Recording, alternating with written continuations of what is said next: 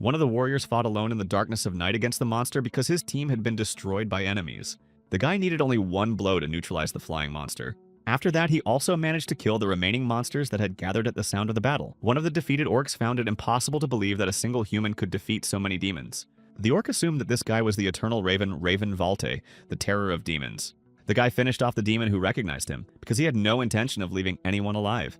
Raven Valte understood that the necessary time was almost up. He had 15 days left. If he could survive in this place for the remaining time, he would be granted freedom, and then he had no intention of staying in this cursed place.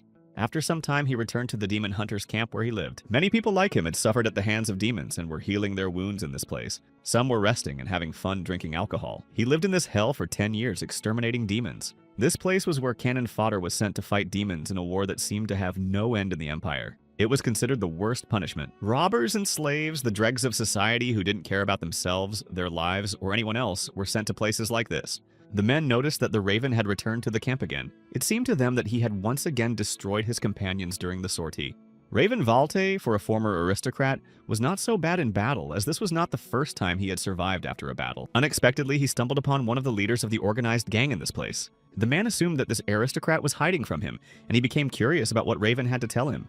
The guy decided that this man was clearly tired of living since he was acting so brazenly. The enemy did not have time to retaliate as the aristocrat delivered a powerful knee strike to his stomach. The scoundrel's comrades intended to help their leader, but Raven Valte's sword stopped them. The others, seeing this commotion, decided not to intervene, but the guy decided to teach everyone a lesson. So he pinned the remaining enemy comrade, who did not resist, to the ground. Meanwhile, the leader of the gang came to his senses and was enraged by such treatment of himself and his subordinates. Raven Valte advised the man to come to him if he wanted to die before the demons finished him off. After that, their dialogue ended, but the robber harbored a grudge against this aristocrat who had fallen out of favor. No one believed he would survive even until the next year, but he endured all 10 years of his imprisonment in this place, and the rumors that circulated about him in the camp were true. Some time ago, on the estate of the Valte family, which did not have much fame or influence, but was one of the noble families of the Empire, this family lost everything in an instant. And so Raven was sent to this penal camp. About 10 years ago, when he was still young and didn't understand what was happening, he was put in chains. The wicked Valte family was overthrown and executed for plotting to rebel against the Empire. The accusations were false, as Raven's family had done nothing of the sort, but everyone was convinced otherwise. The prince assured the boy that he could deny his family's guilt, but that would not change anything. Reeve understood that this was slander because he knew that other families had plotted a rebellion and framed the Valte family. The boy's parents had already burned to death in the family estate, and the prince decided that the boy wanted to join them. The ruler was lenient towards him and therefore gave the young man a chance at redemption. Rave was sentenced to 10 years of service as a demon slayer. This turned out to be his only chance for mercy from the Empire for something he did not do. Those around him, upon hearing this, believed that the young man would never survive 10 years as a demon slayer, which was the worst punishment in the Empire after execution. Raven, the scion of a noble family, was sent to this camp as cannon fodder. He was the last of the Valte clan, and if he died, his clan would come to an end. The young man assumed that if he was still alive in 10 years, he would be able to live a free life in the Empire. The ruler assured him that if he served his sentence for 10 years, he would be free, but doubted that he would survive. Raven agreed to this punishment and swore to return alive to restore the glory of the Valte clan. Kneeling before the burning estate, he made a vow to all those present. After some time, the days of this shameful punishment were counted, and Raven was to be set free. The boy fought from the very first day and every day since, even though he had never learned combat skills before. Despite this, Raven managed to survive in this terrible place, fighting against demons. 10 years had passed since he first arrived at this camp, and he had turned from a boy into a demon slayer. There was one major battle against the demons left, after which he would be free. There was one thing left to do before he set out to restore the honor of his Valte clan. Meanwhile, in the Ancona forest, located on the lands of Lord Pendragon, there was a bright flash. The young lord encountered a powerful dragon that lived in these lands. As a knight, the time had come to fulfill a vow that had been agreed upon long before. Dragons were creatures that surpassed any demon in strength and were unmatched in power. Only one family in the Empire, the Pendragons, could summon dragons to help in battle. They knew how to tame dragons, and this family was one of the most influential in the Empire. With 13 days left until Raven Valte's amnesty, he headed to the tent of the commander of the demon-slaying regiment. Upon entering, the young man intended to report what had happened, but the commander was no longer surprised that Raven had returned alone from the sortie. The young man reported that the demons had numerical superiority, and if they soon reached the front line, the humans would not be able to defeat them. It seemed to the commander that Raven admitted that he could not deal with these 7 monsters alone. If not for certain circumstances, they would already have to get used to the damp earth. Tomorrow, reinforcements from Duke Pendragon would arrive, accompanied by a powerful creature. This creature turned out to be a dragon. Raven was surprised that such a mysterious and powerful creature would help them. The commander understood that it was difficult to believe, but the Pendragons had been taming dragons since ancient times, and instead of humans, a white dragon would have to deal with the demon army. The Pendragons were the most influential family in the Empire. Their family was related to the Emperor himself. Raven thought it was just a legend, because he believed it was impossible to tame a dragon. He spent 10 years at war with demons, but never once during that time did he see a dragon. He began to think that Commander Baltai had simply gone mad, and believed in fairy tales. The young man had heard that the direct descendants of the first Pendragons had died out, which was why the family had lost its influence in recent times. This sounded implausible, so Raven was in no hurry to believe the commander's statements. Baltai made it clear that his orders were not to be discussed and allowed the boy not to go into battle tomorrow. These words caused surprise on his face because he had never been allowed to stay in camp before a serious battle. The commander assured him that they would have a dragon, and with its help they would be able to defeat a large number of monsters, but Raven was tasked with guarding the Duke's son. Raven did not refuse, but he had to take responsibility for this with his life. The young man understood the commander's order and did not argue with it. He thought about getting some sleep before the battle. Baltai ordered him to go and introduce himself to the future Duke, hoping that he would not disgrace himself in front of such a distinguished person. Raven did not understand how such a noble person agreed to come to such a place to help such scum as demon slayers. Baltai called this man the Duke's son, which meant that Raven would have to guard a spoiled person. It was important for Raven to survive tomorrow because then he would be able to walk out a free man. Entering the tent, he first apologized to his lord for disturbing him at night. Suddenly, he heard a strange voice asking who this guy was. Raven froze in horror. The boy immediately realized that it was not a human voice, but he had no choice but to report why he had come. Raven apologized for the disturbance and asked if he was indeed speaking to the young Lord Pendragon. The Lord ordered him to introduce himself and report why he had come to him. The guy introduced himself as Raven Valte, commander of the 12th platoon of demon hunters. He had received orders to guard the Lord in tomorrow's battle. The young Lord made it clear that he did not need protection, and advised him to go and prepare for tomorrow's battle. The young man wanted to know if the young lord had indeed brought a dragon with him to the battlefield, because the upcoming battle could be lost if they did not have a fire-breathing dragon on their side. The lord asked the warrior not to worry about it because there would indeed be a dragon in tomorrow's battle. After that, the lord asked him to leave. Raven thanked him for the information and left the lord's tent. On his way out, he realized that it was not a child's voice, and he found it strange that the Duke's son had come to such a place alone. Raven had no choice but to carry out the order he had received, and if everything went well, he would never see this man again. The next day, Baltai gathered everyone in front of Duke Pendragon's tent and ordered everyone to kneel before his highness. Suddenly, a strong wind arose, causing everyone around to worry about what was happening. The warriors were shocked by what they saw, as some of them were seeing a real dragon for the first time. The Lord had managed to summon a powerful dragon that was supposed to help them in the upcoming battle against the demons. The majesty of such a creature made everyone fall silent for a moment. Raven, like the others, saw a white dragon for the first time. The dragon landed, and then the young son of the Lord who had summoned the creature appeared. The young lord introduced himself as Ellen Pendragon, and the others were happy to see such an addition to their ranks. Ellen had no intention of delaying the inevitable, so he suggested that everyone go into battle against the demons. A large-scale campaign against the demons was to be carried out with the support of the Pendragon clan. With this dragon, the demons had no chance against humanity. They arrived at the place called Lobten Preti. Raven had never been tasked with protecting a noble person on the battlefield, so he was a little worried. Surrounded by a large number of demons, the experienced warrior asked his master to stay close to him for safety. The dragon attacked the demonic forces from the sky, while Raven intended to deal with them on the ground.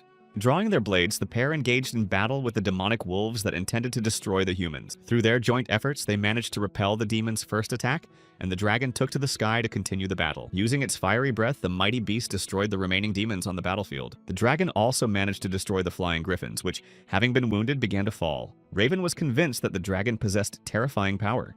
None of them could have imagined that a white dragon actually existed. No demon could compare to this dragon. Raven thought that these were just tales about such creatures, but they turned out to be true. There was an entire army of demons, and the dragon had already wiped most of them off the face of the earth. Thanks to the dragon, the battle was almost won. The humans didn't even have to do anything. Raven had no idea that his last campaign would be so easy. The warrior decided to ask if his lord and his dragon were all right, and Ellen assured him that they were fine. The battle was almost over in favor of the humans, so Raven decided that they could leave the battle. Suddenly, a new wave of flying demons descended upon them, which none of them could have foreseen. A flock of griffins surrounded the dragon, realizing that he was the main danger to them. Raven understood that they needed to destroy the remaining flying demons. The warrior asked the young lord to order the dragon to incinerate their enemies. Ellen approached the dragon and, using his mental connection, began to give it further orders. The griffins were approaching them. Raven realized that there were too many demons, so he wanted the dragon to be able to deal with them alone. Unexpectedly, the dragon did not engage in battle with the demons, but only took all their attacks upon himself. Seeing this, Raven did not understand what the dragon was doing and began to order it to fight, but the dragon continued to endure the demon's attacks. The warrior tried to ask Ellen what had happened to the dragon and why he had not ordered it to fight. Suddenly, many more demons rushed at them, and they could not cope with them alone. The guy didn't understand how this was possible because it seemed to him that they had practically killed all the demons. There were too many monsters left, but the dragon was the most powerful creature, and no demon could compare to him. Earlier statements that the battle was almost won turned out to be a lie, because no one expected there to be so many demons. The entire military campaign this time depended on the dragon, who stopped fighting at the last moment. Raven had placed his hopes in the dragon and underestimated the enemy's strength, which is why they were defeated this time. Very few people survived, and at that moment, goblins appeared on the battlefield, intending to finish off the survivors. On his last breath, Raven joined the fight because he intended to survive in order to gain freedom. The guy was exhausted, he had suffered deep wounds, and if he fell now, he would never get up again. It became clear that their assumptions were wrong because the dragon was not an all-powerful creature. Raven was convinced that their thoughts were foolish because the dragon, like all of them, had failed on the battlefield. Approaching the white dragon, he decided to find out if it had really died. Suddenly, he heard Ellen cough. Raven noticed that the young lord had also been injured and was on the verge of death. Hearing Ellen breathing heavily, it became clear that the young lord was still alive. The boy decided to ask the lord a very important question before his death, one that did not play in their favor. Raven could not understand why the dragon had stopped fighting, so he tried to find out from its master. The warrior assumed that it was Ellen's fault that they lost, because he had given the dragon the wrong orders. Ellen did not answer him. Raven was sure that they would have won if the lord had given the right orders. Suddenly, an unpredictable blow struck him, forcing Raven to stop questioning the lord. Lying on the ground, he couldn't understand what had just happened. His heart had been pierced, but he was still alive. The person who had done this made sure that his nickname, the Eternal, was true. For reasons unknown to Raven, Balté delivered a fatal blow next to Ellen, whom he was unable to protect. The commander intended to end it, as he was no longer going to babysit these guys. The man gave the order to attack the remaining demons, who were outnumbered. Raven got up with his last ounce of strength, and did not understand why the Imperial Army obeyed Balté. Baltai advised him not to be surprised by this, because everything was going according to his plan. Suddenly, the commander put a weapon to Ellen's neck and made it clear that some did not want to surrender. The young lord accepted his fate and did not resist the impending danger from his ally. Without hesitation, Balté killed the young lord in front of everyone. Raven could no longer understand what was happening. The commander made it clear that this boy should have died long ago, just like Raven. Freedom was so close to him, and he dreamed of it like a bird, but all his hopes were dashed that day. The man made it clear that his survival was equated with supernatural abilities. Raven, according to the commander's beliefs, was recovering from his wounds too quickly, and it became clear to the boy that Baltai had learned his secret. The commander pretended not to know for the sake of this very day, and now he asked if his body would be able to heal after he cut off his head. Baltai mocked the guy who was supposed to die without ever tasting the freedom he wanted. Raven dreamed of freedom and restoring the good name of the Valte clan, but 10 years of senseless war had been in vain. It seemed similar to the incident 10 years ago in which his family had perished. The powerless and weak died in this camp year after year, and that was their fate. But Raven was so close to his freedom. Putting the tip of his sword to the boy's throat, the commander decided to reveal a little secret before finishing him off. It turned out that the accusations of rebellion against the Valte family, Raven's exile to the extermination camp, and his death along with Pendragon's son had all been planned. The young man couldn't believe it because his dream, which he had been pursuing for 10 years, was doomed to failure from the very beginning. The only thing that was not part of their plan was that the dragon would be so weak that he would fall at the hands of the demons. Despite this, everything turned out as originally planned, and so Baltai intended to see it through to the end. The man said goodbye to the little Raven who had managed to prolong his modest dream in vain. Raven suffered the same fate as Alina. He could not resist this injustice. Unexpectedly, after all this, the dragon came to his senses and began to shake the spears off his body. The creature felt very sorry for the guys who had died at the hands of their own allies. All conditions were met, and so a funnel formed in the sky, which began to suck in an unknown dark energy. The dragon began to rise above the place where the demons and humans had fallen, and energy and blood continued to be sucked out of their bodies. The blood of thousands of warriors and thousands of demons, the blood of the Imperial Dynasty and the blood of the Royal Dragon, and the solar eclipse bore fruit. Now the dragon had the opportunity to fulfill his oath, and he acted on the bodies of the fallen men. After that, the dragon's head also left its body, and the fate of this world passed into the hands of the dragon rider. Suddenly, Raven realized that he could feel his body, and he was pierced by a feeling as if he were being torn apart from within. It was a feeling similar to when wounds were healing, which meant that he was still alive. Suddenly, he opened his eyes and saw the maid in front of him. He did not understand where he was. The girl was pleasantly surprised to see that her lord had regained consciousness after such a serious injury. The maid began to call everyone else because her lord had regained consciousness, and she hurried to tell everyone as soon as possible. Raven did not understand what was happening. Looking around, he noticed that he was in some kind of rich house.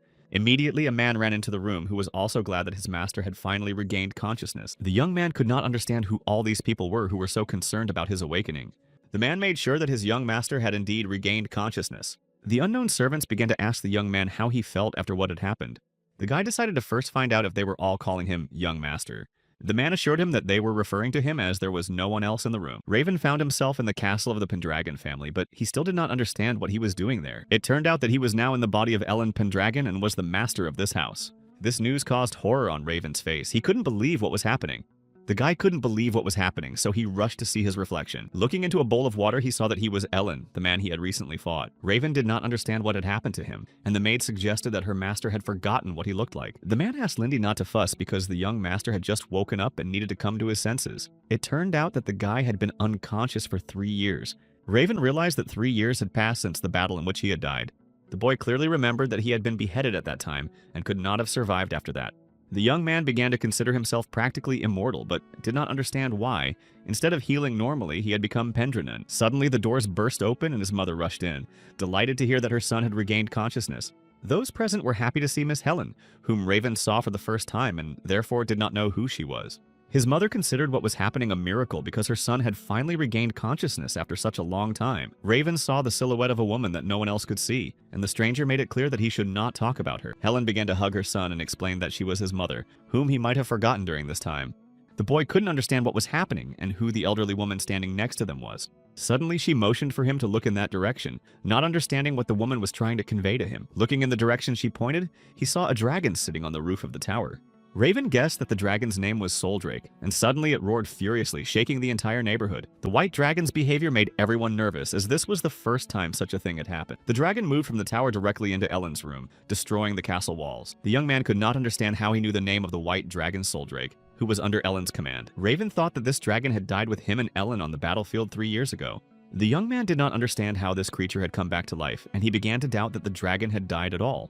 Suddenly, Helen stood in front of the dragon and her son. She no longer wanted to allow the dragon to attack him. After that, an unknown woman appeared before Helen and addressed Soldrake. The woman managed to calm the dragon, which had broken into the room by smashing the windows. Noticing this, the boy hurried to warn the woman not to touch the dragon. It turned out that no one else had seen the elderly woman except him, and the dragon did not attack her. Raven did not understand what was happening here, and his mother asked him to sit down because it was dangerous.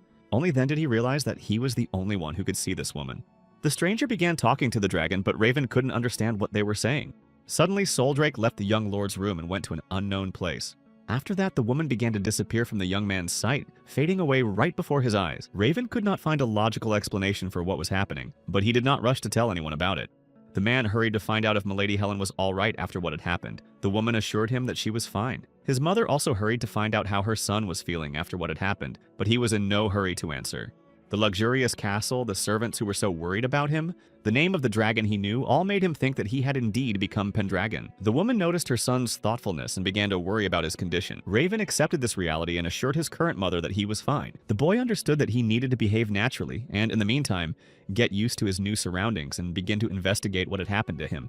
Raven had to try hard to make sure no one found out who he really was. The troops managed to exterminate the demons. The worst place to serve, where the dregs of society were sent, was said to be impossible to survive, but Raven lived in exile for 10 years. All these years he honed his martial arts skills and his ability to regenerate, becoming a warrior without equal among both humans and demons. The location of the military campaign against the demons was called Lobton Prairie. It would have been his last campaign, and he would have been set free, but there was a conspiracy against him and Duke Pendragon, and they were both destroyed. The conspirators wanted them dead, but Raven managed to be reborn in the body of the young Lord Ellen, and time turned back 7 years before this battle. Raven had previously lived in filth and was accustomed to the smell of death, but now he found himself in completely different circumstances. Lindis asked the young lord to open his mouth so she could feed him with a spoon, which seemed ridiculous to him. Several days had passed since the young lord had regained consciousness, and now he was quite capable of eating on his own, but the maid assured him that the doctor had asked him to stay in bed and rest. Therefore, the girl intended to continue feeding him. Raven realized that Lindis had been Ellen's personal maid before he fell into a coma. The maid was like a mother hen around an egg, not giving him a moment's peace, as if he were a helpless baby. Now he was Ellen, and he had no choice but to endure such treatment, but he was very ashamed of it. Lindis thanked the young master for his patience while the doctor prepared his medicine and decided to help Ellen get dressed. The boy assured her that he could manage on his own and was going to wash up. The young lord asked the maid to simply bring him his clothes and a hair ribbon, He wanted to cut his long hair short. Suddenly, the girl stood in his way and asked him to stop. The boy did not understand what had happened again. Lindis only now remembered that he should not get out of bed because his body was not yet strong enough. The maid asked him to lie back down and wait until she brought him his clothes and gathered his hair. The maid asked the young lord not to go anywhere until she returned. Then she sat him down on a chair and began to braid his long hair. Ellen finally agreed to her help.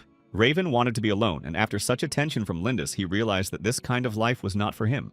Everyone ran around him, doing everything for him, and it was driving him crazy. His stomach hurt from nerves. The maid interrupted his thoughts by asking if he liked the clothes she had picked out, and he made it clear that he was satisfied with everything. Lindis was pleased with this and decided to find out how else she could help him. He decided to lie back down so that she would not disturb him. Suddenly, Alina's sister entered the room, intending to inquire about his well-being. The maid was immediately delighted to see Lady Alina and Mia, but the young man wanted to be alone, so he was not particularly happy to see the guests. Suddenly, Mia rushed to Alina to hug her. They hadn't seen each other for a long time, so the girl missed her. Raven, being in Ellen's body, did not know how to react to this, so he tried to put on a nice smile. Aileen apologized for Mia's behavior and was surprised that her brother could already walk. The maid brought the guest a chair, and the boy realized that this would take longer than he would have liked. His sister decided to ask if she was disturbing her brother. Ellen falsely assured her that they weren't disturbing him at all.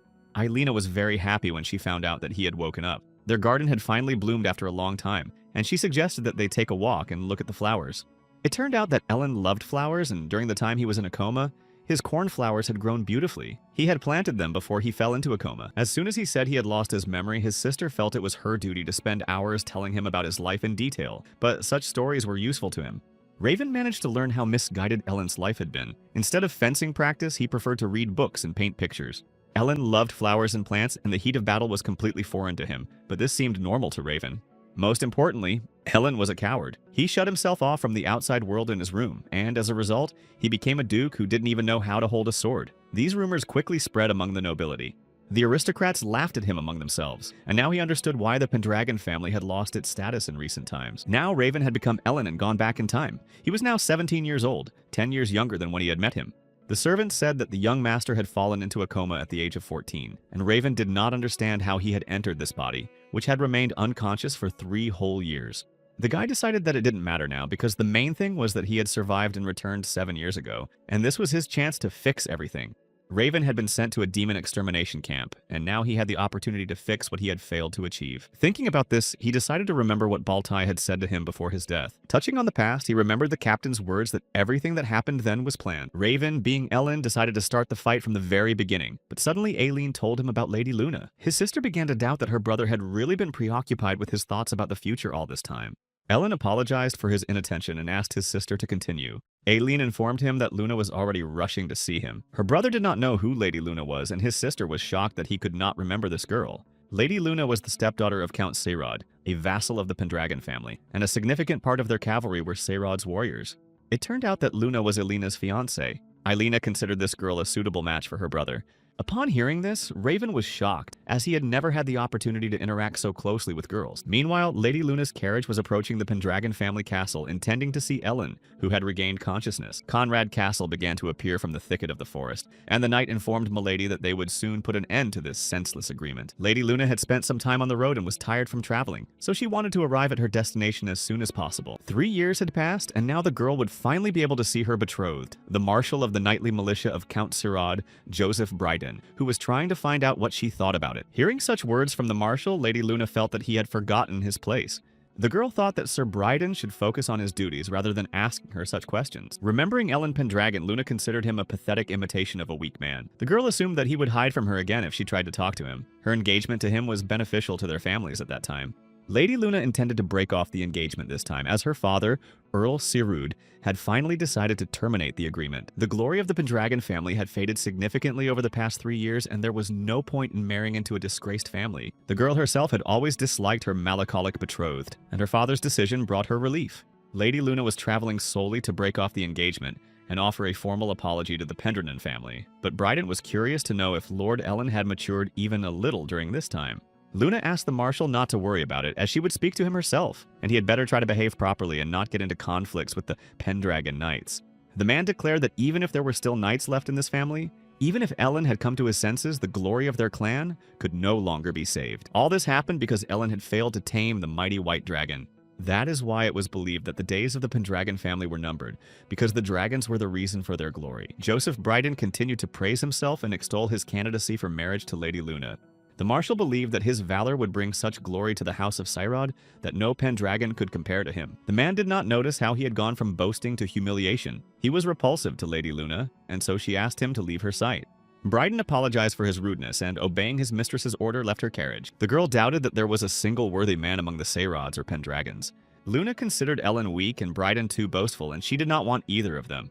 Meanwhile, her carriage had already approached the castle gates, and the meeting was about to take place.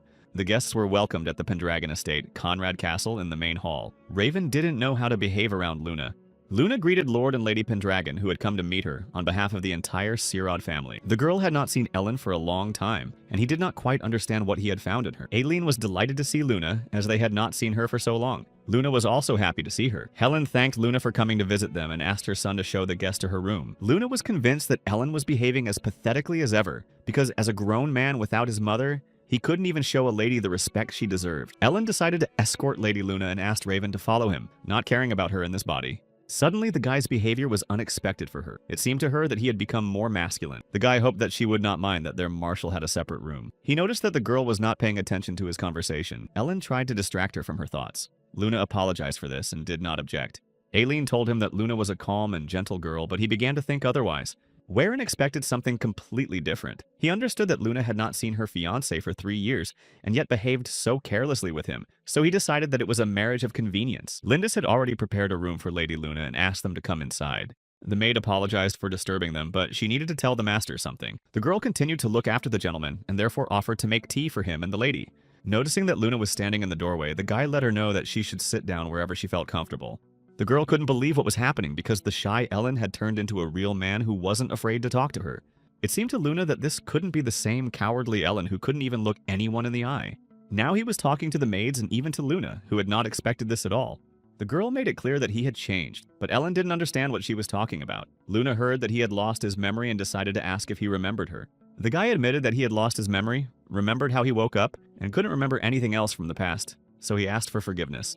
Luna suggested that he had been unconscious for too long and had now woken up a completely different person. The young lady couldn't understand how Ellen had managed to become such a distinguished man, because the former Ellen was a shadow of what she saw now. Based on what she saw, she began to doubt that the Pendragon family was so hopeless.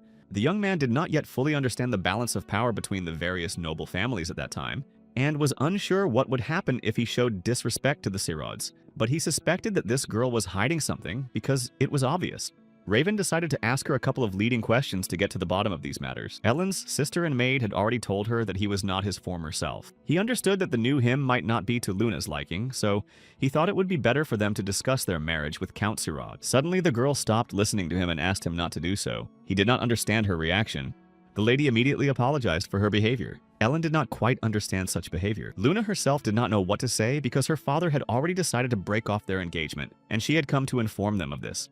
The girl decided that no matter what he was like, no matter how he had changed, Pendragon could not be saved. Therefore, she decided that it was necessary to tell Ellen the whole truth about why she had come to them. Suddenly, the maid addressed her master and did not allow Luna to speak about what was happening. Lindis apologized for disturbing them, but she had an important message from Her Highness. Ellen did not understand what was required of him this time, but the maid asked him to follow her to the lady.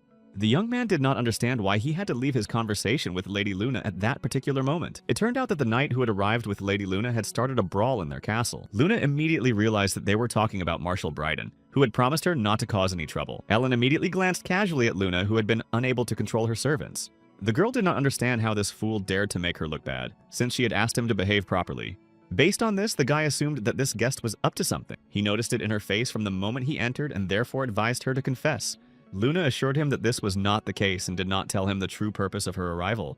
The girl was supposed to despise Ellen, but after his change, she couldn't do anything about her feelings. The young gentleman decided to find out more about her after he dealt with her restless night. Luna did not understand how Ellen had managed to change so much, but she understood that, for starters, she really needed to stop Brydon. Therefore, she followed the young lord without objection, who intended to figure out what had happened. Joseph Brydon did not stand on ceremony with the owners of the castle and immediately announced that they had come here to break off the engagement. The man was shocked that Count Cyrod had actually sent them with the lady to break off the engagement. Such was the Count's will, and they had come to convey this news to the young lord. Helen considered this unacceptable. It seemed to her that Count Cyrod did not understand what this could entail. The marshal made it clear that the Count had made this decision consciously and offered them his apologies. As an apology, the Count was prepared to give the Pendragon family a gold mine and crystal deposits, as well as 2 sawmills in the Brigignard forest. The Pendragon family did not trust the marshal's statements, but the apology offered seemed very tempting. The advisor did not understand that this knight was the type to report such information. It seemed to him that these words were simply lies. The peasants and knights of the House of Sirod were not very happy with this decision, and therefore Bryden believed that the Pendragons had some counter-proposals for his Count. The man did not understand how this knight had the audacity to insult their majestic family in such a way. Helen understood that their treasury had been greatly depleted recently, but their family's honor could not be bought with handouts. The House of Pendragon rejected their offer because they found it simply unacceptable. The knight decided to make sure that this was their final answer, as it was the Pendragon family's last chance to stay afloat. The woman was outraged by such insolence and was about to express her dissatisfaction to him, but then Ellen intervened. Hearing her son's voice, Helen was surprised by his appearance, and the knights immediately knelt before the young lord. The boy made it clear that he intended to shed light on the situation and find out what Count Seyrod was really after. The appearance of the young heir made everyone believe that all was not yet lost. Bryden, on the other hand, was pleased that the young lord had shown up, because he considered him worthless and intended to show Lady Luna that this boy was incapable of anything. Taking his seat, the young master intended to listen to the guests, but he immediately disliked this knight. The marshal began to flatter the lord, trying to demonstrate his importance. Ellen did not know that this man was like that, so he decided to ask him directly who he was, which puzzled Bryden. The young lord explained that he did not remember him because he had lost his memory until he woke up. This was not important to Bryden, as he believed that it did not make Ellen a worthy person, and therefore wanted to show him his place. The marshal sympathized with him and introduced himself as a knight of Lord Seyrod's militia, but Ellen did not listen to him until the end and ordered him to leave his castle. Such words caused the marshal to be perplexed, as he could not have expected such behavior from Ellen. The young lord did not understand why he should talk to some knight, so he ordered him to leave his sight. Bryden tried to explain that he was not a simple knight, but a marshal, and that Ellen should have been more polite to him. Ellen made it clear that it was the marshal who was behaving dishonorably in the house of the great Pendragon family, and barging in for an audience without an invitation, and he ordered him to leave the hall once again. The young lord made it clear to the marshal that he would not repeat this a 3rd time. Seeing the lord's behavior, Bryden decided not to contradict him, and hurried to leave the hall. Luna and Bryden were convinced that they had not expected Ellen to change so much. After that, the lord intended to find out what Luna was planning to do in his castle. Ellen realized that Luna's father had canceled the engagement, and he found it strange that she had not mentioned it right away. The young man asked her to come closer because he wanted to talk to someone important. Luna could not have imagined that such a thing would happen. The lord heard the offer of a gold mine, a crystal deposit, and 2 sawmills, and it seemed good to him. Without further persuasion, Ellen agreed to these terms for breaking off his engagement to Luna. Such a statement sounded surprising to everyone present, because no one could believe that Ellen would agree to it so quickly. Helen did not understand where her boy had picked up such vulgar words and why he had started to think so differently. The advisor asked the gentleman to wait with this decision because it was a very serious decision that required a council meeting first. Raven understood that he had a lot to do to restore the former glory of the Pendragon house.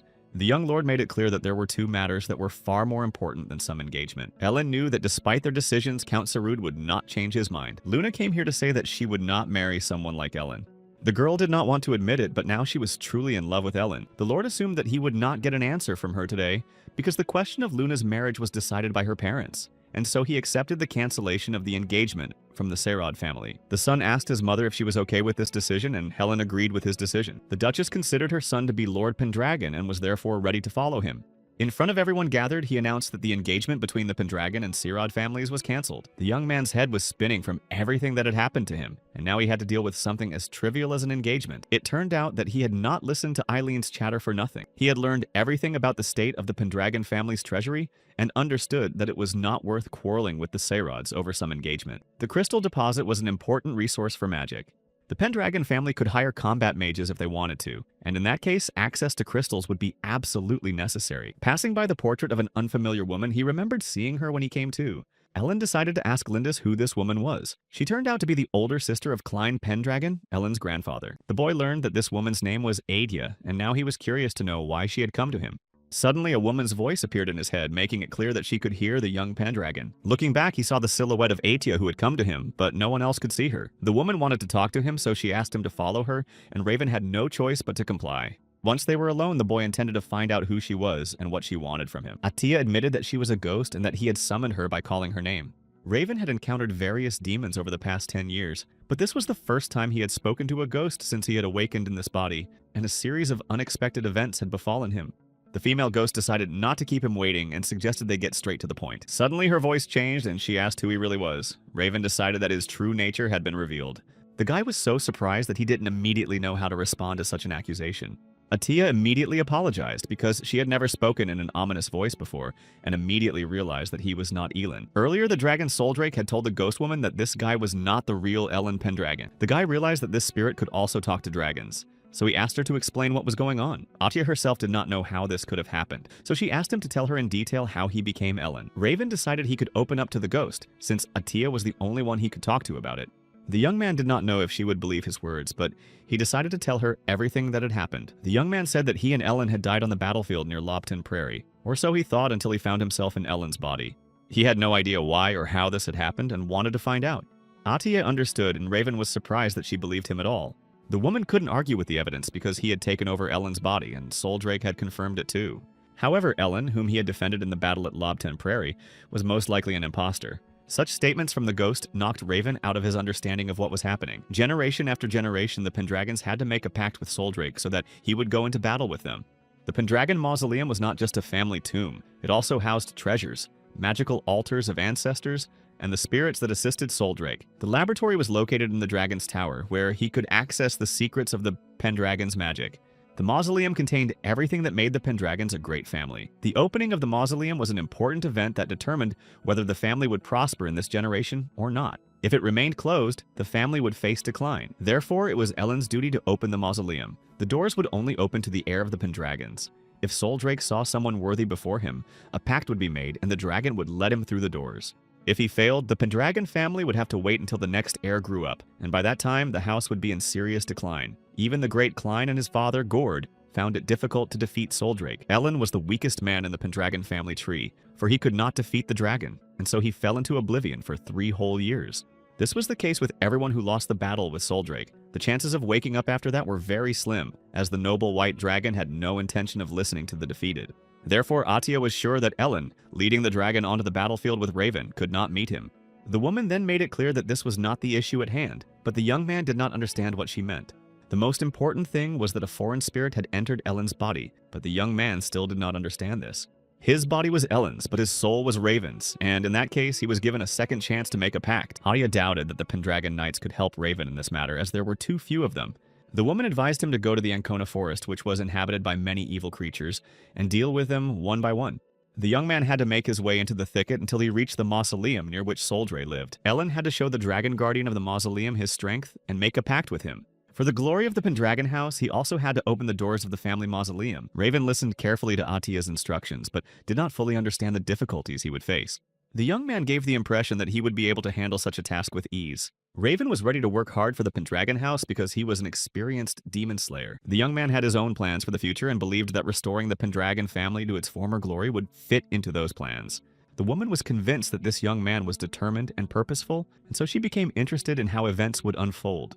Atiya was glad to hear that this was part of his plans. It was the only thing she needed, and she promised not to interfere when he pursued this goal. The young man was delighted that he had managed to strike such a deal, for he was not in his right mind. Raven suspected that he would also have to deal with the Pendragon vassals, because Ellen's reputation had ruined their family's reputation, as their military power was running out. Atiya was glad that he had figured out a lot on his own. The vassals had fled after Ellen fell into oblivion, but as always, there would be those who would see the absence of a strong Pendragon on the throne as an opportunity for conspiracy and lawlessness. The boy had to find out which of the vassals had betrayed the house of Pendragon and show them that Ellen was a worthy ruler. Raven thought he could manage to build up his vassals and prepare for the battle for the mausoleum in 2 weeks. Raven decided to restore order in this place so that everyone would understand what the Pendragon family was capable of. The next day came and the guy wasted no time in starting to train, recalling his combat skills. Recalling his monster slaying skills, he assessed the size, number, and attack style of his future opponents. The guy understood that this time he would again be fighting alone because he had no allies, but he believed that he could handle it.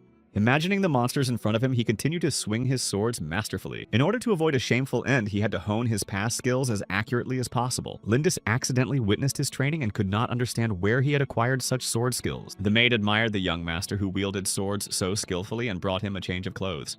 The guy started changing right in front of her, baring his chest. Lindis noticed his body and felt a little embarrassed. After awakening, Ellen's body was weak, and it took him a couple of days of intense training to regain the form in which he was a demon slayer. His combat skills and regeneration had not been affected by the transmigration of souls. Unexpectedly, one of the knight commanders approached them and was surprised to see the young gentleman practicing fencing. Ellen had changed noticeably for those around him, and his obedient servant Killian was happier than ever. The man even saw him as a worthy opponent and therefore offered to train together. The young man made it clear to Sir Killian that his training for the day was over, and ordered the knights to gather, as the young lord intended to make an announcement to them. At the command of their patron, many knights gathered in the main hall of Conrad Castle. Ellen was about to set off on a journey to open the mausoleum. This announcement by the ruler came as a great surprise to the knights and their commanders. Mark Killian hastened to warn that the difficult path to the mausoleum was teeming with monsters. The knights were ready to follow his orders, but asked Ellen not to go alone, as 2 days of training was not enough. The young lord was confident that he could handle it, and ordered to report to him on the situation in the Ancona forest. The situation in the forest was depressing. There were many more monsters, and robbers had also begun to appear, forcing the peasants to take care of their own safety. The monsters would soon break through the forest barriers and run free, ravaging the settlements along with the robbers. Ellen did not care about the danger, and therefore decided to go alone. The advisor begged the young lord to reconsider such an unwise decision, because their treasury was full of gold and crystals, and therefore the advisor believed that it would be better to entrust this task to Sir Killian. The young man knew about the shortage of soldiers to guard the crystal deposit, and they would have to open Raynon anyway. Ellen decided to set out in 15 days and would not accept any objections. Killian, however, did not accept his decision, as he intended to personally command the expedition to the Ancona forest. The young lord decided that his servants doubted his ability to lead the expedition on his own, so he decided to fight Killian to prove his strength. The knight was against this, as a lord could not fight his servant. Killian believed that the lord's favorite pastimes were painting and reading, and therefore thought it would be better for him to remain in the castle. The young man was determined to hold the competition and ordered him to fight if he had the honor of a knight. Suddenly, he drew his sword and tried to strike the commander of the knights, but the latter blocked the blow in time. Killian was convinced that it was a powerful enough attack, and the young lord asked him to prove his words in battle. The knight commander's counterattack was not long in coming, but Ellen managed to block the attack in time. Jumping over his opponent, the young lord intended to counterattack Killian. Noticing the impending attack, the man hastened to block the lord's powerful thrust. The knight believed that a frail boy who had been bedridden for so many years could never defeat him. Killian did not know that Raven was in Ellen's body, and therefore strength and superiority were on his side. Unexpectedly, the young lord sheathed his sword and struck a powerful blow to his opponent's armor. This action came as a surprise to the commander of the knights, who realized that he had been wrong about this. Ellen managed to neutralize Killian, who lost consciousness from the blow. Those around him were in shock at what had happened, as none of them had expected that a boy who was fond of drawing and reading could be so skilled with a sword. The boy repeated to everyone that the trip to the Ancona forest would take place in 15 days. Ellen intended to make a pact with the dragon and open the mausoleum, and he asked if anyone had any objections this time. After what they had seen, there were no objections among the knights. They believed in the power of their lord. Sometime later in Conrad's castle, in the guest quarters, Luna sat alone and drank tea. Suddenly, Joseph Bryden burst in. He did not understand why his mistress had volunteered to accompany Ellen Pendragon on an expedition to the mausoleum. The engagement had already been broken off, so the marshal did not understand why they should participate in the escort, believing that it would not help the lord return alive. He suggested that his mistress return home. The girl was convinced that this knight was unbearable and constantly looked down on everyone. Political affairs were beyond Bryden's understanding, so Luna decided to explain why she had not yet left. The Pendragons were relatives of the Sea Rhodes, one of the 5 ducal families of the empire and one of the 2 families closely related by blood to the emperor. Despite the breakup of the engagement, the Pendragon still remained an important factor in success, and she wanted to find out the family's plan. That is why Lady Luna postponed her return to the family castle, and when Lord Ellen set off on an expedition, she intended to accompany him. Bryden asked her to promise that she would accompany him only to the gates of Belina, and then go with him to Lord Count Searod. If the young lord succeeded in opening the mausoleum, glory would return to the Pendragon house. The girl couldn't wait to see what the awakened Ellen was capable of. The young lord not only humiliated the marshal in front of the entire court, but also turned Lady Luna's head. The marshal was ready to show Ellen how dangerous it was to leave the castle and go on an expedition. The day of departure had arrived, all preparations were complete, so the young lord was about to set out for the mausoleum. Helen was very worried about her son and begged him to return safe and sound. The boy promised his mother that he would return when he had recaptured the mausoleum from the White Dragon. His mother understood that her son simply had to do this, but tears of worry still appeared on her face. Many maids and his sister and niece also came to see the young lord off. Aileen and Mia, like the other girls, could not hold back their tears, as they were very worried about the young lord. Ellen promised to return and assured them that everything would be fine, so he asked them not to cry. The time for departure was approaching. Lindis brought the Lord his horse and wished him luck on his journey. Saddling his horse, the young man was ready to set off for the mausoleum, while everyone else waited for his speech. The advisor handed Ellen a family heirloom, the widow's sword, which had been owned by all the lords of the Pendragon family. The young man accepted the blade and set out to restore the Pendragons to their former glory with this victory. Raven also intended to rid the Valte family of the stigma of being traitors to the Empire. Finally, he had found his purpose again, and the young lord gave the order to set out on their journey. Ellen spoke inspiring words about the battle for the glory of the Pendragons. The knights mounted their horses and followed their young leader into the unknown. After some time finding themselves on the left, they stumbled upon a pack of demon wolves. Killian hurried to warn his highness of the danger, but Ellen was not fazed, for he was ready to slay these demons. Using his sword and skills from his past life, he easily defeated several wolves at once. The Lord ordered them to keep up with him and follow him deep into the forest to his desired mausoleum. Several hours passed and the sun was already setting. By this time, they had managed to approach the fortress of Belin. Ellen ordered everyone to wait while he scouted the situation in the fortress and told the soldiers to wait for him there. Killian assumed that his master was tired from the journey and therefore should not go alone. Suddenly, Lindis appeared, who had also joined the expedition, and continued to take care of her master even here. Ellen released the maid for the day and asked her to wash up and go about her business. But the girl did not want to rest and intended to continue looking after him. The young lord made it clear that the girl had no business being on the expedition, so he ordered her to go rest. Once in this small town, he realized that the situation was much worse than he had thought. He immediately saw the shortage of people and resources. The soldiers' uniforms in this place were useless. Even in the Demon Slayer's camp, they were much better. The Belin Fortress was an important strategic object in this region, and it was noticeable that the soldiers and commanders in this place had completely relaxed. The young lord tried to find out from Killian where the local knights and commanders were. The commander did not know how to explain the situation with the army in this fortress to the lord in a gentler way. Ellen realized that the knights and soldiers had deserted this place, leaving the local residents to fend for themselves. Killian had only been informed of this yesterday, and it turned out that the soldiers had become bandits, and those who remained in the fortress were a bunch of incompetents. The young man was convinced that these knights were undisciplined, so he was going to fix that. The young lord ordered to leave today to kill this gang of traitors and asked to prepare a detachment. He planned to cut off the limbs of all the deserters so that the rest would not be tempted to do the same. Meanwhile, on the Pendragon lands, in a village in southern Norton, these deserters were hiding in an abandoned monastery. The former knights learned that the young lord had awakened, so they were getting ready to warm up. The enemies wanted to see the lord's face when he begged them for mercy. Ellen needed more people for tomorrow's pursuit of the deserters. Killian believed that such an act would endanger the entire fortress town. Count Sirad kindly lent them his knights in gratitude for their stay at Conrad's castle for a couple of days, and they were ready to go with them on the raid.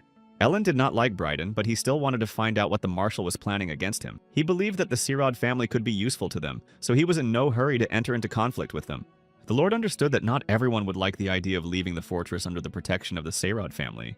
The commander of the knights understood that now was not the time for petty squabbles, because the leader of the deserters, Del Joffrey, had gathered a gang of 20 men. The young man noticed that Killian had quickly adapted to the new reality and asked him to tell him more about Del Joffrey. It turned out that this man was a skilled swordsman who, through force, had managed to subjugate several dozen former knights. Del Joffrey was also known in these parts for his arrogance. He had the audacity to demand a title and 3 acres of land next to Belin Fortress after the young lord's defeat. The Duchess refused him, and while the Pendragons were losing their positions, he deserted and many followed him. Del Joffrey harbored a grudge against the Pendragon family and intended to take revenge on them for their refusal in the near future. For now, he was a simple robber who wreaked havoc in the vicinity of the village of South Norton. Ellen realized that it was better to take these villages than to clear the forest of monsters and guard the fortress and surrounding villages. Del Joffrey also enslaved women and children and committed violence against them. The village of South Norton was ravaged, and if they did not deal with this gang, they could capture the fortress. After that, the young lord explained the further strategy of their actions to the commander. Killian was appointed commander of this raid, which he did not expect, thinking that Ellen himself would lead it. The commanders of the knights knew these deserters as they had previously served under him. Ellen, who had been lying in the castle for several years, could have been perceived worse, and dialogue in such a case might not have worked. Killian assured his lord that he could rely on him, and so they decided to proceed in this manner. The knight intended to justify the hopes placed on him in order to prove his loyalty to his lord. Sir Bryden was asked to join Killian's detachment to support him. The lord intended to set out tomorrow morning and therefore allowed the men to go about their business until then. After Bryden left the room, Ellen asked the commander of the knights to stay. The young lord wanted to apologize for what had happened in the throne room the previous day. Hearing the apology, the man was very moved and began to regard his lord even more highly. The knight assured him that he deserved such treatment and thanked the lord for his kindness. Ellen was pleased that his subordinate did not hold a grudge against him and counted on his victory tomorrow. The next day dawned in the vicinity of the village of South Norton, where the rampage continued, with many lifeless bodies lying around the village. The deserters spared no one and rode their horses right over the living people who could not resist them. Del Joffrey ordered his henchmen to loot the village and take everything of value from the residents. He also ordered them to leave no one alive. One of the women begged the criminals to spare her child, but Del considered this land his own and all the local residents had disobeyed the Lord. The residents did not pay him tribute, so he was going to execute them all, but the woman continued to beg for mercy. The criminal did not listen to her, and with one swing of his sword, he struck the woman and sent her to a better world. The girl was shocked by what she saw and began to ask her mother to get up, but she could no longer help her. Del Joffrey hated noisy children, so he was going to do the same to the girl as he had done to her mother. The girl could not resist. She was terrified by what was happening and could not move to try to escape. One of his henchmen informed the leader that the village had been impoverished and that there was nothing of value left to take. Based on this, Del decided that it was time for them to go to the fortress. Then the deserter intended to attack Conrad's castle to destroy the worthless lord right in front of his mother's eyes. After that, he wanted to marry Helen, capture the Pendragons, and take the throne of that family. Meanwhile, Ellen and his team managed to approach the village where the pogrom had recently taken place. The land seemed abandoned to him. People had not cultivated it for a long time, and it was not clear to the lord what had happened here. The young lord assumed that the local land was unsuitable for agriculture. More than 3/4 of all territories were like this. The population was dying, and they could not ask for help from the fortress because the nearby territories were inhabited by demons. Ellen had only wanted to come and open the mausoleum, but now he had to deal with these abandoned villages first, because if he rebuilt this village and sent literate people here, a settlement of 10,000 could well be formed here. Standing under a tree, their conversation was interrupted by a strange sound coming from the treetops. The young man immediately determined that it was a gargoyle and ordered all the soldiers to take up defensive position. As expected, a harpy appeared and tried to attack the young lord. Ellen decided that it was the right time to warm up before the main battle. The monster did not expect a human to be able to react so quickly to its attack, and the harpy had to dodge the sword. It took 5 skilled crossbowmen to subdue the beast. The young lord ordered his soldiers to take the harpy alive, knowing that it could be useful to them. Arrows rained down on the flying monster's body, making further attacks impossible. The harpy was neutralized by accurate shots from the crossbows, but it was not clear what their lord intended to do with it. As Killian had expected, this place was a haven for the demons they were about to face. Suddenly, screams were heard from the bushes and armed goblins ran out. Killian immediately began to worry about the lord, thinking that he was in danger. Despite the commander's fears, Ellen easily dealt with these monsters. Having received due resistance from the man, the monsters no longer intended to attack him. The soldiers intended to finish off these demons, but the lord declared that they would become their assistants. Such a statement did not fit into the soldiers' minds, for they had never seen demons serve a human. Goblins had well-developed eyesight, so they could spot enemies in advance. Harpies flew fast, and this skill could also be useful to the young lord and his team, as it happened that he had been thinking about how to get helpers shortly before.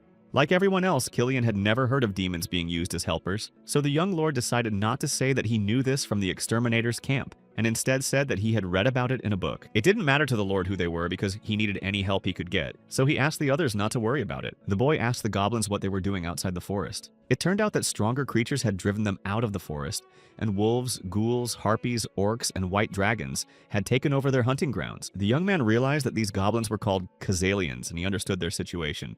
Then the young lord turned to the harpy to find out if she ate humans.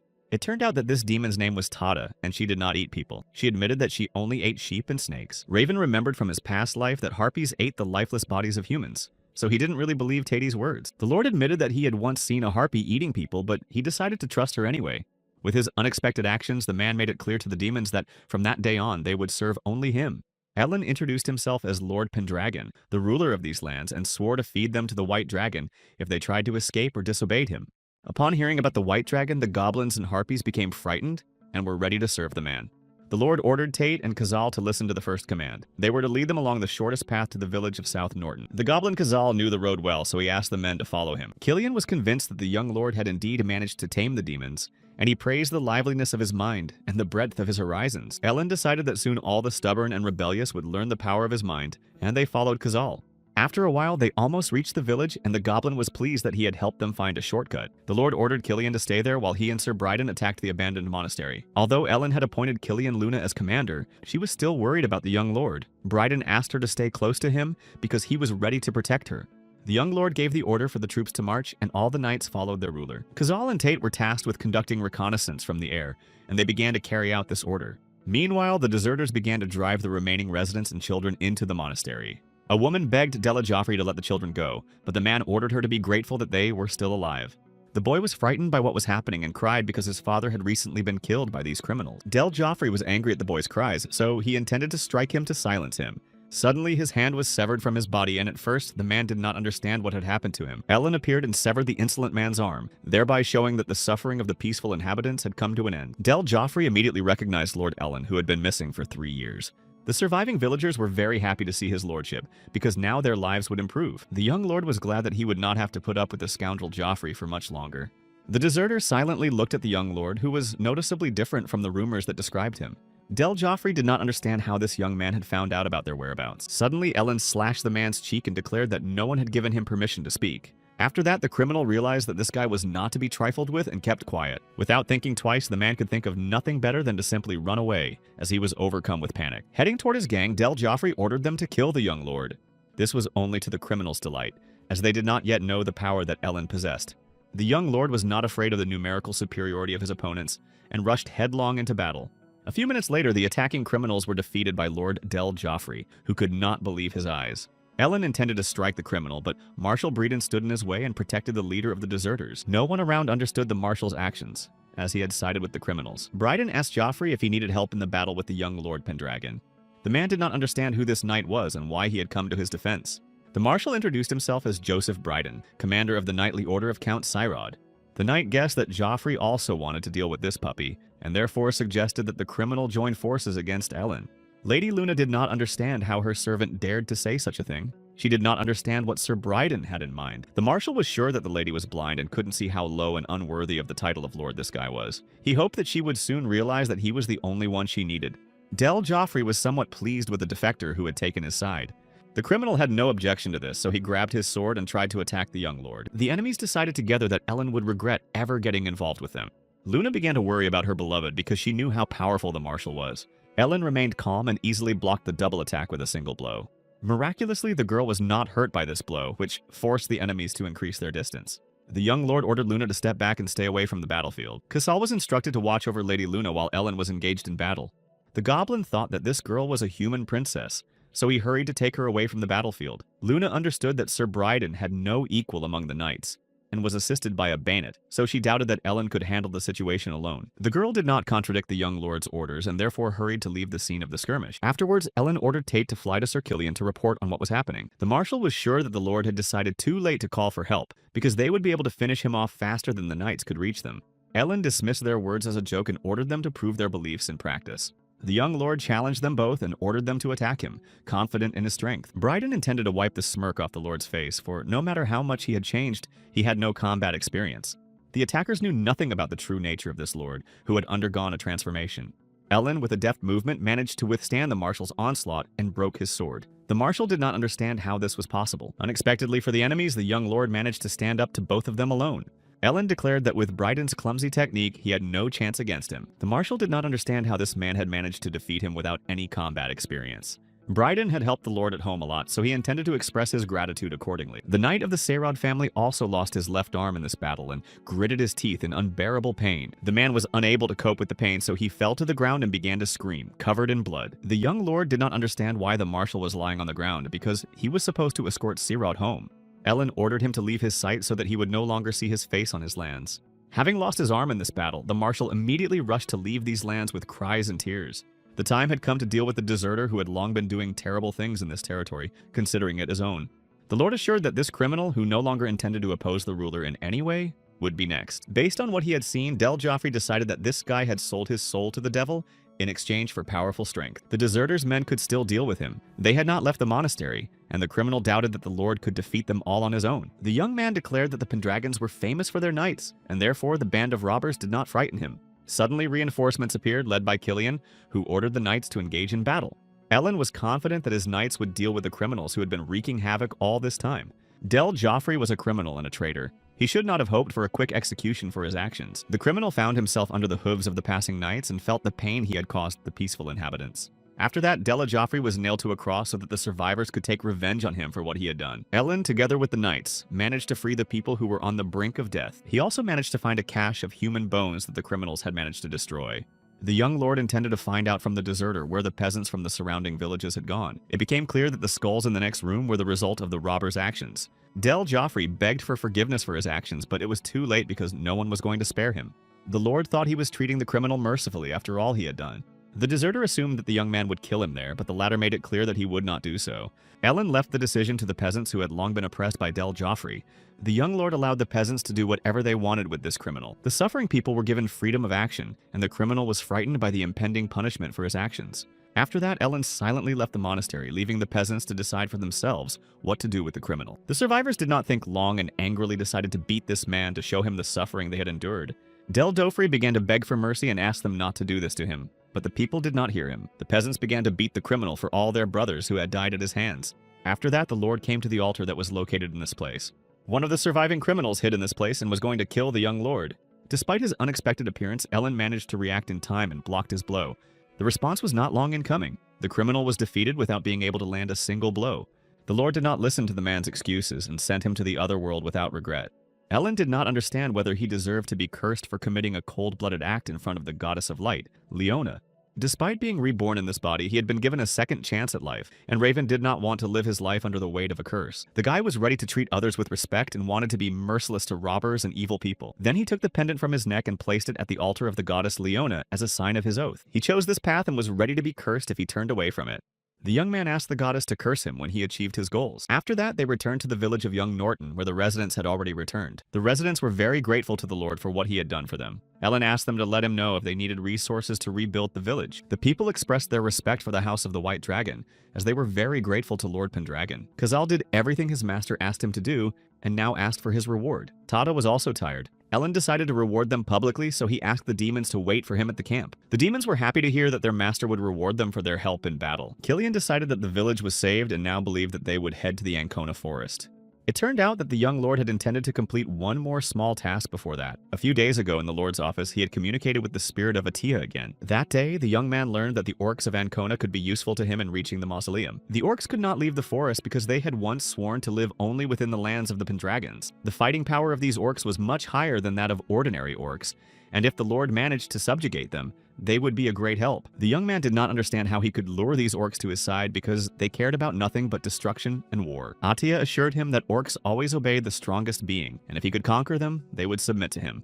The dragon was the strongest creature of all living beings, but until the Lord conquered Soldrake, the orcs knew that Ellen Pendragon had been defeated by the dragon, and therefore he had to defeat them in battle. The guy was still skeptical about Atia's proposal because he believed that he should not get involved with the orcs. The spirit made it clear that if the guy could defeat the orcs, they would call him the god of bloodshed. Atia decided to find out if he had ever fought the orcs, and Raven admitted that he had.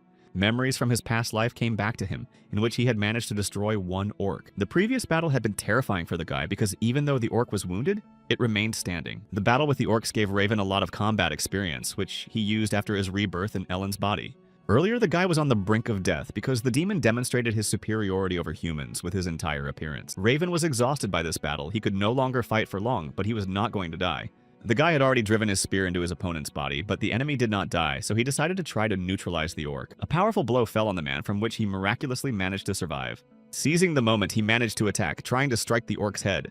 By executing the monster, he managed to win and gain valuable experience. Recalling the past event, Raven realized that such a battle would be quite difficult. As a demon slayer, he had encountered one orc on his first day and won an exhausting victory. But now he was confident that he could defeat the orc. The news delighted Atia, who believed that he would succeed. The woman advised him to defeat the Ancona orcs first and then open the mausoleum. Following Adia's advice, Ellen headed to the places where the Ancona orcs lived, because, according to the woman, with their help, the conquest of the mausoleum would be easier. Killian was shocked that his master intended to make the orcs their allies, and had serious doubts about this.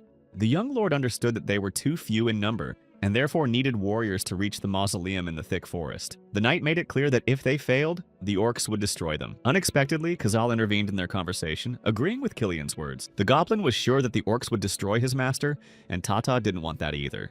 The guy understood that with this attitude they would achieve nothing, and advised them not to cry but to think about how to defeat the orcs. Suddenly they heard Bryden's voice. Ellen was outraged that this man had still not left his property. Khazal managed to see what was happening next to them and realized that the Ancona orcs were there. The young man was glad that they didn't have to search for them for long. Killian was very concerned about this development. The young lord immediately rushed to the place where the orcs were. The commander of the knights tried to stop him, but it was too late. On their way home, the marshal and Lady Luna encountered the orcs, who had no intention of letting them go. Wounded, the knight tried to fight off the orcs, who outnumbered and outpowered him. Luna realized that being with Bryden constantly got her into trouble. Earlier, while in the village, she asked the marshal if he understood what he had done by defending the criminal. Bryden intended to destroy Lord Ellen, and this could be considered a rebellion against the Empire, in which case Luna believed he should be expelled from the Searod family. The knight begged Milady not to expel him as he was still obliged to escort her to the Searod lands. The girl understood that this man's task was to protect her, and so she allowed him to accompany her after all. Luna ordered him to know his place as she understood that her father would decide the knight's fate. The girl's business in the lands of the Pendragons was finished, and she intended to hurry home. Now that they had encountered the orcs, they could not fight them, and the orcs understood this perfectly well. One of the orcs, hearing the threats from the wounded marshal, decided that he was simply tired of living. Ellen intervened in their skirmish in time, deciding to find out what had happened between them. Luna was glad that the lord had managed to come to their aid in time, because Bryden was not to be counted on. Without hesitation, the marshal began to beg the lord to help them and protect Lady Luna. The young man did not understand how such a person could even be knighted. Knights appeared and advised their lord not to engage in battle with the orcs on his own.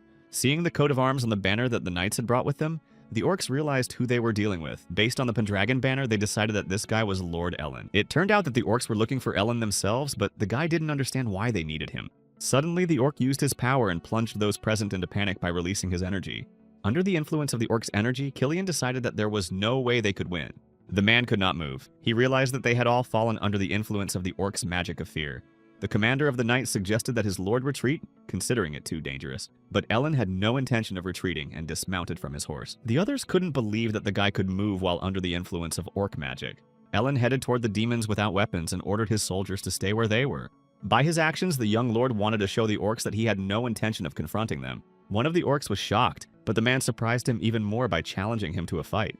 Ellen intended to fight him one-on-one, realizing that this was the only way to make them obey him. Such words aroused the orc's fighting spirit, for he was sure that he could easily defeat the man. To begin with, the guy decided to find out if they were orcs from the Ancona forest. The orcs answered in the affirmative, but did not understand what this information would give the man.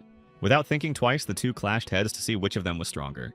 The orc was thrown back by the blow and couldn't believe that this guy had such strength. The other orcs were surprised by what was happening, as they had expected a completely different outcome to this contest. Killian decided that this was very bad because in that case, they would definitely not be able to avoid a fight with the orcs. Suddenly, the orcs began to laugh at what was happening and continued to mock Card, whose nose had been broken by the man. None of the knights had expected such behavior. Carta got up and was angry at the boy's actions and decided to find out what he had done, but the young man asked him the same question. The young man reminded him that their tribe had sworn an oath to Pendragon never to leave the Ancona forest, but they were standing here in front of him, and the edge of the forest was quite far away. The orc believed that the oath had been broken because Ellen himself was to blame for failing to make a pact with the White Dragon. The great guardian of the Ancona forest overthrew the young lord, and the orcs refused to obey the defeated. Therefore, the orcs obeyed only the great guardian of the forest. Ellen brought shame upon his family, and they no longer obeyed the Pendragons, for he had failed to make a pact with the guardian of the forest. The boy assumed that the orcs called the dragon Solderike the great guardian of the forest. The oath was disgraced, so it was cancelled, and the orcs left the forest and intended to capture territories and rule them. Everything became clear to the young lord, for he understood that the orcs had always been drawn to bloodshed and battle. Ellen had other plans for these creatures, as he also knew that they obeyed only the strongest. That is why he sought them out himself, and it was obvious to everyone why he was doing so. Carta noticed that this guy approached him unarmed and decided that this man knew the customs of the orcs, so the orc also threw away his weapon and was about to engage in combat with this guy. If the enemy laid down his weapon, the opponent had to do the same. Refusing a challenge to fight was considered dishonorable. Following orc customs, the young lord challenged Carta to a fight, which Carta was only too happy to accept. The opponents entered into battle without weapons in order to find out which of them was actually stronger. Using his experience from his past life, Ellen managed to dodge the orc's first blow. It became clear to the young man that this orc was the strongest of the group, because if he had been human, he would not have been able to withstand his blows. The fierce battle continued, with one striking blows and the other blocking and responding with blows of his own. The others watched the fight with their mouths open because they could never have imagined that a human could resist an orc like this. The young man realized that this orc was not as agile as the orc he had defeated in his previous life. Ellen did not understand why his opponent was not fighting at full strength. It was surprising to Kartu that a human could not understand this. Orcs did not fight humans at full strength because they died too quickly. Therefore, only those who could block at least one of his blows were considered his equals. The guy suggested that in that case, he should start fighting at full strength because he didn't want to waste time. The opponent accepted this proposal and assured him that now the man would be able to know the true power of the orcs. Despite the demon's increased strength, the lord still skillfully dodged his attacks, but one of the subsequent attacks left a scratch on his face. Ellen realized that the speed of the attacks had increased, so he decided to be more careful. The orc assured him that this was just a warm-up and hoped that the man would last longer and not die of fear. Ellen was forced to switch to defense because he couldn't manage to strike back under the barrage of attacks. After another blow, smoke rose into the air, obscuring the lord from view, and no one could see what had happened to the man. The orc was sure that he had managed to strike his opponent, but he was not sure that the man had been hurt. Ellen was slightly annoyed by this, as until that moment he had only encountered minor enemies. Those around him were shocked by what was happening, but the orcs, on the contrary, were delighted because they had found a worthy opponent. Killian couldn't understand how the Lord was still standing after such a powerful blow from the orc. He had never heard of a single person defeating an orc in combat, so he decided that he had to protect the heir at all costs. The commander ordered the squad to come to the aid of His Highness, as he was convinced that Ellen would not last long. Unexpectedly, the young lord stopped them, ordering them not to interfere in the battle. This was a battle between him and the orc, and he did not need the help of the other knights. Suddenly, one of the orcs patted the young man on the shoulder in respect, for not everyone was willing to fight them alone. For a human to survive an attack by the strongest creature in the Ancona forest was considered a worthy feat. The heir to Pendragon seemed like an interesting person to the orcs, so they wanted to find out what would happen next. Ellen intended to show his opponent his true strength, with which he planned to defeat him. The guy was the only person who survived Kart's attack, but the orc believed that since he was wounded, he would not last long. The man made it clear that his opponent was rejoicing too soon, as it was only a minor wound. Raven managed to transfer his regeneration to his new incarnation, and so his wound became nothing more than a scratch. The orc was surprised that the man's wound had healed so quickly, but he was only glad because he was a worthy opponent. Ellen turned out to be an interesting person for the orcs, whom they wanted to test to the fullest. The enemy tried to deliver a powerful blow, but the guy managed to dodge it in time. To defeat Ellen, he needed to seize the moment and deliver a painful blow. The guy also needed to somehow throw his opponent off balance first. Orcs were not known for their intelligence, and his regeneration helped him in emergencies. The enemy decided that Pendragon had lost all his fighting spirit because he was only dodging his attacks. The guy assured himself that the orc didn't have enough brains to deliver decent attacks, because the Ancona orcs only knew how to mindlessly swing their fists. The orc was ready to destroy this man who dared to insult their tribe. Ellen was ready to take his blow. Karta intended to hammer those words back into the guy's head, but he seized the moment for a suitable attack. The demon tried to attack with his foot, but Ellen was expecting exactly that. Blocking the blow, he intended to immediately take retaliatory action to defeat the orc. Killian continued to watch the battle with concern, deciding that his lord's hand could be seriously injured by this attack. The orc was sure that the man's arm was now broken, and that he would no longer be able to resist him. It turned out that the enemy was wrong because the guy managed to grab the orc's leg to launch a counterattack. The guy's arms recovered in a matter of seconds, so he saw no reason to abandon his plan. The man made it clear that their fierce battle with the forest orc had come to an end. Karta was sure that he had broken his opponent's arm, but his actions suggested otherwise. The orc unsuspectingly fell into the man's trap and realized that he would not be able to dodge this blow. The Lord's attack forced the demon to fall to the ground, and this cunning trap brought Ellen victory. For the first time, those around them saw with their own eyes how a human managed to defeat an orc. The orcs rejoiced at the man's victory, for it meant that they had found a worthy leader. This seemed incredible to the demons, as few had ever managed to defeat Kart. The defeated Kart proclaimed Pendragon's heir powerful among humans and orcs. Killian intended to immediately treat Ellen's arm, thinking that it had been badly injured during the battle. The young lord assured him that he was perfectly fine, but the commander of the knights found this behavior strange. The man did not understand how the boy could speak like that after what he had been through. The pain of reincarnation was much stronger than any injury. Raven should have been grateful that this power had been passed on to him. After that, Kart came to his senses, and the boy intended to talk to them about further cooperation. The young lord ordered the orcs to obey him, for he had managed to defeat one of the strongest. Kart knew that the defeated must follow the victor, but he did not understand what this man wanted from them. The young man intended to begin preparations for the assault on the Ancona forest that very day, and therefore he needed the help of the orcs, who did not understand why he needed it. The young lord was going to open the mausoleum, and this announcement caused great surprise among the orcs. Kart assumed that the spirit of Ancona's defender was planning to make an agreement with them. Ellen confirmed his guesses because by the time they reached Soldrake, many monsters would gather there. The young man made it clear that if the orcs made a deal with him, they would be able to fight every day. The weak monsters could not rightly be considered enemies of the orcs, so they accepted his agreement and were ready to help them reach the mausoleum. After that, he was going to perform a ritual to make their deal official. The orcs knelt before their new leader, who promised them many battles. Thus, the orcs of Ancona were initiated into Pendragon's service, and they were pleased with this event.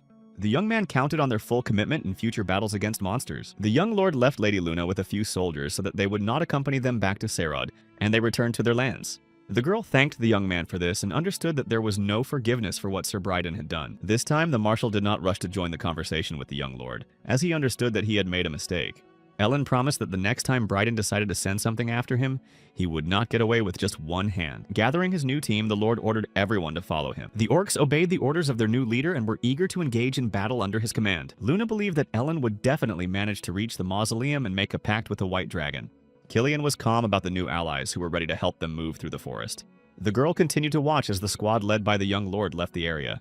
Luna could not hide her feelings for Ellen Pendragon. She already regretted breaking off her engagement to him. After some time on the road, they managed to climb a hill from which the mausoleum became visible. The team still had a long way to go, bypassing the dangers of the Ancona forest. The young man understood that everything would begin from this place, and the commander of the knights was ready to provide the necessary support to his leader.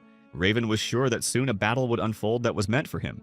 Meanwhile, the dragon sensed the approach of a man who intended to open the gates of the mausoleum. The white dragon had no choice but to wait for his arrival. He was curious to see if this man would be able to reach his domain. After some time, they began to make their way through the valley of the Ancona forest. The orcs were the first to enter the battle. Despite the large number of monsters, they still managed to advance toward their goal. Such monsters were too weak for the orcs. They were tired of running into such weaklings. It was more difficult for the knights than for the orcs because humans did not have such endurance. Suddenly, flying snakes attacked the team of knights, but the young lord came to their aid in time.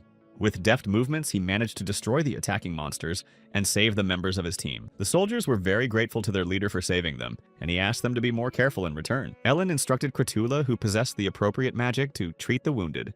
The orc was only too happy to help the people who had fought alongside them. Killian had only just managed to catch up with his master and had been worried the whole time that he would get hurt. Ellen made it clear that he was fine, but he wanted to know how the other soldiers were doing. There weren't many Kekakotls upstream, so there were no casualties. The young lord decided to ask Karta when they would be able to reach Soldrake's domain. The orc couldn't give a definite answer, but he had some ideas about it. On the way, they should see a quarry, which would mean that there was a cave nearby connected to the domains of the guardian spirit. The young man asked if he should be concerned about anything on the way there. Cart assured him that the area was on orc territory and that the snakes had crawled there along the riverbed. The team decided to continue on their way, heading for the quarry, where they planned to set up camp and rest before searching for the cave. The lord assured them that if they encountered any danger along the way, he and the orcs would be able to deal with it. Everyone accepted their leader's order and began to climb the stone cliffs after him. Night fell when they reached the quarry and they decided to make camp there. The place was quite eerie, and Ellen was curious as to how people had quarried stone in such a place for so long. The lord decided to ask the orcs why the quarry had been sealed. Cart did not know all the details, but according to the elder goblin, minerals were mined here. There were rumors that the local goblins had disappeared without a trace long ago, and no one had seen them. Ellen decided to ask Kazal about it, but he did not live in this forest and knew nothing about it. Besides, Kazal had never heard of goblins mining minerals themselves, because they were much better at stealing than working. Killian finished setting up camp and decided to ask the lord how things were going. The team decided not to go any further until dawn, but orcs could be on guard at night, so the lord allowed the soldiers to rest. Ellen apologized to Cart for the orcs having to stand guard at night, but they did not mind. Night fell and everyone except the orcs took their places by the fire and fell asleep, because tomorrow they had serious business to attend to. The knights also posted a guard for their own safety, while the rest slept in tents. Late at night, the sentry heard a strange noise coming from the surrounding area and decided to check what was causing it. The knight did not notice how he had strayed far from the camp, and did not understand how a magical weapon pierced his body through and through without him uttering a single sound. The lifeless body collapsed to the ground, and its energy began to be absorbed by dark forces. Meanwhile, the lord sensed danger approaching their camp. He understood that no one had seen the local goblins, but it was unclear where they had gone. Based on this, the guy began to suspect that something strange might have happened in this place. An unknown mage began to influence this place in order to gain new slaves. Using magical means, he managed to create an army of demons with which he intended to destroy the travelers. Ellen did not sleep that night and kept thinking about what could have happened to the local goblins. The dark mage continued to create monsters that were supposed to exterminate the knights and orcs. Many demonic entities appeared near the camp, but none of the orcs or humans sensed their presence in advance. Only after the cries of the monsters were heard did Ellen grab his sword and immediately join the battle. These monsters were much stronger than those they had encountered during the day. The young man did not understand where such a large number of monsters had come from, but now he understood why the goblins had disappeared from these places. Meanwhile, the soldiers began to wake up, hearing strange sounds coming from the street. They immediately grabbed their weapons, not understanding what the hell had happened while they were asleep. While everyone was asleep, the young lord single-handedly engaged in battle against the attacking demons. Hearing the voices of his team, he decided not to delay and stabbed his sword right into the monster's eye. Such an attack did not harm the demon in any way, so they had to fight them to the fullest. After Ellen defeated one of the huge opponents, Killian decided to find out what the situation was. Noticing the small skeletons, they realized that these were the very goblins that had disappeared from these territories. No one could understand who could have destroyed these goblins, but only a lich could resurrect the dead, and in all likelihood, it was he who destroyed all the monsters in the area. Ellen suggested that the lich wanted to prevent them from reaching the mausoleum. Their camp was already surrounded by demons. The monsters could not disappear until they defeated the necromancer. The lord intended to find the lich and destroy him, and asked the others to stall for time. The team accepted their leader's order and bravely entered into battle against the demons. Killian suggested that the necromancer had assembled such an army to prevent them from restoring the former glory of the Pendragon house. However, the commander of the knights had no intention of letting these demons stand in their way. The Duke had changed greatly. He seemed to have become a completely different person. Killian thought that Ellen would be able to achieve what his ancestors had failed to do. Despite what was happening, the man continued to admire his young master. The commander of the knights understood that even a small chance would be enough for everyone to see the power of the young lord who was supposed to conquer the dragon and restore the former glory of the Pendragon family. The period of decline of this family was to remain in the past, and the family was to be restored once again. Killian began to consider himself the proud cavalry of the White Dragon, and therefore began to fight the demons bravely. While Ellen was busy with the huge two-headed snake, the skeletons tried to throw a bunch of spears at him. The guy made sure that most of the demons were targeting him, and in that case, he didn't have time to look for the lich. Using his skills, he managed to put the snake's head in front of him in time to shield himself from the spears flying at him. Ellen had no idea who had planned this, but the fall of the Pendragons and the dissolution of the Valte family were somehow connected, so he assumed that someone was trying to get something from them. Raven accepted these conditions and was going to restore his family's greatness, despite the difficulties that haunted him. His opponents could argue with him as much as they wanted, but he still had no intention of backing down from his goal. The young man noticed the approach of a huge snake and managed to regroup in time for a counterattack. The young man intended to restore the glory of the House of Valte with his own hands, so such creatures were no obstacle to him. After a while, they managed to neutralize many of them, and the demons were becoming fewer and fewer, but the lich was still nowhere to be seen. The young lord understood that the monsters could be resurrected, and in that case, they could overwhelm them with their numbers. Suddenly, he was attacked by the lich himself, who had managed to sneak up on him unnoticed. The lich was a sorcerer who had sealed his soul to become eternal, because they violated the laws of nature, and even the Empire, which was tolerant of magic and sorcery, punished them mercilessly. When another lich appeared, the knight set out on another extermination mission, and the demon-slaying squad also took part in it. Many died at the hands of the undead, mainly because the lich could steal the consciousness of his opponents. Raven knew from his past life that a lich could destroy a person in an instant. Earlier, in one such case, he had lost his comrades who, like him, were in the demon-slaying squad. In such cases, the lich did not even move from its place, and it was unclear how it managed to destroy people. One of Raven's partners saw the lich, mistook it for a ghost, and, overcome with despair, hurried to leave the place. The monster did not let the man do so. It destroyed him using a magical weapon. Until that day, Raven thought that liches only existed in legends, but what he saw sent a chill down his spine. The lich's strongest servant was a ghost that could not be seen. To humans, it was an incorporeal spirit torn from the body, equivalent to the god of death. If this ghost's scythe touched a person, they immediately became a lifeless body. Ellen knew this, so he hurried to block the scythe's blow with his sword. Unexpectedly for him, the sword managed to repel the attack and disperse the enemy thanks to the enchanted crystal. Meanwhile, the others continued to resist the skeletons. Killian ordered all the knights to gather their strength. The commander of the knights did not understand why several of their soldiers had suddenly fallen, bidding farewell to life. The young lord noticed the impending attack on Killian and rushed to protect him from the lich's scythe. The man did not understand what kind of magic it was. The ghost had an unusual aura, so those who encountered them for the first time could not understand what was happening. People could die in ignorance. The ghost could not disappear while the lich was alive. If the lord left, all the soldiers would die without even having a chance to escape. The guy understood that if nothing was done about the lich, they would all be crushed by their numbers. Tada and Kazal had good night vision, but now it was useless. This was not a demon-slaying corps, and it would be difficult for them to cope with this situation. But Ellen believed there must be a way. Suddenly, magical chests appeared that managed to repel the attacks of skeletons and monsters. It turned out that it was the magic of Kratul who had gathered his strength and managed to help his comrades. The orc was ready to share his power if the lord needed it, demonstrating to the people the magic bestowed upon him by the god of earth. Magical tree roots formed and headed towards their enemies. Thanks to this, they had the opportunity to get out of this mess alive and destroy the lich. A huge magical tree appeared whose energy destroyed the magic controlling the skeletons. It seemed to the young man that Kratul could have used this magic earlier, but the orc could not do so because the spell required lengthy preparation. His companions understood that their battle was not over yet, and Kratul had some thoughts on the matter. The orc mage could not use this spell more than once, so this was their first and last chance. Ellen needed to find the lich. The lich revealed himself, and the young man, noticing him, hurried to end this fierce battle. Kratul promised to take care of the remaining skeletons while the young lord was busy fighting the lich. Those around him counted on their young leader, who rushed forward to destroy the main instigator. The orcs continued to resist the skeletons when suddenly Karta called out to Ellen. The boy made it clear that he needed help to climb to the top of the cliff where the lich was. Thanks to the orc's powerful strength, the young man was thrown up and directed to the place where the lich was. Once in the right place, the man intended to get rid of the enemy who had brought demons upon them. The lich managed to block the young lord's attack in time, and now a fierce battle awaited them. Ellen assumed that the lich wanted to take his soul, but he was not going to let him do it. It turned out that the ghost had also come to protect the lich. The young man realized that only skeletons should have remained below, but even so, the soldiers could soon be exhausted.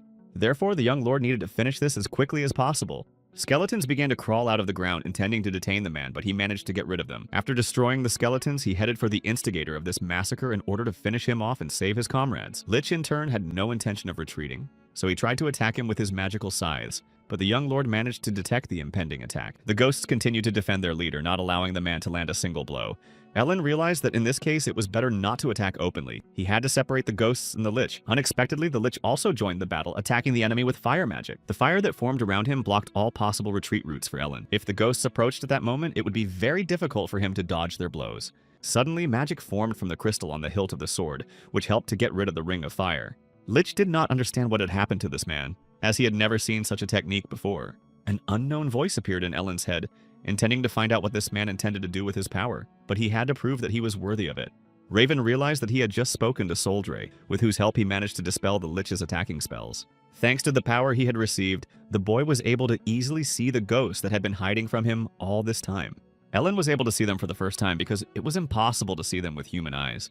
The ghosts began to attack the man, but thanks to the power he had received, he could see them and was confident that he could easily finish them off. With one precise blow, he got rid of the ghosts and was about to deal with the lich itself. The enemy was unable to resist the man who pierced the lich's skull with a powerful blow.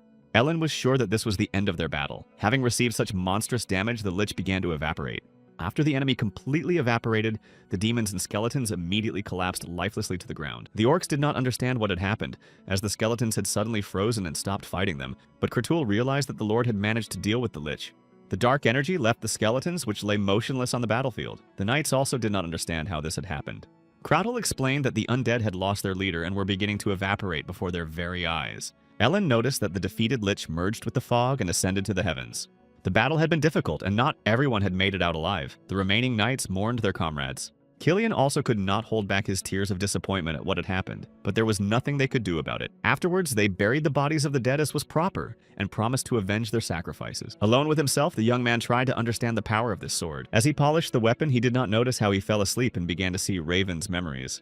The memories of the day were a terrible nightmare for him, because the letter he had received foreshadowed the downfall of the Valte family. Raven tried to justify himself to his father, who mistakenly thought that his son was involved in a terrible misdeed. The boy tried to justify himself because it was all untrue and someone had deliberately framed him. After this incident, he was beaten and locked in a dungeon, unaware of what had happened to his family. Sometime later, he was brought to the family estate, where the Valte family was to be executed. Suddenly, Raven's memories changed to Ellen's past events in which the head of Pendragon died. These memories belonged to Ellen, who had sworn to his father that he would become a dragon rider. The boy also wanted to become the greatest of the Pendragons, so he wanted his father to survive and see it. Suddenly, the young lord woke up and, coming to his senses, tried to understand what he had just seen. Kratul was on guard duty and was surprised to see that this boy was awake so late at night. Orcs were resilient, so they didn't need much sleep. The mage understood that if he left the guard on the people, there would be a high risk of losing someone else. Kratul found the battle difficult, and the young lord reported that thanks to his sword, he had managed to survive and defeat the lich. The precious sword of the Pendragon family had a special name, Widow's Sorrow. The weapon gave him the strength to defend himself against the ghosts. Ellen believed that it was the fire of Soldrake. After everything that had happened, the young man realized that this sword contained the power of Soldrake, because he had abilities. Thanks to these abilities, he gained magical vision with which he was able to see ghosts. The orc did not quite understand what the man was talking about, for he did not suspect that the spirit of the forest could be imprisoned in a sword. The white dragon knew that this guy was not the real Ellen because he was Raven. The memories of the real Ellen from the past were accessible to Raven, and he did not understand how to explain it all. The sincere feelings of the young Pendragon did not give Raven, who was in Ellen's body, any peace. The guy couldn't understand why he had these memories of the past because he had nothing to do with them. Noticing the strangeness in the man's behavior, the orc tried to find out if everything was all right with him. Unexpectedly, the guy looked angrily at the orc, and the young lord assured him that he hadn't slept enough. Kratul advised him to rest. The nightmare would not leave the young man's mind, and he could not understand what was happening to him. Several hours passed, and the sun began to rise. The soldiers began to prepare to move deeper into the forest. Looking at the map and examining the route ahead from above, he had a bad feeling about future events. Kratul agreed with him because their chances of returning back unharmed were becoming slimmer and slimmer. The team managed to find a cave from which a monstrous magical aura emanated. The demon's senses were far better than those of humans, and Kellen decided that if the orcs sensed something, then there was definitely something there. Ellen suggested that they had come too close to the mausoleum that was their target. Soldrake waited for Ellen, but to avenge the house of Valta Raven, he needed the power of a dragon. Therefore, he intended to force the dragon to obey him in order to achieve his goal. The guy suspected that something had happened to them in a previous battle. It was after that incident that Raven was reborn as Ellen and was forced to take on these problems himself. The young lord was sure that the white dragon knew something about this incident, so he intended to find out. The ruler was ready to fight the dragon for his own purposes, so he ordered his soldiers to prepare. Once inside, they found themselves in a cave filled with magical crystals. Karta led the way and managed to successfully guide them to the right place. They were very close to the mausoleum.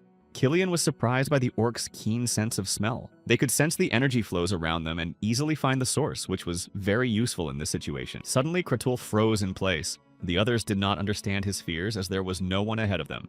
The orc sensed a terrifying force that made him anxious. Suddenly, the spirits of this place appeared before them, and the soldiers did not know what to do in such a situation.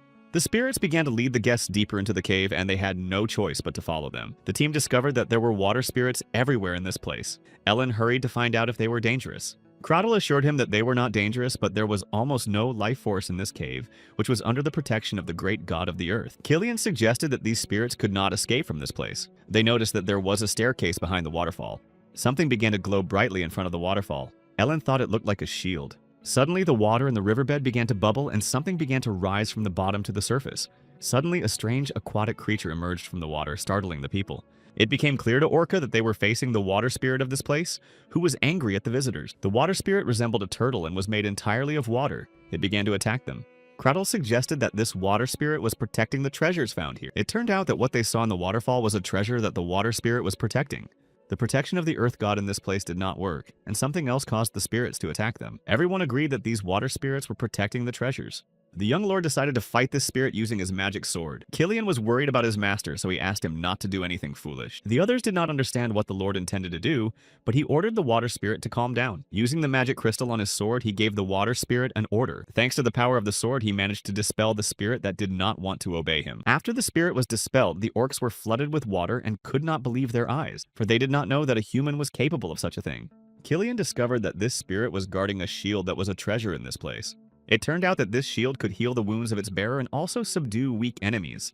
Kratul praised the young man for his excellent work, because he had managed to drive away the water spirits. The orc decided that this was the power of the sword that Ellen had told him about last night. The young man found this strange because he had felt something, and it had happened by itself. The orc noticed that the young lord's face did not look very well. Carta decided that it was the power of the spirit of the forest guardian. The power of the Pendragons was based on the might of Soldrake, but this power also belonged to Raven. Ellen's memories flooded his mind again. The young man still couldn't let go of his father's death. Ellen swore to become the greatest of the Pendragons and therefore asked his father not to leave him. After some time, they finally managed to reach the mausoleum. Nearby sat a powerful white dragon with whom Ellen was to make a pact. Suddenly, the sword reacted to this place. Killian realized that the weapon had sensed something. The naked sword in front of the mausoleum caused a strange reaction in this place, and a thick fog rose. The orcs could not understand what was happening here, as the fog was an unpleasant omen for them. Suddenly, an unknown silhouette appeared in the fog on horseback, and the soldiers prepared for battle. The rider appeared, and the orcs could not understand what it was because the rider reminded them of a spirit. Ellen suggested that the spirit of Gordon Pendragon had appeared before them. Indeed, this spirit was Gordon, who showed them the widow's tear sword. None of those present could explain the appearance of Pendragon's predecessor. Killian was most shocked by the encounter with Gordon, whom he had known during his lifetime. Ellen suggested that since he had a semi-transparent body, he was a ghost, but he could not understand how he knew his name. Raven knew Gordon's name from Ellen's memories, which constantly haunted him. Suddenly, there was a bright flash that blinded everyone around. After that, the silhouette of a dragon appeared above them and began to approach. The demons were terrified to see such a powerful creature before them, which instilled unshakable fear in them. Ellen, on the contrary, was delighted with the appearance of the dragon, for it signified the completion of one of his goals. Soldrake descended smoothly toward them to find out why they had come to the mausoleum. Gordon stood next to the descending dragon, while those around him did not quite understand what was happening. Such a sight mesmerized the human minds. They stared at the dragon and could not move. The orcs were shocked to see the spirit of the forest guardian for the first time, whom they had only heard about. Soldrake used telepathy to ask the young lord who he was. This question caught the young man off guard because, in reality, he was Raven in Ellen's body. Unexpectedly, Gordon also asked the same question to this man, but the Lord was in no hurry to answer. Killian was shocked that Mr. Gordon had spoken to them. Cart didn't believe it because he thought ghosts couldn't talk. The guy realized that everything was happening just like when he first met Ellen in his past life. When Raven first met Ellen Pendragon in Lobton Prairie, he was asked the same question. Suddenly, he realized that it was the same voice as in his past life. This meant that the being who spoke then and now was not Ellen's father or Gordon. This creature was the white dragon Soldrake himself who had spoken to Raven earlier. Soldrake asked the same question again. Those around him did not understand what was happening and stared questioningly at Ellen. The guy called himself Ellen Pendragon, but the dragon didn't believe him and came closer to this person. Soldrake made it clear that he knew the true nature of this guy and ordered him not to try to deceive him. The dragon looked at him very intently with a penetrating gaze and asked the same question again. Raven immediately remembered his past, which had left a painful mark on his soul. Suddenly, the young lord began to scream frantically, and those around him could not understand what had happened to their ruler. The young man's head seemed to be splitting into pieces, and he could do nothing about it. He completely forgot who he was. Those around him wanted to help him but did not understand how, and meanwhile the Lord continued to scream in pain. The boy remembered his past again, and these terrible memories flooded his mind one after another. The young man did not want to see it again because he wanted to forget the horror of the past. Memories also surfaced of when Raven first met Ellen and Soldrake. The boy decided that he was seeing these memories because the dragon had decided to show them to him. Soldrake continued to try to find out who he really was. After that, memories of Ellen appeared in his head in which he was happy. The guy also saw Duke Gordon's wife and the child he used to be. He also saw happy moments from Ellen's childhood in which he ran with Killian. Raven saw the entire life journey that the young lord had to overcome. The boy could not say Ellen's name because he was not really him. Noticing the blood, those around him began to worry seriously about their ruler.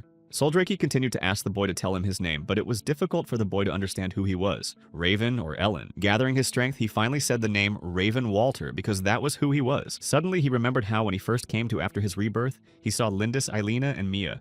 After that, memories of his life after rebirth began to surface in his mind. Now he began to consider the memories he saw as his own because he had experienced them himself. He listened to Killian's voice, which asked the young lord to hold on and not give up. The commander of the knights gave the order to protect their ruler, even if they had to sacrifice their lives. The orcs understood that they had no choice but to help the knights, but Kratul was against attacking the guardian spirit. Suddenly, everyone noticed that the young lord was beginning to rise, and the dragon was also surprised by this. Ellen declared himself the rightful heir to the Duchy of Pendragon. He managed to say these words with his last ounce of strength, and Gordon's spirit smiled when he heard them.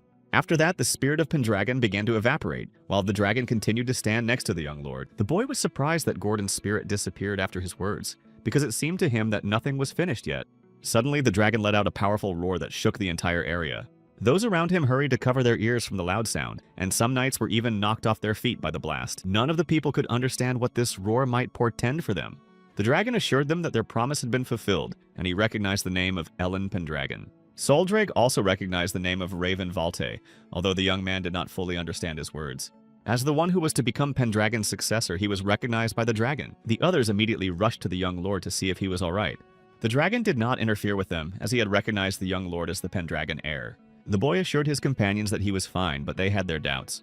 Ellen reported that he had managed to swear an oath to Soldrake, who had chosen him. This statement came as a pleasant surprise to them, as everyone had doubted it because of his condition. Killian was very pleased that Ellen had been chosen, because now the future of the Pendragons was secure. Now Ellen would always be with the guardian spirit, and this was a great achievement. The orcs understood that this guy was the only one who could defeat them. The young lord noticed that Soldrake was looking up at something, and this made him worry. It turned out that guests were heading towards them. Noticing the flying creatures, the boy assumed they were birds. Suddenly, the others also noticed the approaching creatures, but they were not birds. As they got closer, it became clear that they were huge dragons. The knights were shocked to see dragons circling above them, creatures they had never seen before. Ellen himself could not believe his eyes, for there were 6 dragons in front of them at the same time. The flying creatures circled above them for a while and then began to slowly descend. Surrounded by these powerful creatures, the people did not know what to expect from them. The dragons tried to find out that this guy had sworn an oath to the queen. Amalhart's guesses proved to be correct. The others did not know what was going on here. The queen had not summoned them because her business with the Pendragons did not concern the other dragons. Aragurian made it clear that this time everything would be completely different. They had come to them because they had to, and the queen had to know the reason for this. The Queen of Dragons doubted that the others had the right to question her. The other dragons sensed not only the queen's aura in this man, but also the aura of the god of demons, which is why they were concerned. The guy heard the dragons talking, but he couldn't figure out what they were talking about. Suddenly, the dragon queen spread her wings and roared loudly again. The roar knocked the people off their feet again, and the dragons were also terrified by the queen's reaction. The dragon queen ordered the unwelcome guests to leave her territory. Listening to their conversation, the young man began to gradually understand what was happening. Only now did he realize that he had managed to make a deal with the dragon queen. The other dragons had no choice but to obey their queen's orders. The dragons decided to retreat this time, but if this man ever returned to their lands, everything would cease to be a secret. After that, the dragons hurried to leave this place, and the knights did not understand such behavior of the creatures. Karda came to his senses after the dragon's recent cry, and tried to understand what had happened here. Kazal suggested that these dragons were talking about something. Only those with whom he was speaking could hear the dragon's voice. Those around them had heard Gordon's voice a few minutes ago, but they had not heard the conversation between the dragons. Ellen was the only one who heard them, but Soldray fell silent after making the oath. The young man knew nothing about these 6 dragons, the dragon god, or the demon god. The young lord thought that the dragon queen could tell him all about it. Raven couldn't understand why he had been reborn in Ellen's body, so he wanted to ask Soldrake about it. Hearing the boy's words, the dragon tensed up. Ellen said he wanted to ask him something. The boy asked the dragon queen to lean toward him because his neck was sore from looking up.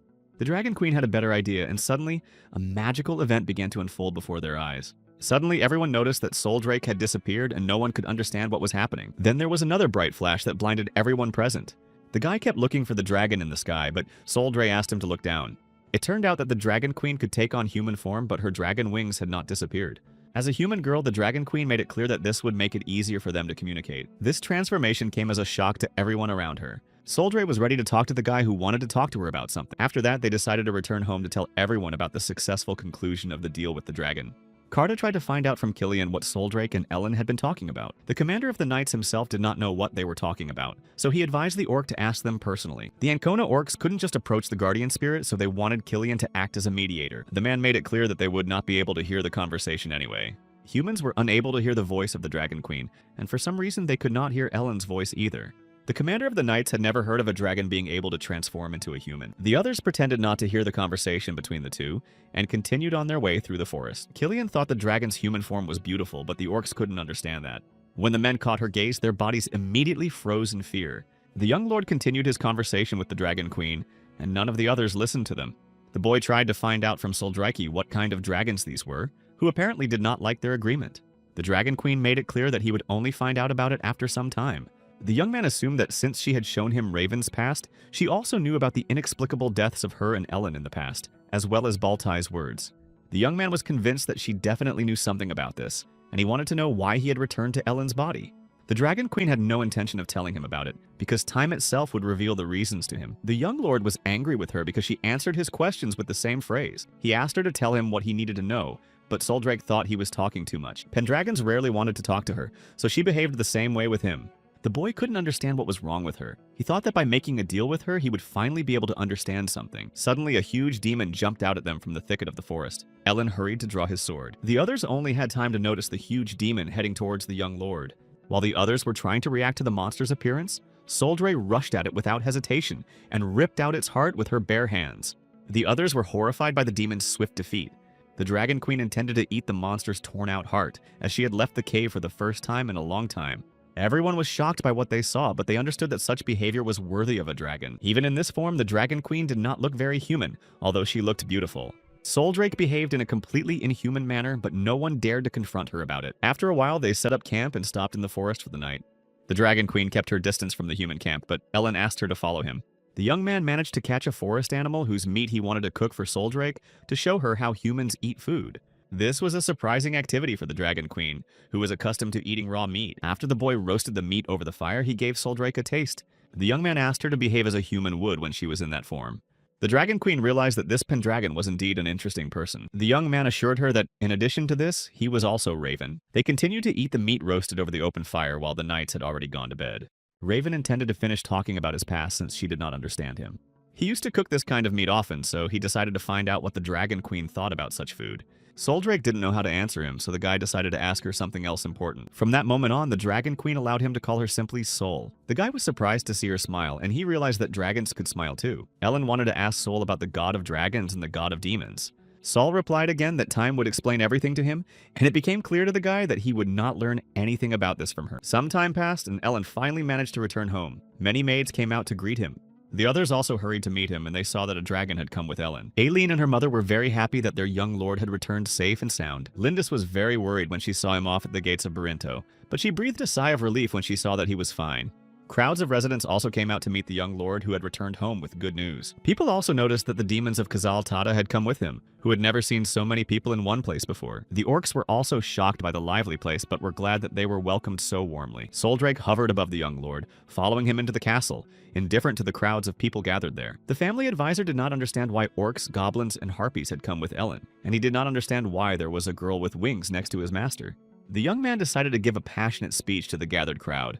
With his actions, the young lord demonstrated that the Pendragons had won, because from that moment on, they were once again under the protection of the dragon. Ellen's statement caused confusion among the girls, who did not know what their lord had gone through. Suddenly, the girl with wings took the form of a dragon before everyone's eyes, proving the truth of the lord's words. Everyone stared in amazement, as they had never seen such a transformation before in their lives. The dragon let out a roar that signaled the return of Pendragon's former glory. The young lord decided to throw a party in honor of this, and they hurried to the castle to rest after their long journey. After a while, a feast was held, attended by many noble people, all discussing the return of the young lord. Lindis saw such a grand banquet in this castle for the first time. They all celebrated the agreement between Ellen and the dragon. Lords from neighboring countries and various influential merchants also came to the banquet. Meanwhile, Ellen was standing next to Soldrake, who did not want to be in a crowd of people. The young man asked Sol if she would like to accompany him to the banquet. The Dragon Queen thought he was talking to her too much, even though he was Raven or Ellen. The young man did not understand this hint. Sol pointed out that she was the heir to the Pendragons and should be busy with the banquet. Greeting guests was a difficult task for him. It seemed to him that the dragon did not know much about human society. Sol had been with the Pendragon family for a long time, but had never heard of a dragon attending a banquet. The young man did not understand her because she had a human form and could easily attend the banquet. The Dragon Queen was convinced once again that this young man was different from previous Pendragons. Suddenly, their conversation was interrupted because she simply flew away from the castle. After that, the young man heard footsteps approaching him and tensed up.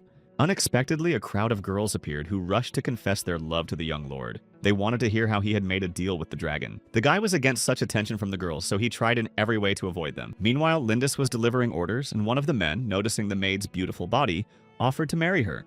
The girl took it as a joke and hurried away from the man. Lindis noticed how a crowd of insatiable girls surrounded the young lord, who was trying to get rid of them.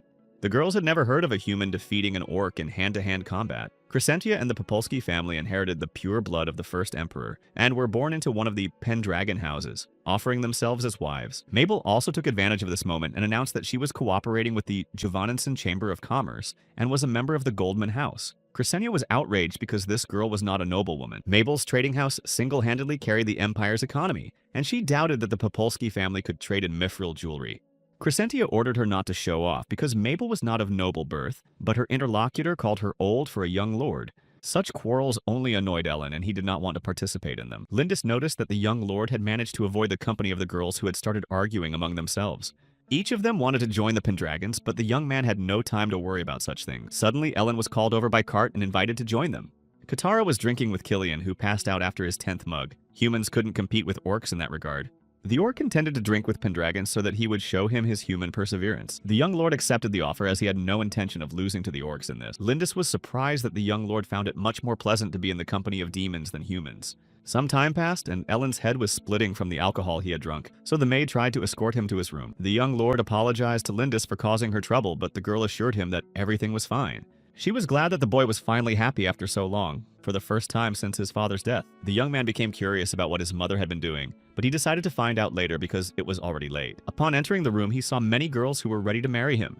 Ellen didn't understand what it all meant because he intended to rest in his room. His mother asked if he liked any of these girls. Helen believed that since he had managed to make a deal with the heir, it was time for him to have an heir. It was Pendragon's duty, so his mother asked him to choose which of these girls would bear him a child. This was unacceptable to the young lord because he had no intention of having a child with anyone. Pendragon, who had made a deal with the dragon, was obliged to have an heir with a noblewoman from a neighboring state.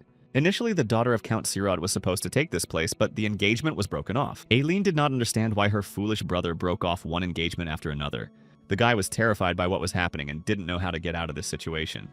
His sister asked her brother not to be sad because the ladies who had come to them were daughters of respectable families. The House of Pupsburg was one of the most famous in the empire thanks to the blood of the first emperor, and the girl from this family considered herself nobler than the imperial family. The father of the second girl was a general in the imperial army with 10,000 soldiers under his command. The next candidate assured everyone that the future was in the hands of those who controlled the economy.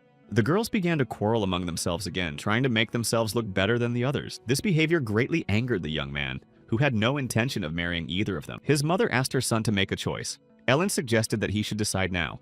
Helen made it clear that it was better to do it as soon as possible. The guy understood and had already made up his mind. In that case, Ellen chose Lindis as his wife, and she was shocked by her master's spontaneous decision.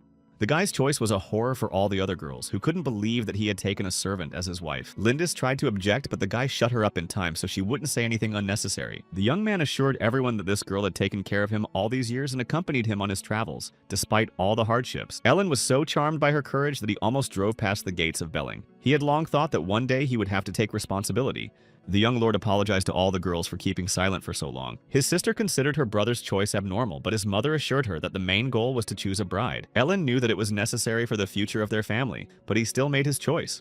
All the girls had come here to celebrate his agreement with the dragon. The young lord had no doubt that such allies would be invaluable in difficult times that would determine the fate of their family. Lindis had cared for him for 3 years while he lay unconscious. The other girls began to object because Lindis was just a maid. Ellen ordered them to calm down. The young man called them foolish girls who had nothing of their own and could only use their family's reputation. Such statements from the guy made them freeze in their tracks because everything he said was the absolute truth. Ellen already had allies for unforeseen circumstances, so he did not hesitate to refuse the help of noble family. His allies did not abandon the Pendragon family even when it was in decline. These people were Killian and his soldiers. Proud of their unmatched strength, the Ancona orcs, the Goblin Khazal, and the Harpy Tata were also among these allies. All those who did not flee when he stumbled in the mausoleum were his reliable comrades and allies. The Pendragons were no longer so weak as to depend on allies, so Ellen made this decision. Lindis was glad to hear such words from her young master, but she was even more pleased to hear that she would become his wife. Ellen asked the girl if she was ready to become his beloved, but Lindis still couldn't get used to the idea. The maid had no reason to refuse this marriage, as she was also in love with him. Thus, from that moment on, the maid Lindis became Lady Pendragon, having married Ellen. Sometime later, the ghost of Atia came to the young lord again to discuss what had happened. Atia couldn't believe that he had once been a ruthless mercenary. She assumed that these were his true feelings. The young man was surprised that she was still there, even though he had opened the mausoleum. Atia thought she needed to see the heir's face before leaving. The woman made sure that he had changed since their last meeting. Atia made it clear that in such difficult times, it would be very difficult for him without an ally. But Ellen had a plan. The Pendragons had regained the dragon's support, so many people might want to serve them. As Raven, he knew the heroes who would become famous in the future, so he wanted to use his knowledge of the past. If he could befriend them while they were still unknown to anyone and turn them into his subordinates, he would be able to gather a powerful force for both domestic and foreign policy. Atia was convinced that this guy had already thought everything through in advance.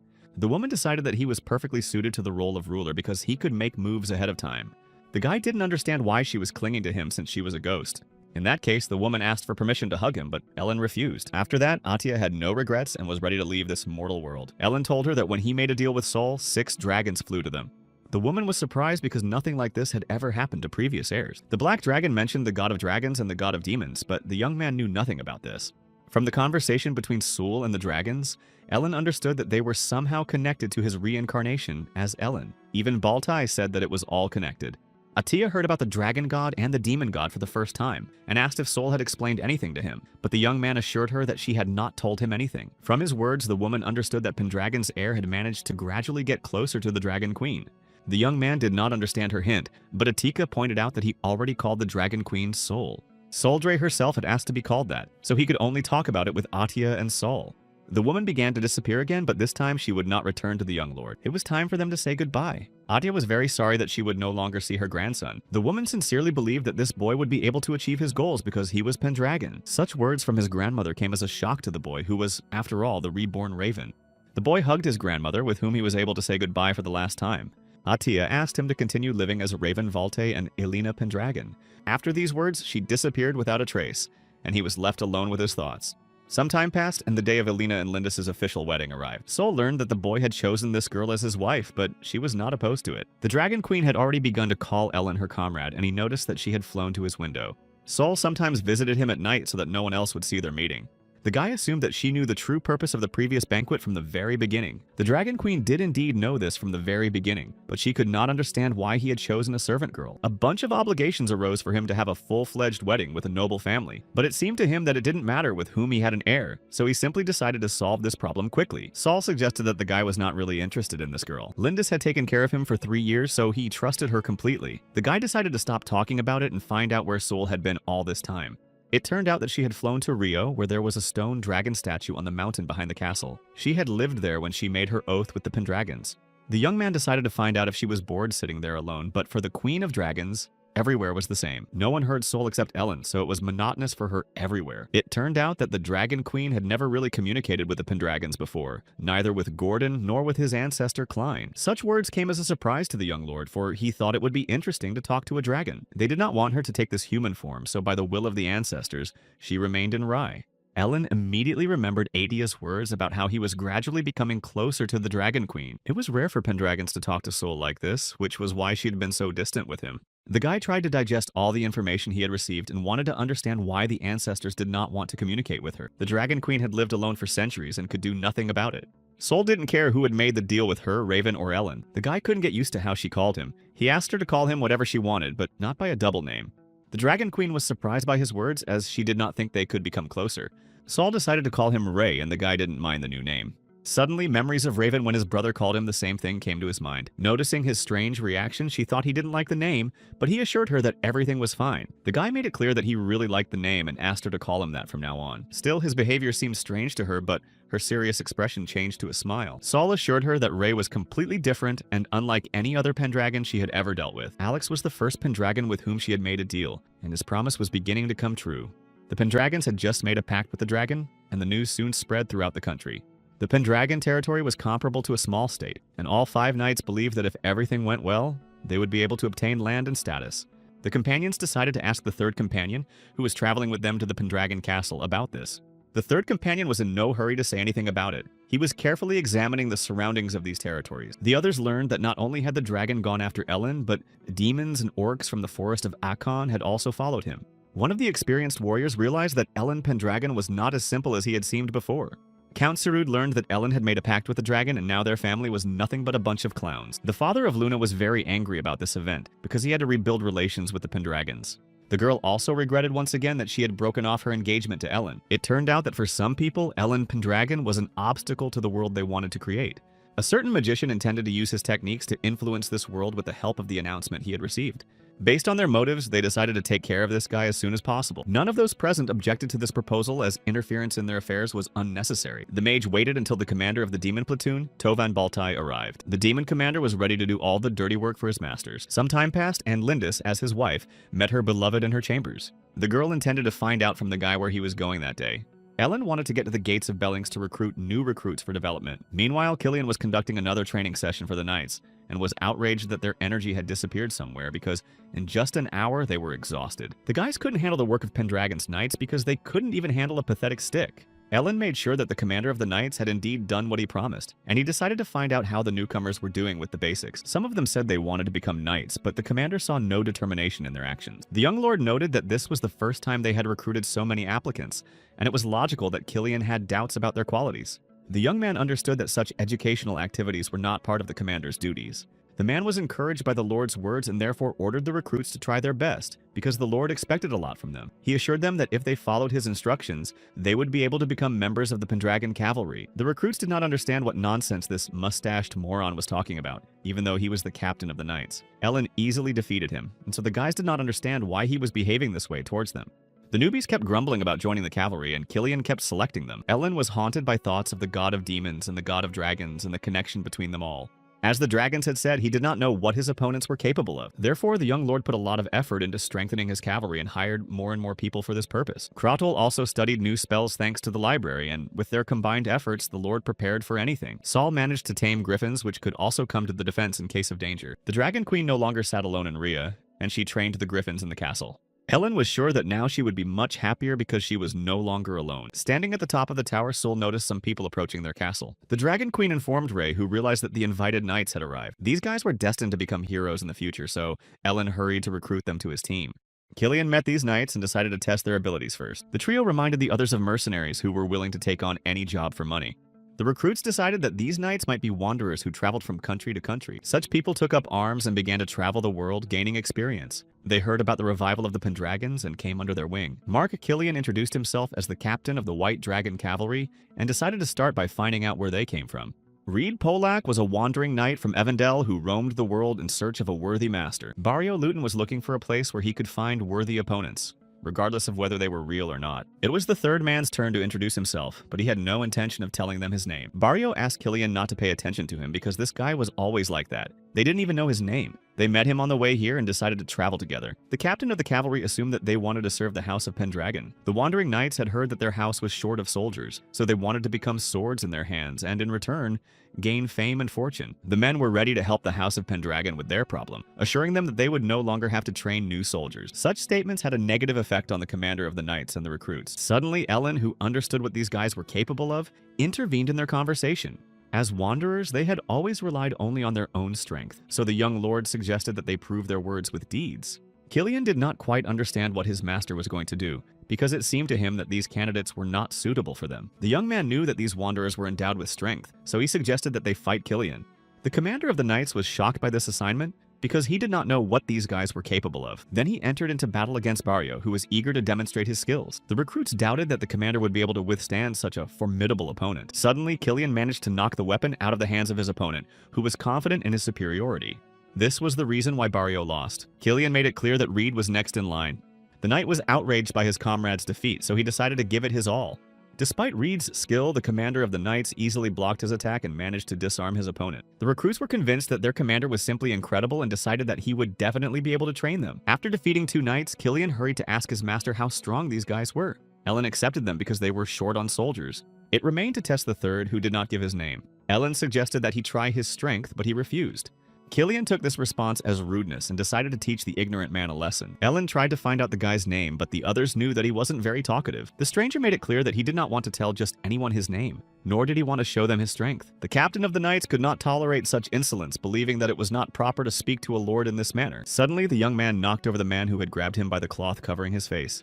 Those around him saw the man's true face. Killian did not understand how this man had managed to knock him down so easily.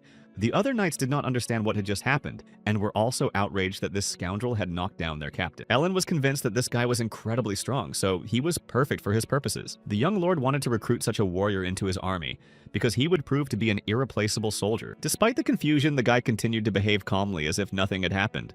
The man was about to teach the scoundrel a lesson, but the young lord ordered him to calm down. Now Ellen himself intended to test the warrior's strength. The young man was surprised that the young lord wanted to fight him himself. Ellen believed that this warrior did not want to spar with a little princess. A duel involved pointing a sword at the opponent's face. This was how knights began a duel. Killian learned that this guy was a knight of Valvas, but the others did not know who he was. Long ago in the south of the country, a global war broke out over disputed lands. One of the sides never stopped fighting and slaughtering, and the warriors from there were called the Knights of Valvas. Because they grew up in conditions of harsh struggle, each of them was equal to 1,000 ordinary soldiers. They were not even afraid of death, only sharpening their swords for the sake of skill. There were only rumors about such knights, but no one had ever met them in person, and Killian, like everyone else, was seeing such a man for the first time. The captain of the knights tried to find out from his lord how he managed to recognize that this was a Valvas knight. Ellen understood it at first glance because his appearance, southern accent, and 2 swords hinted at just that. Raven had previously fought one of these knights when he was traveling south with a group of demon hunters, and that knight looked exactly like the Knight of Valvas. The mace and shield on this warrior's saddle and the crossbow indicated that the knight was ready to fight in any conditions. The Valvas cavalrymen bowed their heads to no one but their master. Even the emperor could not bring them to their knees. They relied only on their strength and technique, and they were fiercely proud of themselves. This young man came to find a master for whom he could wield his sword. Hearing the lord's guesses, the knight Valvas became curious because the stars had led him to this place. Reed and Barrio were surprised that he believed in the stars, but this guy went with these guys because they gave him water. The Valvas people were seafarers who could find their way by the stars, but without drinking water, they could go nowhere. Ellen assured the guy that the stars had not let him down this time either, because he had managed to come here. The young lord still intended to have a duel in order to understand what the Knight of Valvas was capable of. The young man knew this himself, so he saw no reason to refuse the duel. For the Knight of Valvas, things like status, money, pedigree, and so on were meaningless. Drawing his sword, he made it clear to his opponent that he was ready to fight the young lord. If the lord wanted him to serve him, Ellen had to put his life on the line. Ellen knew how battles worked in those parts, so he did not refuse when he heard this condition. The warriors noticed that he had taken a simple fighting stance, and they did not understand why the young lord had chosen such a simple fighting style. Suddenly, Ellen sprang from his place and began to attack his opponent, who was in no hurry to retaliate. Those around him were shocked to see the lord's quick reaction. Killian had no idea that Ellen was capable of such a thing. For the Knight Valvas, this attack was too slow and he easily parried it. The enemy tried to strike back, but Ellen dodged and counterattacked, which the guy also dodged. The knight managed to deliver a blow that grazed the lord's face. The duel did not end there, and they continued to strike each other, while the others watched silently, unable to keep up with their speed. Ellen almost managed to reach his opponent. This attack was usually effective against fighters with 2 swords. He used his sword to throw his opponent off balance and then struck while dodging. If the lord had not been able to dodge a second time, he would have lost his head. He was convinced of the strength of the Knight Valvas. The young man became curious to find out who this lord really was because he did not know how to fight like that. It seemed to the opponent that Ellen could not be the spoiled offspring of a noble family, and the lord admitted that he had destroyed many creatures and demons, just like him.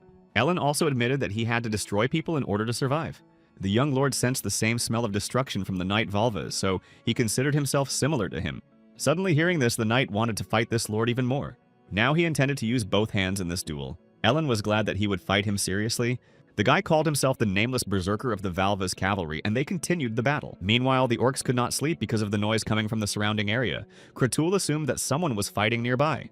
The orcs came to the sounds of battle to find out what the humans were doing there. The creatures who arrived did not understand what was happening here because Ellen was fighting some kind of human. Despite the fact that the Knight of Valvas was fighting with 2 swords, the Lord still managed to resist him. Kratul noticed that this guy was fighting on equal terms with the Lord, and he became curious to find out who this swordsman was. Killian himself wanted to know who this guy was when suddenly one of them fainted. The Knight managed to catch the Lord off guard and was about to strike with his second sword, which was free. The young Lord managed to dodge the blow in time and tried to counterattack, but his opponent dodged in advance. Ellen found confirmation of his suspicions after his unsuccessful attack. Those around them noticed that the Lord managed to pull off another feint against the Knight Valvas. The enemy's real attack came from the left side, but Ellen managed to block it. Suddenly, it became clear that another attack was coming from the right. The Lord managed to grab his opponent's arm in time, thus rendering his attack impossible. Ellen was convinced that this knight was a good opponent, and the knight also recognized that the Lord was no slouch in battle. The young Lord noticed too late that his opponent was preparing a kick, and so the knight managed to knock him off his feet. Despite this setback, Ellen intended to turn it to his advantage. The knight wasted no time and immediately prepared to strike with his sword, but Ellen dodged and also struck with his foot, ending up behind him. The opponents clashed again in battle, their eyes meeting, making it clear to each other that neither of them was ready to give up. The others did not even know which of these 2 men was the greater monster, for they fought on equal terms. Kratul asked Kart if he was sure he could stand up to this Knight Valvas. Killian had tried to fight this man and now realized that he was lucky because he had gotten off easily. Ellen suggested that his opponent did not know the weakness of paired swords. The opponent was ready to listen to this during the battle, but suddenly the young Lord used a trick and threw sand in his face. It became clear to the orcs that the Lord had managed to grab a handful of sand when he fell and used it at the right moment. The Knight of Valvas tried to dodge the sand that would have blurred his vision. This proved fatal as the knight, blinded, did not notice the Lord's impending blow. The orcs noticed that the Lord's opponent had dropped his sword, which was very untimely. It turned out that this was a feint, and the knight was preparing an attack from the right side. He also intended to deliver a direct blow to his opponent, but because sand had gotten into his eyes, he was unable to clearly see his opponent's movements. Ellen ultimately managed to bring his sword to his opponent's head first, thus emerging victorious in this battle. Those around them were shocked by this turn of events. None of them expected it to end this way. The young Lord had no doubt that the Knights of Valvas were strong, but if he had had a different sword, he might have lost to him. This sword had saved the Lord more than once, and so he cherished this weapon. The opponent immediately threw down his sword and fell to his knees before the young Lord, acknowledging his victory. The Knight of Valvas recognized Ellen Pendragon as a true warrior, and therefore intended to become his sword. The young man called himself Elkin Islam and intended to serve under the command of this young lord. Ellen was surprised that after his defeat, Elkin told him his name, and the Knight of Valvas swore to destroy his enemy. Those around him began to rejoice at their lord's victory, and on top of that, they managed to gain an excellent warrior. Suddenly, memories associated with Elkin Islam came to the lord's mind. The others noticed Ellen's strange reaction after the knight's name was mentioned. The new recruit assumed that it was the famous knight Killian, but he didn't know this because he was hearing the name for the first time. It seemed to those around him that the lord knew the name, which is why he reacted so ambiguously to it. Raven knew this guy as the Stormbird. He was the strongest knight of Valvas in his past life. The guy from the past knew that in a couple of years, Elkin could become known as the Sea Dragon, and he could also be a knight of the Duchy of Arangus, in whose name he raised his sword and became famous in many battles. Despite the fact that he was now a nobody, in the future he could become a famous hero. Suddenly the lord knelt down and asked Isley to raise his head, which surprised everyone. Isley became the lord's sword. They were not very different, as the only difference was in their roles. The young lord wanted this young man to become his comrade, and serve him throughout his life, and to become as close a friend as the others with whom he had gone through so much. Hearing these words, Isley accepted the lord's offer, for he was ready to serve such a brave man. Reed Polak suggested that this Pendragon could become the ruler of the entire world of Barrio in the future. Luton was also ready to follow this lord, but no one had yet offered them to become companions. Suddenly, the lord heard Sol's voice in his head asking if their battle was over. The new knights who had only recently arrived at the castle were shocked to see griffins and a girl with wings. Isley was also shocked by this sight. Ellen decided to ask the Dragon Queen what had happened. Sol descended with the griffins, but it was still unusual for the others to see her. The warriors felt pressure and did not understand who this girl was. Killian explained to them that she was the White Dragon's soul drake. The men were shocked to learn that this girl was a dragon. They couldn't wrap their heads around it. Ridu understood why he thought this young lady was such a mystical beauty. The commander of the knights agreed with him, but her aura made their bodies tremble. Isley was closest to this unknown person and could not move because of her aura. Ellen introduced the Knight Valvas to Sol Drake, the White Dragon's comrade in arms. Standing up, the guy suggested that this girl was a white dragon who ruled the dragons of the world. The others were surprised by Isley's calmness and became curious about who he would become in the future, since he was already so brave now. Ellen understood that Isley was mistaken in his statements because he did not know everything that the Lord knew. When Raven met Sol in his past life, he was also struck by her power, which could not be overcome by ordinary strength, for such was the might of a dragon. Isley was different from the other people who reacted violently to the appearance of the Dragon Queen. The Lord assumed that this man would surprise him until the very end. Now, Ellen planned to expand beyond their territories and search for living legends from his past life. The young man wanted to find someone who possessed wealth comparable to the treasury of the state, the young entrepreneur of the free city of Iden Dorian. He also wanted to find the one who settled in the tower in the south of Valvas and became famous as the creator of many magical items, the incredible sorceress Jean Obolon. Ivan Eater, a 20-year-old warrior who managed to defeat and subjugate all the Northern Knights with only 100 subordinates, could also become his excellent comrade in arms. Raven's memories were very valuable information. With them, he could gradually recruit people who had once climbed to the top of the world. Suddenly, a strange sound was heard. Kratul took out of his bosom the mineral that the village elder had once given him. This mineral was imbued with magic that allowed orcs to communicate over long distances. Thanks to this stone, they could easily talk to the elder. Killian was convinced that it was a useful thing. Using his magic, Kratul learned that a group of well-armed people had recently entered the Ancona forest. It was a couple of dozen soldiers who continued to advance deeper into the forest. The orc managed to find out that the group was led by a man wearing an ogre helmet. Karda assumed that this man had managed to defeat the ogre and made a helmet out of it. It seemed to him that a human being was not capable of such a thing, but if it was true, then this man could be a formidable enemy for them. Ellen was furious because he knew that there could only be one person in this world wearing such a helmet. That person was Baltai, whose memory never left Ellen's mind. The others were shocked that the young lord reacted so fiercely to this information. The lord immediately tried to find out from Kratul where this man was, and he replied that their elder was now in the orc village, so they decided to go there immediately. Meanwhile, Baltai continued to destroy villages of orcs and similar creatures as he advanced through the Ancona forest. Baltai managed to get rid of his pursuers and realized that orcs were formidable enemies. Despite this, he understood that the orcs were not as strong as the ogres from which he had made his helmet. It became known that the Pendragons were protected by the power of the White Dragon and were recruiting new soldiers, gradually increasing their strength. It seemed to Baltai that these people were doing whatever they wanted on this land and strengthening their positions. After capturing another village, he used a magic mirror to subjugate the demonic inhabitants. The centaurs were subjugated by the words of the magician who spoke to them through the magic mirror. As long as they had the Empire's shields, spears, and bows, they could be the strongest cavalry in the world. After some time, the lord and his companions arrived at the orc village, and the children were happy to see their strong inhabitants. The children were happy to see their father return home. Kratul asked them to stop clinging to him because they were pulling out all his hair. Killian was surprised to see that the ferocious orcs had such cute children. Karda assured him that even tiger and lion cubs looked like kittens. The orc children began to rejoice at the guests, but when they saw the monstrous aura emanating from Ellen, they did not dare to approach him. Killian understood that the Lord had had such an oppressive aura ever since he learned about Baltai after receiving the message from the Elder.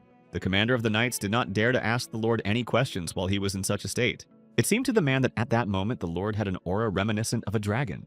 Karda asked Ellen to stop scaring their children, who were running away in terror from this man, noticing his aura. It turned out that the orc children were also afraid of Isley, who had a similar aura. Those around them assumed that this guy also liked cute things, but the children were still afraid of him. Suddenly, the village elder appeared, who thought that Lord Pendragon had arrived early. It turned out that the elder of the orc village was Kratul's father, and they were happy to see him. Noticing the Dragon Queen, the elder announced a general assembly in the village. All the residents heard the elder's instructions and hurried to gather. They had to pay tribute to the spirit of the forest guardian. Saul decided that there would be no serious conversation here for the time being, so she decided to rest on the sidelines. The Dragon Queen understood Ray's anger, but she knew that if he allowed it to overwhelm his mind, he would lose himself. Ellen Pendragon introduced himself to the elder of the orc village. Saul left them by flying up into a tree. The orc understood that this man was Gordon's son and asked him to follow him. Once they were inside, away from prying ears, they began to discuss the situation in the forest. A couple of dozen armed soldiers had invaded the forest, and this greatly disturbed the elder. These people managed to bypass his tracking magic, and he was only able to detect them once they had already entered the forest. Kratul assumed that there was an experienced mage among these people who had allowed them to bypass his father's defenses, but it turned out that they only had soldiers and a huge wolf. Still, the elder believed that a mage's help was involved. This information pointed to dangerous consequences, but the orcs did not understand what they needed to do. The elder sent a couple of soldiers to them, but none of them ever returned. Ellen tried to digest the information he had received about the huge wolf, whose strength could easily defeat an orc, and about the helmet. He was sure that it was Baltai who had led the demon slayers into the forest. The head of the settlement suggested that these people had first gone to the centaur tribe. Karda did not understand why they went to these horses. It seemed like a foolish decision to him. Relations between the Pendragon orcs and the centaurs were quite complicated. The centaurs had lived in the Ancona forest since ancient times, hunting and surviving with the help of their strength. When the Pendragons arrived in these lands, orcs settled in the forest and began to conflict with the centaurs. The centaurs hated humans, so they began to attack the orcs who were defending the Pendragons. This led to terrible relations between these races, and their belligerence only exacerbated the situation. The problem was that Ellen, as an outsider, could not intervene. Suddenly, Kylan burst in and reported an attack on the Centaur's settlement.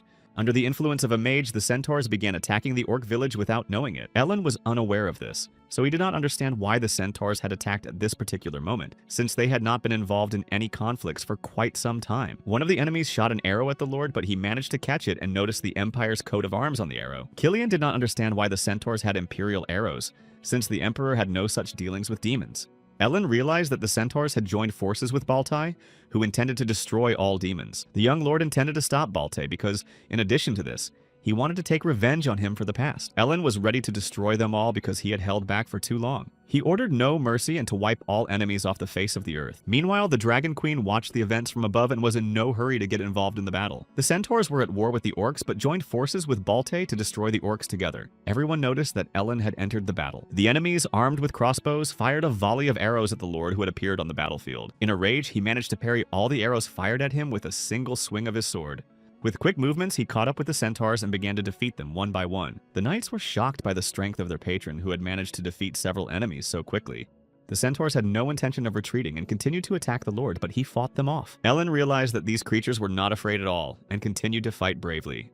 The Centaurs considered them to be villains who had invaded their forest and were therefore ready to destroy them. The opponents were confident that with their new strength, they would surely be able to achieve victory, and such statements came as a surprise to the Lord. The Centaurs fought, thinking that their actions would protect the forest, but they did not understand that they were simply being used. The orcs began to suspect that something was wrong with the Centaurs because they all behaved in the same way. It seemed to Karta that the Centaurs had never been so strong. Kratul assured him that the Centaurs had been hypnotized with magic. The fear and anger of the Centaurs was used to take control of them, forcing them to exceed their limits and become mindless berserkers. The bloody battle continued, and the Centaurs gradually managed to push back the orcs. Killian fought alongside everyone else against the crazed Centaurs and tried to strike from behind. The Centaur managed to notice him in time and fought him off with his hind legs. The knights immediately rushed to the aid of their commander, who was visibly injured by the blow.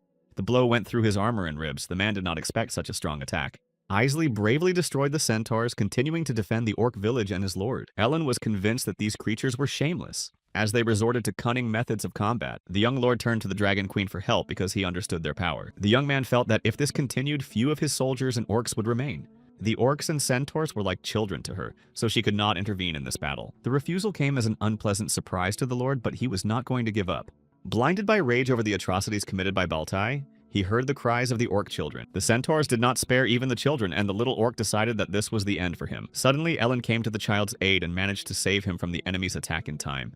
Looking around, the Lord noticed how thin their ranks had become, so he had to think of something quickly. It became clear to Ellen that they were losing, and the orc village had been almost completely destroyed. Without thinking twice, he jumped on his horse and turned to the centaurs, climbing onto the lifeless body of their fallen comrade before their very eyes. Ellen thought that centaurs were proud warriors, but fighting with the weapons of the people they hated, aiming at children, seemed to him a despicable act worthy of half-breeds.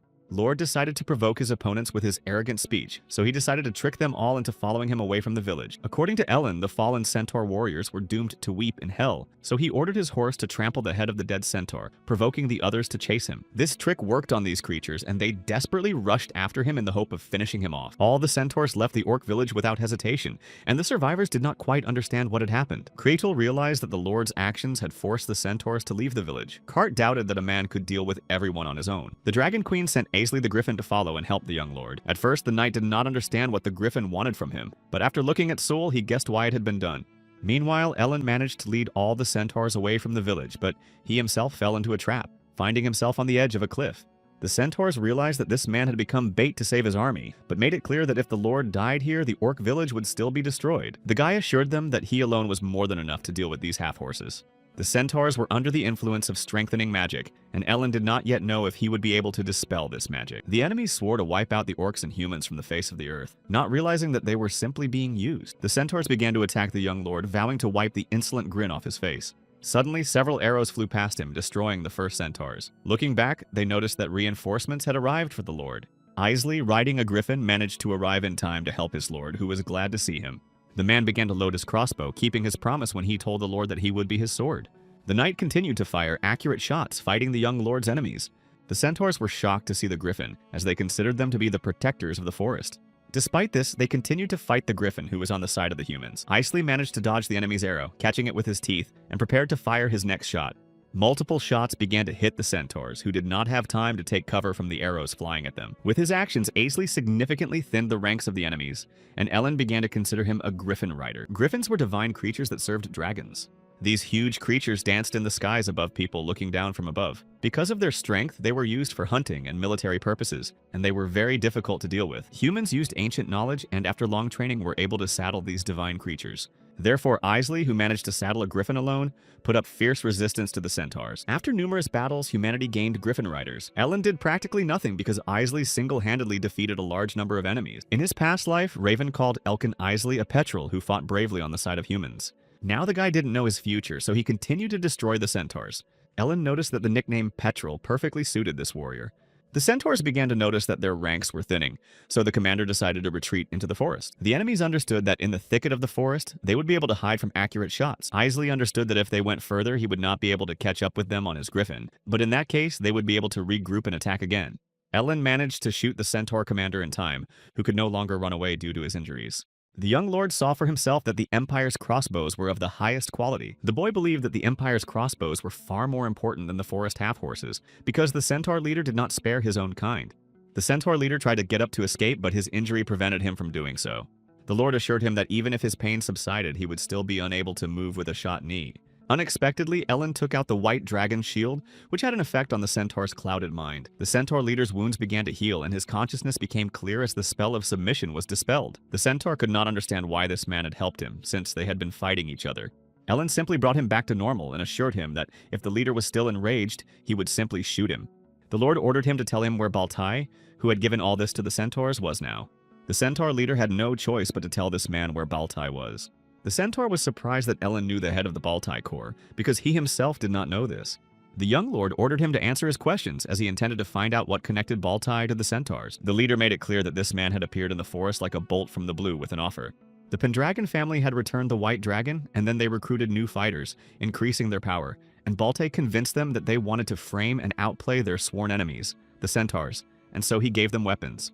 The centaurs were ordered to destroy the orc village and regain control of the Ancona forest. Judging by all these groundless accusations, they agreed without hesitation. After some time, the leader of the centaurs realized that they had fallen under the influence of magic that came from Baltai's mirror. Ellen learned about this magical mirror and understood that the centaur had no intention of lying to him. The mage who appeared in this mirror spoke to the centaurs, and at that moment, everyone seemed to lose their former calm and succumb to anger and rage. The leader of the centaurs could not remember what happened after that, but Ellen himself knew very well what happened next. After that, Aisley came down to them, and at first he did not understand what the lord who had spared the centaur had in mind. The knight tried to find out from his patron what he intended to do next. Ellen did not answer him and simply used his shield to heal the fallen centaurs. The leader of the centaurs was shocked by the man's leniency after what they had done to the orc village. The young lord was only able to heal the wounds of these creatures a little, as he did not have the strength to do more. Isley decided to find out why Pendragon had done this after what the centaurs had done to their warriors. Ellen assured him that their common enemy had prompted them to do so. The one who had awakened evil feelings in the centaurs was none other than Pendragon's people, and for this they were also responsible. The lord could not bring back to life those centaurs who had fallen in battle, so he asked the leader for forgiveness. The centaurs were warriors of the tribe and had fallen in battle, and such an end was all they could have wished for. The leader of the centaurs was convinced that this Pendragon was completely unlike his ancestors who had despised them. The centaur recognized Ellen as the rightful and wise ruler of these lands. From then on, the centaur tribe became allies of the Pendragon clan and swore to serve them faithfully. In the name of those who made them what they were, the leader swore to devote all his strength to cooperating with the Pendragon family. The other centaurs supported their leader's decision and did not contradict him. In this case, the lord began to rely on the tribe of centaurs to defend the forest as the strongest cavalry. From then on, they became allies who were ready to fight against evil. After the conflict with the centaurs ended, a sense of peace and tranquility once again filled the Ancona forest. The water spirits healed the wounds of the soldiers, who celebrated the restoration of peace with a festive dinner. After this incident, the orc children were no longer afraid of Aisley, who sat alone. The children assured him that he looked very cool on the griffin and fought for their village. The boy was glad that he no longer instilled fear and terror in children because he was actually a kind person. Meanwhile, the elders gathered in a separate room to shed light on the situation. For the first time in his life, the elder heard about the magic that emanated from the magic mirror. The elder's knowledge was insufficient to give an accurate answer about the real existence of such an object. Kratul assured them that such magic was very complex and serious, because the centaurs had been hypnotized and their anger amplified. It turned out that someone else was able to control some of the centaurs' actions. The person who did this was definitely a formidable mage. Ellen pondered this information. After this conversation, he climbed a tree to discuss it with the Dragon Queen. Saul descended to him and decided to find out what was making him so sad. The guy suggested that it was she who had directed the griffin to Isle, but it turned out that the griffins themselves had sensed the rider's aura. Ellen began to think that Isel had flown on a griffin before, but he didn't understand why the boy didn't really want to talk about it. The Dragon Queen assured him that humans were extremely complex creatures. Saul was convinced that the events that had taken place had not helped the dragon's aura of rage to consume his mind. The guy heard about the aura of a furious dragon for the first time and wanted to learn more about it. Ellen decided that she was talking about the power that had suddenly seized him. As a conduit, his body was capable of harnessing the dragon's power, and the level of control over this power depended on who possessed it. If he allowed the power to take control of him, it could cloud his mind. Despite this, there was still one unknown that he could not understand. Ellen forgot about it in moments of anger, but in his previous life, he would have already been in the Demon Hunter Corps at this point. The Corps fought in the distant southern lands in a sea of trees against the Troll King, the most formidable creature.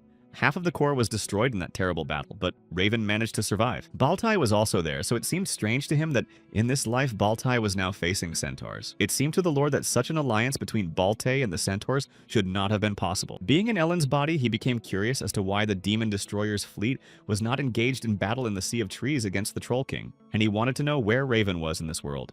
Remembering the past, he understood Baltai's words, who claimed that everything in this world was connected. The fall of the Pendragons, the extermination of the Valtai clan, and now those who were trying to destroy the Pendragon clan. Because of this, Raven decided to try to return to his hometown to understand what was happening. The Lord was ready to go to the place where the Valtai clan lost its honor in the land of humiliation. The young man did not yet know and could not have suspected what awaited him in Raven's homeland of Sisak. Meanwhile, Count Sirod and his entourage welcomed the Emperor's son into their home. Luna did not understand why such high nobility had suddenly appeared at their home in Sirod. The Emperor's son, Yang, looked down on the Count and thought he hadn't welcomed them properly. Princess Ingrid shared her brother's opinion but tried to behave as a lady should. Yang couldn't stand it and kicked over the table on which the dishes had been served in their honor. The prince considered such food to be slop and therefore had no intention of eating it. The Count was shocked by this. The man had no choice but to apologize to the prince for this embarrassment. Ingrid asked her brother to calm down because his actions could ruin her mood. His sister assured him that Jan was not obliged to finish all the food, but he was just waiting for her to finish, considering himself an exemplary older brother. Jan did not enjoy this activity. Luna did not know what to expect from these people. There was one reason why Crown Prince John had come to this village. Their neighbors were the Pendragon family. To the prince, Ellen was just a pathetic and weak worm, and the prince found it very hard to believe that he had awakened from a coma and made a pact with a dragon. Yang intended to find out from Count Seo if he knew anything about this case. Suddenly, his father turned the conversation to Luna, who had the opportunity to meet Ellen. The girl had known him before, but it seemed to her that Ellen had become a completely different person after the coma. Ellen had become bold and at the same time calm and strong. It was obvious that she had feelings for him. Jan assumed that this young lord might be better than him, so he decided to find out what Luna thought about it. The girl did not know how she would respond, but he suddenly burst into hysterical laughter. Those around them felt a strange sensation and did not understand what was happening, but the prince's aura made them nervous. The prince's aura was similar to that of a conqueror, which the emperor's family possessed. John assumed that Ellen had already managed to charm Luna. The prince was amazed, and Ingrid did not understand what had gotten into her brother. Yang ordered Lady Sirod to follow him. Luna didn't quite understand what he wanted from her. The guy made it clear to her that this was an order she had no right to disobey. Yang asked Luna if she thought Ellen had crossed the line and behaved inappropriately. Luna couldn't refuse because John was the second imperial prince. The girl considered Jan Aragon to be a tyrant, the likes of which the world had never seen. After some time, Ellen was informed that the imperial prince and princess wanted to visit him. The young lord did not understand the actions of these children, and therefore considered them fools. The advisor changed noticeably after hearing the words of his master, Ellen, who did not understand what he had said. It turned out that Princess Ingrid was his former fiancée, with whom Jan had broken off his engagement. Ellen only now learned that he had had another fiancée before Serod, and the advisor was surprised that he did not know about it. The second fiancée was a royal princess. He had heard something about her from his past life and from Aileen. The guy realized that this situation was becoming more and more complicated. A month after the incident with the centaurs, many new knights joined them. Isley took on the task of training a squad of griffin riders, thereby significantly increasing their power. In addition, Ellen managed to learn how to control the aura of the white dragon quite well. The Pendragons usually took a break every summer, so he could use this as an excuse to visit the villa near Sisak. The permission to stay at Valta's house and the search for the schemers were directly related to this visit. The fact that all this was happening right before his eyes made Ellen think that the imperial children wanted to meet with him to decide something about the engagement. The advisor did not know this for sure and therefore advised his master to be cautious. The second prince had been appointed as the future emperor and was known throughout the empire as a tyrant. Therefore, if Jan suddenly did not like one of the lord's jokes, Ellen became curious as to why the second prince had suddenly been appointed as the future emperor. This happened because the elder prince's health had deteriorated, which seemed suspicious to the young lord. Suddenly, Raven remembered that it was Jan in his past life who had wronged his brother.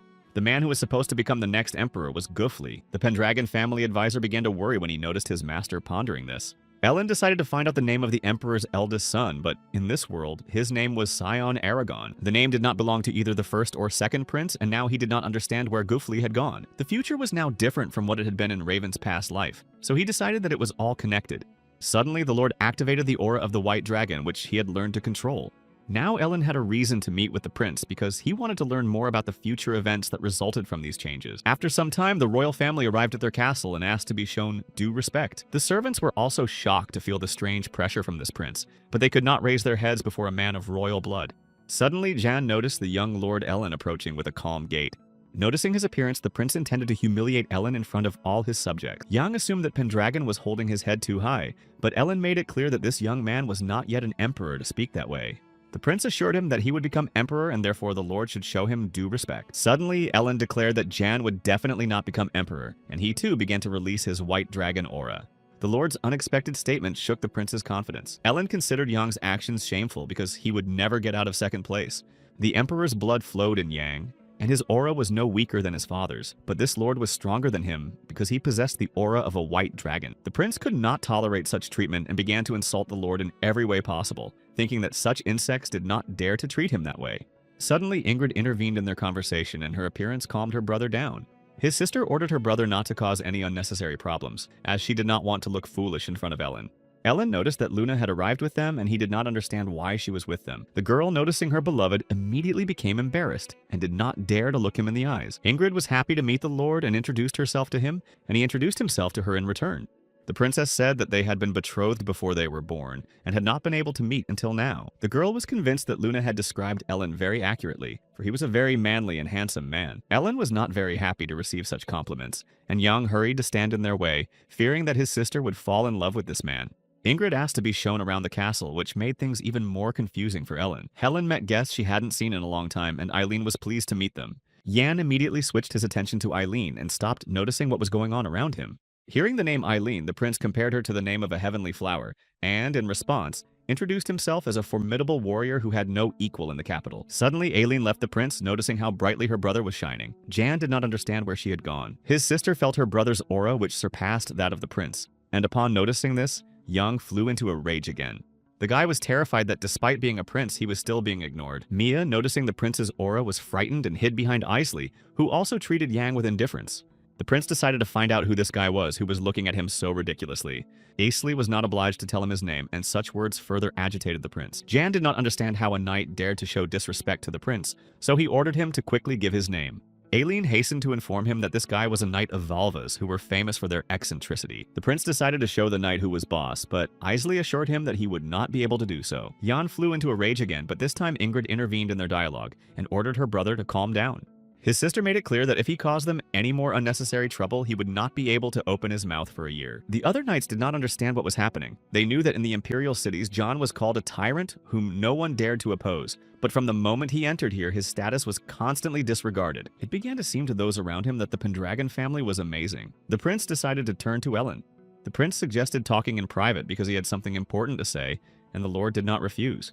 Jan assumed that this guy was afraid of him, but Ellen simply did not expect this because he also had something to talk to him about. The emperor's son noticed that this lord had changed since their last meeting. He was now like a pale, weak, pathetic worm, so he decided to break off his engagement to his sister. Ellen didn't care about this engagement to the princess and decided to find out why they had come to him again. Yan made it clear that they had not come to talk about the engagement again. The prince had not been shown the slightest bit of respect from the moment he crossed the threshold of this house, and he wanted to know what this meant on the part of his royal family. The Pendragon family had no intention of being in anyone's shadow, and Ellen intended to do as he saw fit. Suddenly, Yang could not bear such words and, jumping up from his seat, lunged at the young lord. Ellen simply splashed water on his face, thereby nullifying the attack. This made the prince even angrier, and he continued to fight Ellen. The prince managed to grab the lord and slam his head against the table, but the lord had no intention of giving up so easily. Noticing a knife next to Jan, Ellen hurried to throw it away so that the fight would not escalate into something more serious. Jan did not understand why he was suddenly released since he had every chance of winning. Ellen thought that this man was saving his strength to make such a move. The Lord immediately realized that the young man could have simply taken the knife and stabbed him, but he assured him that such an offense would not go unpunished. The owner of the estate decided to ask the prince once again why he had come to see him. Suddenly, Jan laughed. Ellen considered such a reaction abnormal. Yang admitted that this guy had cornered him. Ellen did not quite understand what the prince was talking about. The prince offered the Lord to join him, promising to make Ellen Pendragon the center of the empire. The kingdom needed the strength and power that the Pendragon family possessed. Ellen noticed that the situation had changed dramatically, but he did not want to make rash decisions. The tyrant's aura had disappeared and the prince's mood had somehow changed, so he decided to find out more about what Yang meant. Right now, members of the imperial family were arguing over who would become the heir to the throne. Besides Yang, there were plenty of other princes and aristocrats who secretly supported them. If Ellen did not mind, Yang would like to see the Pendragon family among his allies. Whether it was the gold and silver of the empire or the creation of an independent state, he was ready to reward the Lord handsomely. The young lord understood that the entire empire knew this man as a tyrant, and therefore he could not become a ruler. However, this turned out to be the true nature of this prince, and it was not clear why a man who wanted to become emperor was known as a tyrant. Suddenly, Ellen came to the conclusion that Yang did not want to become emperor at all. The Lord also suggested that the tyrant was just a cover. Yang was surprised that this man thought that way. Ellen did not need rewards, so he did not accept the offer of someone he could not trust. It became clear to the prince that this guy understood a lot for his young age because he was the first to learn about his intentions after his sister. Yang wanted his brother Xian Aragon to become emperor, so he did everything he could to make that happen. Ellen assumed he was talking about Xian, his older brother, who was bedridden due to illness. Jan could not tolerate such words as he considered these thoughts to be erroneous.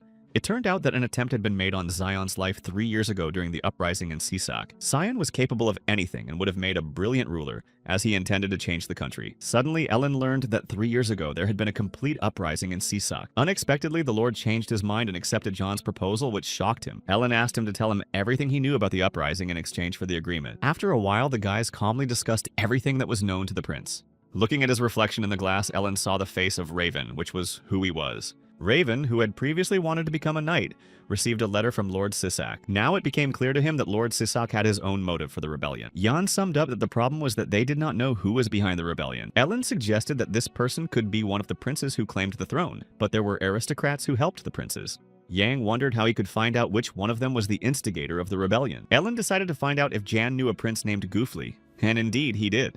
Goofly was the only son of a concubine and was a prince only by status, so he did not have much influence. The Lord was convinced that Goofly existed in this world, although he was only a nominal prince.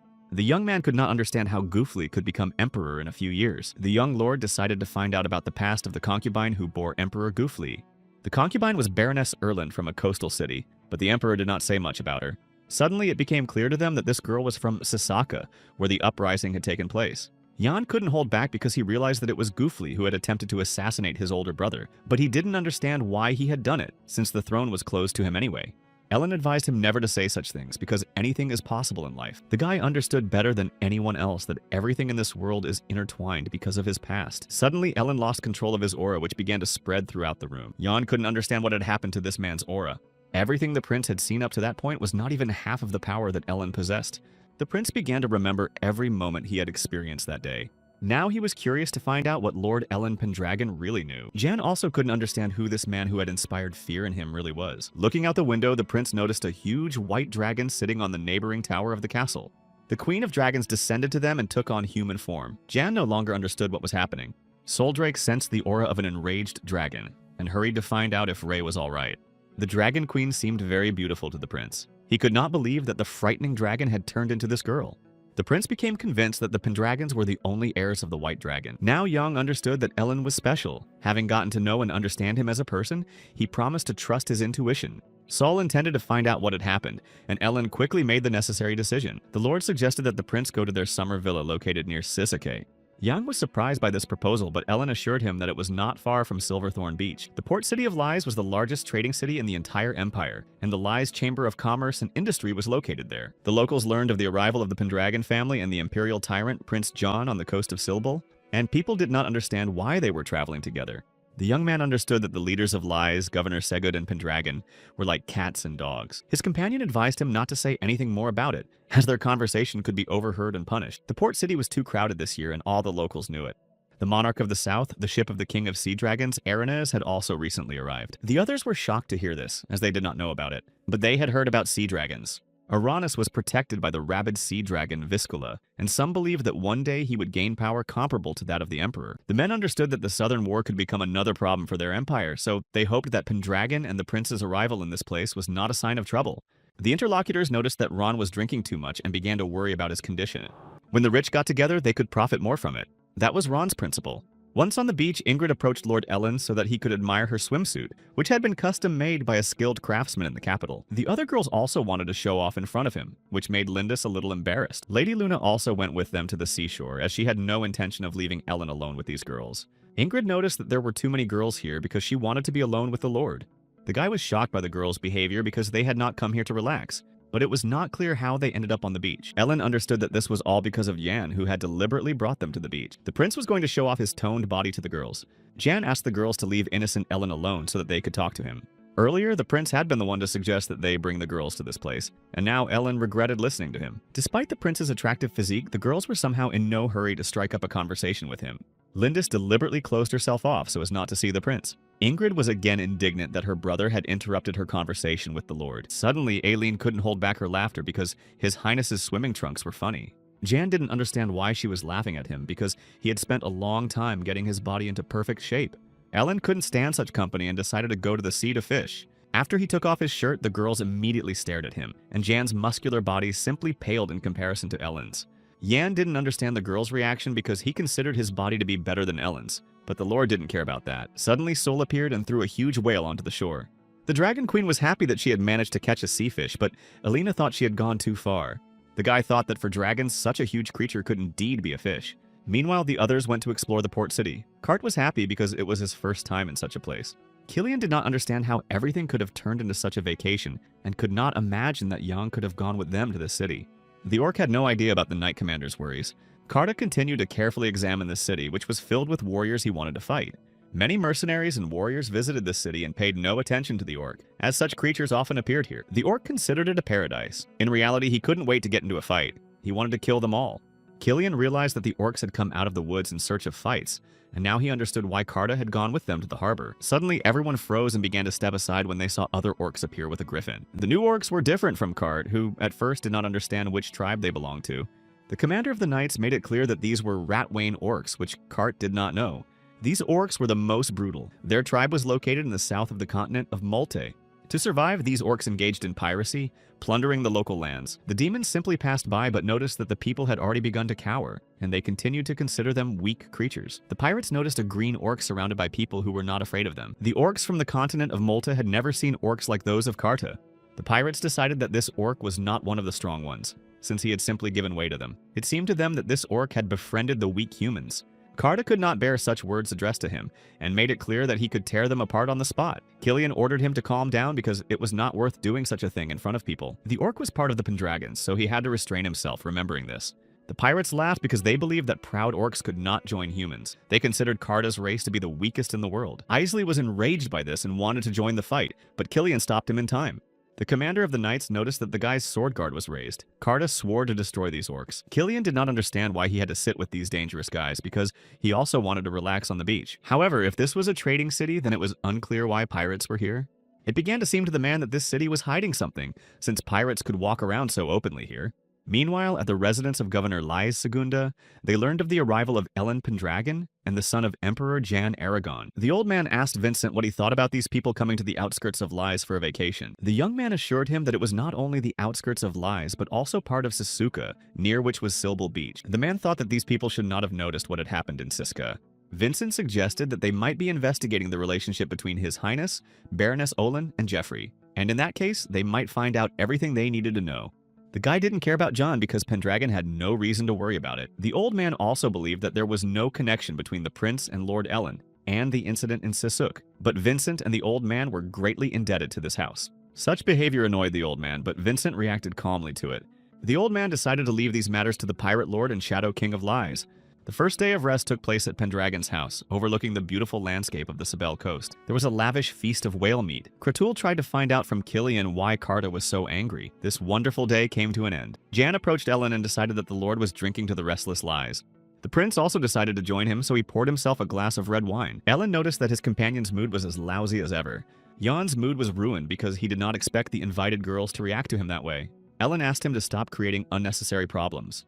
The prince thought that the lord was pretending not to care, but Ellen said that he was married and didn't care about the other girls. Jan believed that the lord did not take very good care of his concubine. Suddenly, it occurred to him that Ellen and the Dragon Queen were having an affair. This assumption turned out to be wrong when Yang saw them in the castle. The dragon had turned into a human and Ellen was talking to her. The guy was both Pendragon and Raven, so he couldn't give him a definite answer. So he decided to simply end this pointless dialogue with the prince, who would not understand him anyway. Yang considered Soldre incomparably beautiful, but he still feared her and preferred humans. Their first goal on this vacation was to investigate the attempt to destroy Prince Xian. Jian understood that Prince Goofly, his mother Earline, and Governor Segunda could be involved in this because they were all relatives. If they were behind the assassination attempt, the governor would have to take action upon learning that Prince John had arrived in Sisuk. The prince understood that these people might try to destroy him in this place. Yang considered it insolence on their part to target the royal prince. Ellen believed that the prince was not one to let them act as they pleased, and Yang was already eagerly awaiting the moment to avenge his brother. Now was not the most appropriate time for this, because first they needed their enemies to take the bait. This was the information he was able to glean from their common enemy's plan. Yang knew this feeling firsthand and therefore considered it instinct. The prince also thought that it might be something more, but he did not dare to talk about it with Ellen. The emperor's son could not understand what Ellen Pendragon was really up to. Next to the Lies dungeon was the popular Orc Archipelago bar. The knights passing by were shocked that a human had entered a place where orc pirates gathered. That man was Vincent. He had come to this place specifically to carry out the governor's plan. The pirate assured him that this guy drank like a real man, but he tried to behave with restraint in this place. After drinking a mug of ale, the man suggested that they get straight to the point and wanted to know what the governor wanted. Vincent made it clear that the old man wanted to deal with the snake and the cat who had recently arrived in the city. The pirate considered this a bold decision, thinking that the governor intended to destroy the prince.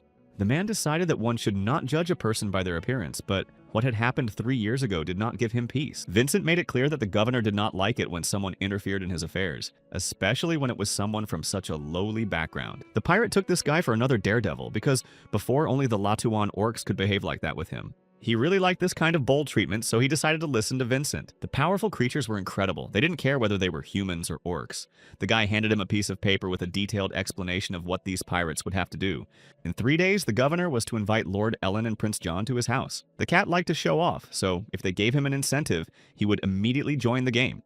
The pirate realized that Yuan was a minor tyrant from the imperial capital and was ready to play with him as long as he wanted. Vincent decided to find out from this pirate whether he was human. Suddenly, his interlocutor became enraged by this question, and the guy realized that it was unnecessary. A frightening aura began to emanate from this man, which made it difficult for him to breathe calmly. The pirate decided to find out what Vincent himself thought about whether he was human, but the guy did not have time to answer.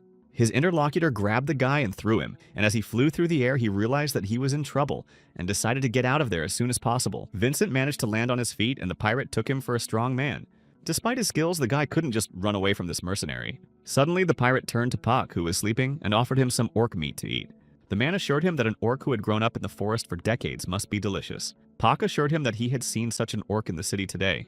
Pak decided to find out what would happen to the newcomers if he took the meat for himself. The pirate intended to eat the meat of the lord and the prince, so they decided to destroy these guys right away. The leader ordered them to undress the girls and then eat them too. The orcs had no objection to this.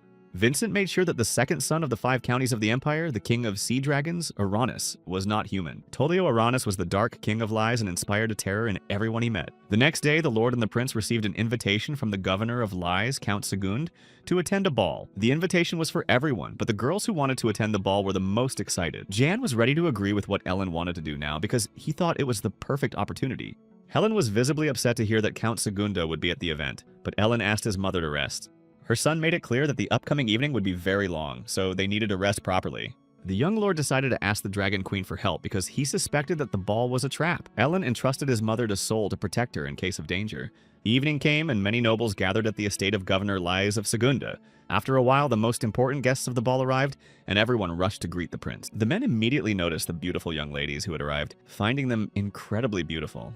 Then the prince came out with a young lord who also seemed handsome to the ladies. Despite the fact that they themselves were nobles, it was an honor for them to welcome them to this estate. Suddenly, a terrifying scream rang out from the orc, who was furious that everything was not as he had been promised. Karda could not understand what was happening here because he had been promised a battle. The orc considered those around him to be dressed up pigs who were worthless, but he had been told that there would be something to see here, so he was expecting something cool. Karda wanted to see warriors to defeat them, but his lord hurried to calm his subordinate down. A servant appeared and thanked the young Lord Pendragon for his arrival. Vincent introduced himself as a knight under the command of Governor Segund. The young man was pleased to meet him and immediately invited him inside. Ellen noticed the aura emanating from the knight's eyes. It was said that only those with vast combat experience had such an aura. This made the young lord curious, and he decided to take a closer look at the place. Vincent asked all the new guests to follow him to the estate. Jan noticed that the knight's gait was calm and his posture did not waver an inch. The guests entered the hall where the other guests were and began to greet each other. Governor Torio Segundo approached them. He had not seen Prince John for a long time. The prince emphasized that they had not seen each other for 3 years and that many things had happened in the imperial castle during that time. The governor assured him that he had not seen Princess Ingrid for more than 5 years and thought she had become more beautiful. Then the old man greeted Lady Eileen, who had become so beautiful since their last meeting. The young lord found the governor's behavior very suspicious. Torio also greeted Lord Pendragon, about whom there were many rumors. The governor was aware that this lord had managed to make a pact with the White Dragon, and had also led griffins and orcs. The old man intended to find out why the Duchess had not come with them. Ellen made it clear that his mother was unwell, so she had stayed at the estate with his sister. The governor was saddened to hear this and promised to send his best healers to her. Torio also promised to visit the Duchess personally. Ellen thanked him for this but asked him to refrain from doing so. The young man assured the governor that if anything went wrong, it would cost him dearly. The old man suspected something was wrong with his words, but wished them a pleasant evening. The prince immediately found the governor to be an unpleasant person, and the lord felt the same way. Ellen had heard that he had proposed to his mother long ago, but she had refused him. More than 20 years had passed, but the governor was still persistent. In addition, this knight, Vincent, also seemed suspicious to Ellen, and he wanted to find out what kind of person he was. Vincent was the most trusted vassal of Count Segund. He had arrived in Laz 2 years ago and quickly rose to prominence. It was said that he did the Count's dirty work, and that was how he managed to rise so high. Ellen suspected that Vincent might be somehow connected to the situation in Sisuk. The prince suggested that the lord enjoy the evening and asked him not to drink too much. After a while, the guard noticed some people who also intended to attend the ball. Tolio Uranus heard that a party had started here and hurried to get in. The pirate killed the guard and intended to take his clothes so that he could enter the ball in decent attire. The man dressed appropriately for the holiday, which he intended to turn into a riot, as the governor wanted. Now the pirates were going to have fun from the bottom of their hearts because they wanted to destroy everyone who was there. Governor Torio Segundo was convinced that Pendragon was a brave young man and decided to find out what Vincent thought of him.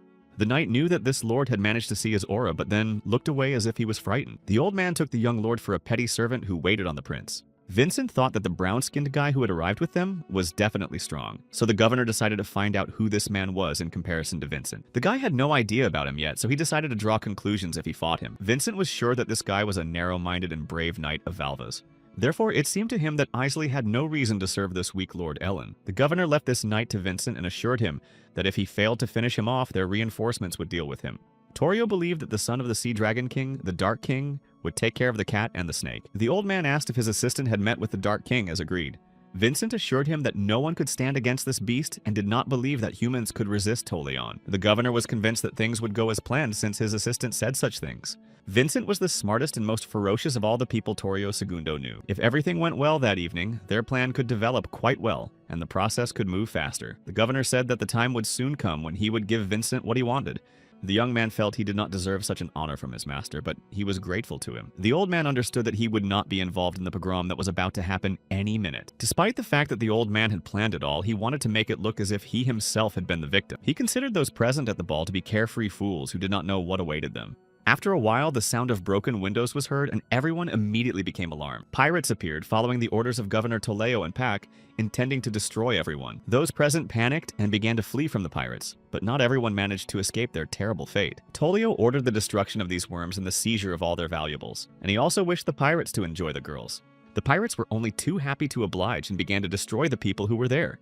The governor, noticing the chaos caused by the pirates, decided that Toleo had gone too far with his task. Vincent, on the contrary, considered it a magnificent job because the pirates did everything so that the governor would not have any suspicions. Based on this, the guy decided to start his work too, and Torio hurried to find a safe place so as not to get hurt. It was difficult for the girl to run away in high heels, and they understood that if they fell, it would be the end for them. Unexpectedly, the pirate commander appeared in their path and had no intention of letting them escape. Tolio's monstrous aura affected the girls, who could no longer move. The pirate began to choose who he would destroy first. The girls were terrified, and it became harder for them to breathe. Ingrid couldn't understand what had happened to them because she couldn't breathe normally. The pirate chose Luna. The girl found the situation familiar, like when she stumbled upon the orc in the forest. Tolio chose Luna and was about to strike the girl a blow that would send her to the other world. Suddenly, Ellen appeared and managed to save the girl in time. The girls rejoiced at their savior, believing that the young lord would be able to protect them. Ellen asked if Luna was hurt, and the girl made it clear that she was fine, feeling a little embarrassed by this. The pirate took them for fools who had swallowed his bait and were starting to get cocky. After that, an arrogant prince appeared and called Toledo a huge, clumsy pig. Jan made it clear to the pirate that he would not be fighting alone, as he also intended to fight. Isley and Carta also rushed to them, eager to engage in battle with a strong opponent. The pirate realized that he had fallen into a trap, and the guys were happy that they had managed to turn the situation to their advantage. Despite this, Toledo still considered them fools who believed in their own insignificant powers. The pirate declared that no matter how many mice they gathered, they still wouldn't be able to do anything against a cat. Toledo thought that 4 against 1 was a little unfair, but he was confident of victory. Therefore, he decided to deal with the incompetence first, considering Ellen to be a complete weakling. Noticing the monstrous aura of his opponent, the Lord prepared to repel his attack. The young Lord managed to dodge the attack in time, and the blow fell on the floor, which immediately collapsed, causing everyone to fall down. Watching the events from a safe place, the governor was upset that they had broken his staircase. None of them were hurt. Carta did not understand what was wrong with this pirate. His actions forced them all to return to the first floor. Pak noticed Carta, whom he had met in the central square of the city. The orcs were tired of fighting humans, so they were happy to fight their own kind. Carta recognized Pak. They were ready for such a battle because that was all they wanted. The orc declared that the castle would devour the enemy while drinking excellent beer from the restaurant. Toledo was with John and the rest were on the other side of the staircase. The pirate was happy because now he could fully enjoy the destruction of the prince and the young lord. Jan was the first person Toledo intended to destroy, but the prince himself thought otherwise. The guy assured him that such power was not suitable for a pig like Toledo because he knew that the advantage was on his side. The prince thought that his opponent's strength would have little effect on the outcome of their battle. Aileen began to worry about Jan, but Ingrid assured her that her brother would be able to handle it. The princess believed that her brother was extraordinary, as he was considered the best in the capital when it came to technique. Her sister had never seen Jan lose in any of the battles he had fought. The pirate engaged in battle with the prince, who began to skillfully parry all of his blows. The girls noticed a surprising series of attacks on the prince. It seemed as if the pirate had no answer. Jan felt nothing when their swords touched. The situation was different from what the girls thought.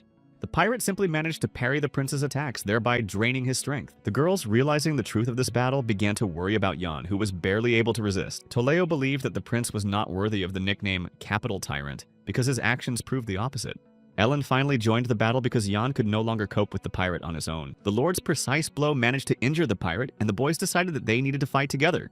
Toledo was surprised by the cut on his cheek. He couldn't remember the last time someone had managed to draw his blood. Therefore, the pirate decided to change his choice and set out to deal with Ellen first. The pirate's lunch was getting more and more interesting. He took out his shield because the fight was starting to look much more serious. Toledo asked them to try their best because if they lost, he would take care of those girls. Meanwhile, Aisley managed to deal with the orcs and rushed to help the Lord and the prince. Suddenly, an obstacle appeared behind him, which was not going to let him get to the pirate. Noticing the enemy in time, he rushed to deliver a crushing blow, but his opponent dodged. Aisley immediately realized that it was Vincent who had greeted them at the entrance, and he managed to knock the weapon out of his hands. The Knights of Valvas never forgot the auras of the warriors they fought. Vincent had a reason to get even with Aisley, so he suggested that he be more serious. The Lord and the prince continued to fight bravely against the pirate who had unleashed his aura. Jan intended to try to create an opening so that Ellen could try to finish off the enemy at that moment. It was unexpected for Ellen to hear this from the prince, who always wanted to show off. The young man did not want to admit it, but even though he was one of the masters of the capital, after crossing swords with him, he understood something. Jan realized that of the two of them, only Ellen could defeat this monster. The prince admitted that the young lord was stronger than him, and Ellen continued to be surprised by his words. The Lord assured him that he would not allow the prince to die here so easily. Jan was delighted with his statement. Taking these words into account, they began to attack the pirate, who was now on the defensive.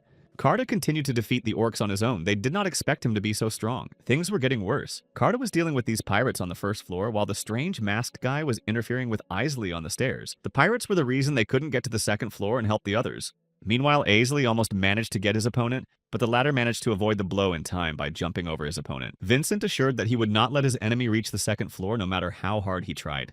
Despite being outnumbered, Toledo still managed to hold off his two opponents. While the pirate was distracted, Ellen Yang tried to strike, but he managed to notice it in time. Using his shield, he blocked the blow, but the prince continued to press on him, and Ellen was not far behind. Toledo assured himself that it would be very easy to deal with these two, as he considered them insignificant. Another series of blows rained down on the pirate, who easily managed to dodge them. The prince could not understand how this opponent managed to move so quickly away from their attacks. Ellen managed to inform John in time that the enemy had run behind him to strike. With a deft movement, the Dark King managed to break the prince's sword and was sure that this would be the end of him. The pirate did not expect the unarmed John to grab his arm and prevent him from properly parrying Ellen's blow. The prince made it clear to the Lord that now was the best moment to attack. Despite this, the pirate deliberately dropped his sword and tried to strike the prince. With skillful movements, he threw off the guy who was restraining his actions. Jan flew straight into Ellen, who wanted to attack the enemy. Toledo immediately approached them to strike. The attack caught the young men off guard and knocked them to the ground. It became clear to them that it would not be easy to defeat the pirate. Jan was distracted by Alina, who had been seriously injured during the battle and therefore did not have time to react to his opponent's blow. The girls watching what was happening began to worry greatly for their brothers. Toledo declared that people were nothing more than food to him, and after that he believed in his victory. Isley, fighting on the stairs, noticed that the prince and lord were getting worse. Thanks to this inattention, Vincent managed to strike the knight Valvas. After scattering the men to the sides, the pirate decided that he had finally managed to deal with them. Seriously injured by the blow, the men were unable to quickly recover and continue the fight. Toledo intended to deal with the girls by that time and began to choose which one to eat first. The girls were horrified by what they saw, unable to believe that the lord and prince had been defeated. Suddenly, Ellen managed to get to his feet, and even the pirate was surprised that a man could stand up after such a blow. The young lord's right arm looked like a piece of steak, so the Dark King was sure that this guy would not put up much resistance. Ellen acknowledged that this opponent had impeccable strength and technique and did not break away from the blows. The lord concluded that if that was all he was capable of, then he was weaker than him. Toledo suggested that this man had already fought someone like him. The pirate decided that this guy had lost his mind after his powerful blow. The opponent couldn't understand the lord's breakdown even if he explained everything to him. Toledo was strong, but he was no match for the one who destroyed half of the demon destroyer's fleet. The most cunning and cruel creature was the Troll King, but when Raven defeated him, he received his eternal body.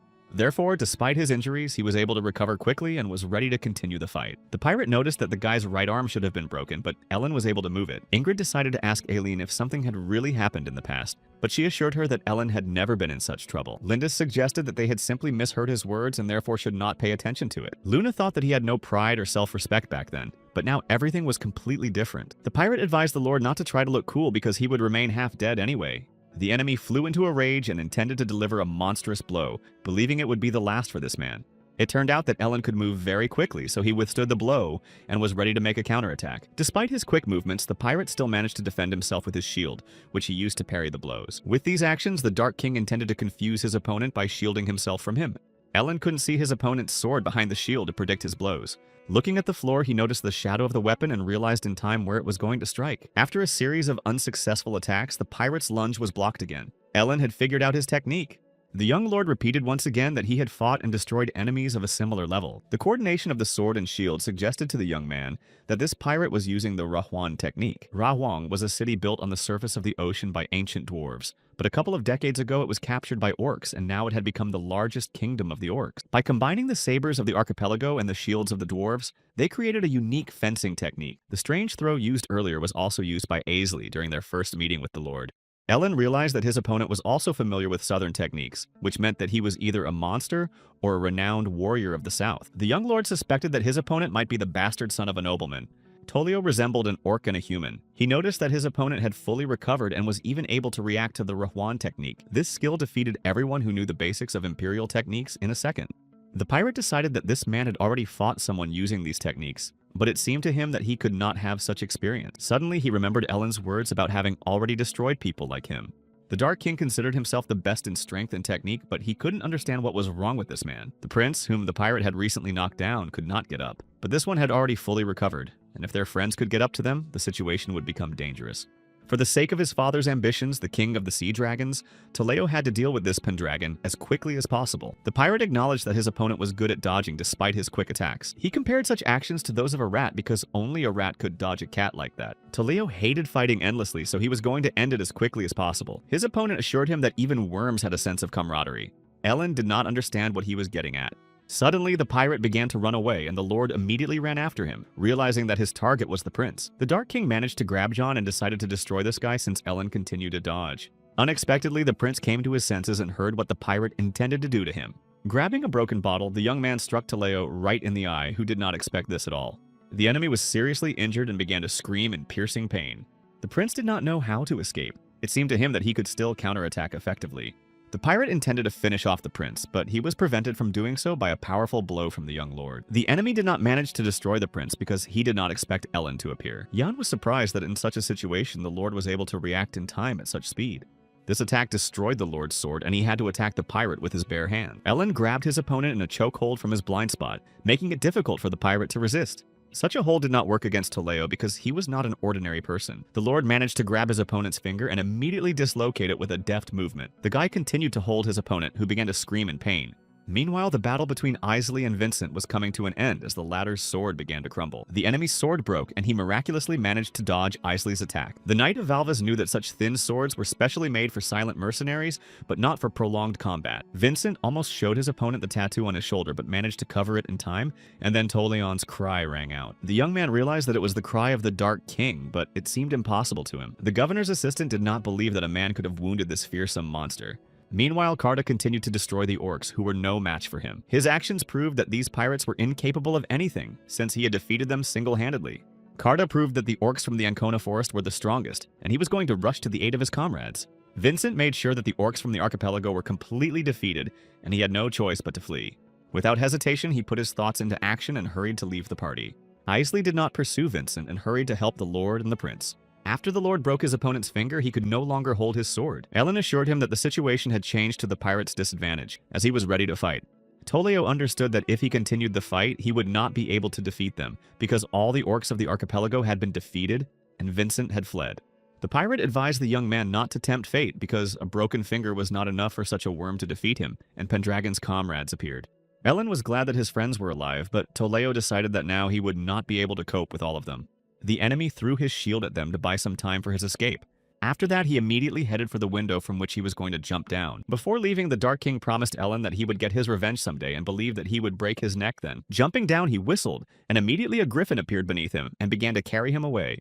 His comrades could do nothing about it and therefore did not pursue him further. Ellen managed to injure the pirate's arm and eye, so he believed that the pirate would not be able to attack for some time. Isley reported to the Lord that he had also been attacked by Knight Vincent, who had met them at the estate. Based on what he heard, the prince realized that this had all been planned in advance by the governor. The young lord assured him that such accusations would be insufficient to prove Torrio Segundo's guilt. Ellen decided to ask his subordinate if the knight was strong. Isley thought about his answer.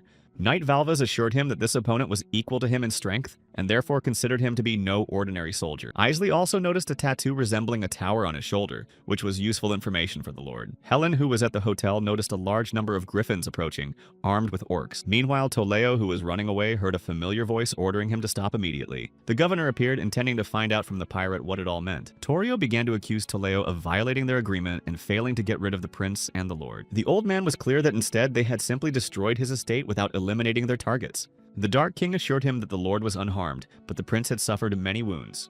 Therefore, he was going to ask a healer from the south to finish off the prince.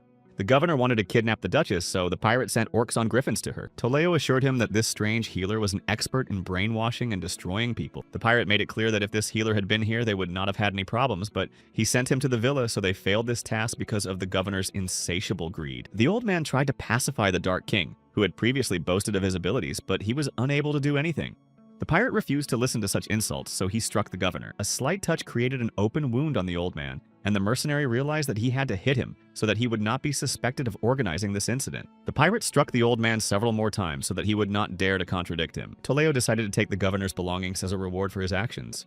Meanwhile, the griffins of the Dragon Queen entered the battle against the attacking Rack to protect the Duchess, and the orcs also joined the fight. The enemies did not understand why they were being pushed back, since they had the advantage in numbers. Killian also joined the battle as he had been tasked with protecting Lady Helen. The opposing side managed to put up a good fight against the archipelago's orcs. The commander of the knights explained to his allies that he had used his reinforcement skill in this battle. Kratel used his magic to strengthen the allied warriors so that they could easily win. After the incident with the centaurs, he had a reason to learn this enhancement skill. Some people watched what was happening with the help of a magic sphere and saw that the most famous orcs of the archipelago were repelled by Pendragon's insignificant army. Sir Galata made it clear that this was possible due to the use of an enhancement spell. The man suggested that they were not the only ones who could do such things, because their opponents used a different level of magic. The men sensed an ominous aura emanating from this sorcerer and believed that this was his true power. This power was capable of destroying hundreds of knights and mercenaries, but Galata considered it mere bait. While the others were dealing with the pirates at the governor's estate, they wanted to kidnap the young lord's mother. The sorcerer and his assistants followed the orders of the Dark King. Using a magic spell, Galata intended to find out where the Duchess was. The Duchess and her maids hid in one of the rooms. Tata was afraid of this situation because she did not want to die. Helen asked them all to calm down because their soldiers were fighting outside and would not let the enemies in. The woman wanted to believe this, but she understood that anything could be expected from the enemy. Suddenly, the thick metal doors that protected them caught fire. A sorcerer and his pack entered the Duchess's room to kidnap her. The beggar asked the woman how she was doing and ordered his subordinates to tie her up immediately. The sorcerer made it clear that if she resisted, he would turn everyone around her to ash. Kazal and Tata did not want to turn to ashes. They were very frightened by what was happening. The Duchess understood that she had no choice and assumed that these criminals were following the Duke's orders. Golota asked her to stop talking so much because it did not concern him. Suddenly, with the help of magic, he managed to tie Helen up and cover her mouth so that she could not call the knights for help. The maids noticed that their mistress had been tied up but did not dare to help her. The sorcerer gave the order to seize the woman, and his henchmen took her and carried her away to their master. The men were delighted that they had managed to kidnap the Duchess so easily without suffering any losses in their ranks. Suddenly, the Dragon Queen appeared in their path, determined not to let them escape with Helen. With a single movement, she destroyed all of the sorcerer's men who were horrified by what had happened. Helen began to hope that Soldrake would be able to help them, because she had no one else to count on. The Dragon Queen incinerated the criminals so thoroughly that not even blood remained. Golota noticed a blade made of aura in her hands. Before this incident, Golota had destroyed thousands of knights, nobles, and dignitaries, but now he found himself in a completely different situation. For the first time in his life, the sorcerer was truly frightened by what was happening. The sorcerer was convinced that this girl was definitely not human, because in addition to her magic, she had wings on her back. The Dragon Queen was able to create aura blades with her bare hands. Golota knew that only the dragon race was capable of such a feat. The sorcerer was unable to defeat Sol, who decapitated him with a single movement. Meanwhile, Ellen and the others were returning from the governor's estate. Aisley acted as the coachman and drove their carriage. Ingrid used the Pendragon shield to heal her brother's minor wounds sustained in battle. Yang was convinced that the shield's healing abilities worked wonders. The prince wanted to find out what the hell was going on with Ellen's body, which had managed to fully recover from a serious blow in a matter of seconds. Jan saw with his own eyes how the monster's shield flew into the young lord, but he was still able to get up and continue fighting. Ellen blamed it all on the power of the White Dragon because he couldn't tell everyone the real situation, but everyone believed it except Luna. Meanwhile, the defense managed to repel the attack of the enemies, and the griffins flew away from this place. Killen was delighted that they had completely defeated the enemy army through their joint efforts. The Latuan orcs were completely defeated, but none of the defenders were harmed thanks to Kratul's strengthening magic. The knights and orcs, realizing their victory, began to call themselves the Invincible Army of Pendragon. Kratul made a great contribution to this victory, so he was noticeably tired from the energy he had expended on his strengthening magic. Helen expressed her gratitude to the Dragon Queen for not allowing her to be stolen. Ray asked Sol to protect her, so she simply complied with his request. The woman did not understand the Dragon Queen, but assured her that she was not obliged to protect all Pendragons. The Duchess believed that Soldrake should only defend those with whom she had a contract. Sol noticed the confusion on the woman's face and understood that she missed her husband very much. Earlier, when Gordon was alive, she had seen a white dragon in this form. It was then that the Queen of Dragons first appeared before the eyes of the then young Helen. The Duchess looked at this beautiful creature, which was stronger than any human, but when she saw how they looked at each other, she felt envy. Helen was jealous of her husband, who looked so intently at the Queen of Dragons, but she could do nothing about it. Now, when Sol looked at Ellen, there was pain in her eyes. It seemed to the Duchess that the Dragon Queen was remembering something as she looked at her son. Now the woman began to understand this feeling and asked for forgiveness for her misunderstanding. Helen also asked Soldrake to protect her son now and always because no one else could do it anymore. The woman understood that her son, Ellen, might be a completely different person. As a mother, she didn't care that he might become someone else. She still wanted protection for him. Despite these assumptions, Helen loved her son deeply and wanted only the best for him.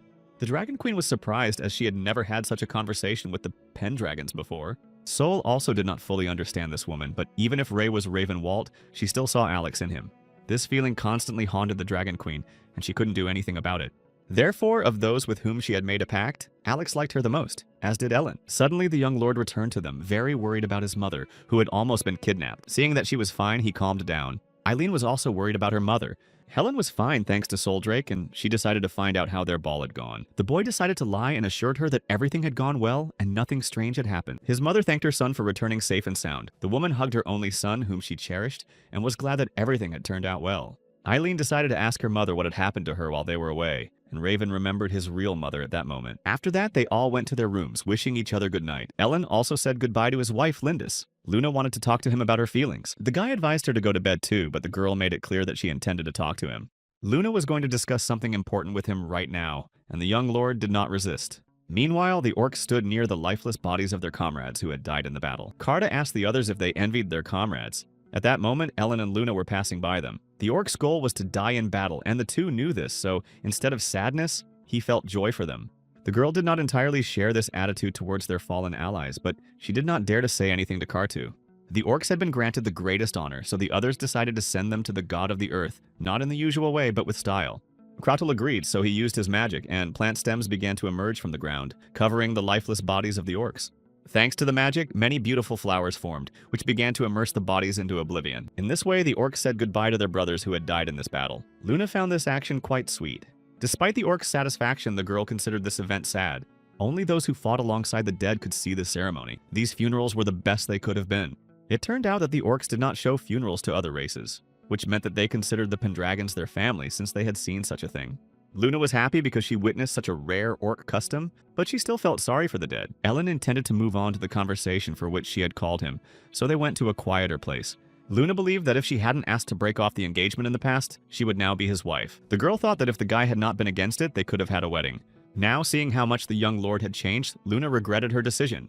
However, the breakup of the engagement was the family's decision, so she decided that nothing could be changed and gave up. When Ellen traveled to the mausoleum, she continued to look at him during the trip. All this time, he continued to save her, and she couldn't just ignore her feminine feelings for him. Luna felt that her feelings for him would never go away, and even now, thinking about it, she couldn't stop loving him. Ellen asked for forgiveness and said that these feelings were not mutual because he was indifferent to her.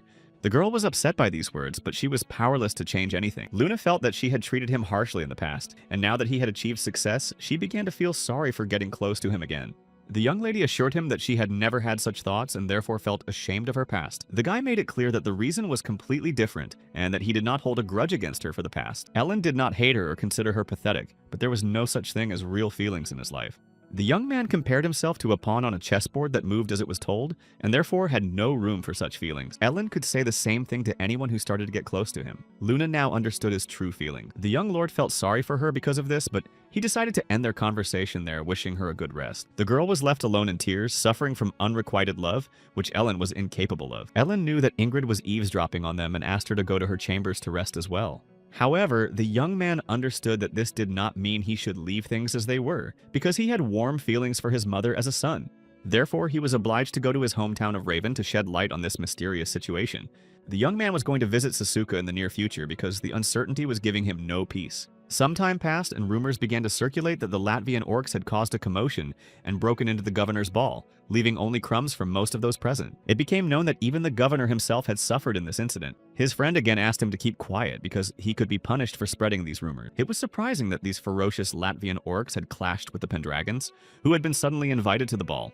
The Pendragon knight scattered the orcs. Vincent, who worked at this bar, continued to listen to what those around him were saying. The guy couldn't forget that the Ancona orc had single-handedly defeated all the Latvian orcs. One of those who fought him was the knight Valvas, and he couldn't get that out of his head.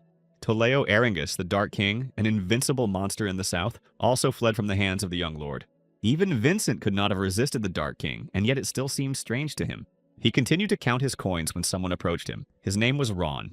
The man reported to his boss about an incredible business opportunity that had only just become available to them. The man who had the whole city buzzing, Ellen Pendragon, came to their establishment. Vincent was shocked by this, but he had no choice but to meet with Ellen. The Lord believed that such equipment could destroy small and medium-sized businesses, and he thought that this guy was making a lot of money. Vincent did not want to talk to him about it, but the Lord noted that Governor Seguda had done a good job with the economy of Lewis. Ellen believed that the governor had been helped by fantastic subordinates who had also contributed to the economy. Vincent offered his guest a drink, but unexpectedly dropped the wine glass and the Lord tried to catch it.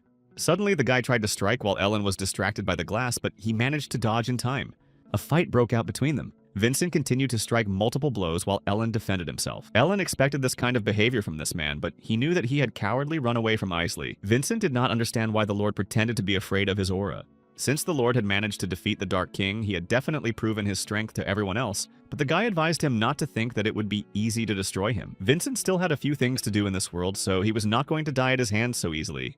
With the help of the power of this trading chamber, Vincent could reduce the economic gap with the Empire and improve the economy. Therefore, the young lord intended to make a deal with this man for the common good. Ellen had not come to kill him, and he was surprised to learn of his true intentions. It turned out that the young lord wanted to buy the master of the Sumark Tower so that he would fight under his command. Ellen did not immediately notice that, although Vincent was an unremarkable name, the guy was shocked that his secret life had been revealed. Remembering Isley's words that Vincent had a tattoo of the tower on his shoulder, Ellen immediately understood everything. The Sumarak Tower was not widely known, but the lord knew 2 facts about it. All the members of the team had tattoos of the tower. Their talents were outstanding in completely different fields, and they called their leader the Master. For the sake of the whole world, they preached the path of justice. Rave had heard stories about them in the Demon Hunter Corps. Ellen believed that Vincent was the one who was going to strengthen Lewis's position and seize control of all the coastal cities of the Empire. Thanks to the power of the chamber, he wanted to unite small and medium-sized businesses and through joint efforts, put pressure on large merchants and nobles to reduce their incomes. Vincent wanted to prevent them from becoming too powerful and was surprised that the Lord had learned of his plan. The young man had never told anyone his real plans and therefore did not understand how this man had found out. Ellen understood that this was how he wanted to eradicate economic disparities in the empire, but it was too much for one person to handle. The gray glimmer of sunset Ron Vincent intended to radically change the economy, but did not know that he could not do it alone. This man's name was known in Raven's past life. He was also one of the heroes of that time. Ellen understood that Vincent, with such knowledge, had no reason to simply work for Count Sagun. The young man assured him that the old man was very noble, that he wanted to work with him regardless of social status, and that he skillfully used Vincent to build the economy of Laos. Thanks to this, the population in the area became richer, but because of the profits, the governor wanted to destroy Ellen and Yan. The young lord suspected that Prince Sion was also involved in this deal, but Vincent did not understand what was going on. The foolish nobles, like the royal family, craved power and influence and did not care who won and who died. Vincent didn't care either because his goal in this world was the health and safety of the people. Besides, all the nobles were similar to Count Segunda and wanted only money and power. Ellen asked if he belonged to this group of nobles, but Vincent still did not understand. The young lord asked the boy to come to the Pendragon territory sometime to visit them. After seeing the territory, he would be able to make a more informed decision. Ellen advised him to cut the Pendragon's income if he thought it would help the common people. If the lord accepted Vincent as an ally, he wanted to learn all of Count Sagun's schemes. Ellen admitted that this was one of the advantages of his deal, but the essence of it was completely different. In that case, Vincent decided to try working with this young lord after all. As he left, Ellen asked him for a few gold coins and assured him that he would await his visit. The lord left him a similar amount for beer as he wanted to appear generous to his future ally. Evening came and the young ruler returned to his hotel, where the prince was waiting for him. By that time, John's wounds had healed thanks to the magical healing shield. The hellish adventure had been terrible, and he believed that Ingrid would be traumatized for life. Despite what had happened, John was not ready for Ellen to take his sister away.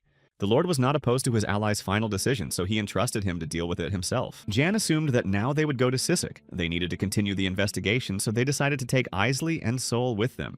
The prince thought that the three of them would not be able to cope because they did not know what the enemy was planning. Ellen understood that Jan himself had seen his and Isley's power at Governor Segan's estate, and Sol was stronger than all of them put together. Yang was not surprised by this because he understood that Sol was a dragon monster who had taken on human form.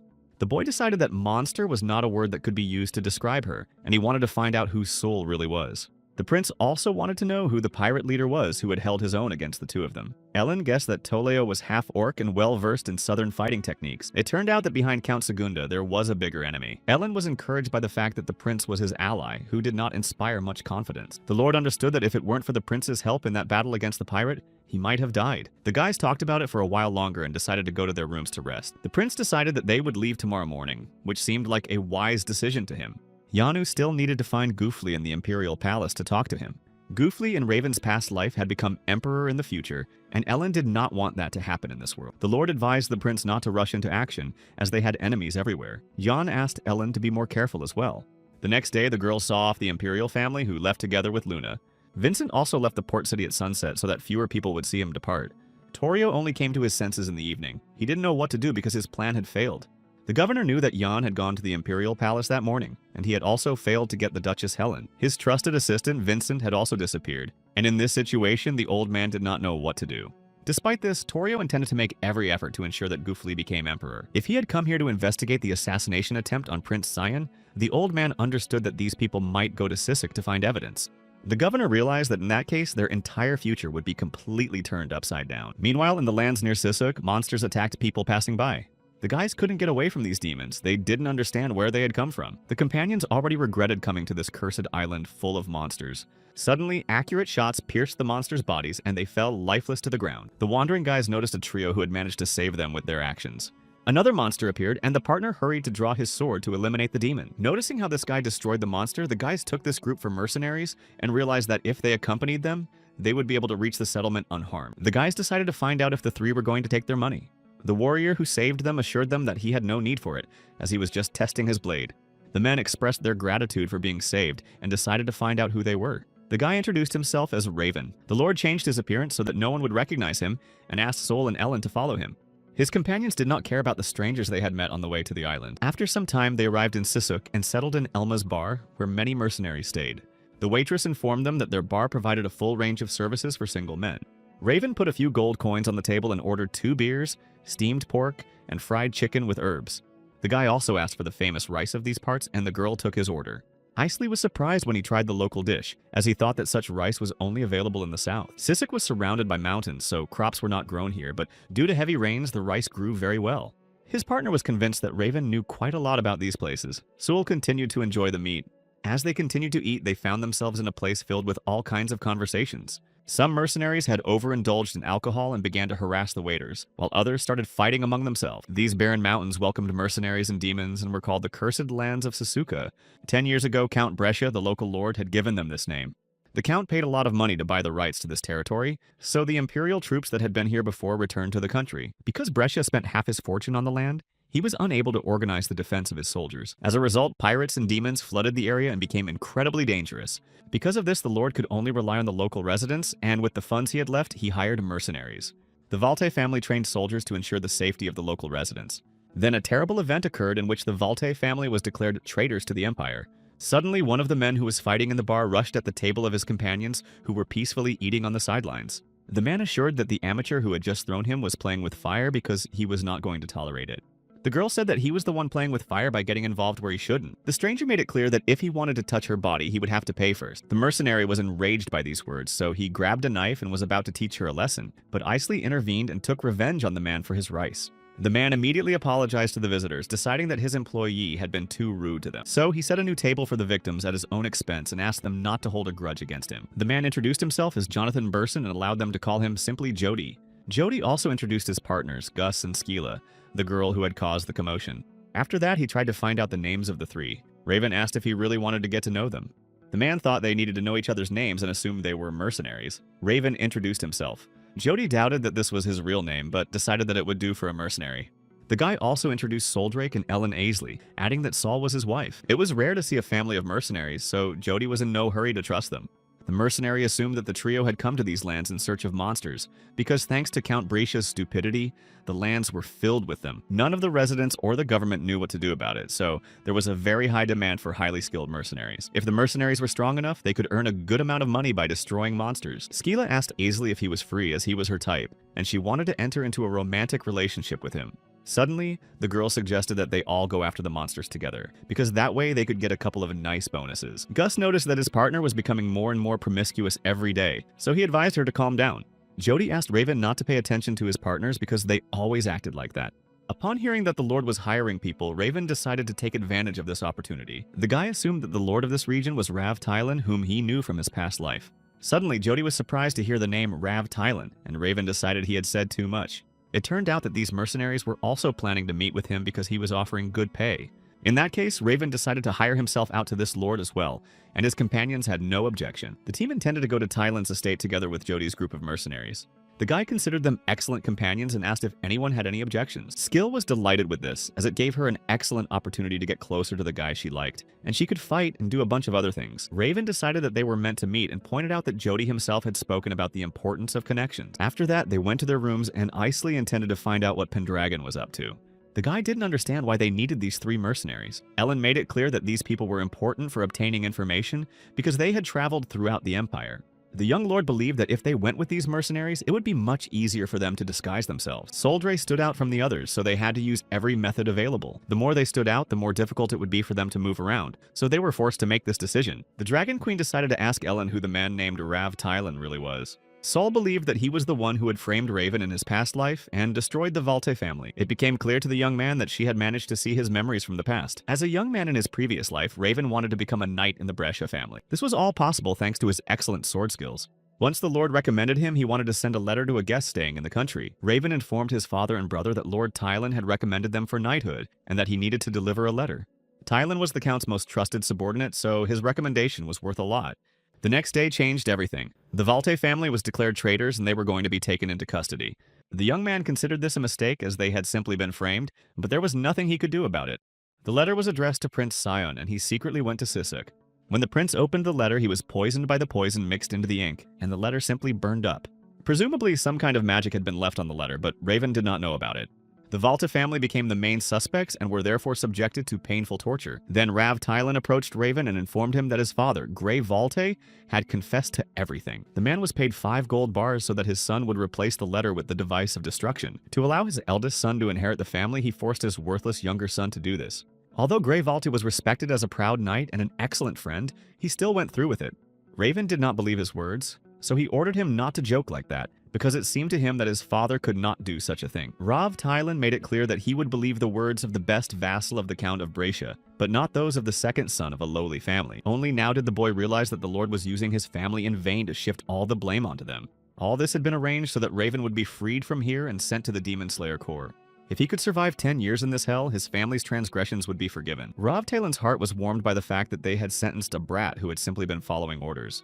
The Lord advised the boy to thank his father for a confession he did not actually make. Raven swore to destroy the Lord for what he had done to his family, but Rav Tylan just laughed at him. The boy swore to live through these 10 years to tear his enemy to pieces. Grey Valte lied and managed to save only the life of his younger son because Rav Tylan had switched the letters. The Valte family was branded as traitors and everyone except Raven was publicly executed. This time, Ellen disguised himself to get close to Tylan and take revenge for the past. The boy was going to find the right moment and capture the Lord to make him confess all his sins.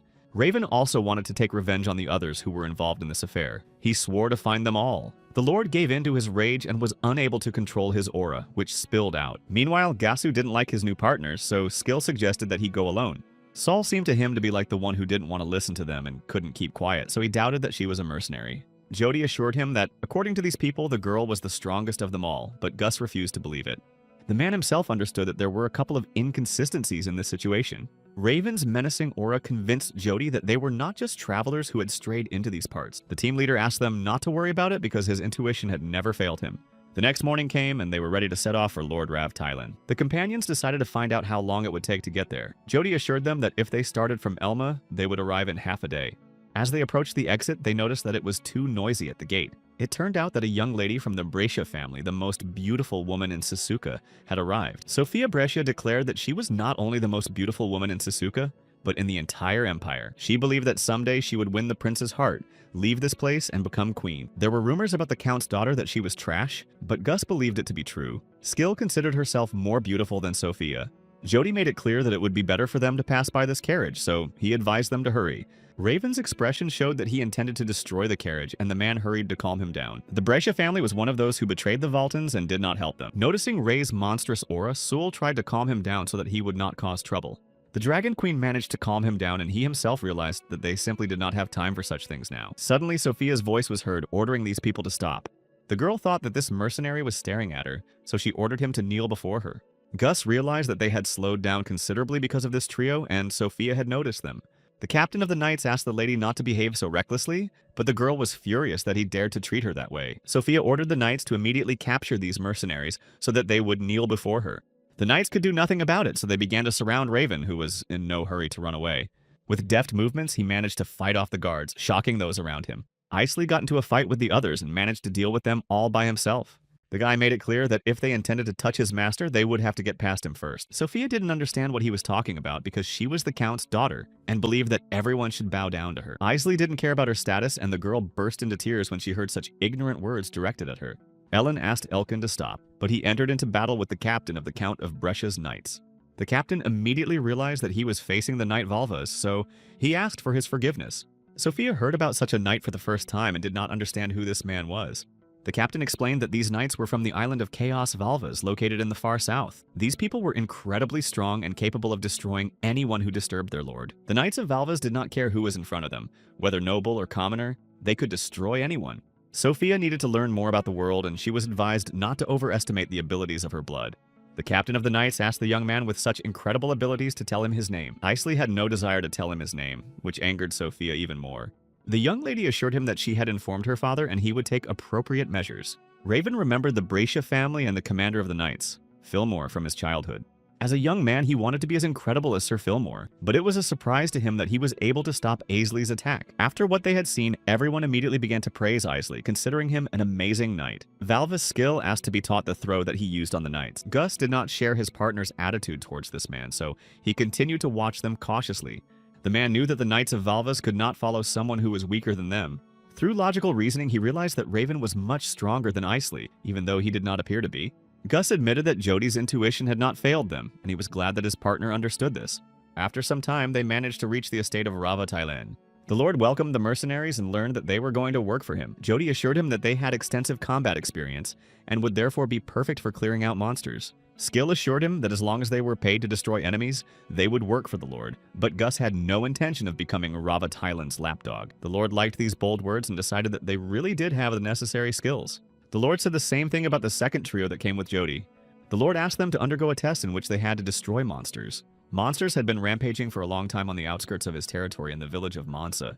It turned out that Manza was Raven's home village, where he had lived in his previous life. The Valte family had ruled this village for many years and grew rice in the mountain fields there. It took several days before the mercenaries managed to reach the village and destroy the first monsters. The Lord's servants, who followed the mercenaries as witnesses, were shocked by the skills of these people. Isley managed to destroy a huge boar, and the men were shocked by what they saw. After he finished off the boar, a huge bear appeared, which met the same fate. Raven also joined the battle and managed to cut off the bear's head with one blow, horrifying the Lord's servants. Saul easily dealt with the monsters with his knife and cut large pieces of meat from them. Skill was happy because the faces of the soldiers who had arrived with them suggested that the Lord would hire them all. The servants were so amazed by their strength that they were speechless. Raven's team did almost all the work on their own. Gus was also sure that they would definitely be hired after this. Jody was glad that they had joined them. The man noticed Raven's sour face as he thought about the difficult situation for the local residents. The farmers in these parts were very poor, despite their hard work. Jody assured him that there were few farmers here. The man assured him that there were many peasants here without wealth or freedom, who could be compared to slaves. This information caused horror on the young man's face. Jody assured him that almost everyone in Sisuk was like that. When Count Bress bought the territory, he lost almost all his fortune and raised taxes to get it back. This did not help, so serfdom was introduced in these parts and the inhabitants became slaves. The government took everything from the residents except food. All these people were slaves who knew nothing but work. The nobility was blinded by wealth and therefore showed no mercy to the common people. Skill advised her partner to speak more quietly because if the soldiers heard them, they would be in big trouble. Isley realized that this place was rotten to the core and he wanted to change the situation of the common people. Raven understood that things used to be different in these parts and he couldn't stand it either. When Raven's father was in power, he himself fought against the monsters that attacked their lands. The locals lived in prosperity and peace when the House of Volte was in charge. Now everything had changed suddenly. It started to rain and the girl suggested that everyone take shelter. Raven stayed outside. Jody didn't understand what he was thinking because he could catch a cold. The guy asked to be left alone so he could digest everything he had learned that day. Raven came to his ruined house and saw the Volte family banner on the ground. Saul realized that this was the Volte estate where he had grown up, and the guy was surprised that she had come to him. The young man asked to be left alone, but the Dragon Queen was worried about him, so she went to him. Soldry noticed that Raven had been acting strangely since their arrival with Sisuk. Raven was bound to the Dragon Queen by his soul, so she could feel all his emotions. The boy did not answer her. He noticed 3 graves located near the estate. Saul correctly guessed that these were the graves of his relatives who had not been able to escape. Raven said that his father's name was Gray, his brother's name was Reed, and his mother's name was Shino, and that they had all been executed. The Valte family had been defiled by traitors, so the graves were definitely not placed there by Thailand or Brescia. He did not know who had placed them there. Suddenly, a man approached them, and Raven took him for a simple local resident. Unexpectedly, the young man realized that he was standing before the butler of the Valte family. Sir Ramelda had always treated all his masters with kindness and served them faithfully. The man assumed that these people had come to mock the graves of the traitors from the Valte family. Romuald had served them for a long time and even now knew that the master who had arranged this had not changed. The young man had heard that the head of the Grey Vault family was a proud warrior who defended people. Therefore, he did not believe that they were traitors and considered that such a thing could not be. Romuald appreciated his words.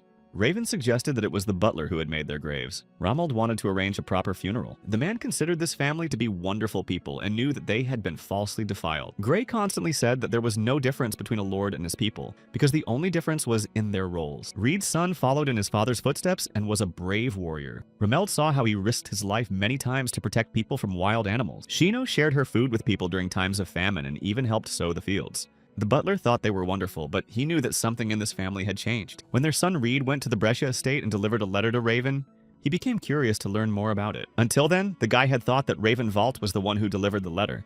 It turned out that the butler did not know who Raven was, which surprised the young man greatly. The young man explained that Raven was the second son of the Valte family and was upset that Ramel did not remember him. The man assured him that this family did not have a second son, which was why there were 3 graves here. The butler did not understand why this young man thought that this family had someone else. The young man immediately realized that in this world, he, like Raven Valte, simply did not exist. Based on this, he realized that his goals in the revival of the Valte family were impossible. Recalling his past experiences, he began to doubt that his actions had not been in vain. The battles and his goals became illusions for his mind, which he had been following all this time. After all this, he became completely confused because he could not understand who he really was. Hellish pain pierced his body, which made it even more difficult to understand what was happening. Saul rushed to help her friend, but she didn't know how to help him. Suddenly, he collapsed to the ground and began to scream frantically. Those around him did not understand what had happened to him. It turned out that Aisley had also been watching them from around the corner and didn't understand what was happening either. Raven couldn't understand why he had ended up in this strange situation. The Dragon Queen tried to calm him down, but it was difficult to do because she herself was not privy to the situation. Meanwhile, Sophia's crew continued to move in the given direction. The girl could not forgive the mercenaries for disgracing her.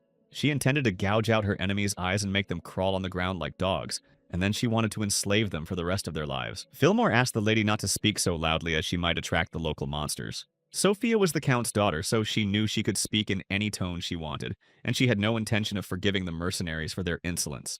The Count did everything his daughter asked, and they continued on their way, unaware that they were being followed. Tavan Baltai discovered these high-ranking people whom he intended to use. Upon arriving at the estate, they did not notice that they had brought a trail of demons with them. The captain of the knights began to fight the monsters that were trying to break in. The servants were delighted that the captain of the knights had managed to destroy them all, for he was one of the best in Sisuk. The man did not understand what had happened because after he had slain the demon, it continued to move. The monster's head continued to move and growl, and a magical mark on its head became visible. The servants were honored that the knight captain and the young lady had come to this estate. After Fillmore dealt with the demons outside, he decided to report this to Lady Sophia. Suddenly, in her room, he discovered Baltai, who had used the demons to sneak into the young lady's chambers. Tovin ordered the girl to be quiet, threatening to cut off her head if she didn't. The room was littered with the lifeless bodies of knights who had been unable to defeat him. 3 of the best guards died without a sound, and Lady Sophia was taken captive. Fillmore decided to find out who this man was and what he wanted from them. It seemed to him that he had come to them to make money. Baltai was doing all this for a greater plan and had no intention of telling him anything. The enemy made it clear that the Count's henchmen did not need to know about this. The captain of the knights was ready to do anything to get Sophia released. In that case, Tovin could use Fillmore and Sophia Brescia to catch someone. The captain of the knights didn't care what happened to him, but ordered that Lady Sophia be left alone. Baltai noticed that this man was very talkative, so he decided to take advantage of this opportunity. Tovan ordered Fillmore to gouge out his own eyes so that he would spare Lady Sophia. The enemy broke the girl's nose and made it clear that if the knight did not listen to him, she would suffer much more. Fillmore was not prepared to see the young lady suffer such pain, so he did as he was asked. The captain of the knights, without hesitation, gouged out his own eyes and asked if that was enough for Baltai. Tovin laughed at the man's loyalty and admired the will of a true knight. The scoundrel made it clear that Fillmore was a complete fool for acting so rashly, since he had killed the young lady anyway. Fillmore saw nothing, but felt Sophia's head fall right into his hands. Realizing the essence of the situation, the knight grabbed his sword and began to attack his opponent. Baltai easily defeated this man, for he had no eyes. Tovin believed that such a fool would never serve such a senseless lady, so now he was going to repair their bodies for himself. Using a magic spell, he restored their bodies, which now obeyed only him. Baltai was pleased that he had managed to get his hands on new puppets so quickly. Now these two obeyed him completely, their true consciousness having left these mortal bodies. Jody did not understand what had happened to Raven, as he had not left his room for a very long time. Meanwhile, a servant reported to Lord Rav Tylan that the 6 mercenaries were unmatched, but a small problem had arisen. The Dragon Queen had been worried about the boy all this time and asked him to eat something. During this time, the boy did not even touch his breakfast. He was thinking about his existence. Raven Valta did not exist in this world, and the House of Valta would never regain its former glory. Therefore, the young man did not understand who he was supposed to be in this world. He did not understand why he was living here. Soldrake also did not know the answers to this question, so she just looked at him silently. After some time, Count Brescia waited for the return of his daughter, whose gaze had become cold. The knights assured their lord that this was not the case. In that case, the father decided to give his daughter another precious stone so expensive that it would pass for royal mithril. To do this, the count had to raise taxes, and he decided to enslave anyone who refused to pay. Rabbi Tylan, the most important vassal of their family, also had to agree to this. Suddenly, a knight ran up to them and announced that Lady Sophia and Sir Fillmore had arrived. The father noticed that his daughter and the captain of the knights had changed since their last meeting. The count was shocked by what he saw, but did not understand what exactly had happened to these two. The two were completely different from their former selves. Fillmore reported the problems to his lord. The captain of the knights made it clear that these were very important matters, so he asked to discuss them in private. After dismissing all the guards, the count decided to find out what had happened. Fillmore tried to find the right words. The man reported that one of the lords of Elma Rav, Tylan, was planning a rebellion against them. From Fillmore's words, the count learned that Lord Tylan had tried to capture Lady Sophia, and that they had been attacked in the mountains. The lord had also hired mercenaries, so the captain of the knights believed that they needed to strike first, otherwise they might run into problems. Brescia understood that Tylan was a vassal with whom he had a good relationship. However, Fillmore was the fiercest warrior in Sisuk and his most loyal subject. Therefore, the count doubted that his words could be a lie, and the captain of the knights brought evidence to his lord. The knight showed his lord the heads of the knights who had been killed by the assassin Rava Tylan. Despite the fact that Fillmore was able to save her highness, she still fell into their captivity. Sophia begged her father to believe this nonsense because they were under Baltai's command, which the count did not know. Taking advantage of her father's feelings, they pressured the Count to go to war against Lord Ravatalan. Seeing his daughter's tears, the man could not do otherwise, so he decided to obey them. Therefore, in order to protect his daughter, the Count immediately gathered an army and was ready to launch an attack. The Talon family, who had defiled the honor of the young Lady Sophia, became Brescia's enemies. The Count gave the order to all his troops to go into battle, and he found himself completely under the control of his daughter, who was a puppet of Baltai. Sophia continued to play the loving daughter whose father had started a war to protect her. Baltai was delighted because, thanks to this, the evidence of his mistake would be destroyed. Ravatalan did not yet suspect that a dangerous situation was looming over him in the form of Tovan Baltai. Meanwhile, the mercenaries stumbled upon a strange creature in the local forest that managed to capture Skill. The girl could not escape from the monster's captivity on her own, so she asked her companions for help. The men rushed to her aid, but did not expect this demon to have so many limbs. 3 mercenaries were captured by this monster, so they all started asking the others for help. Elkin immediately rushed to their aid and managed to defeat the monster's tongues in just 3 moves. The guy didn't stop there and managed to destroy the demon that they couldn't handle. After this incident, they returned to the village and recalled the event with smiles on their faces, as they had expected nothing less from the Knight Valvas. Skill wanted to see him in Valvas sometime, but Isley did not think he had done anything supernatural. Elkin immediately remembered his terrible past, which he had miraculously survived. The place where he lived was also constantly attacked by monsters. The other mercenaries did not understand why he was so suddenly upset, but they did not disturb him. Gus was surprised that they had encountered such a monster in this place. Jody assured him that if they had made one wrong move, they would have died immediately. The man believed that they could become officers in some family, and in that case, their lives would become easier. The mercenary assured them that the most talked about family at the moment was the Pendragon family. Skill knew that the hero of lies had destroyed all the orc pirates who had attacked Governor Segun's estate. These mercenaries had heard that they fought well, and the girl had heard that the Duke was incredibly handsome. Aisley tried to react calmly to this so as not to give himself away. Jody asked Elkin what he thought about it, but the guy didn't rush to answer, because one wrong word could reveal who they really were. Gus had no intention of becoming anyone's lapdog, and he thought Sisek was a terrible place. The nobles only used the local residents to enrich themselves, so he wanted to leave this place. That's why he was thinking of becoming a thief again, because he didn't want to serve such masters. Previously, the Valte family ruled these lands, and they were not so cruel to their people. Jody had heard that they had challenged Ravatalan and the Brescians over serfdom. It was said that their lord personally led soldiers to fight monsters and defended the people. Gray was considered a truly proud warrior. Skill pointed out that, according to Tylan, the Valte family was considered a bunch of traitors. The man did not know why this particular family had been branded traitors, but he knew that their reputation had fallen as a result. The people of the village of Monza still considered the Valte family to be wise and generous. Suddenly, a messenger ran up to them intending to convey this news to all the residents.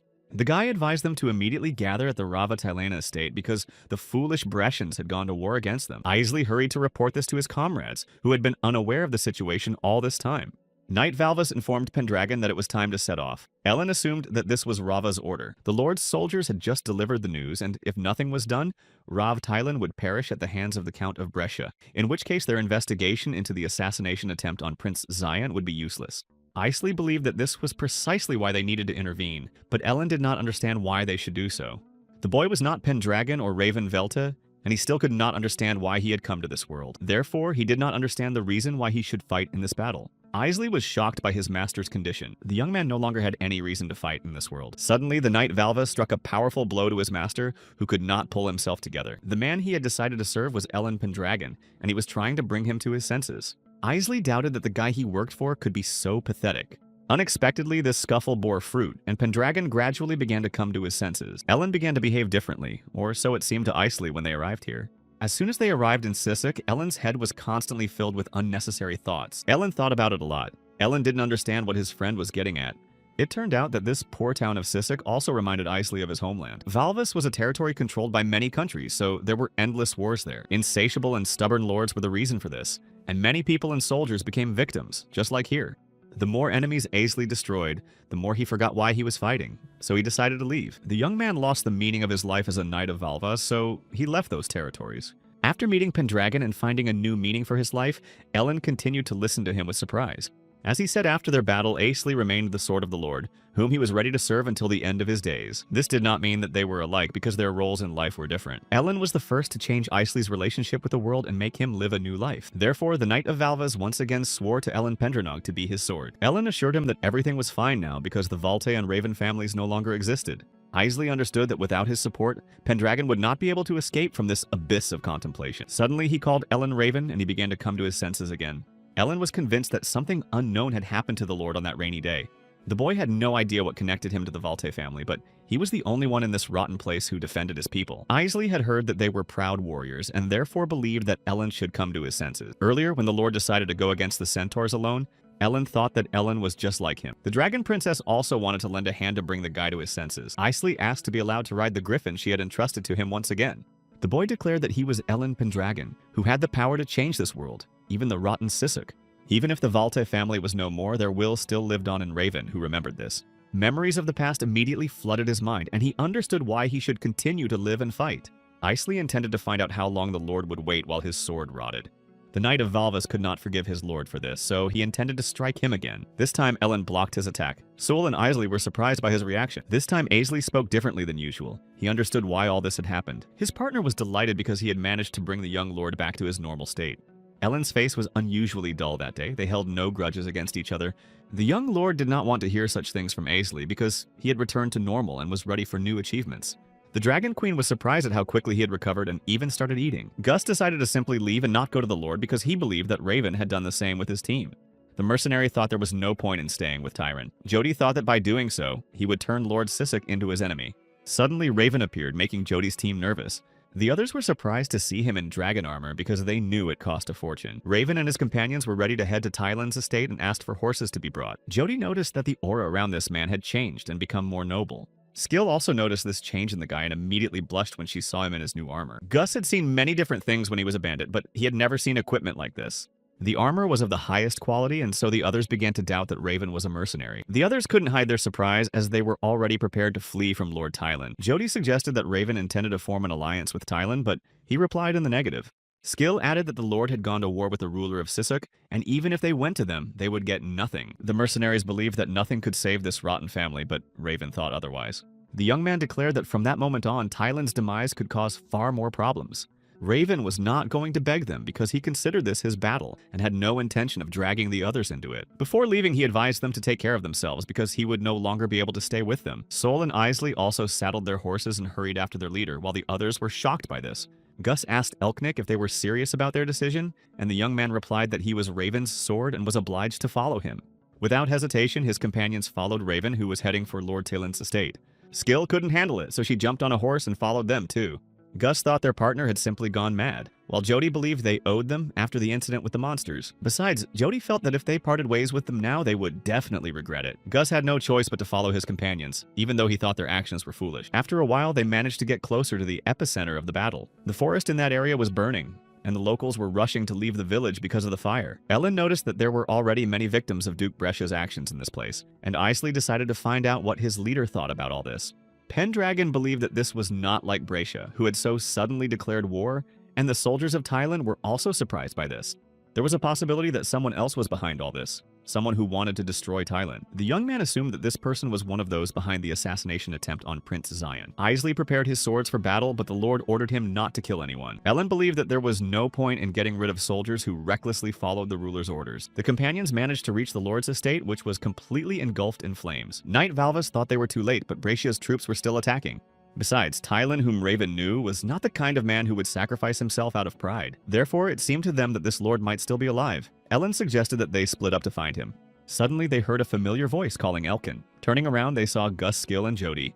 The companions realized that in this case, their chances of success had increased slightly due to their numbers. The Knight Valvas quickly won the trust of the other mercenaries, who followed him. With their support secured, they joined the battle that was taking place at the Tylan estate. Noticing the advance of his troops, Count Brescia began to rejoice, for he was doing this to protect his daughter. The man believed that the end had come for the fool who dared to joke with his daughter. The father did not know that his daughter was under the spell of control magic and was manipulating his decisions. Tylan's mercenaries were still alive and putting up a good fight against the enemy soldiers. Suddenly, Raven joined the battle, but he had no time for this trifle. He needed to find Tylan. Isley took care of the enemies who stood in his master's way. None of the knights could offer him any real resistance. Suddenly, Fillmore appeared, who did not understand why this guy was not destroying the knights, but simply striking them unconscious. The commander of the knights, under the influence of Baltai, believed that this knight of Valvas was too gentle. Isley recognized this man who had managed to resist him when Lady Sophia ordered them to kneel. Suddenly, he realized that this was a completely different person, because his aura was different from the one he had when they first met. Soul also wasted no time and used her magic to destroy all the monsters. Jody's team also joined the battle against the demons, who continued to move even after being destroyed. Skill did not understand where such monsters came from in this estate, monsters that continued to attack even without heads.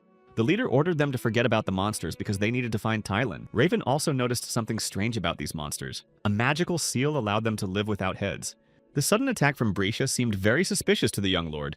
Raven became increasingly convinced that someone much more powerful than the Count was behind all this. Baltai's voice was heard, convinced that this guy was too smart to be a simple mercenary. Raven was unharmed after the zombie attacks and continued his search. The young man immediately remembered the man who had killed him in his previous life, never allowing him to go free. All of this was definitely part of someone's plan, and he couldn't forget what Baltai had done to him. Now Tovan decided to personally take care of this man who had managed to deal with his demons. Tovan Baltai was determined to do this for the sake of their grand plan. Seeing his sworn enemy before him, Raven could not contain his anger because he wanted revenge. Meanwhile, the battle between Isley and Fillmore was in full swing, with the captain of the Knights trying to push back the enemy. The Knight of Valvas managed to block all his attacks and launched a successful counterattack. The man managed to get up and immediately launched a counterattack, which Isley managed to dodge. Fillmore did not expect this and was forced to face his opponent's counterattacks. While his opponent was distracted by the previous blow, Elkin hurried to move behind him. Once behind him, he managed to deliver a powerful blow and wound his enemy, but he did not suspect that such injuries would have no effect on Fillmore. Despite the fact that the guy managed to strike the captain of the Knights on the head, his body continued to fight and wounded Elkin. The man simply put his head back in place and it immediately healed as if there had been no wounds at all. Valvas' wounds could not heal so quickly, so he realized that he was not facing a human being. Fillmore expected this guy to be able to defeat him, but he knew that being eternal, he had nothing to fear from Valvas' knights. The guy was once again convinced that he was not dealing with a human being, but he did not understand what kind of creature it was. The captain of the Knights had transcended humanity for the sake of their grand plan and for the sake of the Great Lord. Fillmore had received this eternal body to destroy enemies. Elkin decided to find out what plan he was talking about. Insignificant creatures such as humans did not need detailed explanations. The captain of the Knights noticed the guy's strange reaction and didn't understand what to expect from him.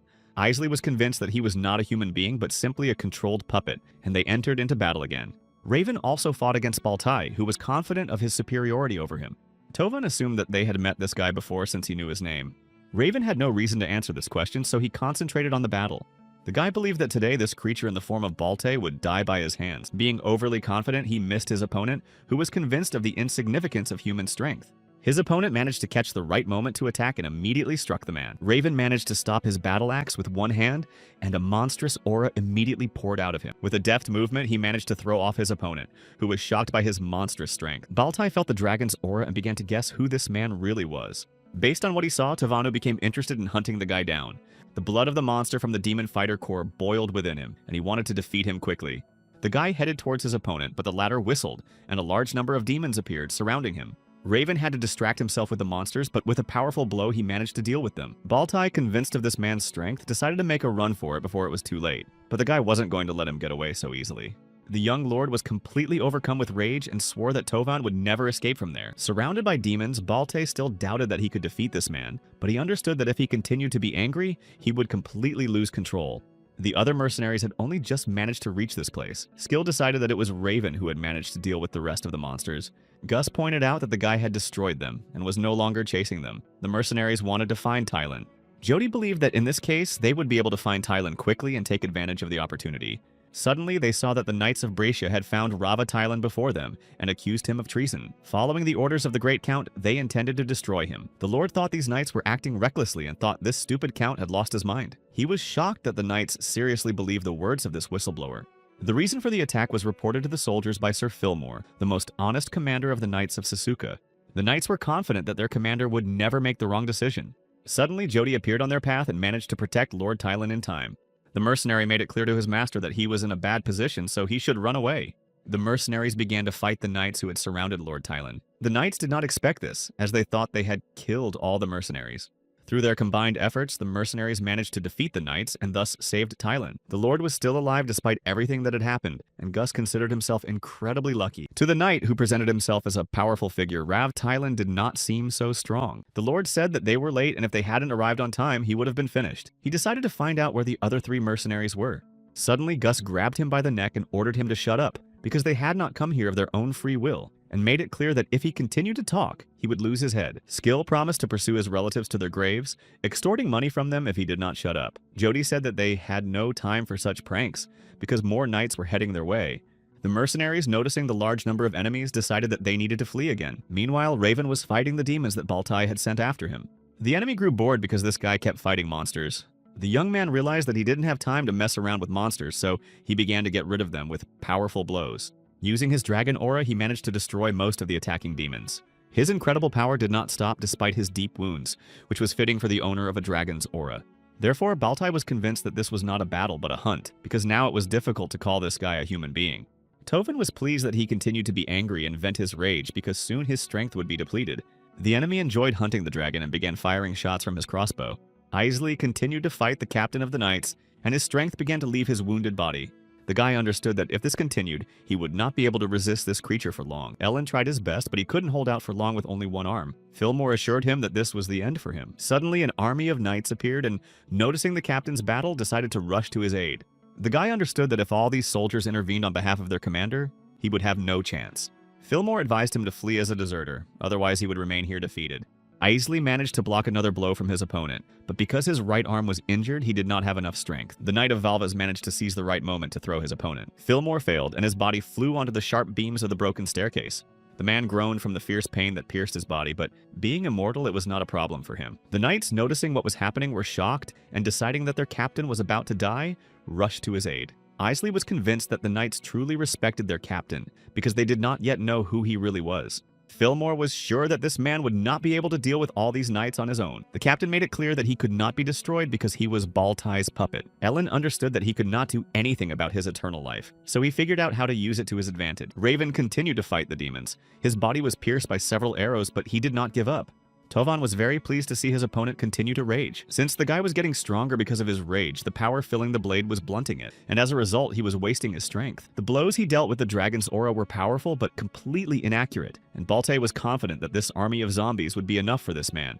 The demon army was supposed to wear Raven down, and then Tovan intended to cut his neck with one blow of his axe. The enemy asked the guy to try even though his actions were hopeless. Everything was predetermined from the very beginning. Baltai assured him that even this battle was part of the plan. Stupidity and stubbornness could have killed the guy right then and there, but Raven had a different opinion. Tovan guaranteed the death of Rav Tylan, as well as the entire Sisuk, but the young lord was not going to allow that to happen. The enemy ran around the lord on a wolf and tried to persuade him to accept the inevitable outcome. Baltai was sure that he and his comrades would rule the empire and the people would become their slaves. The young man immediately remembered the slaves who worked tirelessly in the rice fields to survive. Raven immediately realized that he was wasting his time fighting demons. The arrow fired by his opponent pierced its target because the young man managed to gather his strength and turn the attack to his advantage. The true aura of the dragon appeared, changing color, and with its help, he was ready to destroy Baltaia. The demons who suffered from this aura could no longer rise to restrain the man. Raven dealt with the zombie army perfectly and was ready to take on Tovan himself. Baltai was furious that his army could no longer move, and his plan had failed because of this. Standing face to face, Baltai realized that his arrows would now do no harm to his opponent. Raven's aura became more controlled and no longer affected his blade. Using this power, the guy concentrated on the battle with Baltai, whom he wanted to finish off. Raven managed to realize in time that he was in the wrong position and needed to act very cautiously. As the heir to the will of the Baltai family's destruction, he was ready to fulfill his duty. Therefore, he took complete control of himself in order to successfully complete the revenge he had begun for his family. Meanwhile, Jody, her team, and Lord Tylan were driven onto the roof of the estate by the Count's knights. The knights believed that they had nowhere else to run. Rav Tylan did not understand why they had come to this particular place. They had no other choice, and the roof was the only place where they could avoid the fire. Gus ordered the Lord to be quiet, threatening to cut off his head if he didn't. Jody believed that this was the only sure way for them to survive in this place.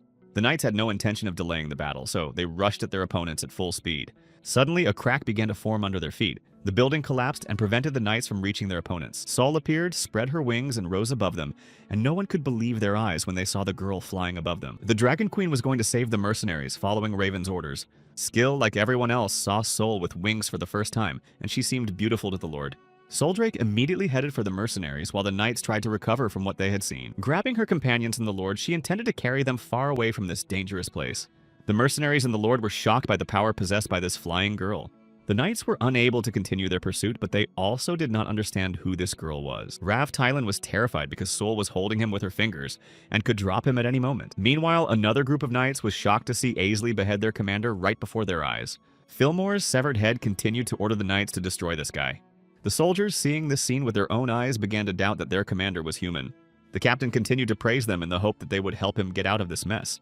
The order was given to kill this guy, but the knights, seeing what their commander had become, were in no hurry to carry out his instructions. Some of them couldn't believe what had happened to their captain, Fillmore, who had made them the best warriors. The knights agreed that this was not their captain, but a monster, a fake posing as Fillmore. Therefore, they refused to follow his orders and instead decided to simply kill him. The fight began because the captain said something to Count Brescia that implied that Tylan's name was also a false accusation. The warriors only now realized that they had all been deceived and set up. One of them had suspected something was wrong from the very beginning. The knights were furious at the monster who dared to impersonate their real captain, and they tried to find out where the real Fillmore was.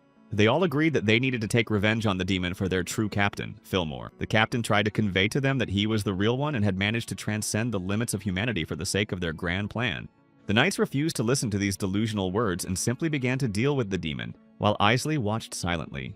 Elkin took Fillmore for a puppet who had managed to transcend the limits of humanity. After that, he put away his sword and began to leave the burning mansion, where the knights were finishing off their commander. Flying over the estate's courtyard, they noticed strange things happening in this place. The soldiers of Brescia lowered their swords and no longer rushed into mindless battle following the Count's orders. The remaining knights were informed that Captain Fillmore had been replaced, and in that case, they did not understand what they were fighting for. Baltai learned that Fillmore was no longer there and realized that this captain was a useless puppet. Raven assumed that the enemy would no longer receive reinforcements and therefore decided to end it. Tovan noticed that in this short time, the guy's wounds had completely healed, and he was ready to continue fighting. Baltai began to think that this guy had the same eternal body as a zombie. Suddenly, he realized that this power was the same as that of the Ogre King. Baltai decided to find out how this guy knew his name and who he was. The guy responded by introducing himself as Raven Valte and unleashed his entire aura to defeat his opponent. Tovan did not expect such power, so he tried to somehow shield himself from it. Unexpectedly, the guy's armor began to take on a completely different appearance, and the true form of Ellen Pendragon began to appear before him. The guy was also the master of the White Dragon, which he proved by unleashing his aura. The dragon's aura began to fill the burning room, making it impossible to escape. Baltai was surprised to see Ellen Pendragon, but he understood that the only way out would be to destroy this man. Tovan also understood that he needed to try to get out of this situation alive. With a powerful swing of his axe, he was sure that this would be the last thing his opponent would ever see. Ellen thought otherwise, so he dodged the blow and managed to launch a counterattack that struck down his opponent. Baltai's severed body collapsed to the ground, but he was still conscious. The young lord behaved with restraint, knowing that nerves would not lead to anything good in this situation. Baltai admitted that Ellen was amazing. Ellen was shocked to hear that his opponent was still alive. Tovan realized that this was just another puppet, because his body was not there. The opponent tried to find out where the man got this eternal body and how he learned his name. The boy Pendragon, whom everyone laughed at and called a little coward, had turned into such a warrior. Not getting an answer, he made it clear that their plan would go ahead anyway, even if he got in their way. It became clear that Ellen would be a big problem for their ruler's plans. Baltai promised to find him again and finish him off by any means necessary. Tovan swore by the name of the Mad Dog, commander of the demon-slaying corps. After that, his body completely dissolved and turned into a lifeless mass. Ellen also believed that nothing had changed now. He understood that what had happened was only the beginning. So, to start with, he decided to deal with Tylan, who was with Saul at the time. The girls noticed how their client's face had changed noticeably. Baltai had just experienced death.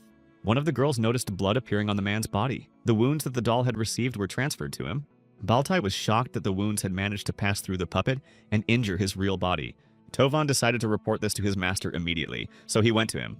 Meanwhile, everyone gathered with Rav Tylan to shed light on the situation. Remembering his past, Raven realized that now everything was different, and instead of him, Tylan was kneeling. The Lord did not understand what nonsense this guy was talking about, because he was not aware of Raven's past. The past life did not leave the guy's thoughts, so he angrily pointed his sword directly at the Lord's neck. 3 years ago, Tylan sent a letter to Valte's house, and Valte was surprised that this mercenary knew about it.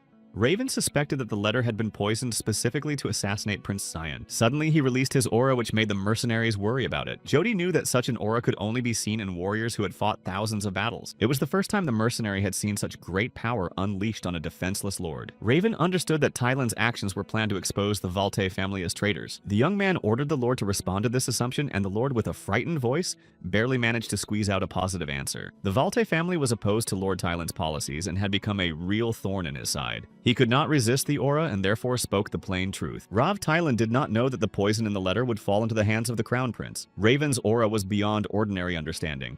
The lord was very frightened by what was happening and tried to control himself so as not to appear cowardly. Raven intended to find out who had ordered Tylan to do this, as he believed that Tylan would not have thought of it himself. The guy admitted that he had received this order from an orc, and this information surprised Raven. It was a hybrid of an eye and a human, a terrifying pirate boss who gave Tylan a letter instructing him to poison the Count's guests. It turned out that the instigator was Toleo Aranis, whom they had recently fought. Rav Tylan had doubts about him but couldn't resist, so he went along with this nasty deed.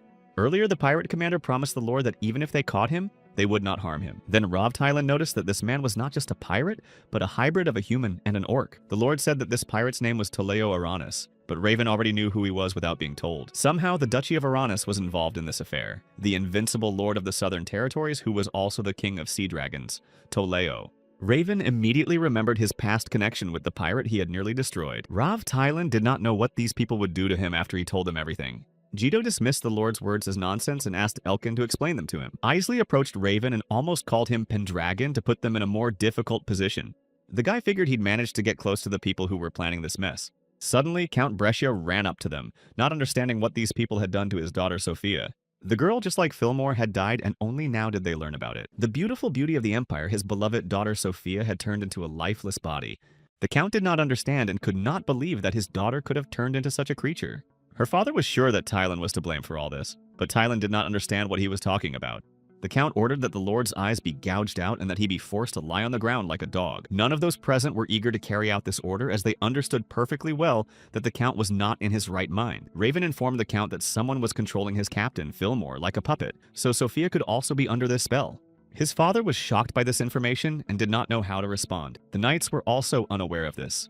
The guy assured them that the two were acting too unnaturally, so his words sounded plausible. The Count started this senseless battle simply because he had been deceived. Raven advised the man to ask his knights about it if he thought they were lying to him. That is why the knights stopped the attack, because they learned the truth, but the Lord himself continued to disbelieve it. The Count took this as deception and, refusing to believe it, ordered his knights to seize these impostors. The soldiers showed by their behavior that they refused to carry out this order, but the Count continued to hysterically point at them. The man did not understand why they had stopped obeying him. He continued to shout at them to capture the mercenaries. Raven decided to shed light on the situation and explain what the Count's reckless actions had led to. Countless townspeople and soldiers had fallen victim to the Count's senseless slaughter. Despite learning the truth, he continued to believe the false information. The Count had no intention of listening to him and thought his words were complete lies.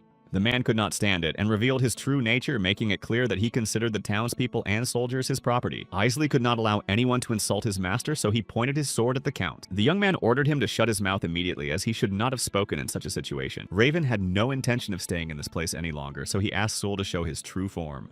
The Dragon Queen began to carry out the order, and her human form began to change. Those around her noticed that she was turning into a huge white dragon. Suddenly, there was a bright flash that blinded everyone around. They didn't understand what had happened. Some were knocked off their feet by the resulting gust of wind, and the huge Dragon Queen appeared before them. Only now did the mercenaries realize that Sul, who had been with them all this time, was a dragon. Rav Tylan was convinced that this was a white dragon capable of burning an entire country single-handedly.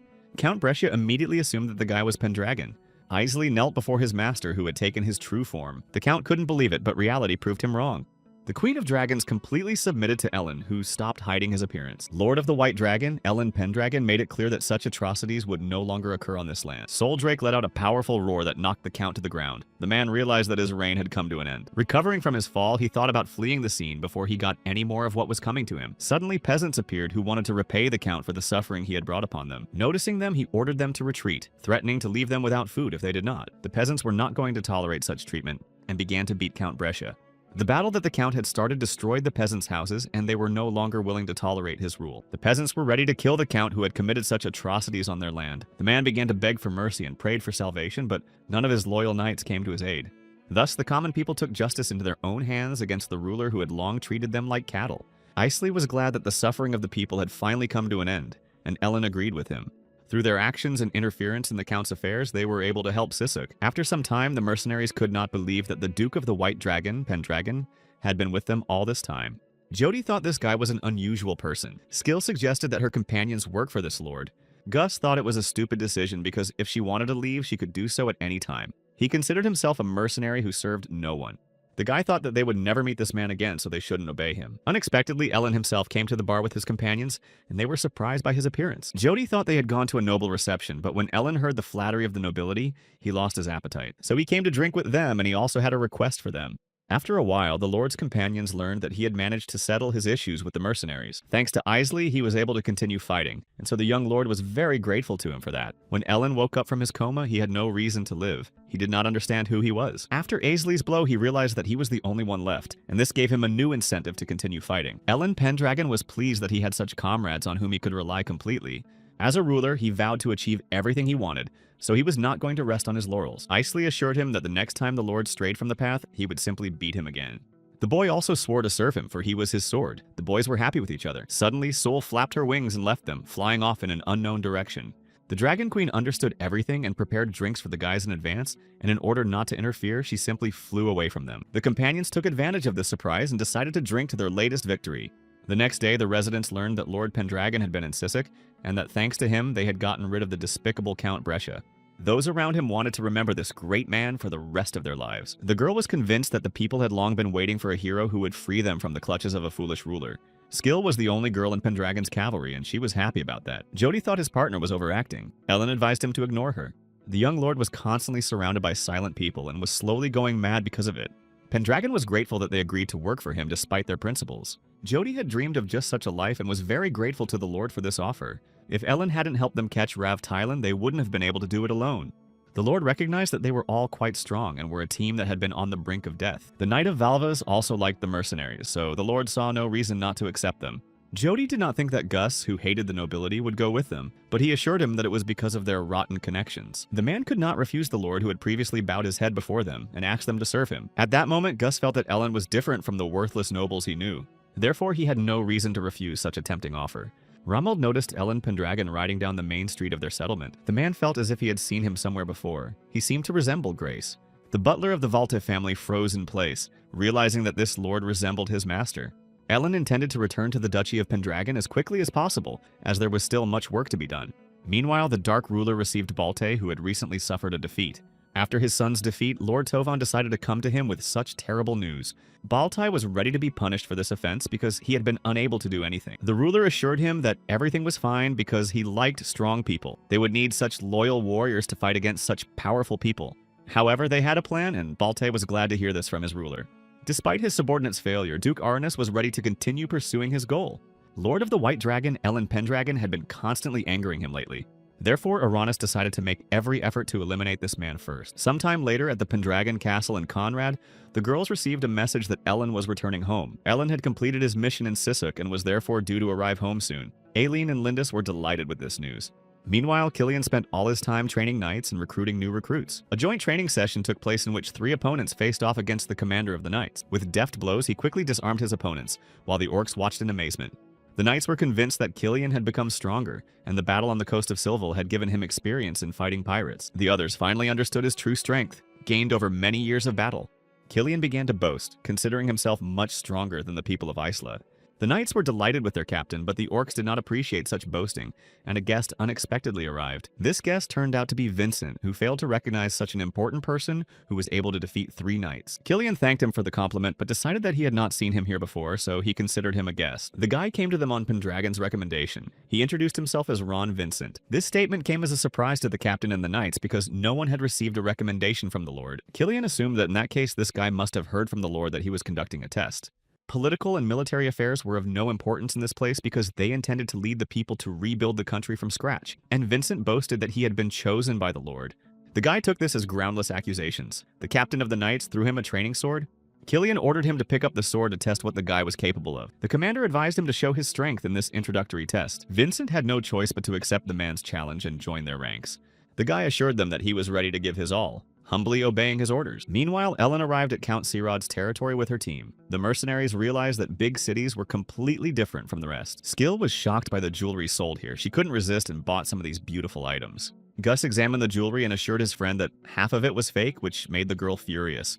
Jody noticed the Lord's gloomy face and decided to find out what was causing it. The mercenary knew that the Lord had seen such cities before, but for them, it was not an everyday occurrence. The man did not understand why they had come here. Skill continued to examine the shops. It turned out that they had come here to greet Count Seyrod.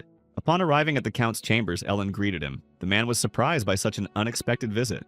Count Seyrod had heard rumors about this lord, but he did not think that Ellen Pendragon had changed so much. Luna noticed that he had changed after Laius because Ellen had changed even more. The Count had heard about his activities in Sisek, where he had managed to catch the man behind the attempt to destroy the first prince.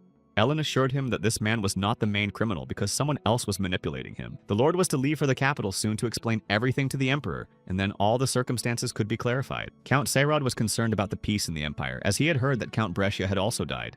Ellen was under suspicion, but he believed that foolish rulers deserved such an end. The man thought that these actions could be perceived as opposition to the empire. The young man assured him that Count Brescia was a tyrant and an oppressor, and that his own people had dealt with him. Ellen made it clear that if the Empire tried to punish those people, it would have to deal with him in a direct confrontation. After that, he intended to talk to Luna alone, and the girl did not object. The land of Count Seyrod was prosperous. The growth of these lands was much better than that of Pendragon's lands. The young man apologized for what had happened in Lys because after some time he realized that he had not heard her at all. Luna assured him that it was okay, but Ellen made it clear that he didn't understand what he was doing at the time. Previously considering himself Raven, he did not understand what his life really meant.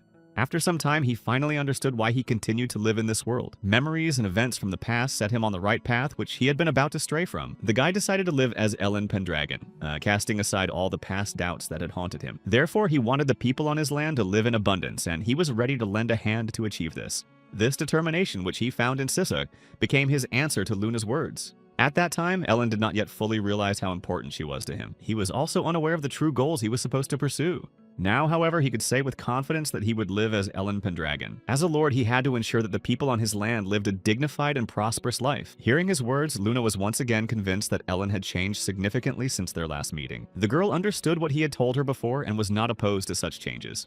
Luna realized that now was not the right time for him to waste time on women. Therefore, she offered to take on the role of a simple secretary because she could help him in this way. Luna could spend some time learning the ropes so that she could do the job as well as anyone else, and at the same time, she could support him in all his endeavors by always being on his side. Ellen's words struck her, and she also wanted to live her own independent life. Luna no longer wanted to be a girl who was expected to wait for her prince on a white horse, because she was going to achieve everything on her own. Therefore, the Lord did not need to look back on their past, because it no longer mattered. Luna understood that this was not the most appropriate day for shared memories. After a while, Aileen was very happy to see her brother come home. Her brother hadn't seen his sister in a long time, so she had missed him. Their mother noticed that the atmosphere around her son had changed for the better again. After hugging all her relatives, it was time to greet the Duchess. Her son was very pleased that his mother was in good health, and the woman was also glad that he had returned unharmed. After that, he headed to the training ground to see his knights. The commanders were very happy to see their lord after such a long time. While the lord was away, his humble servant Killian had impeccably commanded the troops and defended the castle. During this time, their ranks had also grown, and the man assured him that Vincent had become an excellent recruit. Killian acknowledged the lord's words to be true, that this guy was as cheeky as they come, but his skills were amazing. The man assured him that the boy's skills were not as impressive as his own. They had had an interesting duel earlier, but in the middle of the fight, Vincent gave up, and this showed the difference between a person who paid attention to endurance training. The guy assured him that he was just a civilian and didn't understand how his skills could be compared to those of the captain. Isley immediately recognized this man whom he had fought at Governor Sagun's estate. After that, Ellen and Vincent met alone, and the guy again called the Tower Master a sly fox. Vincent deliberately hid his true strength so that the others would not suspect anything. The young man thought that of the two of them, Ellen was the sly fox, but he did not understand why this was so. It immediately became clear to the Tower Master that the Lord intended to test him, so Killian set up a test for him. If the newcomer who had come from nowhere defeated the captain, everything else would become clear. Therefore, he had to show weakness in this test so that no one would suspect him. To preserve the captain's honor and reputation, Vincent hid his true abilities and showed only enough to satisfy his curiosity. The guy admitted that the Lord had assembled a good group of knights here with whom he had managed to make friends. Ellen decided to find out if he liked the Pendragon lands, but he assured him that it all depended on the Lord. Vincent thought there was one plus: the drink they brewed in these parts. It had a special flavor, but that flavor wasn't enough for him. The young man asked the Lord if he had any idea why he felt this way about the drink. Ellen realized that this was a test from Ron Vincent, the master of the Twilight Tower. The Lord realized that his interlocutor actually wanted to ask what was missing from these lands. Ron asked what he thought of the taste of the local beer compared to the drink he had the opportunity to drink in Laos. The Tower Master was curious to know what he thought was the difference between the two drinks. Vincent used his aura to place his blade against his interlocutor's head. Ellen experienced sensations similar to a duel with a master who was amazingly skilled with his blade, capable of wounding him with his blade at any time moment, and he understood that this metaphorical question was meant to provoke him. Like a fencer's attacking lunge, Ellen had to accept the challenge in this verbal duel, where their blades were merely the embodiment of the sharpness of their minds. If he made a mistake, he would most likely not be able to recruit him to his ranks. Vincent wanted to know what the difference was between the lands of Laos and the Duchy of Pendragon. Ellen wondered what his lands were lacking and decided to give the question serious thought. The Lord came to the conclusion that it was all about the people. The key difference between these two territories was their population. Although the lands of Pendragon were vast, the population density in these areas was quite low. On average, about 100,000 people lived in a comparable area, while only 3,000 could be found on his lands. Laos was a port city, which in itself ensured a constant influx of people. In this respect, the difference between Laos and his duchy was like night and day. Without a significant influx of population, crafts and technology would not develop. There would be no mobilization potential for the army, and the taste of local beer would remain the same. The number of people inhabiting a territory essentially represents its strength, and this was precisely what the Duchy of Pendragon desperately needed at the moment. Brewing, in its own traditions, had its own production, and this was an extremely important aspect. Metaphors aside, the power of a noble estate was determined, among other things, by the amount of goods it could produce and consume. Based on the data that Vincent had managed to obtain, the Duchy of Pendragon had made a decent leap in its development during Ellen's short reign, and even migration from neighboring provinces had increased. However, most of the newcomers still lived in poverty because they could not find jobs. Ellen realized that he needed to take care of these people first if they wanted to continue to see economic growth. Vincent was curious to know how the young lord intended to take care of the newcomers. The lord decided to allocate fertile land to them so that they could provide for themselves. In this simple way, they could make the immigrants true citizens while also increasing agricultural production. Ellen himself knew that this plan had one flaw. Vincent asked him to continue talking in this vein. If thousands of people came to a new place to cultivate the land, the number of villages and small settlements would increase exponentially. The duchy did not have enough soldiers to protect the inhabitants from bandits and monsters. Vincent suggested that he use griffins in this case, as knights could move faster on them. Ellen assured him that although griffins gave the impression of being domesticated animals, this should not be misleading, as they were wild and quite bloodthirsty beasts. If they really wanted the newcomers to become full-fledged citizens, they would have to change their approach. The lord believed that they should surround them with people they could trust, and these people should be knights and mercenaries. If this was not done, the refugees would simply think that they were not accepted here as full citizens, but were only seen as cheap labor. People came to these lands in the hope of finding a better life and escaping poverty. If they were treated like powerless slaves, the flow of immigrants coming to these lands to realize their dreams and ambitions would first decrease and then disappear altogether. Ellen saw with his own eyes how this happened in Sisuk and other lands ruled by nobles who thought that suppressing the will of the people and forcing them into slave labor was the only right solution. If they also follow this path, they will not see prosperity, as people quickly exhaust their strength. A ruler who follows this path will end his life destroyed by the hands of his own people. This happened because the true embodiment of the land was not the duke, but the people who lived on it. The young lord held this opinion, so he was able to find convincing words for Vincent. After this response, the tension between them disappeared because his interlocutor shared the same opinion. Vincent admitted that during this meeting he could not shake the feeling that Ellen had changed since they last saw each other at the port. The lord himself did not quite understand what he was talking about, as he did not particularly feel any personal changes. No matter how good and right their motives were, without a clear plan of action and an understanding of how to put it all into practice, all these fine words were nothing more than empty sounds. Ellen considered these words rude. Vincent assured him that if the lord were an ordinary person, he would pour honey into his ears again and again, not forgetting to actively use him for his own benefit. Despite this, Vincent was determined to be serious with him, which surprised Ellen. Based on this conversation, he wanted to drink more of this wonderful local drink. The lord was pleased with this and was ready to listen to his interlocutor. Their conversation continued. Vincent had a solution that could help deal with the poverty of the refugees, as well as a plan that would further increase the influx of migrants into the duchy. The young man's plan coincided completely with the plan previously proposed by the young lord. Some time passed and everyone began building a new settlement for the refugees. Orcs and centaurs also took part in the construction, and the work progressed much faster than planned. Many local residents also worked on the construction site, so they were ahead of schedule. The residents could not believe their eyes that their settlement had been transformed from a dilapidated village into a full-fledged city. Through their joint efforts, they were able to not only renovate the village in a short period of time, but also turn it into a city. Earlier, while discussing the plan, Ellen realized that the solution lay in what he had just said. Vincent suggested that he start a large-scale construction project, but Ellen suspected that it could take a long time. The young man was confident that they would be able to provide jobs for the impoverished refugees. Instead of giving them land, it was easier to entrust them with construction, and since the scale of the construction would be enormous, it would require a lot of manpower. In addition, they could gather all the refugees in one convenient place. If they could settle them compactly in one area, far fewer knights would be needed to maintain order and provide protection. The construction project was planned to be large, and they definitely needed craftsmen of various specialties. In that case, people could start calling their relatives and friends, and then the flow of migrants would not dry up. Vincent thought that this way they could lay the first stone in the foundation of a truly free city that would gladly open its gates to anyone, regardless of race or citizenship.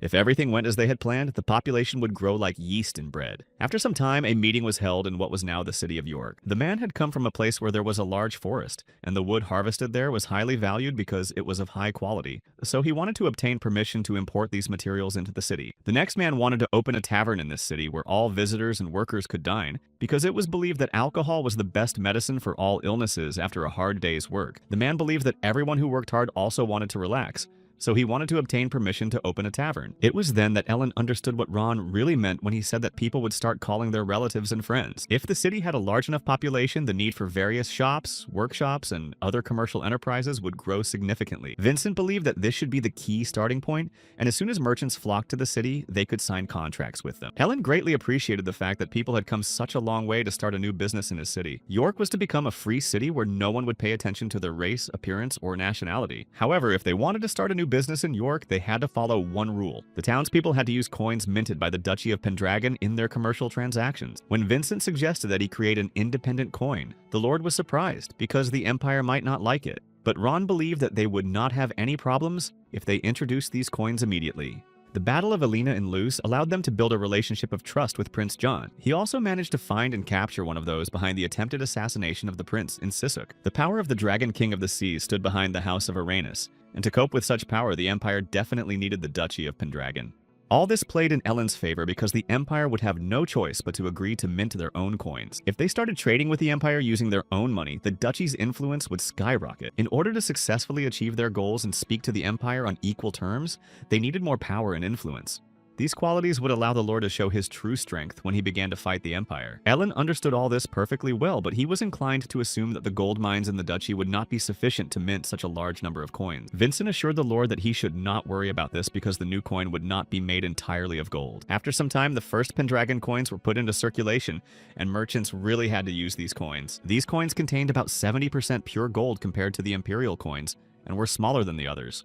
The locals believed that as soon as construction was completed, these coins would quickly become useless to anyone. Suddenly, someone who believed that the imperial coins would disappear intervened in their conversation. This man turned out to be the head of the fourth largest imperial trade guild, Mr. Giovanni. The head believed that the Pendragon coin was smaller and easier to carry, and despite the amount of gold it contained, it was equal in value to the imperial coin.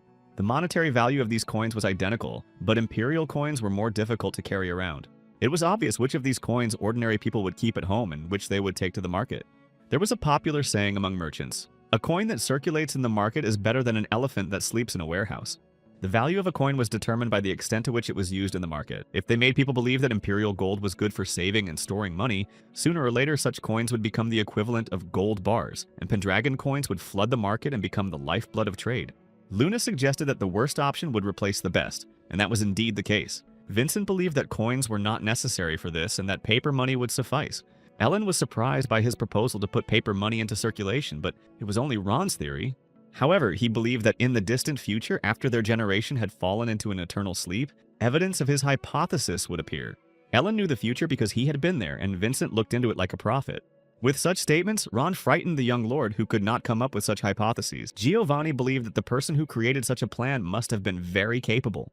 The head of the trade guild did not understand how Ellen managed to get such a talented person on his team. The man decided that in just 6 months, these coins would become something impressive. The city of freedom, York, was expected to soon become the forefront of the empire.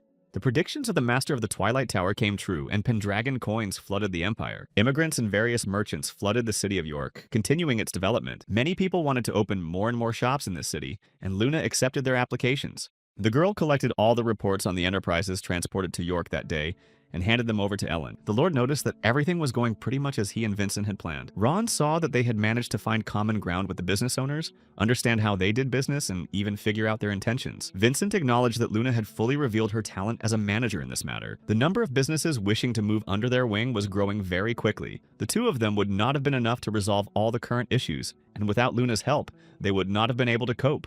The girl was very grateful to them for such a high assessment of her talents and was ready to continue working. Vincent noticed that Luna was a very remarkable girl, but the Lord did not understand what he was getting at. Many workers continued to build new buildings, gradually expanding the residential areas of the city.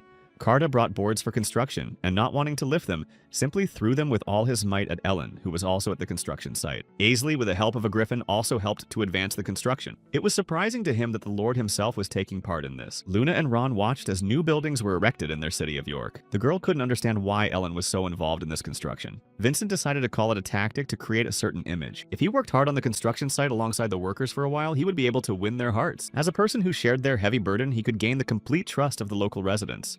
It was Vincent who suggested this to the Lord, but he did not expect him to agree. No one expected Ellen to feel so confident in work that was completely foreign to his noble family. Ellen himself understood that his attitude toward work was due to his upbringing. In his previous life, the young man did not shy away from simple labor, helping the residents of the Valte estate at certain times. His mother always brought him a snack after such hard work. Remembering the past, he felt a little sad about his previous life, whose childhood seemed wonderful to him. Suddenly, Lindis's voice was heard calling everyone to lunch. She had prepared delicious sandwiches for them. Everyone was delighted and began to rest and regain their strength. The sandwiches were really tasty, and Ellen appreciated the food Lindis had prepared. Her humble origins as a commoner obliged her to be good at such household chores. The young man felt that Lindis had something in common with his mother, Sheena, who also took care of him. Vincent felt that soon he would be able to enjoy the taste of the excellent local beer to his heart's content. Sol, who flew over this city, noticed how everything had changed with Alina's rise to power. Since she first arrived in the lands of the Pendragons many years ago, everything had remained unchanged. Everything began to change after the Dragon Queen made a pact with Ellen. Soldrake wondered what Alex would say about all this if he could see it. One of the guys finally managed to reach this city because this was where he was headed.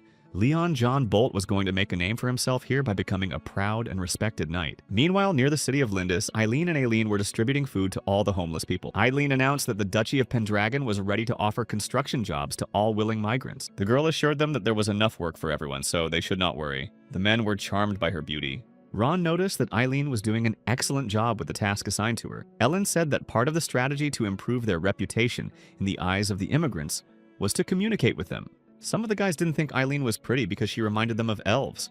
The girl did not hear these conversations, so she continued to deliver food to everyone in need. The guy was upset about something, so the girl decided to support him by assuring him that there was enough work for everyone. Noticing the sturdy sword on his belt, she decided that he might be an experienced warrior or mercenary. Aileen, noticing the well-dressed guy, began to doubt that he was a migrant, but suddenly a demon attacked them from the forest. Tada and Kazal immediately realized that it was a zombie and began to worry about the safety of the residents. The monster turned out to be the same as the one they had encountered when they traveled to the mausoleum. Leon rushed to shield the girl from the monster's attack, but was unable to stay on his feet from the blow. Vincent managed to come to the rescue in time and destroyed the demon with a single swing of his sword. Ron noticed that this place had become much more dangerous than before, as there had been no mention that monsters could appear here. Eileen thanked Sir Ron for saving her and immediately noticed the guy who had managed to shield her from the blow.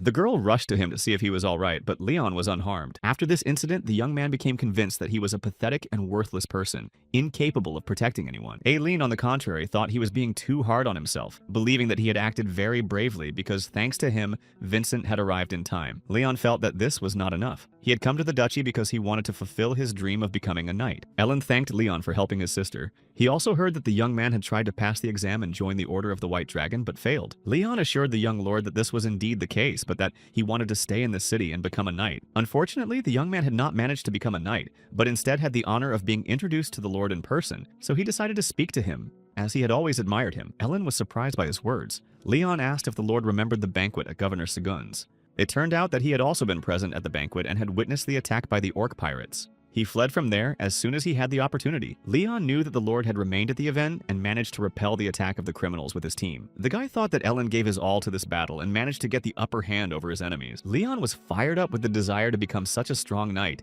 and he made his way from the capital of the empire solely for this purpose. Now the Lord understood the gravity of his situation, but knew that nothing could help him. Since Leon had been invited to the banquet, he must have been of noble birth. The young man introduced himself as Leon John Bolt, the second son of Count John Bolt. Ellen had never heard of this count and decided to find out more about the young man. Leon stated that the title of Earl of Bolt was an honorary title for his family, as they were jesters at the imperial court. The Lord suggested that this young man possessed a talent that was essentially equivalent to a national treasure. Ellen was right, and the members of the Bolt family had been proud of this for many generations. However, the nobles of the imperial court saw them in a slightly different light. The Bolts were ridiculed for considering their talents to be something important, and Leon could not bear this attitude towards his house. Therefore, he wanted to become a knight and fight to restore his family's honor. The Lord understood that this young man had fallen victim to the discrimination that flourished in the empire. Ellen wanted Leon to demonstrate his skills, which were only characteristic of jesters. The boy was surprised but was ready to show what he was capable of, so he immediately began to prepare. Throwing off his cloak, he began to demonstrate his skills, starting with tricks involving his eyes, which looked in different directions. Then he managed to strike a pose that would be impossible for an ordinary person and reached his head with his foot. The Lord was surprised by the boy's agility. Leon immediately managed to jump high above them. While in the air, he managed to perform several acrobatic tricks and landed safely on his feet. Ellen then convinced himself that the boy would never be able to become a knight. Leon was already upset by these words. However, the Lord knew one person who could develop his amazing talents, a man who had taught Raven martial arts in his past life and who had fought alongside him on the battlefield. This teacher was the black leopard Rakshasa Argos, who could hone the boy's skills to perfection. The boy's flexibility was beyond reality, and he also possessed an amazing sense of balance. The young lord assured Leo John Bolt that he could become a true fighter. The boy expressed his gratitude to Ellen and was glad that the Lord himself was willing to help him. Ellen wanted Leon Bolt to accompany him on his trip to the capital. He planned to use this time wisely and try to find someone who could train Leon. Vincent doubted that the Lord would be able to handle all of this because this trip was extremely important, as they had to complete a large number of tasks during this period. One of their goals in the capital was to receive a reward for punishing Rav Tylan. The duchy also needed to obtain approval to mint its own coins. Ron believed that accompanying Tylan to the capital would not be an easy task, as he was aware of the possible dangers. Ellen agreed with him, so they first had to solve one problem. Carta and the other orcs reported to the Lord that some of the zombies and ghouls buried at the mausoleum had come back to life. Now the young ruler suspected that a new battle with these monsters awaited them. The Lich had already been defeated by them once and was apparently still alive somewhere near the duchy. The boys figured out that the zombie that attacked Lady Eileen yesterday could have been the Lich's minion. Vincent was surprised by this because Ellen had managed to make an agreement with the Dragon Queen, and the Lich had not yet lost his power. Something told Ellen that there was more to this situation than met the eye, and that someone was behind it all, because there were creatures in this world capable of fighting dragons on equal terms. After this conversation, he returned to his room to rest, because it was the middle of the night outside. Hearing a knock on the window, he realized that Sewell had returned to him. He let her in and decided to find out what had caused such a late visit. The Dragon Queen had managed to restore the magical power in her nest. Maintaining her human form outside the Pendragon territory took a lot of energy. Ellen did not understand why she had not mentioned this earlier, because if he had known, he would have taken appropriate measures. Soul simply wanted to be with the Lord, so she had remained silent all this time. Suddenly, he remembered the past, when he had behaved confusedly, unaware that Soul had been losing her strength all that time, and yet had remained by his side. The Dragon Queen had taken care of him in Sisek, and so he felt guilty. Souldrake didn't need his apologies because they were bound by a soul contract. It turned out that the Dragon Queen was to blame for what had happened to him in his past life. Ellen suggested that she also had no idea how it could have worked. Soul couldn't comprehend the magic that turned back time to help him. The current Dragon Queen knew nothing about magic capable of such a thing. Even if such a spell existed, it would require an unimaginable amount of mana and a vessel capable of holding that mana to cast it. The Dragon Queen was unable to cope with this extraordinary task. The dragon's veins in her life were different from the rest because she was the head of the dragon tribe. Such things might be needed to repeat the trick from her past life once again. Ellen was sure that in the past the white dragon did not fight at full strength and gave his life intentionally. It seemed as if Elin Pendragon from his past life intended to return to the past and be reborn. The Dragon Queen noticed the boy's pensive face and wanted to support him. Soul decided to go to the place where they had died together in the past. Approaching the window, she intended to transform into a dragon to fly to that place. After changing her appearance, she went to the prairies where she had died on the battlefield with Elin and Raven in the past. The next morning, Ellen and everyone else went to the capital to find a coach for Leon. Meanwhile, a combat tournament was taking place on Alice's lands, in which one of the participants was defeated. The spectators were horrified by the injuries sustained by the participant, who was the third son of Count Louvre. Lord Eider, nicknamed the Holy Eye, was defeated in front of everyone by an unknown mercenary. Those around him noticed that this man's aura was truly fierce and monstrous. The fighter who won this battle was called Argos, and he was unshakable in his victory. The girls who arrived in this city were confused by the beauty of Alyssa. Ellen understood that with such cities, the county could rival the empire. Aileen noticed how many people were on the streets of this city. Once a year, a large festival was held, and many people from all the nearby cities gathered for this big celebration. Leon used to visit here often. The festivals were a great way for him to improve his skills. Lindis and Aileen wanted to see Leon in action, and he didn't mind showing them his talents. The guy couldn't resist when beautiful ladies asked him to do so, so he grabbed a bunch of apples to juggle. He began to demonstrate his talents without using his hands, and a large crowd gathered to watch. Then he managed to throw an apple high into the air, kick it in mid-flight, and land it successfully. The apple hit a passing mercenary who was very angry at this act. Leon immediately knelt before him and begged for forgiveness. Unexpectedly, Ellen sat on his back and managed to settle the misunderstanding with the mercenary. The Lord declared that food was sacred and should not be wasted, and Leon asked him for forgiveness. After this incident, they continued on their way. Aileen convinced Perry not to worry about it. Lindis thought there were quite a few strong men in this city. Ellen said that every year a fighting tournament was held during the festival. Leon decided that they had come here because Lord Pendragon had decided to take part in this tournament. The Lord nodded affirmatively, and the young man continued to look at him with a happy expression on his face. However, Ellen was not sure that Argos would even want to listen to him in this guise. The boy had heard about him in his past life and therefore believed that he should be here now. Meanwhile, in the palace of the High Count of Louvre, there was outrage over the results of the tournament. For generations, the House of Louvre had been famous for training warriors known throughout the land. The warriors, who had been trained by the best instructors since birth, had earned themselves fame. Now, however, the son of Count Eider, nicknamed the Holy Eye, had been defeated, thereby disgracing his family. It was outrageous for his father that his son had been defeated in battle by an unarmed man. The sons burned with shame and believed that their defeat was unforgivable. If Argos wins again next time, the reputation of the leading knights of the cosmos will be wiped out, and the Count believed that in that case, they would have no right to bear their surname. Suddenly, their eldest son entered and asked them not to worry, as he was ready to fight next. Morgan was the only son who gave his father hope, and his brothers also believed that he could win. The young man was also the most handsome man in Alice's domain, and he decided to demonstrate his strength to them. He tossed a glass into the air and, with a masterful movement, broke it in half, and it fell neatly into his hand. Those around him were surprised by this, but they were also convinced that he would be the strongest knight in their family's history. Morgan was ready to defend the honor of Louvre. The next battle took place, in which Argos was again victorious, and the host asked the next participants to prepare. Sir Morgan Louvre won the next battle and thus made it to the final. Both amazing fighters advanced to the final part of the competition, where they would battle for the title of strongest. Meanwhile, in the barony of Dawson, the Lord was informed of Morgan's upcoming battle, and the men suggested that the Lord hire the fighter Argos as a guard for the Lord's house. The skills he demonstrated at the festival were magnificent, but Lord Dawson did not want to do so.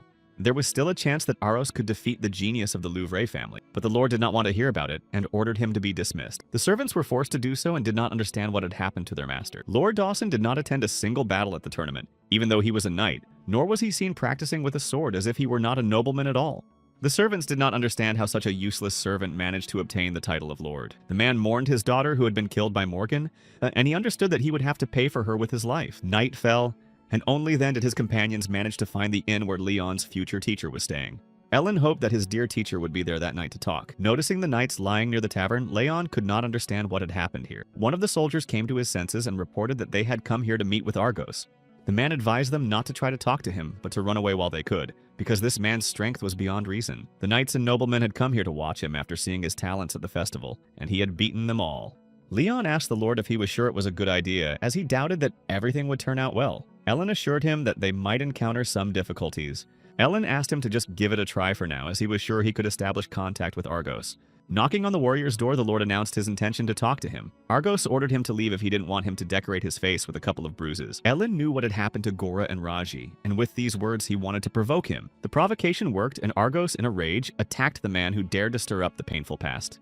An unexpected blow from the door caught the Lord off guard, but he managed to dodge it in time, though he was still injured.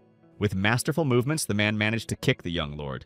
Ellen was delighted that his master had used the very technique he admired. He knew that Argos would now use the third style. Indeed, the warrior used a technique called the axe strike, but Ellen managed to dodge it. Thanks to this lucky moment, the Lord managed to strike back at his opponent. After that, Ellen tried to attack him with a kick, but the man blocked it in time. Argos did not expect this guy to be able to reach him, and therefore began to consider him a worthy opponent. The man assumed that he had copied his technique, and he was surprised that he even knew about it. The warrior decided to find out who this man was and how he knew the names of his daughters. Argon suspected that the guy might be in cahoots with that despicable Count Louvre. Ellen came to him to try to change his fate, so he wanted him to listen to him in order to hammer the last nail into the coffin of that creature in human form. Morgan never tired of constantly destroying people because he saw it as a game. The Count's son once again stabbed an unknown man in a remote forest and took pleasure in it. Beauty and wit attracted these foolish girls like moths to a flame, and using the Count's power, he successfully covered up all his deeds. Morgan felt that the whole world was in his hands. For him, it was the embodiment of ecstasy. There were 2 days left until the final, and he intended to teach a lesson to the mercenary who dared to oppose his house. The Count's son intended to plunge Argon into a sea of blood to repay him for the shame he had brought upon the Louvre family. Meanwhile, Ellen told his old teacher, hoping that he would believe him. The man's behavior made it clear that he did not believe this young man, whom he was meeting for the first time in his life. The Lord called Argos an outstanding man and a warrior of honor whom he simply wanted to save. The mercenary was pleased to hear such words, but he understood that this would not bring his daughters back. Argos's daughters were toyed with, and when they became boring, they were simply destroyed and discarded. The culprit was the despicable Morgan, and nothing could bring back Gira and Raja. All these unbearable nobles imagined that their very existence made them exceptional. The man believed that no matter what sins these people committed, the world would not punish them, so he decided to punish them himself. Ellen understood that everything Argos said was a bitter truth that they had to accept. However, if he sought such retribution, he had to understand that he would not be able to punish them, and all he could achieve in this way was to be branded a criminal and sent to the demon-slaying corps.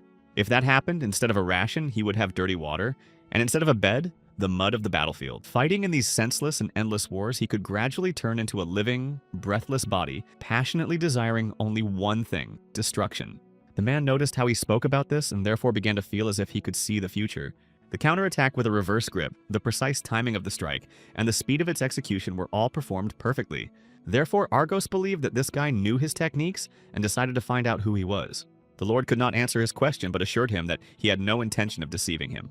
Everything he said to him was dictated by sincerity and a desire to help him, so the man agreed to accept his help and decided to find out what he meant. The next day arrived, and once again, tournaments were to be held in the combat arena among the warriors. Soon, the final battle of the Alice Lands Festival was to take place, and a large crowd had gathered to watch. The left participant was an outstanding talent, the likes of which appeared once in a century, the strongest knight of the lands of Alice, the brilliant Morgan Louvre. The right-hand participant was a previously unknown fighter, a master who had not lost a single battle in the tournament, Argos. The nobility had never seen spectators so excited about the popularity of old Argos. Even Lord Dawson, who was known for his dislike of the festival, came to the arena to watch this fight. Eileen did not understand why the fighter Argos was behaving so calmly in the arena. Linda suggested that Ellen had managed to talk to him, and that the Lord had had to reveal some of his cards to him. Ellen advised Leon to watch this man's fight more closely. Count Louvre believed that they were all blindly supporting the old man without knowing anything, because he knew that the skills of his sons, Eider and Morgan, were at different levels.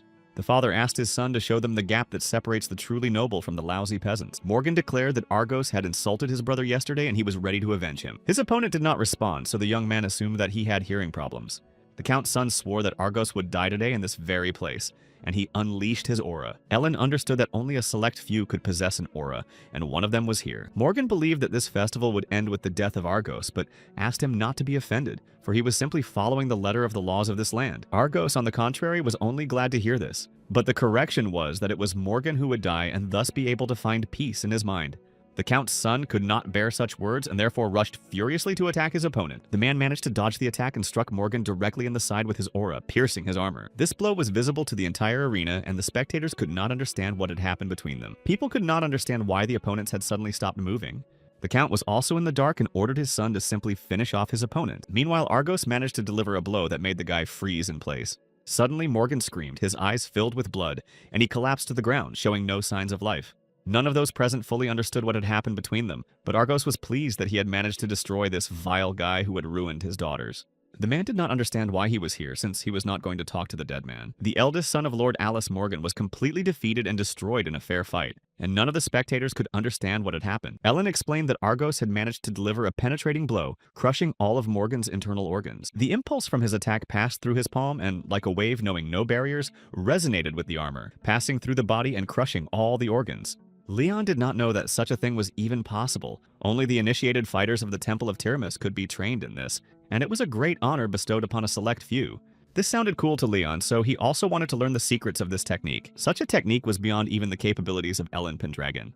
The Lord knew that Argos, being the greatest fighter known to the world, would win this fight. Count Louvre refused to believe that his son Morgan had died in this battle. The ruler ordered that the old man be seized immediately and executed right there. Otherwise, the Count was ready to do it with his own hands and rushed into the arena. Argos suspected that this would happen, so he was not surprised by the Count's appearance in the arena. Count Louvre did not understand how this nobody could have done such a thing to his noble boy. The man announced that the festival could only end with someone's death in the final battle, for such was the ancient law. This is what everyone had been saying before the fight began, and the Count's frenzied son lost the battle. They even followed the rules created by the Count, but he himself could not follow them. Argos believed that the nobles were nothing more than a bunch of spoiled fools. The Count ordered him to be quiet, for in these lands he was the embodiment of law and justice. Suddenly, another man appeared in the arena who had no intention of allowing the Count to act in this manner. The man who entered the arena was Ellen, whose appearance surprised everyone present. The Count did not know who this guy was and decided that he wanted to play the hero and defend the unfortunate peasant. The ruler declared Ellen an accomplice to the criminal and ordered the guards to seize him as well. The young lord was surprised that he was so quickly recognized as a criminal, even though he had not yet done anything. Based on the Count's reasoning, Ellen pointed out that the ruler himself was a criminal, but the Count disagreed. Ignoring the misdeeds and crimes of his own son, he violated the rules and laws he himself had established, dishonoring and punishing those who tried to appeal for justice. Count Louvre had made himself a criminal. Such a man was unworthy of ruling these lands. This was all that Ellen intended to convey to Count Louvre, who still could not understand who this man was. The ruler of the lands of Alice dismissed these words as nonsense, and believed that this young man knew nothing. Suddenly, Lord Pendragon released his aura, and the Count was horrified to see this terrifying action. Those around him remained in shock and watched with interest as events unfolded. Ellen declared that he was the one who had made the contract with the White Dragon and was Pendragon's heir. Everyone knew that Ellen Pendragon was one of the 5 great dukes of the Empire. Argos was shocked to see the dragon aura of this guy. He had no idea who he really was before. Count Louvre did not understand what was so special about this guy. deciding that he was simply scaring him with the power he had borrowed from the dragon. The ruler assured that even if Pendragon brought his army here, he would still crush him, because Alice was one of the most powerful possessions of the Empire. Therefore, Count Louvre considered himself justice incarnate and was confident that Pendragon could do nothing to him. Ellen realized from the man's reaction that he wasn't listening to him at all, and once again called Count Louvre a criminal. Lord Pendragon addressed the citizens of Alice and asked them to listen to him, because the reason why the warrior Argos had gone through all this bloody business in the festival arena was that Morgan Louvre had charmed countless women. The Count's son did this only to destroy them later. Louvre was a family that covered up for a rapist. Argos's daughters had fallen victim to this bandit and noble guys, and those around them were shocked by the news. Count Louvre tried to refute this information and ordered that the common people stop being deceived. He demanded that evidence be presented. Ellen asked Ryan Dawson to intervene in order to show everyone the evidence. The young man tried to find out who Lord Verod, vassal of Alice Dawson's lands, was. The man stood up and the entire gallery looked at him. Ellen announced that this man had the evidence. 2 years ago in the summer, Dawson's daughter was killed by Morgan Louvre, and in exchange for his silence about this, he was granted the fiefdom of Verod. Now everyone wanted to know if this was really the truth that had been hidden from the public. Lord Dawson considered himself a bad father because his beloved daughter had indeed been brutally killed by someone on a country road. Her father still remembered her open eyes and the lower half of her body covered in blood. The dead girl was holding a gold button engraved with the coat of arms of the House of Louvre in her hand. Therefore, it was clear to him that this crime had been committed by none other than Morgan. Filled with anger and determination, Dowso headed for the Count's estate, but Morgan intercepted him there. The Count's son intended to prevent Lore from reaching his father so that he would not learn of his deeds. Morgan gave him a choice. Go to his father, but in that case he would have to destroy him because the dead do not talk, or accept the title in exchange for his silence. The Lord had no choice but to accept the Count's son's second offer. The man showed everyone the button of the Louvre family, which was proof of their crime. The Lord's servants realized that their master had indeed received the title about 2 years ago when his daughter died. The young man looked at the button and saw that it bore the coat of arms of the Count's family. The crowd rushed toward him to see it too. Alina's comrades only now understood what he meant by preparation. Count Louvre refused to believe it. It seemed impossible to him, but the facts spoke otherwise. This came as a pleasant surprise to Argos, and he decided to ask how Ellen had learned about such things. The young lord still did not dare to reveal the secret that had exposed the Count. The boy from Raven's past life knew that after Argos was caught, Knight Dawson came to his cell to express his gratitude for what he had done. After Argos joined the extermination squad, he met Raven and, becoming his teacher, told him about it. Ellen declared that they were done with each other and ordered the Count to get out of his way, but the Count said he would not forgive Pendragon for this. The Count believed that Argos had committed many crimes and betrayed the Empire by taking the life of one of the nobles. The ruler of the lands of Alice believed that the value of the life of a commoner and a nobleman were not comparable. Since the Lord was covering for a criminal, it was nothing less than treason against the Empire, according to Count Louvre. The enemy could not restrain himself and unleashed his forces. Ellen had no choice but to go to war with the Empire. This world does not need rulers who do not value the lives of their servants. Ellen believed that this applied first and foremost to Count Louvre, who had committed such a crime. The Lord's released aura completely overwhelmed the Count's aura and he lost control of his position. The young lord intended to teach this man a lesson so that he would no longer dare to do such things to his people. A powerful attack was directed at the enemy and destroyed his sword, forcing Count Louvre to surrender. Ellen assured him that the Count's life was not worth a penny, so he did not attack him further. Argos liked the young man's speech and was surprised that the warrior wanted to continue the dialogue with him at all. The Lord assured him that Argos was exactly the person the world and everyone else needed. The man did not care who was in front of him because he did not really know this young man. Argos had no choice but to listen to the words of his benefactor.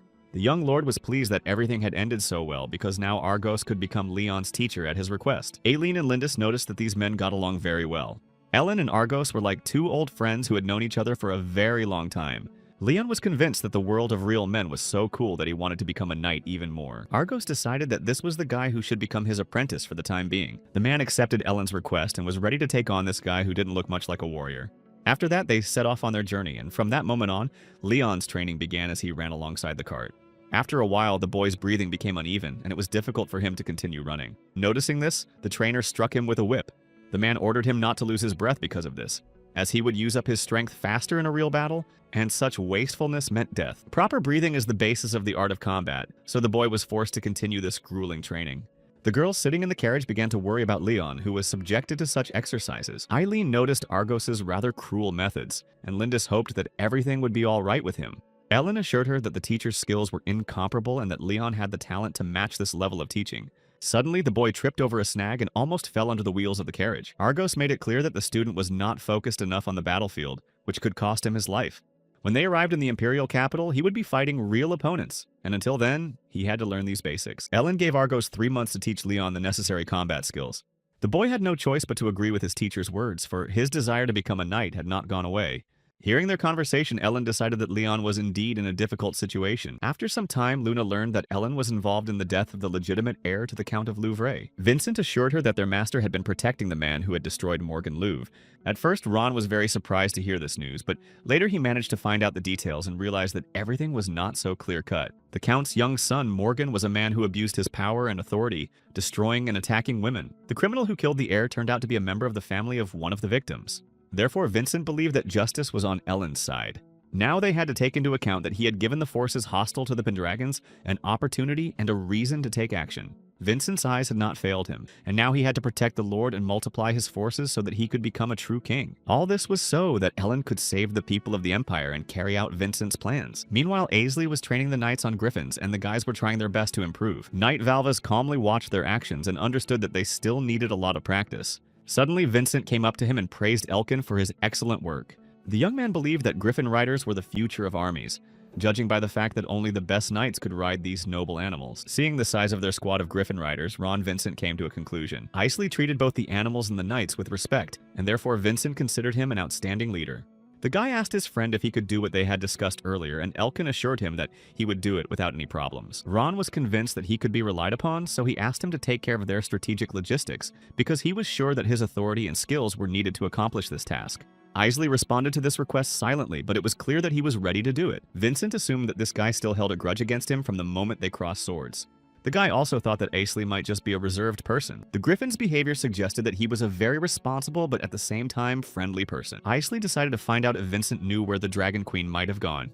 Ron assured him that, like the ruler, she only left the duchy to deal with matters of particular importance. Meanwhile, Saul was very far from the Pendragon territory. After some time, she managed to reach the gorge from which the magical glow emanated. Once at the bottom, she took on human form and noticed that this place was exactly as Raven had described it from his memories. The Lobstein steps were filled with a huge amount of untouched mana called Dragon Vein. The Dragon Queen intended to create her new nest in this place, but suddenly another dragon flew to her. The black dragon was Amelhalt, who, noticing her presence, also took human form. Descending, he intended to negotiate with the Dragon Queen. Amelhalt tried to find out why Her Majesty had come to this place. Soldrake suggested that this black dragon was the owner of the mana source. It turned out that this place did not belong to him. He had accidentally discovered this vein some time ago, but had not told Her Majesty about it. The queen was curious as to why her servant had not reported this place to her in time. After breaking the pact with the Pendragons, she was wounded. Amelhalt simply did not want to bother the queen with useless information. The black dragon decided to find out why the queen had come to these lands. After he found this place, there were 2 instances when the mana in this place began to grow uncontrollably. The first case occurred in the spring of the 2nd year when the queen fulfilled her duty to the Pendragons.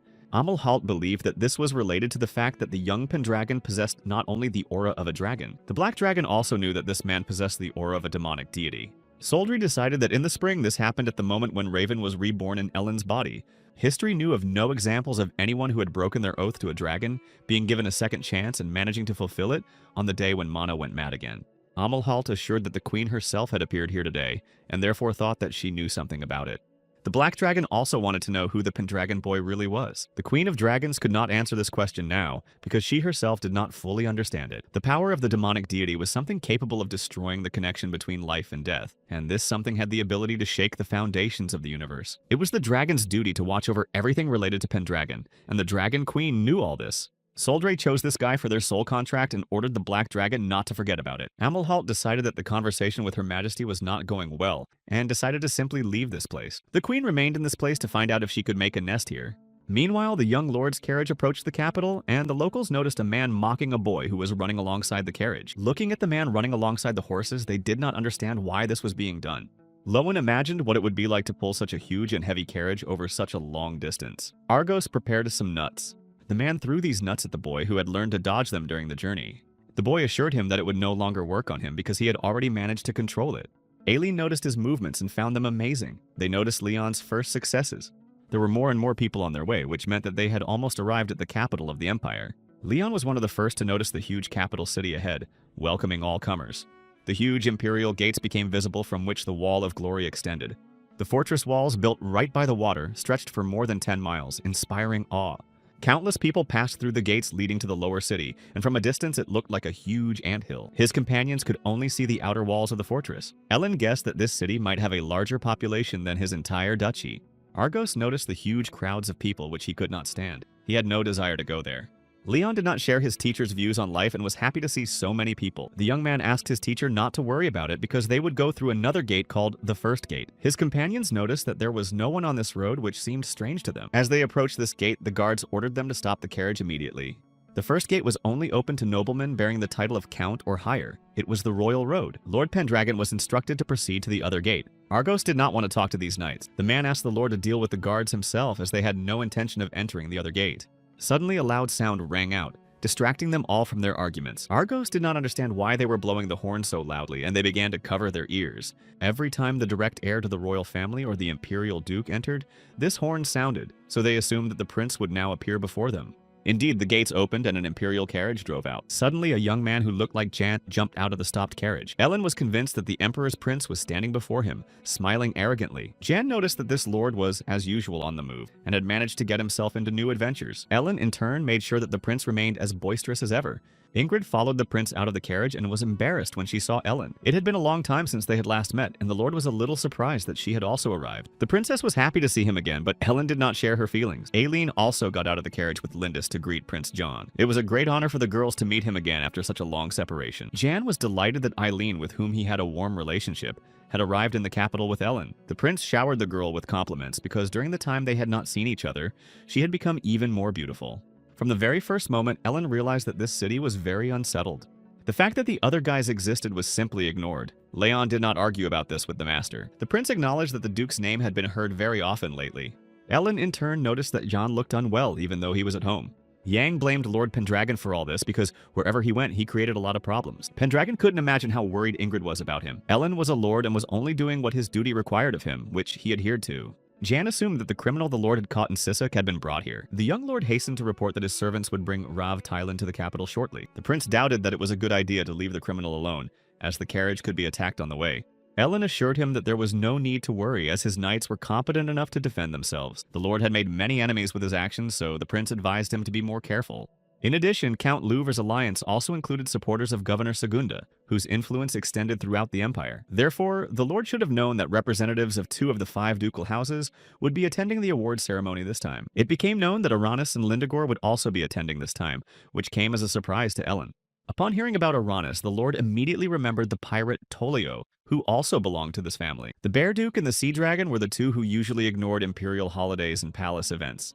Ellen decided to find out if the prince could do him a favor. Yana became curious about what he had in mind. The young lord wanted him to find the strongest knights in the empire because the future frightened him. Suddenly, Leon finally managed to repeat the nutcracker technique and cracked the nut with his fingers. Now the boy had to break 3 walnuts at once, which he handed to him. The master ordered his student to achieve this result in 10 days, which seemed impossible to Leon. The young man had to simply agree and not ask Argos any unnecessary questions. The man demonstrated how it should be done and broke 3 nuts at once in front of Leon. A fighter who does not have a strong grip is like someone who does not know how to ride a horse. Jan saw these 2 for the first time and decided to find out who they were. Ellen said that Argos was a warrior who had joined the House of Pendragon. The prince realized that this was the very man who had defeated the strongest knights of Alice. She vaguely remembered Leon, suspecting that he was a court jester from the House of Bolt. Ellen assured him that this guy was no longer a jester because he had become a knight. Despite being a novice, with time he could become a strong knight who would play his part in the coming battle. Jan considered this a rather high assessment from the young lord, and the boy continued to try his best to crack the nuts. Argos felt uncomfortable here being in such a pompous place. The expensive frescoes of this place with gold and precious stones made a commoner feel uncomfortable here. Suddenly, their young lord approached them, wanting to share some pleasant news. The prince gave them permission to visit the training grounds of those who were to become the sword and shield of the empire. These people were the Knights of the Order of the Golden Lion, and they managed to arrive at the first training ground. Noticing the training, Argos began to think that these knights were having a good time in the palace. The mentor allowed Leon to play with these knights for a while, as he was confident in his strength. The captain of the Order of the Golden Lion, Granite, met them, and was glad that the prince had also visited their place. Granite hastened to ask John who his companions were and why they had come. The prince introduced Ellen, whom he called his friend from the lands of Pendragon. They had come at his request. The lord wanted his subordinates to have the opportunity to train with members of the Order of the Golden Lion. The captain of the order understood his majesty and was ready to treat these guests with all due respect. Moving further on, they saw that training in close combat, shooting, and mounted combat was taking place here. There was even training for riders on griffins. It was clear that they were taking a serious approach, and their training was organized at a high level. Jan decided to ask Ellen what he thought about it, and he also liked what he saw in the fortress of the Empire's Pride. Every soldier they saw was either a member of one of the noble families or a representative of the knighthood. They had gathered the best to forge an elite force. Highly skilled knights were commonplace in the ranks of the order.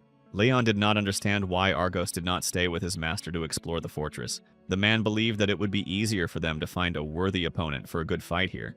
The man asked him to stop cracking nuts for today, as they had more important things to do. Suddenly, a knight who had failed to defeat his opponent during sparring fell down next to them.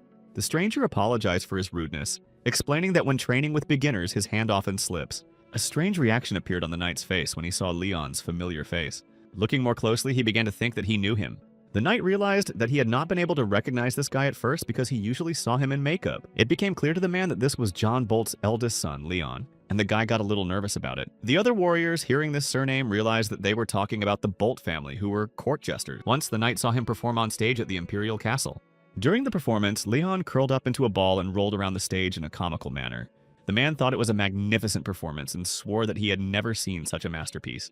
The knight became curious to know why this jester suddenly wanted to change his profession. Leon came to the training ground where the knights practiced, but he had neither a sword nor a spear. Unexpectedly, the man suggested that the jester had a trump card up his sleeve in the form of a throwing knife. The mockery was stopped by a nut that nearly hit the knight on the head. Argos was the one who threw the nut at him and assured everyone that Leon's weapons were nuts. The man and the boy were martial arts masters and trained their strength using all available means. With one blow, they could crack their opponent's skull or break their bones. Therefore, strictly speaking, they did not need to carry such useless things as weapons with them. Martial arts masters could fight under any conditions to determine whose fighting style was better. The knight decided that he could easily crack this nut, which seemed very fragile to him. Despite his best efforts, he was unable to break the nutshell. Argos asked Leon to show this man how it should be done. Those around them were shocked to see how easily the young man did it, while their partner was unable to. The man explained that it had taken his student a month to achieve this result, and assured them that this was enough time to defeat the knight in battle. The knight could not stand such insolence, so he tried to attack, but Argos managed to stop him. The martial arts master asked his opponent not to pollute the air with his mouth. Leon was pleasantly shocked to see how his mentor deftly managed to block the opponent's attack. Unexpectedly, the commander intervened in their altercation, intending to find out what had happened. The knight immediately tried to justify himself, saying that he was not the instigator of this conflict, and assured that this man had defiled the honor of their order. Argos believed that the very existence of such a knight was a disgrace and an insult to the order. The man could not bear these words again and was about to pounce on him, but this time the prince himself stopped their scuffle. Jan tried to figure out how they were going to resolve the situation since neither of them was going to take back their words. Therefore, he suggested that they hold a duel between the teams and at the same time decide in a fight whose honor was at stake and whose side was right. Granite couldn't understand his prince's train of thought, but he was curious to find out what he had in mind. Ellen considered Jan to be a cunning fox who had planned to get involved in something like this from the very beginning. Argos was convinced that they weren't the only ones who wanted to have fun, but Leon didn't share that enthusiasm. The prince made it clear to everyone that he intended to find out in a duel which of these warriors was stronger. The knight was eager to enter the battle after receiving permission from His Highness Prince John. It turned out that the duel would be between Granite, Captain of the Order of the Golden Lion, and Lord Pendragon, and it was supposed to determine which of these men was stronger. Ellen was ready for this turn of events, so he armed himself with a training sword for the duel. When he left his sheath, he saw no difference between a commoner and the king himself. The captain of the order made it clear that in the brief moment of battle, everything would come down to one thing: victory or defeat. Granite hoped that the young lord would never forget this simple truth of battle. Unexpectedly, before the battle began, the man released his aura to intimidate his opponent. Leon decided that this man would be stronger than Morgan. Argos was pleased that his student understood the difference in strength. Jan understood that the commander of the order was many times stronger than him, because his combat experience was invaluable and his weapon skills were off the charts. Earlier, Ingrid had asked her brother a very intriguing question. The prince said that Ellen had changed a lot since their last meeting, and she wanted to know what had prompted him to think so. Now, finding himself in a duel against Granite, the prince was curious to see what the lord would do. Based on the situation, Ellen had no choice but to fight with all his might. The opponent did not wait for an attack and made his first quick lunge, but the lord managed to dodge it. Leon noticed that his master was being pressed, and therefore began to doubt his victory over the captain of the order. Argos recognized the captain's phenomenal speed, but not only his movements, his thoughts were also at the highest level. Jan noticed that Granite did not make any unnecessary movements or feints. It was pure fencing art embodied by one man and presented to the public.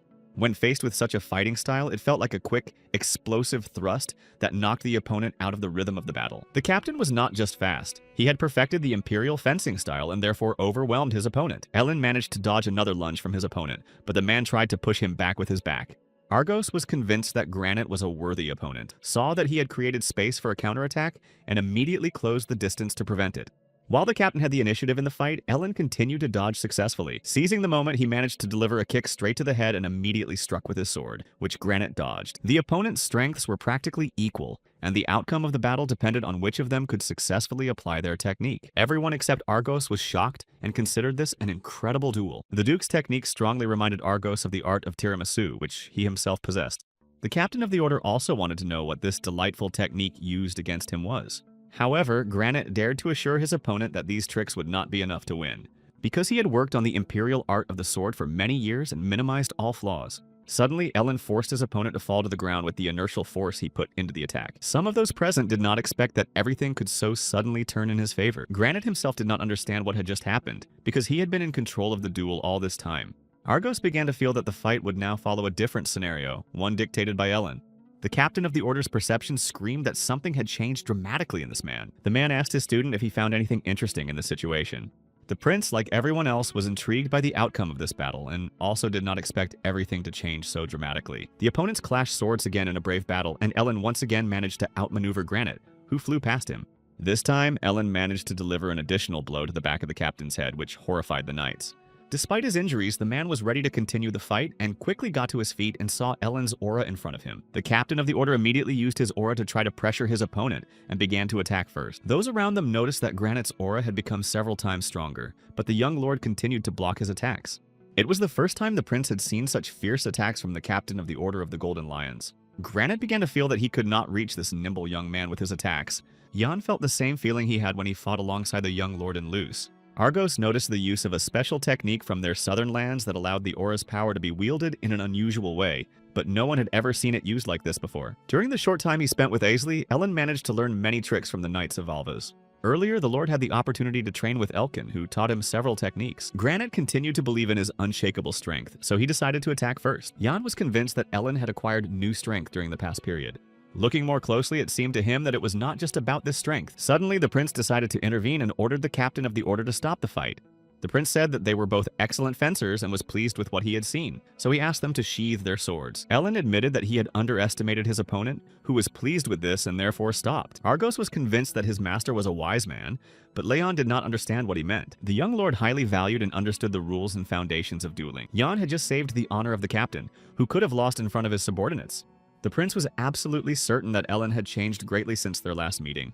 Lord Pendragon acknowledged that much had happened to him and his companions over the past year. The young man approached the captain he had just fought and intended to talk to him. Ellen was impressed by the strength and training of his knightly order, and hoped that he would honor them and allow them to train with them for a while. The lord believed that this place was ideal for developing Leon's skills. The captain of the order understood his desire and ordered his fighters to train with Leon from that day on. Ellen understood that through such joint efforts, they would become stronger and prepare for the battle that awaited them ahead. After a while, a gong sounded, and another carriage entered through the open gates. One of the most influential and wealthy nobles of the empire, Count Roxanne, had arrived. After his arrival, the Pendragon's famous allies, Count Cyrod and his entourage, arrived. The carriage of the governor of one of the empire's key trading cities, Laos Count Segund, appeared. This year's title conferral ceremony resembled a gathering of political monsters. The knights did not envy the drummers who constantly beat their musical instruments. Suddenly, not only drums but also trumpets began to sound, which meant that at least a duke had arrived. The flag of the King of Sea Dragons became visible, and everyone froze when they noticed the appearance of this nobleman. The head of the council was one of the 5 great dukes and the only ruler of the south. Duke Aranis arrived in the imperial capital, but Ellen was unaware of his arrival as he was busy training. A little earlier, the orc had continued training in Pendragon County, fighting with Isley. Elkin fought him with a spear, but the orc was determined and wanted to win. The orc was angry that his opponent kept dodging because he wanted to fight at full strength. Despite the orc's superiority, the guy managed to knock his opponent off his feet with a deft movement. As he fell, the orc managed to think quickly and attacked his opponent with his foot, but the boy managed to dodge. The battle between them continued, with the other knights watching them with interest. It seemed to him that Aisley was in a bad mood. He had been given another assignment and was not allowed to go with his master to the capital. Reed Polak thought that now Elkin was letting off steam in such a simple way. Isley, overhearing their conversation, threw a spear at them so that they would be less inclined to discuss him. Jody noticed that their sparring training was on a completely different level. Killian was very happy that his knights were improving their skills, and since he himself had not trained for a long time, he decided to join them. Skill thought that this captain of the knights was simply unbearable. Jody asked her not to say such things. Vincent noticed that their army had managed to improve its skills since the battle in Luce. Isley's technique and Cart's strength were different elements, which is why they were perfect rivals. The guy decided to ask Kratul if there was any news about the incident that had occurred in the forest. The orc reported that the mage had managed to penetrate the duchy's territory. Last time he tried to break through the barrier directly, so he set a double trap for him and managed to find him earlier. Vincent decided to find out if it was the same mage who had influenced the minds of the centaurs. Kratul could not answer his question with certainty, because he himself did not know if it was the same mage. Near the mausoleum, the Lord met a lich, and in Sisek, there was practically a full-scale invasion of undead. These events could be connected with the county of Aranis. There was someone behind the assassination attempt on the prince, and the Duchy of Aranis was involved in the events in Laos. Vincent realized that he was missing some pieces of the puzzle and wanted to find out what happened next. The young man knew that there were still 10 days left before the title transfer ceremony, and Luna was worried about Alina. Meanwhile, in the imperial capital, Aileen showed everyone the dress her mother had given. Leon assured her that the ceremonial attire suited her very well. Argos decided to remain silent. The man assumed that today was the day when the titles would be awarded. Aileen asked Lindis to come out to them and not be shy about her outfit, but the girl felt that the dress was too revealing. The girl tried to convince Lindis that this outfit suited her very well, and the boys were intrigued by it. When they saw Lindis's dress, the guys were pleasantly surprised and didn't understand why she was embarrassed. As the Lord's wife, she should not hide her stunning attractiveness. It was the boys' turn to get dressed. Aileen had prepared suitable outfits for them.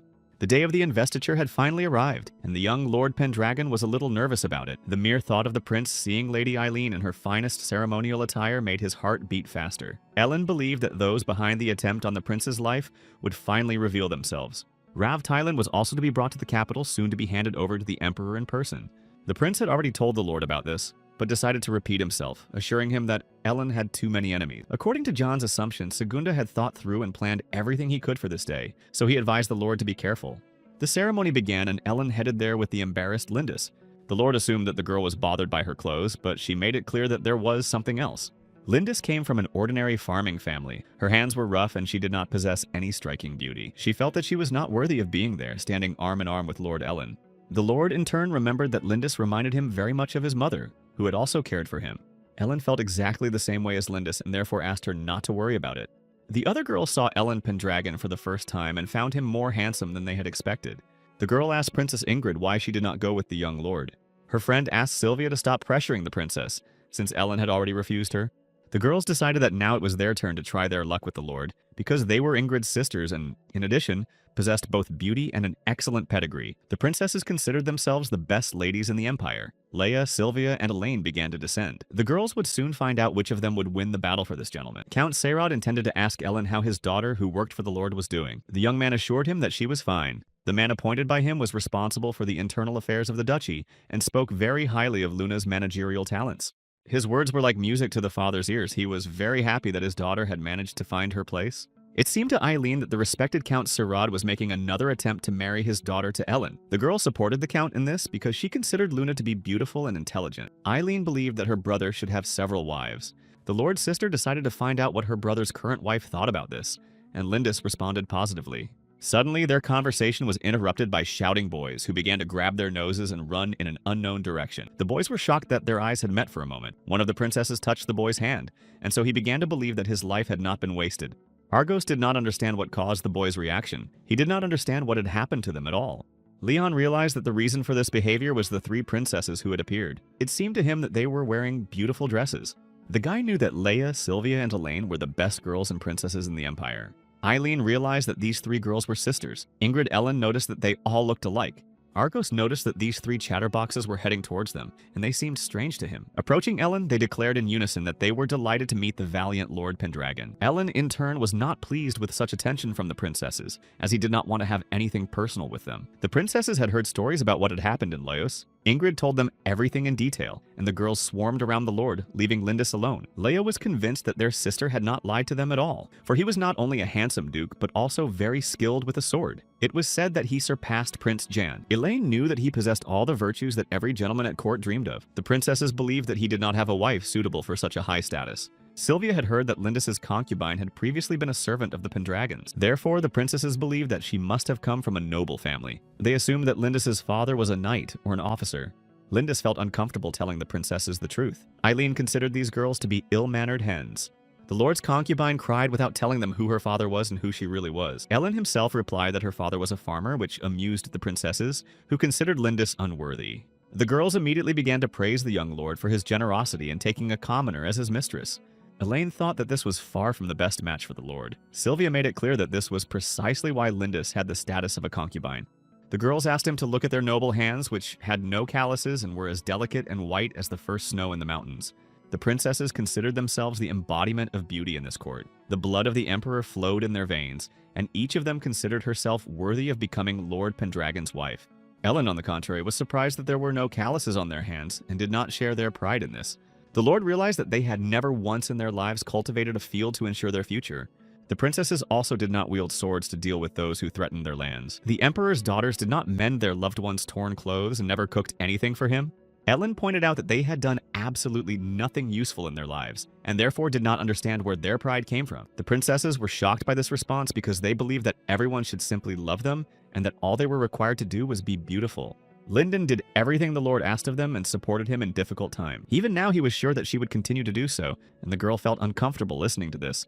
Ellen was sorry, but he had to tell them with regret that he found it difficult to find common ground with people who did not share his values. So he took Lindis by the hand and they walked away from the princesses, who were stunned by this outcome. Those around them, on the contrary, were glad that their lord was so generous and did not betray his principle. The princesses immediately burst into tears because they had been rejected for the first time in their lives. Suddenly, one of the young men complained to the lord who had dared to speak so rudely to the beautiful flowers of the empire. The young man believed that Lord Pendragon had gone too far and should be held accountable for his actions. To them, having a commoner as a concubine seemed an absurd act by which the lord had lowered his status. It was considered an insult to the entire nobility and aristocracy of the empire. The young men from noble families considered it comparable to betraying the ideals of the country. Leon noticed that everything had happened exactly as Prince Jan had told them. Ellen had too many enemies, and with every passing minute, there were more and more of them. But Leon did not understand how they dared to behave this way with the Lord. Argos considered each of these young men to be pathetic in their own way. Lindis asked her husband for forgiveness, believing that these complaints had arisen because of her, but Ellen asked her not to think about it. Duke Aranis entered the hall unnoticed and was somewhat pleased that some had turned against Ellen. Hearing his voice, everyone immediately froze in place. The young men from noble families were frightened by the appearance of the ruler of the south. Ellen, on the other hand, tensed up as he considered the king of the sea dragons to be his enemy, who was constantly trying to harm him. Duke Aranis, noticing how everything had changed in the room with his appearance, realized his superiority over everyone. The man assured them that they were all under the protection of the empire, so he asked them not to quarrel. With a glance, he made it clear who was the strongest in the room, and recommended that the gentlemen not draw their swords from their scabbards. In the Duke's humble opinion, Lord Pendragon was free to choose his own life partner, and it was none of their business. Freedom of choice in the internal affairs of noble houses was one of the pillars on which the entire aristocratic society was based. Therefore, all aggression subsided, and the Duke had the opportunity to speak personally with the young lord. The other young men of the nobility were still horrified by Aranis's presence at the event. Those around him knew that not long ago he had entrusted all matters of the southern lands to his eldest son, Arrigo, and since then had hardly been seen in public. Now the Count had personally visited the imperial court, so those around him did not understand what had prompted him to come to the imperial capital. The ruler of Aranis paid a compliment to Lord Pendragon's wife, and tension arose between them. Noticing Lady Eileen, he decided that she was Ellen's sister, as she looked very much like her brother. One glance was enough to recognize the Lord's companions as excellent fighters. It was a great honor for Ellen to meet Duke Aranis in person. The man believed that the other lords brought nothing but problems and squabbles to the imperial court. The children of the nobility were blinded by the apparent power that came with their titles, which they had inherited by right of birth. But in reality, they were insignificant and, like ordinary people, could not see beyond their own noses. The Duke asked him to trust him because he knew what he was talking about, having faced a similar situation in the past due to an unpleasant incident involving his concubine's son. Ellen decided that the conversation was about the half-orc youth who had pretended to be a pirate. The Lord sympathized with the Duke because his son had been on the side of the kidnappers in that incident in Luce. The man did not quite understand what he was talking about, but he noticed that the idea with the half-orcs was excellent. The Duke understood that the offspring of such a union would have the intelligence of a human and the strength of an orc. If everything was done correctly, the result would be the strongest soldier from a young age. He had doubts about how the empire was structured. The empire was supposed to be a place where any creature of any race or lineage could rise to the top if it had the necessary talent and diligence. The man asked the young lord if he agreed with his worldview. Ellen continued to feel negative towards this man, but decided not to show it. The Lord suggested that he was talking about a society in which the best in their field could achieve anything. Duke Aranis assured him that a rusty old sword could not harm a dragon. This was precisely what he wanted to convey to the young lord. After these words, he bowed and left them.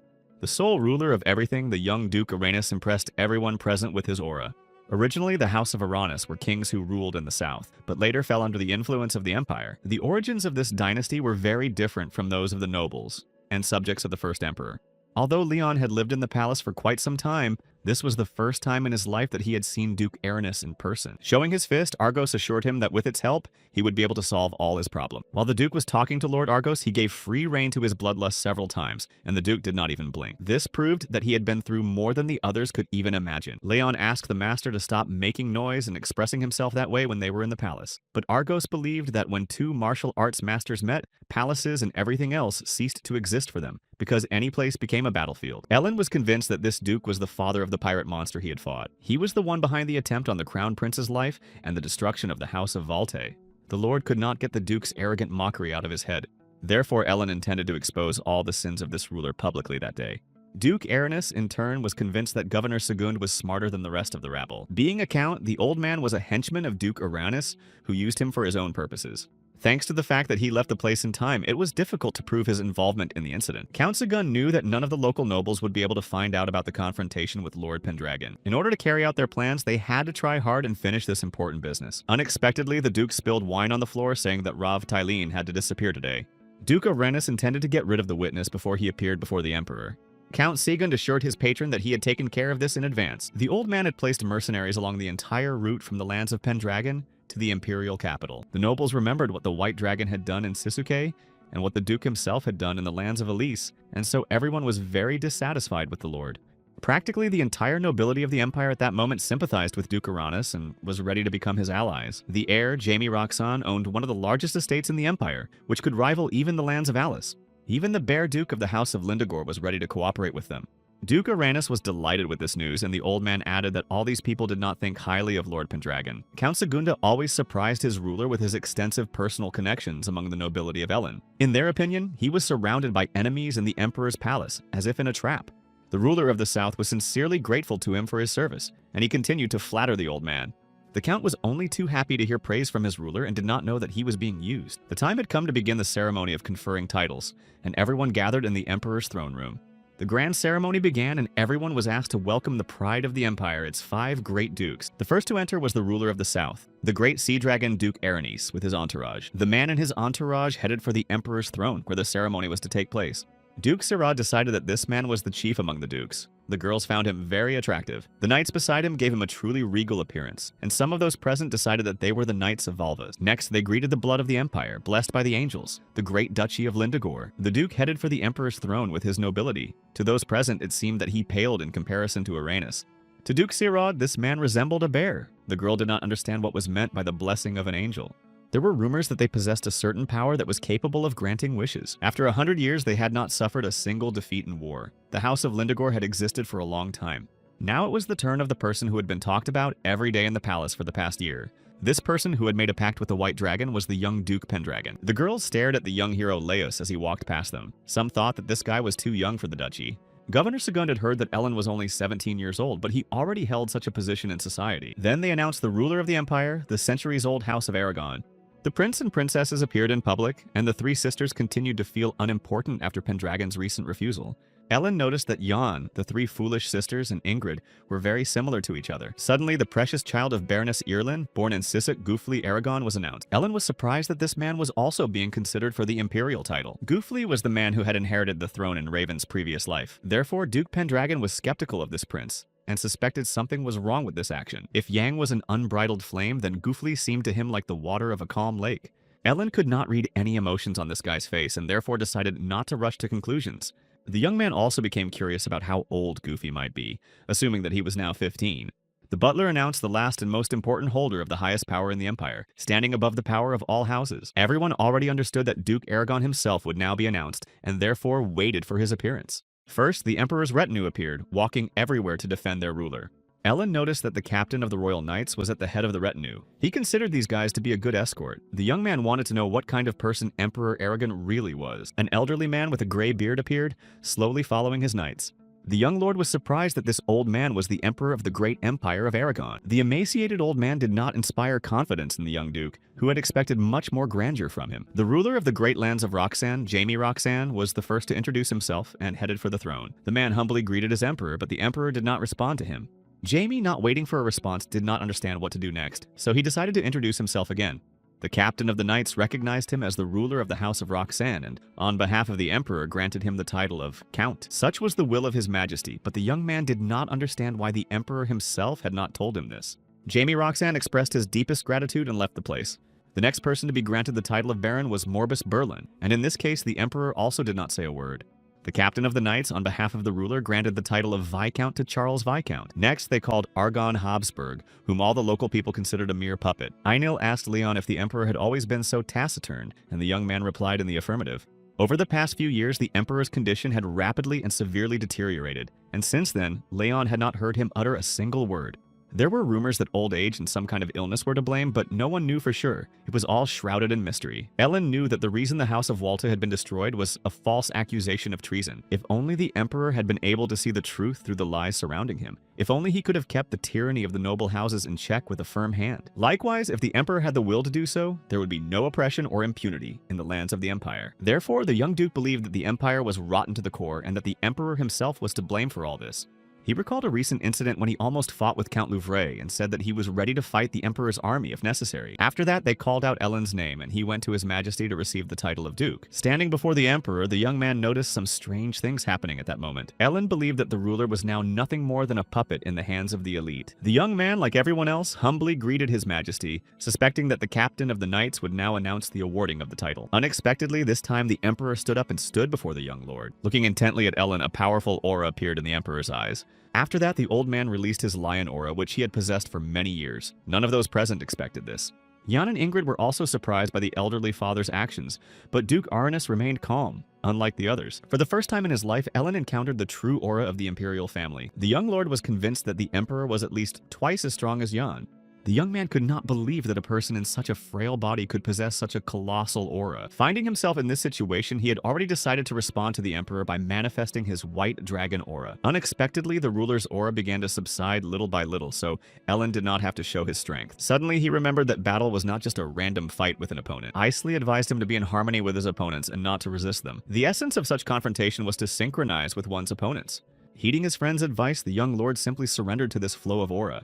After that, their auras began to merge into one, and none of those present could understand what was happening. The auras of the Emperor and Alina merged in a way that none of the people present had ever seen before. The young lord also practiced such a fusion with another person's aura for the first time in his life. Suddenly, their stream stopped, and the Emperor said that he regretted that someone like Ellen had not come to him sooner. The Emperor was very pleased to see such a worthy person as Duke Pendragon before him.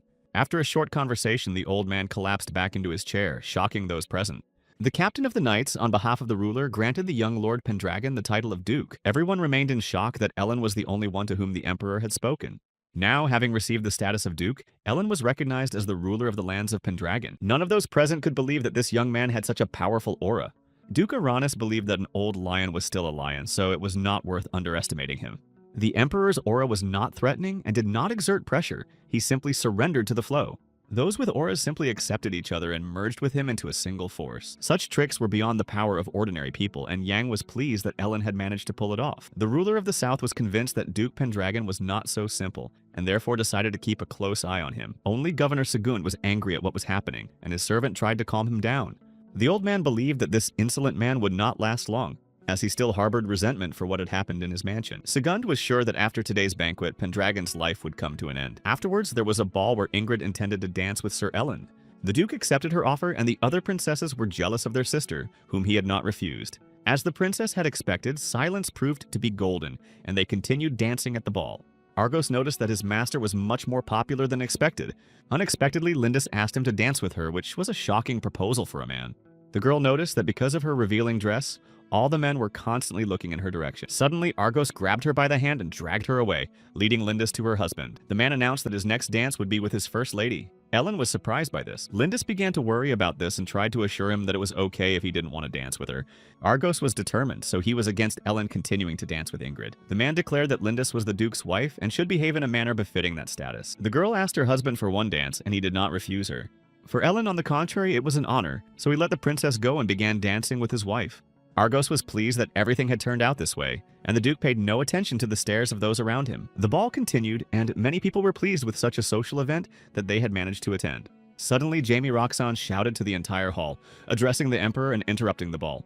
As an official currently ruling one of the richest provinces and a loyal subject who had received the title of Count, Jaime had the honor of reporting information of great importance to His Majesty.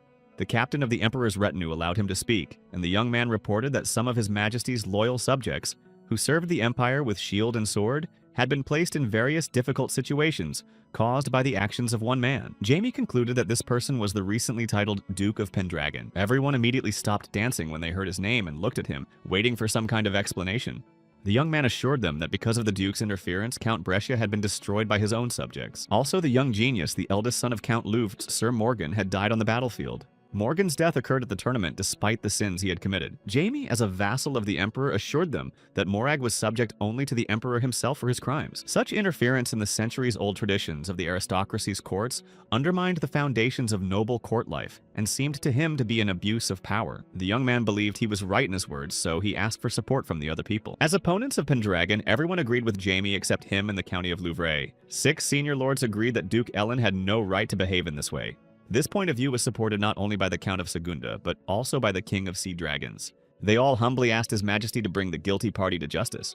Jean and Ingrid were among those who opposed Pendragon's accusations, but Jaime insisted on condemning the guilty party. The opponents of Duke Ellen also supported these accusations and asked the Emperor to hold a trial.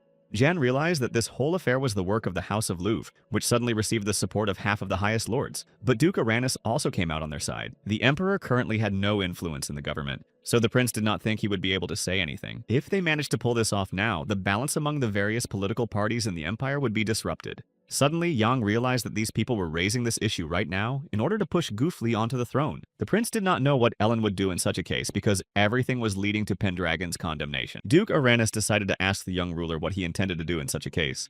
Unexpectedly, Governor Torrio Segundo, who believed that such actions disgraced the empire, cried out that he considered it nothing less than treason. The old man asked the emperor to condescend to judge Duke Pendragon.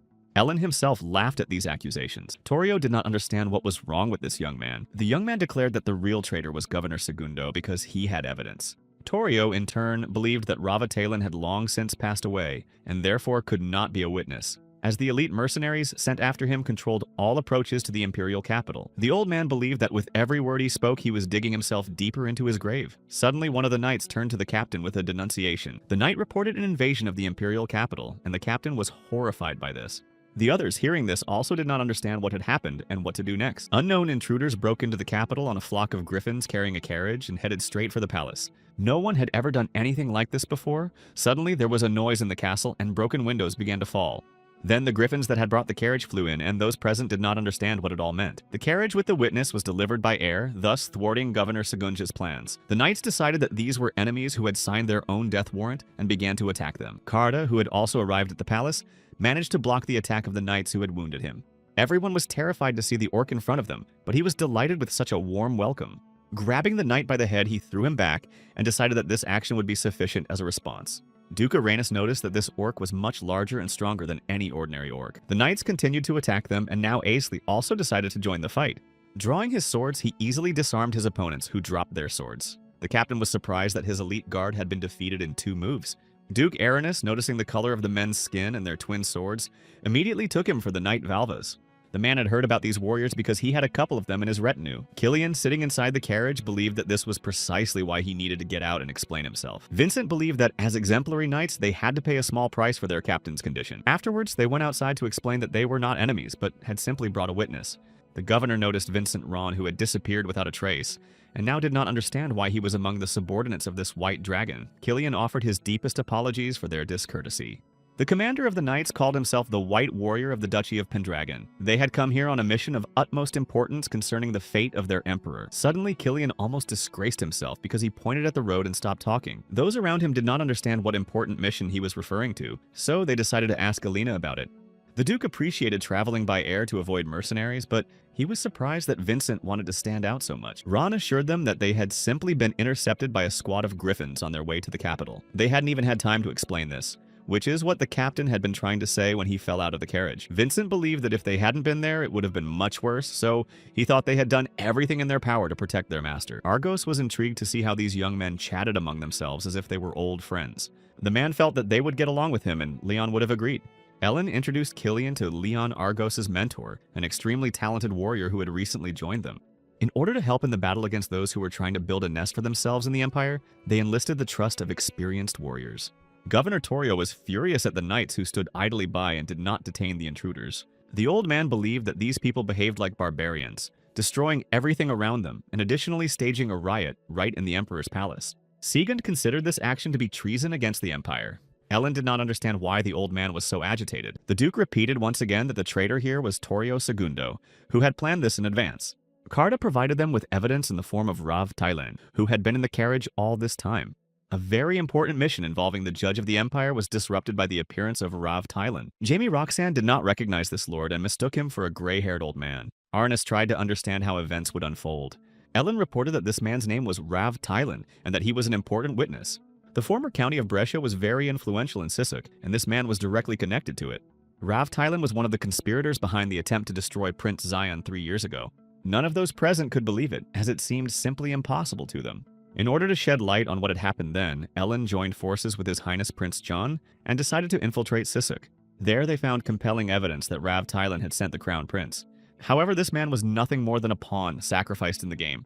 Rav Thailand was supposed to tell them all who was the player who had been moving the pieces on the board all along. Ellen asked him not to forget to mention the identities of the other traitors who had bared their insatiable blades and plunged them into the emperor's body. Duke Pendragon intended to reveal all the sins of the traitors that day, and the captain of the emperor's retinue allowed Rav Thailand to speak. After that, Ellen led the prisoner away so that he could tell His Highness everything that had happened. Torio Segundo understood that if the truth came out, all his plans would go down the drain and he would be accused of treason. Duke Uranus used his magic ring to order his subordinate to take action. The old man suddenly flew into a rage, pulled a dagger from his belt, and began to scream frantically.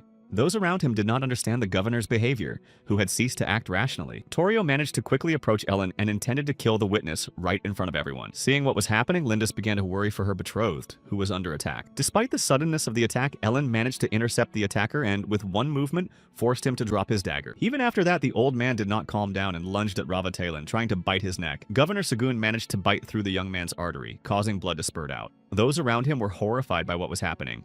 Right before everyone's eyes, Ellen's only witness for the defense was brutally destroyed. The Duke grabbed the old man and noticed that he too had died, but no one had done anything to him. The young man needed to find out how Sigund had been so strong and fast at that moment. Those present did not understand what had happened here and did not know why the governor had taken such a step. Given the circumstances, there was only one logical explanation. Duke Uranus could not imagine that Count Segundo would be behind the attempt to destroy the crown prince. The ruler of the south, on behalf of the 6 highest lords, sincerely apologized to Ellen, who was convinced that Aranis was involved in this. Everything turned out exactly as Pendragon had said, and Count Segunda turned out to be a traitor to the Empire. Ellen accused Segunda as befitted a loyal servant of the Empire, but Pendragon himself understood that things were not as simple as they seemed. Thus, Duke Uranus intended to divert suspicion from himself, even though there was no evidence of his involvement. Summing up, the ruler of the South called Ellen a true treasure of the Aragon Empire. The lifeless body of Ravatalan continued to bleed, and no one rushed to help him, thinking it was impossible. Duke Serud was once again convinced of Ellen's power, for he was not the man that Sigund's henchman had tried to portray him as. The girl was stunned by the wisdom of Duke Uranus, who so quickly realized his mistake. Ellen considered what had happened to be wrong, knowing about Duke Uranus's involvement. Vincent noticed Pendragon's violent reaction and intended to stop him, because there was no point in this confrontation with Uranus. The Duchy of Pendragon had lost their only witness, and even if Ron revealed the truth now, no one would believe him. On this terrible note, His Majesty's reception was over, and everyone was ordered to leave the palace. Duke Uranus was pleased with how things had turned out and decided to return to his estates in the south.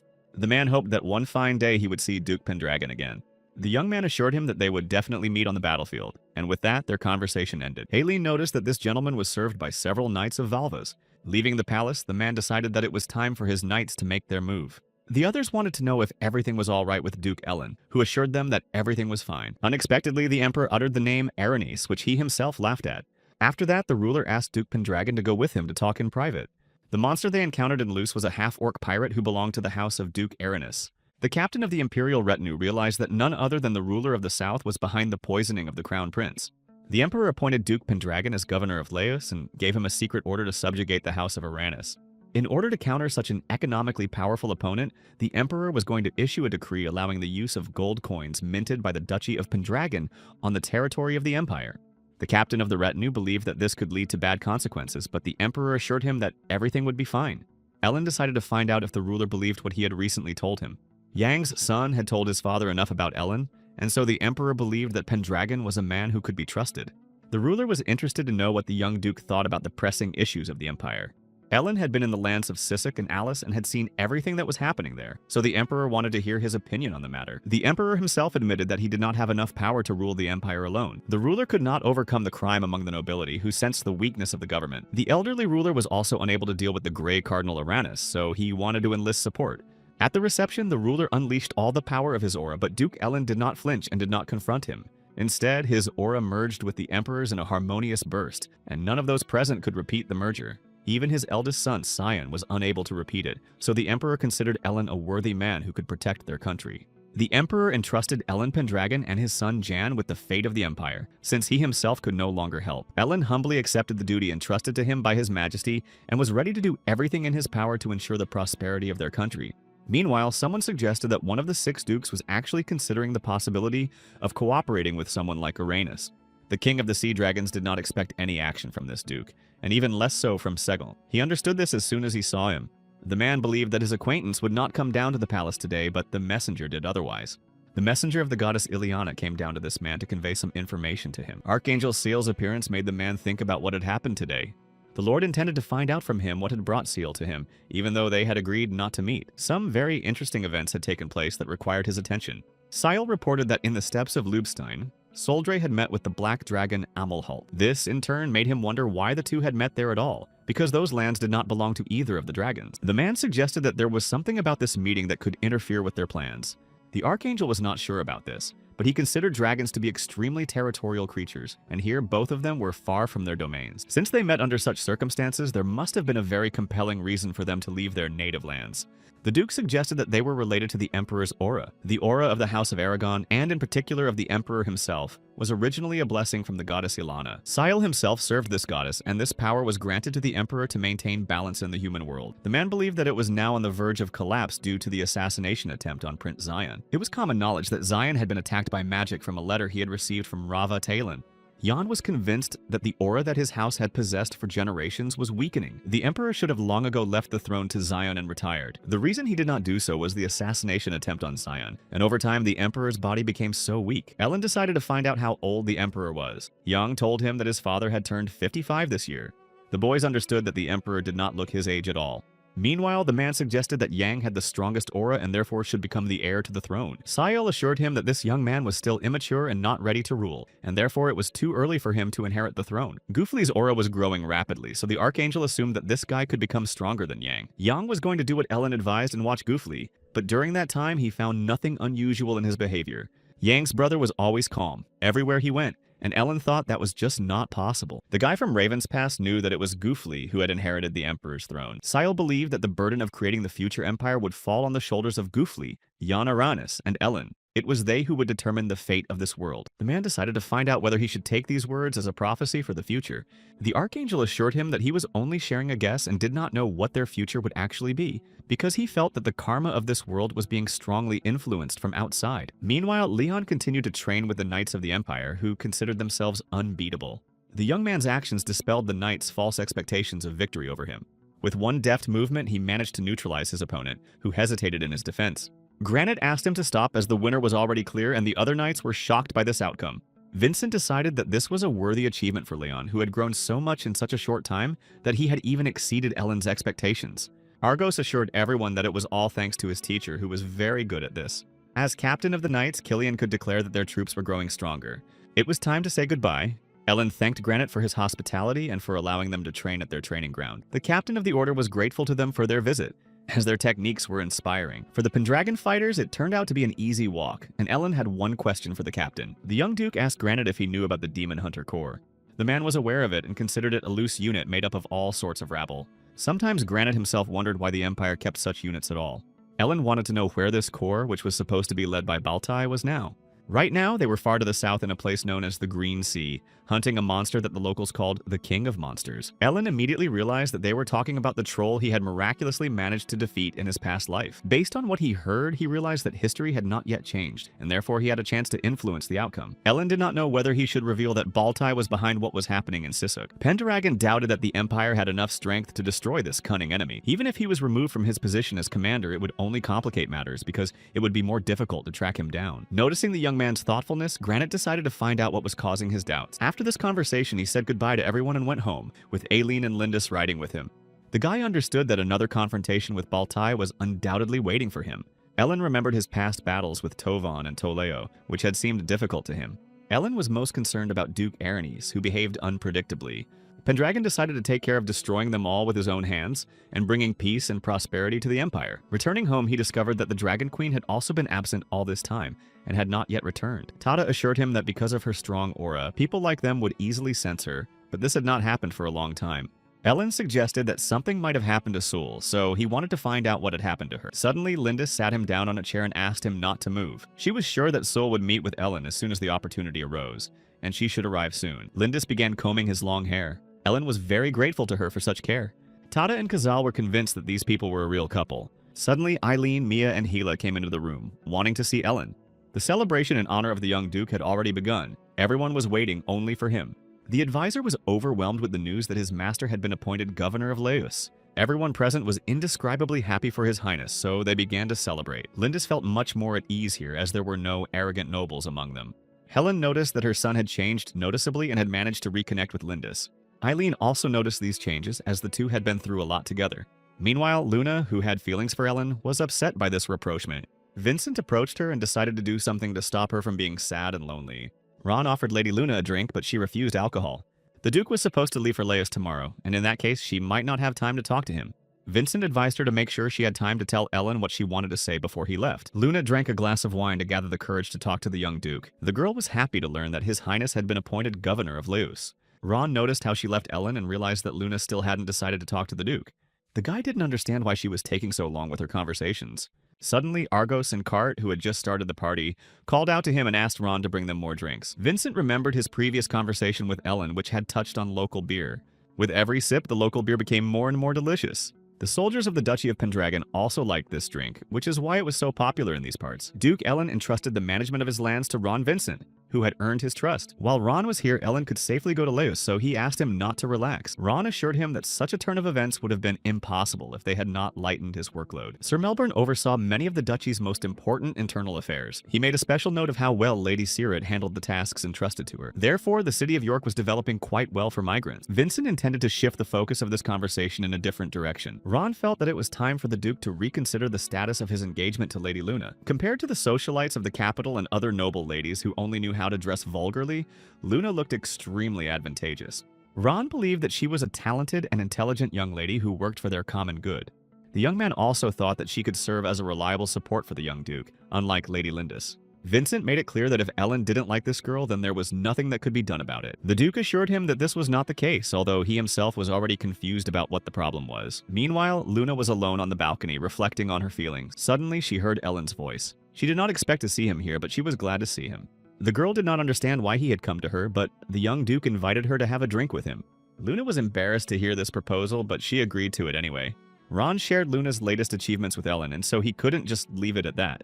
Vincent also told him about her great contribution to the Empire and wanted to express his gratitude to her. Ellen noted that Luna had changed a lot since they first met, and had become much more responsive. The girl assured him that she had not changed as much as the Duke himself, who no longer resembled his former self. With her hand on her heart, she could admit that she did not like him at all, especially the one she knew before the coma incident. After she woke up, she had the feeling that he had become a completely different person. Seeing how he dealt with the monsters at that very moment, Luna felt a longing for him. This made her seem somewhat selfish, and so after thinking it over, she changed her mind. Ellen was inclined to agree with her words, and they drank some more wine while looking at the night sky. Later, when the Duke returned from Sisuk, Luna saw another change in him. Luna had the feeling that he had found some kind of purpose again, and seeing all this, she also wanted to change. This conversation after Sisuka became the starting point from which Luna began to change for the better. Instead of getting married for the sake of her family, she wanted to break the established rule. Ellen Pendragon didn't quite understand what established rules she was talking about. Luna decided to live not for someone else's interests, but for her own, which she wanted to pursue. The girl decided to find out if the Duke remembered what he had said to her while in Sirad County. At that time, Ellen simply wanted to live in such a way that he could give people and the country the opportunity to enjoy a rich and good life. It was this promise that very quickly began to come true, so Luna respected him not only as a man, but also as a ruler who boldly led his lands into the future. The young Duke was surprised by such unexpected words, which the girl had remembered all this time. Luna didn't care whether he liked it or not. She wanted to be his source of strength. The girl felt embarrassed saying such words to the Duke, but she was sure that she would be useful to him. Ellen was convinced that she had changed, and so he felt ashamed of his past words. Suddenly, memories of the past flooded back to him, in which he saw nothing but revenge and survival. Ellen realized that Luna truly loved him not only because he was Ellen, but because she loved the real him. The Duke shed a manly tear of disappointment in himself. Luna saw him cry for the first time. The guy immediately pulled himself together and assured her that he was fine, knocking back a little more wine to calm himself. Ellen expressed his gratitude to Luna Sirod for what she had done for their common goal. Luna was just happy to help him, so she let him know that he could turn to her whenever he wanted. Ellen decided that this conversation would suffice for the time being, as he did not want to rush things. Meanwhile, pirates in the ocean spotted the ship carrying the elite and began to chase it in order to rob it. The people noticing the orc pirates were terrified, as there was no one among them who could fight them off. One of the merchants did not understand where the Imperial fleet that was supposed to guard these waters had gone. He hoped for salvation. The man did not wait for rescue. The pirate cut off his head and assured him that no one would come to their aid. Tolio recovered from his injuries and continued to wreak havoc in the ocean, considering himself the supreme predator. Suddenly, he noticed an article with a photo of Duke Pendragon, who had been appointed governor of Laos. The pirates learned that this guy was doing well, so Toleo decided to collect a debt from the Duke. Sometime later, a new heir to the position arrived at the estate of the late Governor Laos Segundo. Ellen, noticing his men in front of him, was shocked by their appearance and decided to find out who had done this to them. It turned out that it was Aileen who had given the new uniforms to her brother's henchmen. She thought that this nautical style of clothing would suit their team. The girls decided to dress this way in honor of his meeting with Laos's defender, Viscount Murray of the Imperial Navy, who was fighting pirates at the same time. Once on the ship captured by pirates, the Viscount unleashed his aura to fight his enemies. With one deft movement of his sword, he managed to immobilize several opponents at once. It was not the first time that the admiral of the Imperial fleet had faced such pirate attacks. After some time, he returned to shore, and the locals were happy to see Viscount Murray, nicknamed the White Shark. The man's fierce gaze looked much more sinister than before, all because he was on his way to meet the Duke of Pendragon. The former governor had collaborated with the pirates and betrayed the Imperial fleet with his actions. Therefore, Moray was not happy with the new governor, as he believed that in such a situation, no one would take the initiative. The locals believed that if the local governor showed weakness, the White Shark's teeth would instantly close around his neck. A meeting took place between the new governor, Ellen, and Viscount Moraine. The young Duke introduced himself to the admiral of the Imperial fleet and assured him that, by direct order of the Emperor, he now held the post of Governor of Laos. The aide had the honor of presenting him with the sword of the Emperor, Admiral of the Imperial fleet, Viscount Moray. The young man thought it would be wise to keep in mind what had happened to the previous governor. Ellen knew that after Segund had been destroyed, they had taken over the affairs of the city and the port, so he wanted them to give him a brief account of the situation. The assistant reported that they had already dealt with most of Segund's accomplices. Suddenly, Isley interrupted their conversation, making it clear that the governor was not addressing the assistant. The Knight of Valvas released his aura to show these guys who was in charge. Moraine then apologized for his subordinate's rudeness. However, he asked for understanding, as he was a military man and preferred to see for himself what kind of person he was dealing with. Ellen tried to find out what he intended to do about it, but Moraine simply suggested that they have a duel. The Viscount was a friend of Ellen's father, so he had heard a lot about the young Duke of Pendragon. Moraine had heard that Ellen was a weakling who loved flowers and wasted his life painting silly pictures. Rumors circulated that he had fought on equal terms with Granite, the captain of the Imperial Knights, who was equal in strength to Moraine, but it was hard to believe. Therefore, he wanted to test the young Duke himself. Ellen understood all this and saw no reason to refuse. The young man was in no hurry and ordered him to start the duel immediately. Unexpectedly, Aisley stood in the Viscount's way and made it clear that he would not allow this man to insult his master. Ellen suddenly rushed towards his opponent and immediately grabbed him by the neck. Moraine could not have foreseen such a turn of events. The Viscount's knights were shocked by the Duke's actions and were ready to defend their master as well. Isley stopped the Viscount's knights with his movements. Killian was shocked by what was happening. The Admiral's knights considered such an act dishonorable, but Elkin doubted that the concept of honor existed among pirates. Ellen made it clear that they intended to fight pirates who had never heard of honor. The governor's enemies were to be the most vicious and despicable pirates of the ocean, led by the commander of the Latuan orcs, the Dark King, Toleo Aranis. Ellen assured him that the pirate captain would clearly be stronger than the admiral's knights. The governor did not have enough time to waste on useless arguments about who was in charge. Moraine accepted this state of affairs and assured the young Duke that he was right in his arguments.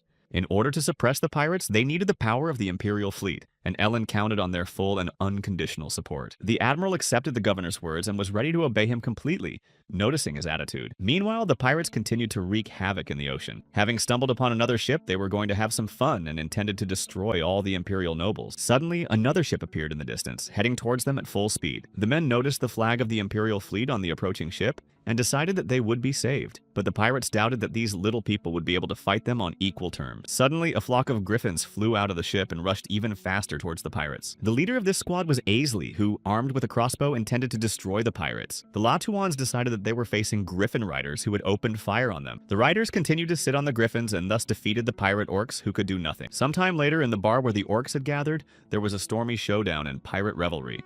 The owner of the establishment assured the knights who came to him that it was just a simple shop. It was natural that there could be pirates among their customers, since these lands were filled with them. The man was not aware of all the pirates' affairs, which the admiral intended to find out with his assistant. Suddenly, Moraine couldn't take it anymore and quickly put his blade to the salesman's head.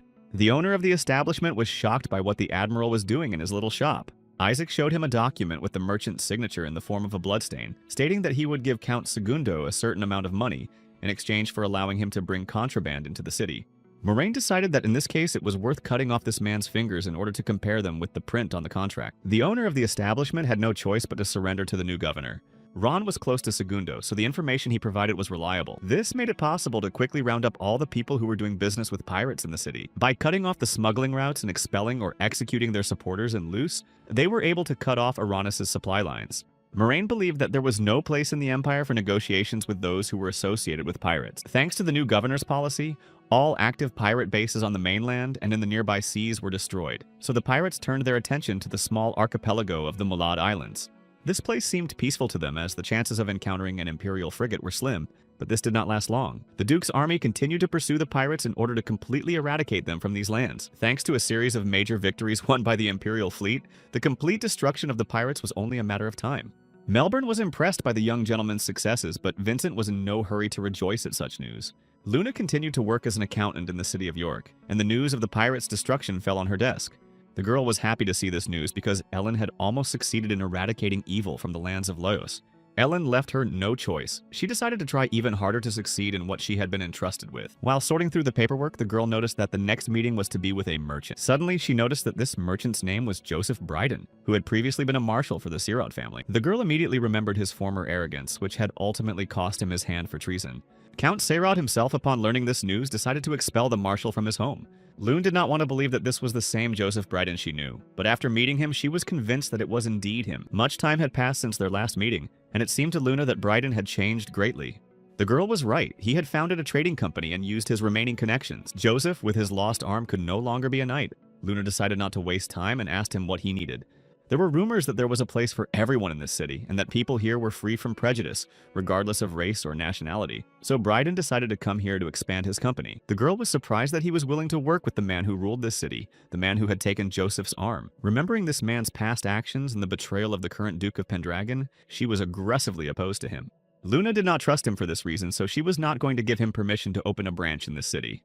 Joseph noticed that Lady Luna had also changed during this time. Now her gaze saw nothing but Ellen Pendragon. Bryden tried to assure her that he would be better than this duke, but Luna did not quite understand what he was talking about. The former marshal believed he could give her more than Ellen could ever offer her. Joseph couldn't give up for this very reason because he was still in love with Lady Luna. When Bryden confessed this to her, he noticed surprise on her face because Luna did not expect to hear such a thing from him. Meanwhile, the orcs continued to wreak havoc on their archipelago, but there were fewer and fewer territories left to attack. The three main pirates of the Red Skull gathered in one place to discuss further action. Captain Grisman did not understand why the Dark King Toleo had come to him. His interlocutor assured him that he had simply come to check on them, as he had heard that they had been having a hard time lately. It was said that the new governor of Lusa had given the pirates a good beating. Grisman found it amusing to hear this from someone who had lost an arm and an eye in battle against this governor. These rumors of Toleo's failure had spread throughout the lands of Losa, and everyone had known about it for a long time. The Dark King's position had also weakened due to the new governor's policies.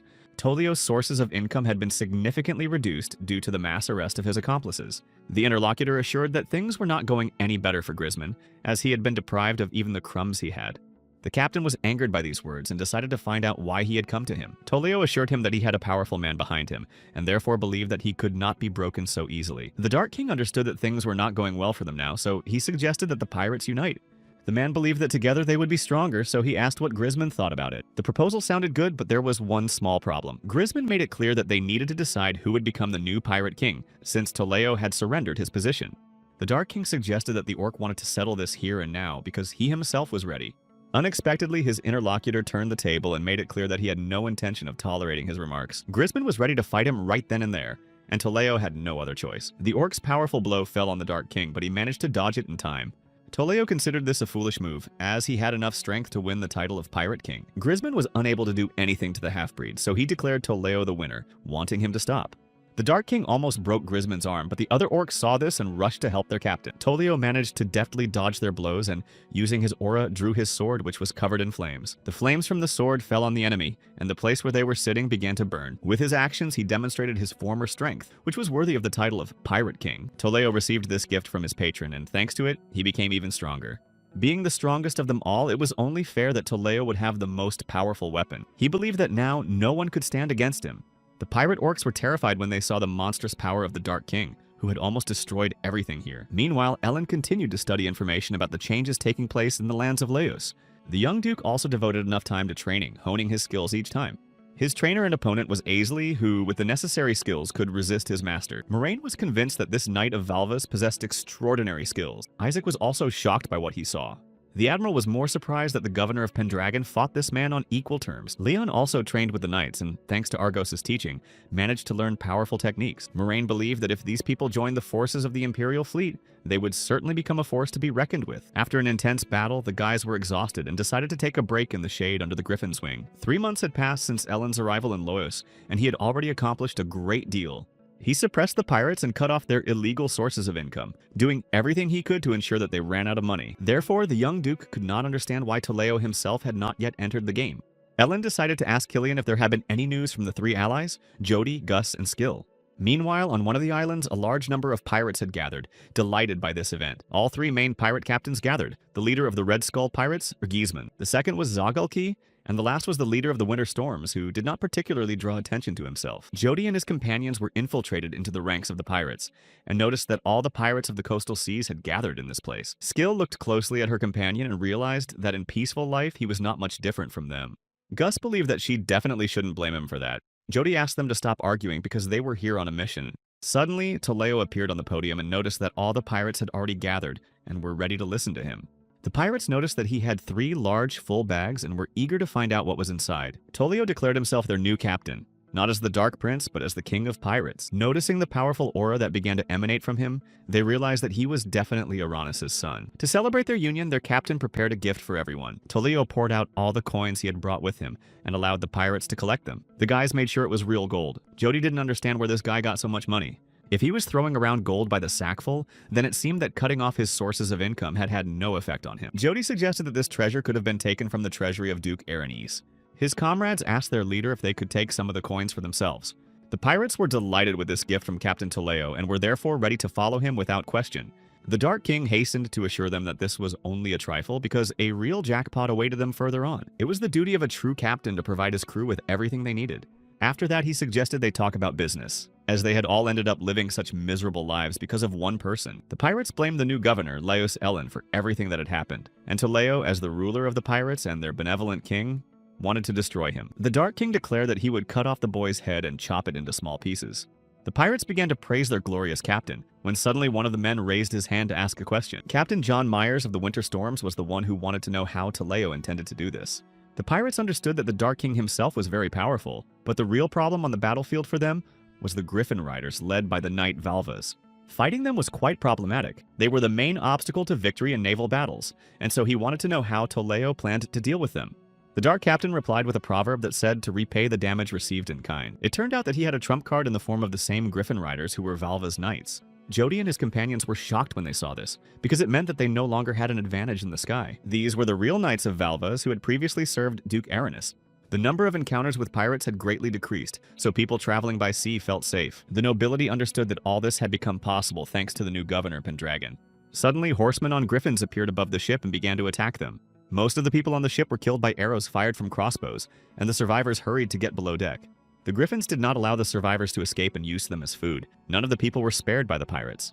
The commander of this detachment was pleased with this action as he was following the orders of his patron. The knights rushed to the aid of the ship and intended to catch up with the pirates, who began to flee when they noticed their appearance. John Myers noticed that their opponents were trying very hard to stop them, but he knew that they would not succeed. Unexpectedly, the pirate ship changed course and headed between huge rocks. The captain of the knights, who was pursuing them on his ship, believed that if they could pass through such a narrow place, they would immediately escape from them. It turned out that there were reefs in this place, and the Empire's ship could not pass through, so it sank. Jody was surprised that John managed to pass through such a narrow place. The rest of the Empire's ships continued the chase, but the pirates began to get away from them. Killian intended to rescue the drowning people first. After the pirate crew arrived at the island that was to become their home, the captain ordered everyone to prepare for disembarkation. The Imperial fleet suffered a heavy defeat in the battle with the pirates. Rising raw material prices had a negative impact on consumer prices in Laos, and the severe impoverishment of the population began to affect Pendragon. Moraine was furious at this news and realized that these pirates had managed to trick them. Ellen realized that he and the Admiral had misjudged the situation and returned the money to the pirates. The money was not ordinary, but money given by their new king to the young Duke. The source of this money was obvious. It was obvious that Duke Aranus, nicknamed the King of Sea Dragons, was behind it. Ellen realized that now that they had cut off the pirates' income from Laos, they could no longer count on it causing them significant damage. Moraine believed that Aranus should feel the full impact of such actions on his fat wallet. Pendragon believed that this was precisely why Aranus had used his secret weapon in the form of the Valvas Knights. Duke Aranus did not consider this war to be a simple skirmish. They were playing for high stakes. Ellen accepted the enemy's challenge and was ready to plunge into such combat operations. Meanwhile, the rest settled down to eat at one of the local establishments after a long day of work. Carta said that there was no meat in the crab and did not understand why it was so expensive in that case. Killian asked him to calm down because there were other customers in the restaurant. Prices had risen due to pirate activity off the coast, and people were catching much less fish. The pirates' actions were causing the port city to slide into debt, and the orc realized that he had been wrong to get angry about it. Someone said that there was no trace left of the former glory of the city, the Pearl of the Seas. They believed that things were better under the shogun. Carta was angered by such statements, believing that Ellen was doing everything possible to improve their lives. But Killian hastened to stop him, realizing that he would only make things worse. As a citizen, Argos believed that a good ruler was one who ensured that the people had enough food on their tables. The dishes served in this restaurant were very meager because the catch of sea fish and other seafood had decreased significantly due to pirates. Leon assured him that things had indeed been better before, as there had been practically no food on their table. Isley remembered that Duke Pendragon, as ruler, had sworn to do everything in his power to improve the situation. Suddenly, there were shouts in the street as the locals noticed a flying man. His companions ran out into the street and saw a familiar silhouette that had arrived in the lands of Laos. This flying man was Soldrake, who had come here to meet Ellen. Those around her were shocked by the beauty of this girl. They did not know who she really was. Saul asked the Griffin Knight where Ellen was, whom she wanted to see. After that, she arrived at the castle where the young governor was staying. Upon learning of her arrival, he hurried to meet her. Ellen wanted to know where the Dragon Queen had been for so long. Noticing his reaction, she assumed that he was worried about her, but he decided to remain silent. The young duke admitted that he was a little worried because she had been gone for so long. The young man decided to find out how her journey to the Lobstein Steppe had gone. Sol reported that she had encountered the black dragon Amelhalt there. Ellen realized that this dragon was one of the 6 he had met at the family mausoleum. Amelhalt, in conversation with the Dragon Queen, claimed that he had long known about the existence of that dragon vein. Ellen did not know what they were talking about, as he was not privy to the dragon affairs of this world. The dragon vein was a special place, very well suited for a dragon to settle comfortably nearby. The young man suggested that in that case, the cities of Ancon also had a similar source of mana. Sol assured him that every dragon's nest implied the presence of a vein nearby. If this source of mana suddenly disappeared, the dragon could lose the ability to use its powers to their fullest. Ellen remembered that the Dragon Queen had gone to her nest to restore her mana, because maintaining human form outside the lands of Pendragon consumed a lot of magical power. Now he understood the real reason for the Dragon Queen's long absence. The young duke surmised that on the day the pact was made, she had easily dealt with the 6 dragons because that place was her home. Returning to their conversation, Ellen decided to find out if the Black Dragon had mentioned anything about other dragons and demonic gods. The boy also assumed that the conversation could have been about him, since he had 2 auras. Saul was in no hurry to reveal all the details, but the young duke wanted to know why the Black Dragon had come to those steps, to the source of mana. Pendragon continued to ask her questions, and the conversation turned to his rebirth, but the Dragon Queen was in no hurry to answer him. They were representatives of the Dragon tribe and closely monitored Pendragon's actions. Ellen decided that this even included who he met and what stories of the future he knew. The young man tried to get an answer from her, but Sol remained silent because she believed it could harm him. The young duke was already furious at the silence of the Dragon Queen, but he still managed to get her to talk. Sol herself did not fully understand what was happening, and moreover, she could not tell him about it yet. The Dragon Queen promised to protect him even at the cost of her own life, so she asked him to calm down. Ellen and Sol's souls were connected. To her, he was the most precious being in the world. Ellen apologized for his behavior, realizing that he had gone too far. The young man did not want what he said to sound like an accusation, so he suggested they change the subject. Now the young duke needed to suppress the pirates operating at sea who continued to terrorize peaceful ships. Ellen also needed to outplay his old enemy from his past life, Aranis. The governor admitted to the Dragon Queen that he was losing this game and decided to find out if it was possible to use her power to get rid of this man. Sol assured him that this was impossible, and her answer surprised and upset Ellen at the same time. The young man pointed out that she had just said she would protect him, even at the cost of her own life. If the Dragon Queen intervened in the situation, it would make things worse for him, but the Duke did not understand this answer. When other dragons came to the territory of the sea dragon Viscala in the inland sea, he would come in a rage and always attack. The sea dragon was the so-called protector of the Irani's house, and therefore the others feared him. This dragon was the craziest and wildest of the dragon tribe and extremely strong in battle. Viscal was the one who did not recognize Queen Soldrake as the leader of the dragon tribe. If Sol had to fight him without feeding his vein and on his territory, she would not be able to guarantee Alina's victory. It was for this reason that she could not help the young duke understand the gravity of the situation. Remembering his past and Raven's past, he simply could not give up. Ellen assumed that it was all because of Aranis, who had deliberately arranged the downfall of the Valte family and poisoned the crown prince. Suddenly, Sol distracted him from his thoughts with her awkward actions, which almost led to a kiss. The guy immediately jumped up and didn't understand what she had just intended to do. The Dragon Queen thought he didn't seem like himself, so she tried to comfort him in some way. Sol declared that the young duke was completely blind to what was happening right under his nose. The current Laius was in a desperate situation because of the actions of pirates who had forced the inhabitants into starvation. Earlier, Ellen had sworn that he would do everything possible to ensure that his people lived in prosperity. Sol reminded him of the words he had said to her in Sisuk, and he realized that he had been distracted by completely different action. Now he realized that he should not focus solely on his revenge because people's lives were much more important. Suddenly, he grabbed a garden hose and poured cool water on himself to come to his senses. Sol did not understand what he wanted to achieve by doing this. Ellen asked her forgiveness for his inaction. Thanks to the Dragon Queen, he regained his presence of mind and was ready to act for the good of the people. The young duke, who was also the governor, had a lot to do.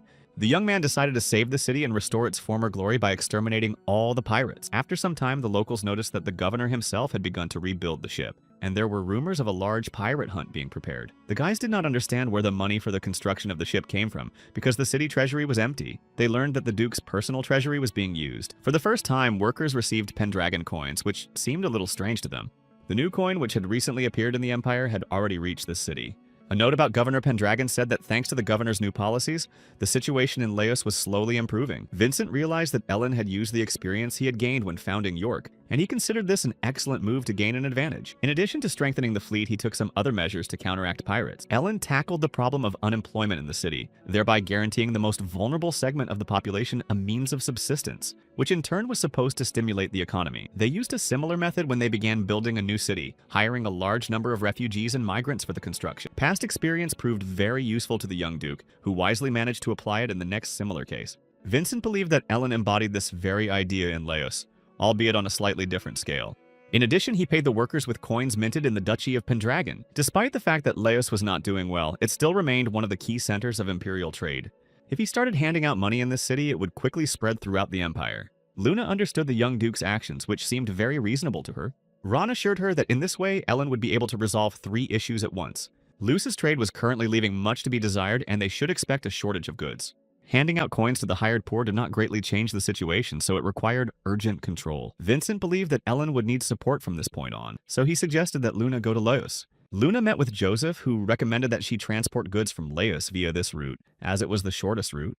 The girl decided to find out how things stood with the escort of the cargo. The man assured her that there would be mercenaries with him, and therefore believed that there should be no problems. Using the Duke's guards for such an undertaking was like shooting sparrows with a cannon. Despite this, Luna still did not trust Yosuf Luna with the task, so he decided to remain as a hostage in that case. Bryden was prepared to remain in the city for as long as the deliveries were being made, as this was the only way he could gain her trust. If anything suspicious happened, Luna could deal with him at any moment if she deemed it necessary. The girl did not understand why he had to go so far, but the man assured her that he was indebted to her, and that was why he was doing this. Joseph considered this a sufficient reason to do such things. After some time, ships from York arrived in Luce, and Isaac noticed how their city began to come alive because of this. Admiral Moraine did not know that the young governor was also knowledgeable about economics. A very cunning man had once suggested a similar idea to Ellen. Through their joint efforts, they were able to pull off this delivery only because York was prospering. Moraine decided that in this case it was their turn to take action to show the pirates who was in charge. The admiral was confident that this time they would be able to get rid of the pirates for good. Ellen assumed that strengthening their fleet would not play any positive role, until they dealt with the attacks of the Valvas Knights, who outnumbered Pendragon's troops because they were trained to handle griffins from an early age. Among his men, only Aisley, who had been trained in this, could boast of having the necessary skills. The young duke understood that if they did not deal with them, they would not be able to restore Laos to its former glory. If the situation did not improve, soon the Pendragon treasury would be depleted. Ellen needed another card with which he could beat Uranus's trump card. Meanwhile, Aisley was cleaning the griffins, who really enjoyed water treatment. Unexpectedly, the duke came to him, intending to discuss something with him. Ellen asked to borrow one of the griffins, but the duke did not understand what he was going to do. After a while, pirate John Myers noticed a griffin approaching the island. The other pirates also saw it and immediately grabbed their weapons, not knowing what to expect from the visitor. John Myers was delighted to see that Ellen Pendragon had indeed decided to come to them. Earlier, Aisley, having heard of the Duke's intentions, could not allow him to do so as he knew of the possible danger. In that case, Elkin was ready to go with him to the pirates and, if necessary, would dare to defend his master. Aisley had already told him that he would destroy Pendragon's enemies with his sword. That is why Elkin could not take him with him, because if he drew his sword, they would do the same. Therefore, he intended to go alone and unarmed, and refused to take the Knight Valvas with him. Elkin knew that a sword that was not used in battle was useless, so he resented this decision. With the authority given to him, he ordered him to stay in the city, and Elkin had no choice but to obey. Aisley asked him, in that case, not to refuse his request and to take his personal griffin for this purpose. The young man believed that at least in this way, the Duke would be able to get the help he needed in an emergency. Elkin was angry that his master refused to take him with him because then he would not be able to save him. Upon arriving on the pirate island, Elkin approached the captain of the Winter Storm, John Myers. The young Duke intended to talk to him without unnecessary witnesses, and such a proposal seemed tempting to the captain. One of the pirates suggested that the new governor have a drink before the conversation, since he had come from far away. The pirate carried a mug of ale to Rem and, after a moment's hesitation, poured the contents onto him. Everyone burst out laughing when they saw the governor taste their beer, but Ellen himself did not react to this. Not waiting for an answer, the pirate struck him and ordered him to answer his question. Jody and his companions noticed that the Duke was in a bad way, as the pirates could continue to mock him if he did not respond to them. Ellen managed to get even closer to Captain John Mayer, with whom he intended to talk. After what had happened to him, the pirate captain decided to find out what this man wanted to talk to him about. The pirates began to grab their weapons, but Joni ordered them to calm down as there was no need for provocation. Some of his subordinates did not quite understand the captain, as they believed they had nothing to discuss with the governor. Johnny decided that the Duke was aware of all the risks when he came to see them, but he came anyway. So he suggested they talk about business in the cabin of his ship, and Ellen followed him. Once alone, the governor explained his plan to the pirate and showed him Pendragon's coins. Johnny decided to find out if Ellen understood the situation he was in, because his proposal seemed frivolous to him. The young Duke was only doing what would benefit his people who were suffering because of the pirates' actions. The pirate captain was convinced that this governor was an interesting man who did everything for the people. After concluding the deal with the pirates, he returned to Laos and told Murray about it, who had different views.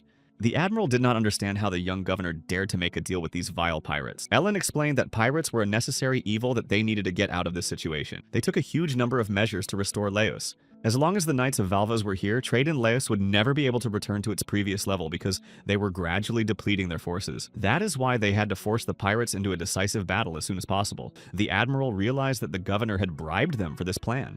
Ellen doubled the amount of gold that Uranus had promised to share with them, paying John Myers with a coin minted in the Duchy of Pendragon. The governor let Captain John in on their plans to develop shipbuilding in Laos, which was all about using this coin they minted themselves. The value of these coins was soon to skyrocket, and the pirate captain had an excellent grasp of the situation. Ellen assured him that if they won, John Myers would be granted the right to trade in these seas. The admiral could not accept such an arrangement, as he believed that there was no forgiveness for those who dared to sink their claws into the heart of his empire. The young Duke suspected that this would be his reaction, so he remained completely calm. Moray decided to find out where the dishonored imperial fleet had gone, thinking that the governor had not been able to think of this. Ellen asked him a reasonable question, believing that honor in this case could not save their people. The governor fought only to ensure a decent life for his people. To achieve this, he was forced to make a choice between honor and life. After hearing this, the admiral's fervor subsided, and he understood their further course of action. The young ruler needed only a little time to get rid of Tolio Uranus. Some time passed, and the pirates, having captured another ship, began to mock the prisoners. The pirates fired crossbows directly at the prisoners hanging from the mast of the wrecked ship. The girl who was hit by the arrow was in great pain and continued to scream, while her father was unable to help her. The pirates, on the other hand, found it amusing. Toleo called Zagelki a loser for failing to hit the eye. The Dark Captain believed that it was necessary to aim at vital organs. Zagelki ordered him to shut up because he didn't find anything fun about this activity and thought it was much easier to kill them quickly. Tolio took his crossbow and advised him to watch how he would do it. Taking aim, he made a precise shot to the girl's heart, killing her instantly. Her father declared that the pirates would not get away with this, as he was the heir to one of the most noble families in the empire. Suddenly, he was forced to interrupt his speech because an arrow pierced his eye. The Dark Captain thought that the eye was also an excellent target for a shot, and the orcs were shocked by his accuracy. Tolio assured them that they should not worry about the Imperial people, as the aging Emperor was not a resident. The pirate made it clear that if the Emperor needed help leaving this world, he would gladly assist him. Then he turned to the Knight Valvas and asked him to show what he was capable of. Tolio asked if he wanted to compete with him in accuracy, as he thought he was the best of them. The Dark Captain pointed to the man whose eye he had already taken and asked him to shoot him. Then he threw him a crossbow, hoping that he would accept his challenge, and they could compete. The Knight Valvas caught the crossbow and, without aiming, shot the man he had been pointed at. The arrow pierced the man's second eye. The others were shocked by what they saw and decided that the knight was better than Tolio after all. Suddenly, an informant ran up to them, intending to report the necessary news to the captain. The man learned that a ship loaded to the brim with gold had left Laos. Upon hearing this, the orcs decided that they could profit greatly and were ready to set out. Tolio was curious to know if the ship's holds were filled with Pendragon's coins. The Dark Captain decided that the Duke wanted to spread his coins in the south, which would somehow lead to an increase in his influence. If his actions were successful and bore fruit, it could even affect Tolio's own father. The informant believed that they needed to prevent the spread of these coins and therefore had to intercept the ship. Tolio was convinced that the guy they needed to deal with as quickly as possible was causing them problems. The Golden King of the South, Carl-Mendi, also posed a threat to the Duchy of Aranis. He was now working for the House of Aranis, supporting them with his money, because money was always the most important thing. If these coins spread in the south and begin to dominate the empire, Carl-Mendi could destroy the House of Aranis. Tolio decided that this was the perfect chance to show his son his devotion to his father, so he decided to sink the ship with the gold and its crew. All the coins that this ship was carrying were promised to the pirates, who were even more eager to attack. Knight Valvas, on the contrary, doubted that they should enter into this battle, but he could not disobey the order. The pirates, who had not yet received the coins, already knew where they would spend the money. They all wanted to spend the proceeds on entertainment. Ellen was sure that this was exactly what the pirates would decide when they found out about the ship with the coins. The young governor gathered everyone together to show them how everything would happen. The ship loaded with coins would be escorted by Admiral Moraine's fleet. While the pirates pursued the squadron, Les's ships, led by Ellen, would lie in wait. Meanwhile, the ships of the port city were practically ready. All that remained was to launch them. Until the ship with the coins reached the rocky area, Captain Myers would be behind the enemy. John Myers, who had made a deal with the governor, betrayed Aranis and was ready to join the Empire's coalition. This way, they would be able to launch an attack from 3 directions simultaneously. Upon hearing this plan, Leon decided that it was brilliant and believed that they would succeed. The Pendragon fleet consisted of 20 ships, while Moraine's fleet consisted of 60 ships. John Mayer had 20 ships at his disposal, which were to fight on the side of the Empire. Thus, 100 ships were supposed to defeat 60 pirate ships. If they followed the plan, they would undoubtedly be able to win this confrontation. Elin was confident in his abilities and his plan, so he ordered everyone to make every effort to achieve this goal. A few hours later, Aileen learned that her brother was going on such a dangerous mission. The girl asked him to return alive and unharmed no matter what. The young governor assured his sister that he would be fine, as he believed that he had never given her any reason to worry before. Lindis was also worried about her husband, so she came to him to offer her support. In his absence, Lindis was entrusted with governing and caring for his sister, and she also did not want him to go on this mission. The girl accepted his words and was ready to pray for the success of his venture. After saying goodbye to her, it was time to set off because this matter could not be delayed. Noticing the Dragon Queen, he also asked her to keep an eye on everything while he was away. Saul nodded affirmatively in response, letting him know that everything would be fine. Meanwhile, Killian continued to assign knights and soldiers to the ships. The warriors considered themselves strong because they had defeated a dragon, and so they believed they would return victorious. Carta swore that he would tear off the head of the half-orc who was the cause of all their problems. All of them were determined because they were doing it for the good of their people and for the development of the empire. The ship set sail from the port of Isley. He was on the lookout, waiting for the appearance of enemies when suddenly he heard the sounds of battle on the deck. Looking around, he noticed that the ones making the sounds were Argos and Leon, who were continuing to train using their gauntlets. The young man was gradually learning his mentor's techniques and could already perform new techniques with ease.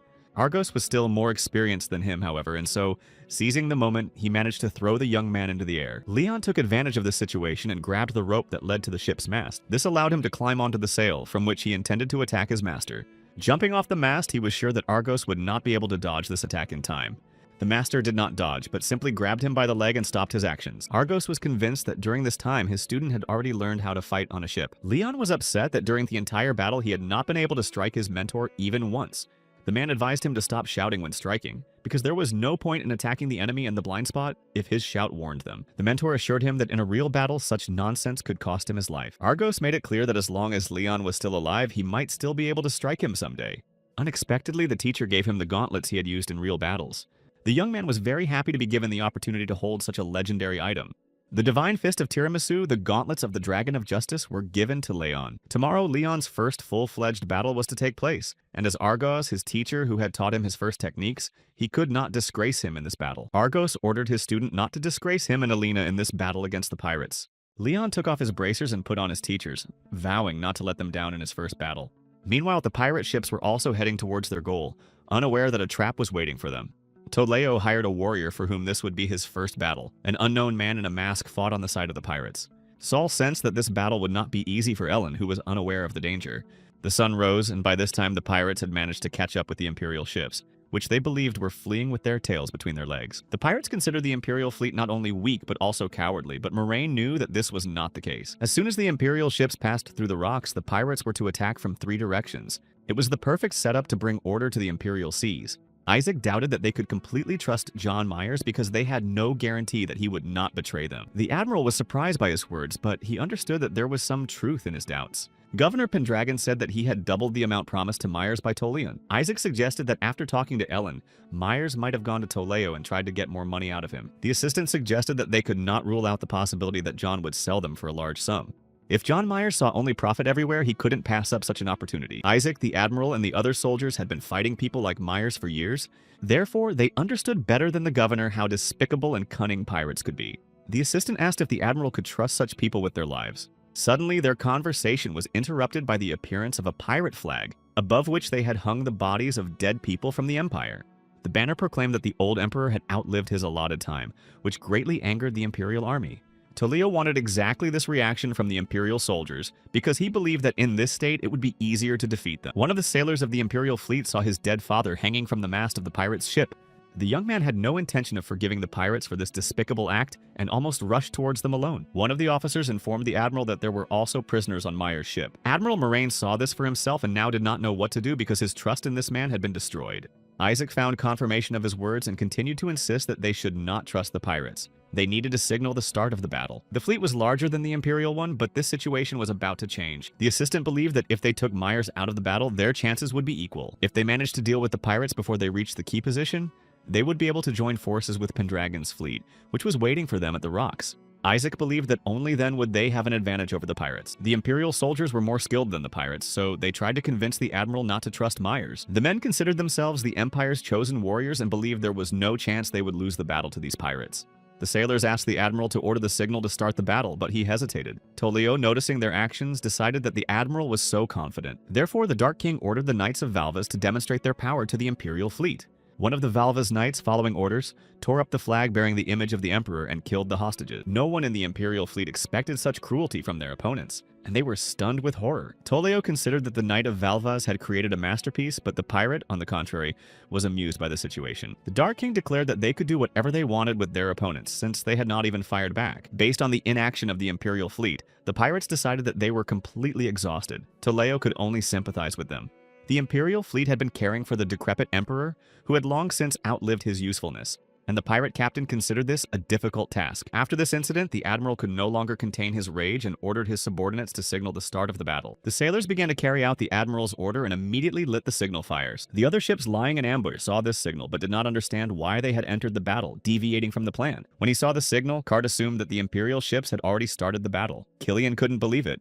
It was obvious that Moraine had deviated from the plan and started acting on his own initiative. Ellen noticed this and ordered all ships to move towards the Allies so as not to aggravate the situation. The Admiral's independent action forced the others to quickly adapt to the situation. The young governor did not understand why Moray had decided to act this way, because everything had been agreed upon. The Admiral, in turn, was convinced that the pirates were scoundrels and the embodiment of evil, and for the sin of insulting their emperor, they were ready to destroy them. Moray declared that their enemies would pay with their lives for what they had done before their eyes. The Admiral ordered all ships to immediately begin closing in on the Toleo fleet. Noticing the actions of the Imperial fleet, the Dark King became convinced that his assumptions were correct. Therefore, Toleo began to consider his opponents to be simply hopelessly stupid people. Moments later, their ships approached each other, and Toleo managed to climb onto the Imperial ship, where he appeared in order to destroy everyone and everything on board. Using his sword, he created a flame that spread throughout the ship. Meanwhile, the others could not understand what the hell was going on. Noticing the burning ships of the Empire, Carta decided that things were looking bad for them. Killian, like everyone else, was shocked by this. Many ships came under the pirates' attack and began to burn. None of them expected such a turn of events. The sailors realized that the flames were coming from Toleo's sword, which began to attack them without hesitation. The Empire's soldiers were determined and wanted to work together to push him back. The Dark King covered his attacks with a shield, so his opponents could not predict his moves. They decided to try to attack from two sides. Even then, the pirate managed to block their blows and called them presumptuous fools. Unexpectedly, Toleo released a lightning bolt that pierced the sailor's body. Seeing this, the others were no longer in a hurry to confront him. The enemy hoped that his flaming shield and lightning would suit their tastes, and he additionally used combined Rachuan fencing techniques. Seeing the full power of this pirate, the remaining soldiers of the Empire began to tremble with fear. The minions of the Dark Pirate King rejoiced that their commander had made the Imperial warriors tremble. Grisman ordered his squad to support Toleo and destroy all the Imperial soldiers. The Admiral, noticing how several ships of his fleet had been defeated, realized that he had given in to his emotions in vain and entered the battle. It turned out that the Imperial fleet had already lost 9 ships, and the Admiral's assistant assured him that if this continued, they would have no fleet left. Isaac did not understand where the pirates had gotten such insane and powerful strength. Moraine could not imagine that Toleo Aranus would turn out to be so strong. If nothing was done, they would be completely destroyed before the Pendragon fleet could reach them. A man appeared who was ready to give his life in an attempt to stop the pirates. As the heir to a proud imperial family, he paid due honor to the imperial fleet, and for the sake of revenge for his father, the young man was ready to rush into battle. Unexpectedly, an arrow flew into his head, sending him to the other world, and the young man never managed to avenge his father. It turned out that the Knights of Valvas had begun attacking the imperial fleet with crossbows. Moraine was horrified by the unimaginable speed with which his opponents were moving. One of the opponents shot a sailor, hitting him right in the ear. The Admiral drew his sword and tried to avenge his henchman, who had been killed by the Knight of Valvas. The man managed to defeat the pirate's henchman, and the wounded griffin fell into the water. Moraine managed to cut off the wing of Knight Valvas's beloved companion, for whom he was ready to tear them apart. The guy assured them that they would pay for this sin with their lives, but the Imperial soldiers thought otherwise. Isaac declared that these vile riders had destroyed 10 people, and did not understand how he dared to say such a thing. The guy was against Knight Valvas, pouring his venom into his ears, so he began to attack him. Despite multiple attacks, the enemy managed to block them, and Isaac began to doubt his own strength. The Admiral saw that their opponent easily parried their joint attacks and decided that this was the true power of the Knight of Valvas. The battle between them continued, and at one point the Admiral's leg was cut off. Isaac was enraged and tried to avenge his master. The Imperial soldier failed to successfully attack the Knight Valvas and, finding himself unarmed, was ready to meet his doom. The enemy looked the young man in the eye, intending to finish what he had started.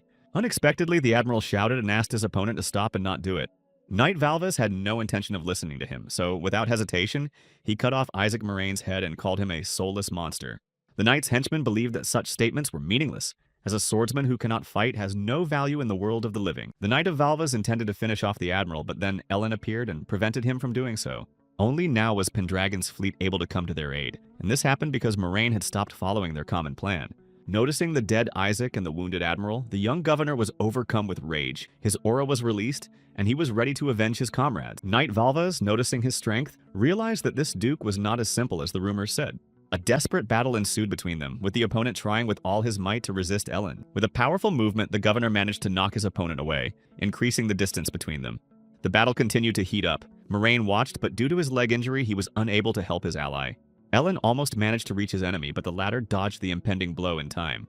The Admiral saw swift and furious attacks, but the Knight of Valvas fought Pendragon on equal terms. The enemy constantly parried and broke the distance with the young lord, not allowing him to hit him. Suddenly, Moray realized that Ellen was trying to lure his opponent away. The young duke was doing this to protect the surviving admiral who had disobeyed him. The boys fought with 2 swords, neither of them willing to yield to their opponent. Ellen exceeded the expectations of the Knight Valvas, but the latter decided to use cunning and tried to attack him from the ground. The young man made it clear to the governor that he should not think he could defeat Knight Valvas in a duel with fencing skills alone. Pendragon agreed with his words, but he had trained with Isley against techniques like Valvases. The opponent did not expect the Duke to be able to regroup so quickly and strike him. Knight Valvas lost a strand of hair and received a minor scratch on his face. Having received these injuries, he refused to believe that the governor had managed to get him. Based on this, the opponent assumed that Ellen knew their fencing style and therefore found its weaknesses. The young ruler assured him that he also had a fairly strong Valvas knight on his side. The opponent recalled a recent incident at the Imperial Palace and realized that they were talking about Elkin Isley. The Knight Valvas called this man a mistake of the king. Ellen did not quite understand what he was talking about.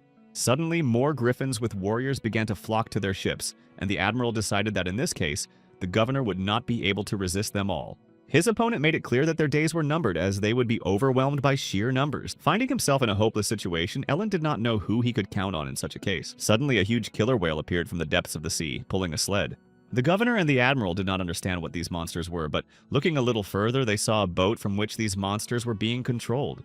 This monster was John Myers' pet, who entered the battle, confused as to why their plan had changed so much. The pirate ordered the governor to jump into the boat quickly, otherwise the Knights of Valvas would kill him.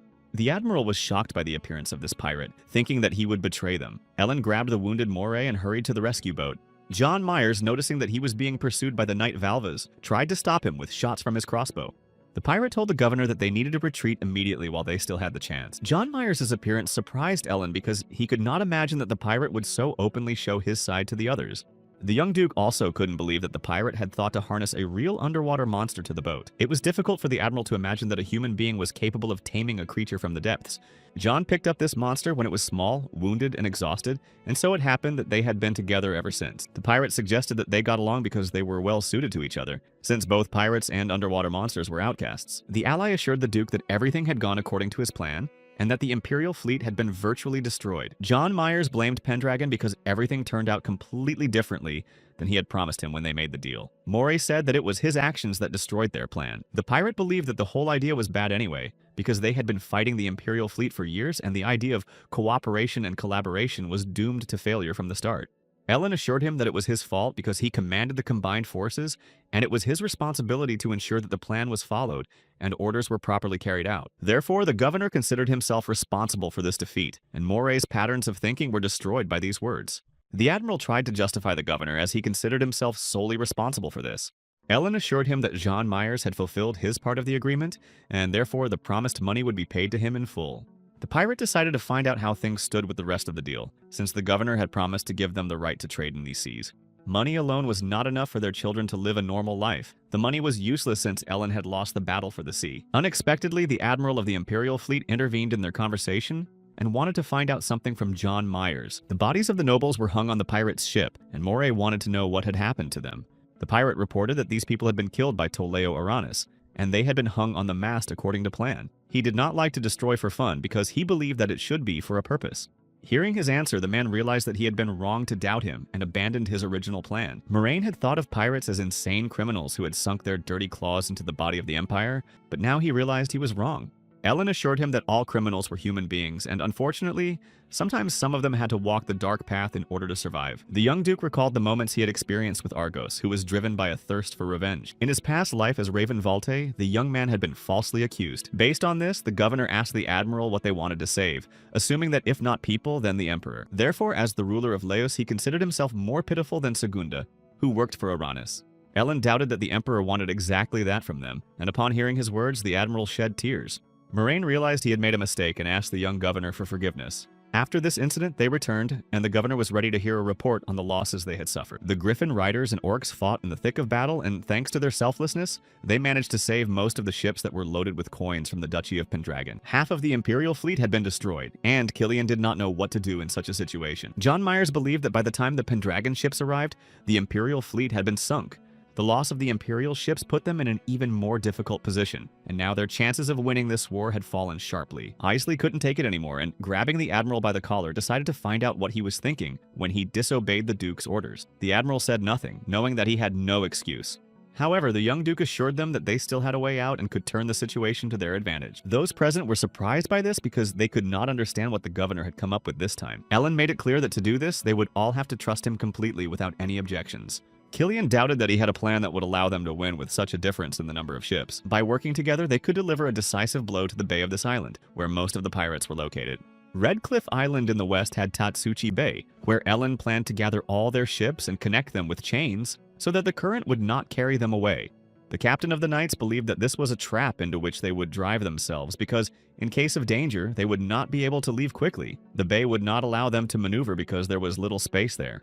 The governor, on the contrary, believed that this was exactly what they needed, because he did not plan to move his ships. If they could take advantage of all the benefits of the terrain, they would have a chance to win. Upon hearing this plan, everyone present was surprised because they had not expected anything like it.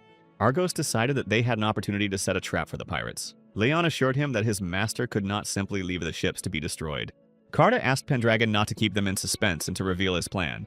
Ellen believed that he should not voice his thoughts because it was a tactic he remembered from his previous life. Even if he revealed the case to them as an example, it would be too unreliable a story to instill confidence in them, and it could also give away additional clues about his identity. The other warriors did not understand how they could take these actions without knowing the governor's plan. If the plan was so risky, they did not know if there were any examples in history of anyone winning using this tactic. Isley called them fools for daring to doubt the governor's plan.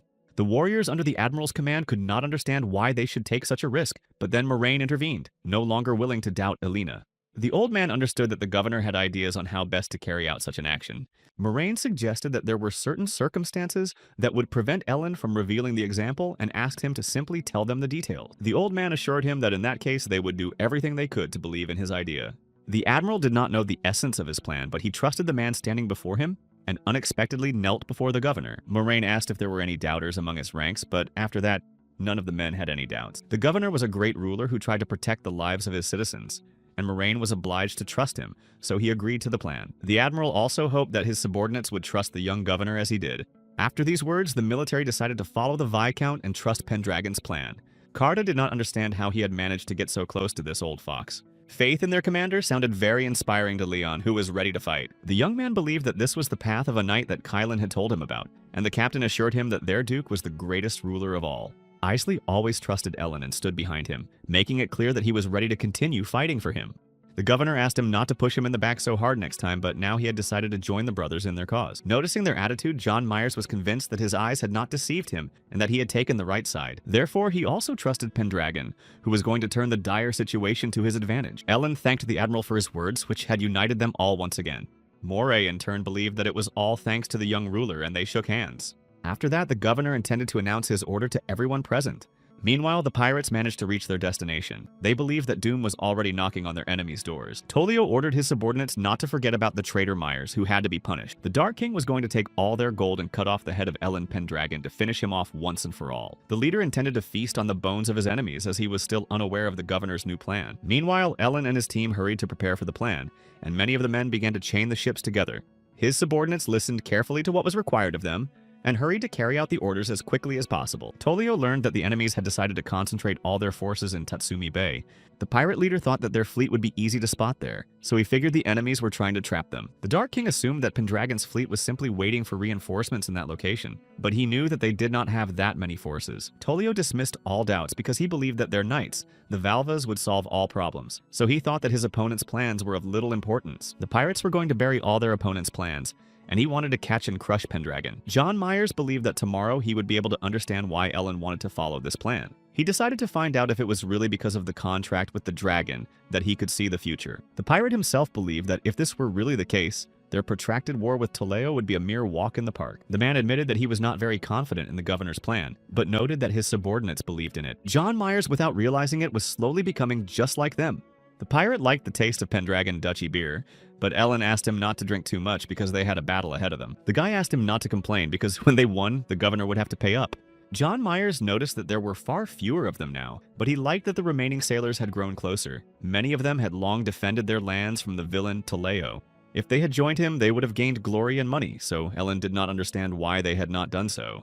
The ordinary pirates followed their captain, who in turn followed the empire. John Myers was an orphan, and when he was running hungry through the streets of the port, he realized that he had few prospects, so he became a pirate. All these silly nicknames like King of Pirates and so on didn't interest him in the slightest. He was just happy to have a roof over his head and a warm breakfast in the morning.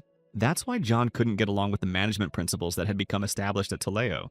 Toleo's gang relied solely on force and fear, and they had nothing else.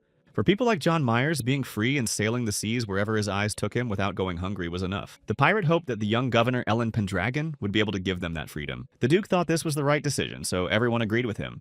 John Myers decided to talk about Ellen because he was a much more interesting person. Despite his high position in society, he tried to live for his people, but at the same time, he could have lived a carefree life like all the nobles. Remembering his past, he had responsibilities that he had to fulfill for the sake of the people. The people who were important to him and who always served as examples to him also lived for the people. Such comrades did not care about their position in society. They simply lived as they saw fit. Ellen simply considered it right to inherit their will, and that is why he acted in this way.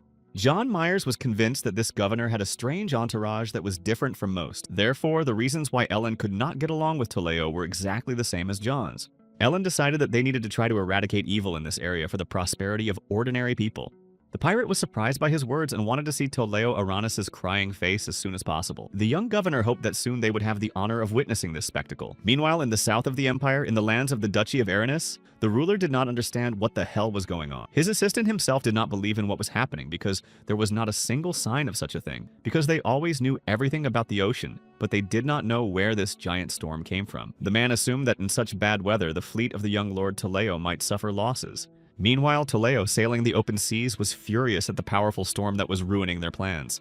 Morning came, and the people who had spent the night in the cave did not hear that there had been a powerful storm during the night. The guys decided that the governor knew that the elements would rage last night, so he deliberately took them here.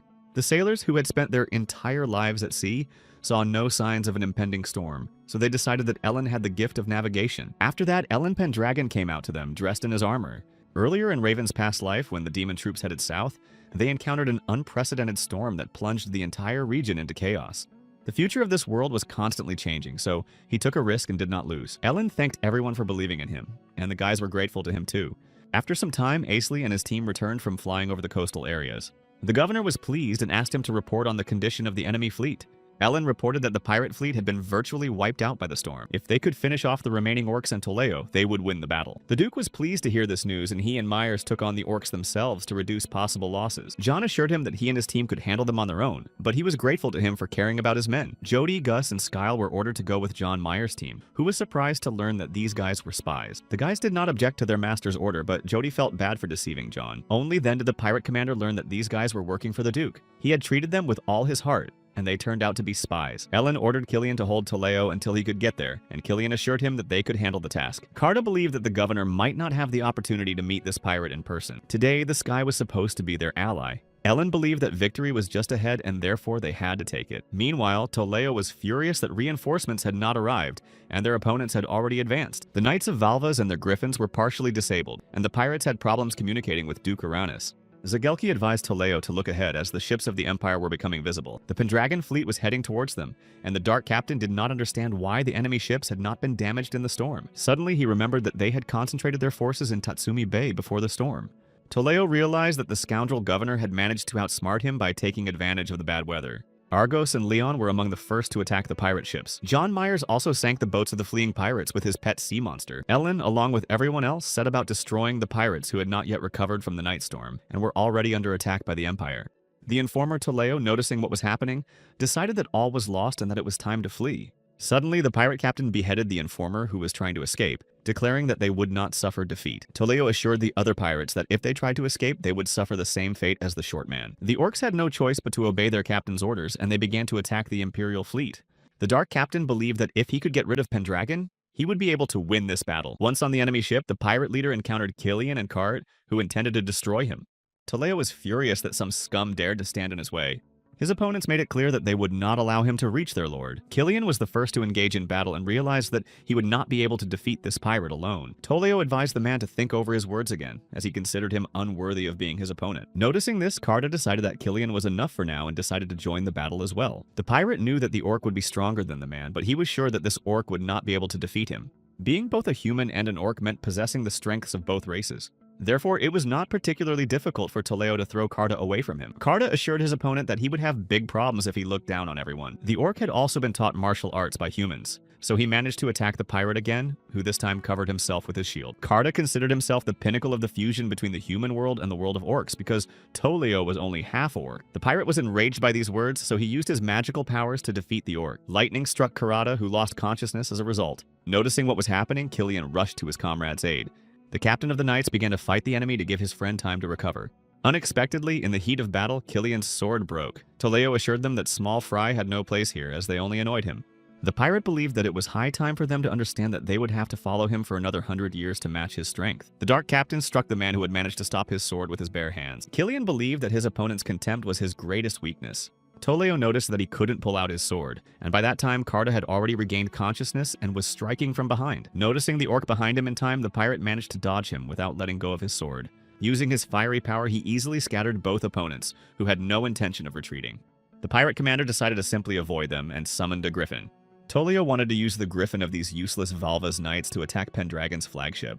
The Dark Captain managed to escape from Killia and Cart, but did not expect to collide with Isley's power in the air. Elkin, who was also a knight of Valva's, but was on the side of the Empire, was ready to stop the pirate. Isley made it clear to his opponent that his journey to the flagship would end right there. Toleo in turn thought otherwise and used his flaming sword to strike, but Isley decided to simply flee from it. The knight of Valva's understood that it would not be convenient to use such a blade in close combat. Therefore, grabbing the griffin by the mast of one of the ships, he intended to launch a counterattack. Toleo decided that his situation was bad because his opponent was too close to him, and if the pirate released the flame now, he would burn himself. Taking the necessary measures, he repelled the attack and began to flee from the Knight of Valva's. Having increased the distance between himself and his opponent, the pirate was ready to launch a fire attack, intending to burn Isley.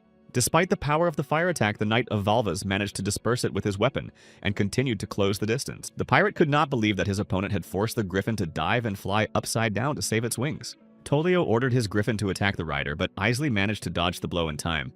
Other knights of Valva's told the Dark Captain that Elkin was just a deserter, a fallen knight who had fled his homeland. Such a man forced Toleo to retreat, and so the pirate began to believe that everything he had heard about this guy was a lie. Suddenly, Elkin ordered his griffin to rise up. Toleo could not understand the meaning of such a maneuver, and because the sun was shining in his eyes, it reduced his visibility. The pirate had never seen anyone fly a griffin so skillfully in his life, and Elkin began to attack him. After seeing this, the Dark Captain stopped considering his opponent a deserter. Finding themselves face to face, Toleo decided to ask him something, but Isley did not understand what he wanted. Toleo did not understand why he had fled Valva's, but he was head and shoulders above the other knights in his retinue, so he used his strength to fight for Pendragon. The pirate believed that the main purpose of power was to rule the world because power was the privilege of the strong. Elkin suggested that Toleo thought that those who cut down innocent people left and right should continue to poison the world with their breath. Isley believed that pirates and other Valva's knights were just ordinary mercenaries, which he himself had once been. The guy believed that they were not allowed to live carefree, so he had a different opinion. Elkin had been searching for a purpose in life ever since he became a knight of Valva's, and he found it when he met Pendragon. Therefore, he was alien to everything else that other warriors who considered strength a privilege aspired to. Elin was ready to fight for his country and the prosperous, well-fed life of its citizens, and so Elkin became his sword, paving the way for a man who believed in such words. It was his redemption for his past life as a mercenary. Elkin wanted to fight for Elin and was also ready to die for him. For Toleo, such statements were boring, because using strength to help others seemed like a foolish endeavor to him. He believed that the strong should be allowed to do anything. The Dark Captain believed that the strong prevail and the weak perish, and that this is how the world should be. He was ready to prove this to Isley right now. Noticing the impending blow, Elkin put his hope in his griffin, believing that it would not let him down. The Knight of Valva's began to rise again, and Toleo thought that he had decided to use the same trick again. Suddenly, a sail that Elkin had picked up from a burning ship fell on the pirate. While his opponent was distracted by the sail, Isley rushed to deliver the next blow. Covering himself with his shield, Toleo intended to attack the accursed deserter with lightning. The Knight of Valva's and the Griffin were caught in the attack and began to lose altitude. The Griffin was unable to cope with this attack, so when it was defeated, it crashed into them, and Isley jumped off it. Toleo was convinced that he was right because, with the help of his power, he could defeat his enemy. So he believed that the House of Uranus had been doing the right thing all along. Isley understood that he could not let the pirate escape, so he threw his spear at him to finish him off. As Pendragon's sword, he believed he had to fulfill his duty to the end. Elkin managed to wound the Dark Captain, and together with the Griffin, they fell onto one of the ships standing in the sea. The boy hurried to order his Griffin not to move because otherwise his wounds would reopen. Isley believed that the Griffin was not to blame for what had happened, so he assured him that he had done everything perfectly. Noticing the wounded pirate fall into the water, Elkin decided that he needed to finish off the survivor. Meanwhile, Elin fought the orcs who were no match for him. He managed to destroy the orc captain, who was the leader of the pirates of the inland seas, leaving only Toleo. Suddenly, he heard someone else appear on the ship and decided that it was an enemy. The young duke decided to find out who this stranger was, but he didn't think he could be a prisoner. Argos and Leon also managed to deal with the second captain of the orc pirates, and together they defeated the gang. The master praised his apprentice, with whom they had almost dealt with the orcs, saying that Leon had proven himself well in his first real battle. However, the young man was upset that he could not move as well as his master, so he knew that he still had a long way to go. The mentor assured him that the only difference between them was experience, so he advised him not to rush to learn everything at once. Even though the style of Tiramisu's divine fist martial art that they both used was different for each of them, Leon's technique used flexibility and explosive speed, which he had mastered perfectly as a jester. Argos couldn't fight like his student, so he had to focus on finding his own path and style. After they set off to continue fighting, he asked the young man to remember that his main task was to survive. Leon hoped that very soon he would be able to catch up with his master. Suddenly, Toleo appeared on the deck of the ship, having fallen into the water and escaped from Isley. The pirate was angry that they had once again stumbled upon Pendragon's henchmen, who intended to oppose him. Toleo cursed Ellen and all his minions who had ruined his plans, so he wanted to tear them all to pieces. Argos assured his student that this was an excellent opportunity for his first battle, but Leon had his doubts. Despite his anxiety, the young man declared that he did not want to delay in dealing with this enemy. The teacher advised the young man to calm down because in that case he would be able to distinguish the enemy's movements. This was a Rahwan technique using a shield to cover attacks, which was used for unexpected strikes. Noticing the enemy's condition, Argos decided that their comrades had already beaten this pirate badly. Even though he was holding a shield, his body was wounded. Toleo had no intention of falling for such cheap provocations with which such nobodies were trying to provoke him. The Dark Captain ordered them to simply shut up and die as insects should, and began to break the ship's mast. Argos believed that this pirate must have been exhausted after so many skirmishes, but he still had a monstrous amount of strength left in him. The mentor asked Leon to act as bait and draw the enemy's attention to himself while he finished him off. The man did not understand what he was afraid of because he was his best student, and once he said that Leon could do it, then it would happen. The boy was delighted by these words and was ready to try it. He felt hope in his strength. Toleo ordered them to stop their useless chatter. Meanwhile, Ellen, noticing the sword of the stranger, decided that a fight was inevitable. The masked stranger intended to destroy Ellen Pendragon, who was getting in his way. The enemy's attacks were light and quick. The governor felt neither hostility nor an aura of intent to destroy. After repelling the enemy's attack, he realized that he needed to hold his sword more firmly, or he would not be able to destroy Ellen. Suddenly, he showed his opponent his monstrous aura, which resembled that of a dragon.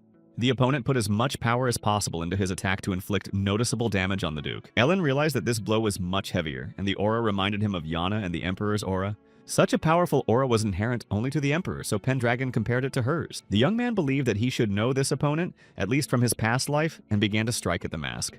The young Duke managed to cut the mask in one move, revealing a familiar face. Ellen, recognizing the boy, decided to find out what the hell he was doing here, since he believed he didn't belong here. The man who had become Raven's emperor in his past life was none other than Goofy. Meanwhile, Toleo continued the battle, recognizing the opposing guy as a court jester. He thought that fate had laughed at him by turning a jester into a knight. The insults and provocations did not scare the jester, so he continued to attack. Now, people who had never laughed at his past believed in Leon, and he struck a blow, but the pirate managed to dodge it. The guy realized that it was very difficult to hurt him, because his technique did not work against such a person. Together with his mentor, they managed to land 2 blows at once on Toleo. The Dark Captain ordered them to get out of his way so that he could reach Duke Pendragon. Leon realized that if the pirate continued to use magic, he could forget about trying to force him into close combat and create an opportunity for his mentor to attack. Noticing the destruction of the mask, the boy figured out how to turn it to his advantage and asked his mentor to prepare a special move. Toleon had no idea what the two were plotting against him, but he was confident in his abilities. Leon ran under his opponents, pulling the rope along the way, and began to climb the burning mast of the ship. These actions were possible for the young man because he was light and managed to dodge the flames. Argos decided that Leon wanted to try to use the mast, so he needed to force his opponent to move aside.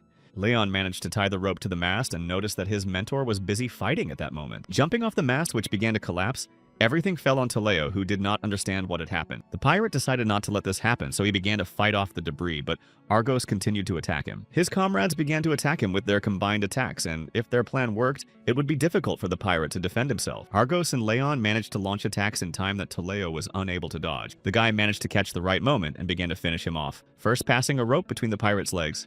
There was no point in Argos using his strongest move if he couldn't strike with certainty, so Leon had to create that opportunity for him. The young man managed to pull the rope and thus hang the pirate captain, who did not expect such a thing. Leon was counting on his mentor's attack, so he continued to hold the rope tightly. After that, he loosened it when Argos was under his falling opponent. Thanks to this, the mentor managed to deliver a piercing blow that the pirate did not have time to dodge. Seriously wounded, the Dark Captain fell to the deck, covering it with blood. Noticing that the pirate was no longer moving, Leon decided that they had defeated him and considered it their shared victory. All this happened only because Leon quickly realized that it would be difficult to resist him with their technique and managed to make good use of the environment. Flexibility of thinking was one of the most important things on the battlefield. The mentor believed that now his student would be able to focus on improving his technique. The young man thanked his teacher for the praise. They had already begun to prepare to leave the ship, but a surprise awaited them. Suddenly, they felt the hands of the previously defeated pirate, whom they had thought was dead, on their legs. Toleo swore to tear apart all of Duke Pendragon's henchmen and throw them into the sea to feed the sharks. At the same time, he used his shield to strike Leon with lightning, knocking him unconscious. The boy fell next to the pirate, who was about to cut off his head. Argos couldn't move after the blow and started yelling at Leon to run away, but he didn't respond. The pirate captain's swift blow almost reached the neck of the unconscious boy. Suddenly, the sea demon John Myers appeared, grabbed the pirate, and prevented him from beheading the young man. John managed to come to the aid of these guys in time, and Argos was very happy about his arrival. The captain of the Winterstorm Pirates ordered his monster to destroy Toleo Uranus. Argos did not understand what the hell the pirate from the Winter Storms was doing here, but they had no time for idle talk. John asked the man to take his student and move to the boat below. The mentor assumed that even if the monster dragged the pirate captain to the bottom, he would still be able to survive. John believed that his pet would still be able to drag the enemy above water, and he would suffocate. Suddenly, the pet appeared from the water, having been attacked by Tolio. The allies did not understand how the dark captain could stay underwater for so long without air. Argos assured them that if they missed the blow, they would die immediately. Despite being wounded, the pirate captain was still able to rise from the depths of the sea and was going to teach his enemies a lesson for this. John Myers began to doubt that they could defeat such a monster. They had cornered him, but if they couldn't defeat him now, they would have no other chance. Suddenly, not noticing that Toleo's magical device was broken, he grabbed the shield and intended to do something with it. Argos did not understand where he was going with the pirate captain's shield, but John gave him no explanation. Jumping onto his pet, he announced that he had one more thing to do, which he intended to finish. John was going to use the chance that Leon and Argos had given him, and wanted to destroy Toleo with his own weapon. If he didn't avenge his crew, it would all be in vain, so he was ready to give it his all. Myers' crew just wanted to live normally and sail freely across the seas and oceans, but they were left with no choice, so they became pirates to survive, and Toleo stole their freedom. The captain of the Winter Storm cursed the Dark Captain and his rule by right of might. John decided that since he loved power so much, he would let him enjoy it to the fullest. Riding his pet, he approached the enemy and threw a shield at him, which began to inflict damage on Toleo. Argos was shocked by what was happening, but he thought that this would surely finish off the villain. As soon as the Dark Captain decided to rely on the magical item, his fate was sealed, and John managed to destroy him. After that, they rescued Toleo and decided to think about what to do with him now. Argos understood that they needed to inform the others that they had captured him, as this would cause the other pirates to flee or surrender. The man decided to take care of the wounded until the young Duke returned. John agreed with him. Meanwhile, the battle between Ellen and Goofly dragged on, but neither of them was going to give up. Ellen did not understand why his opponent's aura became stronger at high speeds. Although Goofly was the son of a concubine, that did not negate the fact that he had the Emperor's blood running through his veins. The governor noticed that this aura was different from the Emperor's, as if there was some kind of mixture in it. The Duke decided to ask Goofly who he really was and what he had forgotten in the ranks of the pirates. The young man assured him that only a dragon could fight other dragons, so he did as he was told. Ellen did not quite understand what he was talking about and asked him to continue explaining. Goofly was trying to become someone who could use the power of a dragon, when suddenly his aura took on the characteristics of a dragon. The young Duke was surprised by this, as it was the first time he had seen another person with similar powers. The two dragon auras met on the ship and were about to confront each other. Ellen could not know where Goofly's aura came from because he believed that only the Dragon Queen could establish contact. He also thought that among humans, only the current head of the Pendragon family was capable of this. The Emperor's blood flowed in Goofly's veins, which meant that he had to use the aura of a conqueror. It turned out that the guy was made that way by a mage who served the House of Uranus. The governor had no idea who this person might be, as he had never encountered anything like this in his past life. Suddenly, the enemy's blade came down on him, but Ellen managed to react in time and block it. By repelling the blow, he managed to increase the distance between them again, which Goofly was trying to close. The young man had simply been ordered to destroy Ellen. He knew nothing else. Using his aura, the enemy managed to break through the governor's defense, who couldn't believe it. Goofly managed to use the aura of his sword and cut through the ship's cabin, which Ellen had been thrown into. The enemy's strength grew exponentially from the moment he used the dragon's aura. Ellen understood that if he didn't give it his all now, he would be defeated. He managed to break Goofly's sword. Grabbing the sword of the defeated pirate, the young man assured the Duke that he would not be able to defeat him anyway. The young Duke decided to hold nothing back and fully unleash the aura of the Dragon Queen. The two opposing forces began to attack each other, and Goofly's aura managed to dispel Ellen's aura. The governor couldn't believe that Soldre's aura had been so easily destroyed by someone. It took a lot of effort to stop her, but by that time, the enemy had become even stronger. The power of the aura of the one who had signed the contract directly depended on the power of the dragon and the one who embodied it. Judging by Goofly's movements, even a fool could see that he had no combat experience. If the enemy managed to use a powerful aura, it would mean that his dragon was just as strong. Ellen began to think about who could surpass the Dragon Queen in pure strength, and he remembered someone who surpassed everyone else in combat skills. Now he realized that this aura belonged to the sea dragon Visclu, whom Soul had told him about. Looking at Goofly, these assumptions were confirmed once again, and while they were at sea, Ellen could not defeat him. Pendragon remembered that each dragon had its own source of mana, without which it could not exist. When the source dried up, the dragon could no longer maintain its full power. The battle took place in the Southern Sea, where the local source of mana belonged to the sea dragon. It was in this place that the dragon Visclu was at the peak of his power, and Goofly believed that no one could defeat him. Ellen dodged the enemy's attack and injured his left arm. Goofly understood that his opponent was stronger, but the white dragon had no source of mana in the sea, and therefore Soldrake's aura was no stronger than any other. The young man did not care about this battle, but he could not disobey the order. He wanted to see it through to the end. The Duke remembered the sword that had belonged to the first Lord Pendragon, Alex, many years ago. It was forged from the horn of the Dragon Queen. This sword contained an incredible amount of mana, as well as a drop of Soul Drake's power. If his aura weakened at sea and the queen couldn't reach him, the sword could lend him its power. The Dragon Queen believed that now that Raven's personality did not conflict with Ellen's body, he could use this sword. Soul Drake did not care whose aura it was, Raven's or Ellen's, because she recognized them both. With this sword, the Duke could manifest Soul Drake's power at its peak, and remembering this, he decided to take advantage of it. Suddenly, Goofy's aura disappeared due to the appearance of the Dragon Queen's aura. The guy did not understand why this happened. The guy believed that since he was the sea, Viskel's power could not be suppressed so easily, and Ellen's strange silhouette appeared. After his aura calmed down, Ellen appeared to his opponent in a new guise. The enemy's aura could not withstand Soul Drake's aura, but Goofy had no intention of giving up. Ellen somehow managed to absorb Viskel's aura, and the owner of this aura was shocked by this action. Noticing several cuts on his face, the young man realized that he had been wounded. The young Duke continued to attack with his power, easily breaking the ship's mast. Unexpectedly, after that, the azure flame of a white dragon descended upon Goofy. No one had warned the young man that his opponent was capable of unleashing such colossal power. It seemed as if Ellen himself had become a dragon with the release of this aura. The Duke believed that his opponent was finished because even if he could squeeze out a few more crumbs of aura, it would not help him anyway. Goofy considered what was happening simply impossible. Ellen's aura was embedded in his opponent's body. Such power was used to protect the man who had made a deal with Soul Drake. It was sealed in the sword, and by releasing it, he became capable of controlling the true power of Saul. Ellen only now understood this and saw it with his own eyes through the prism of Saul.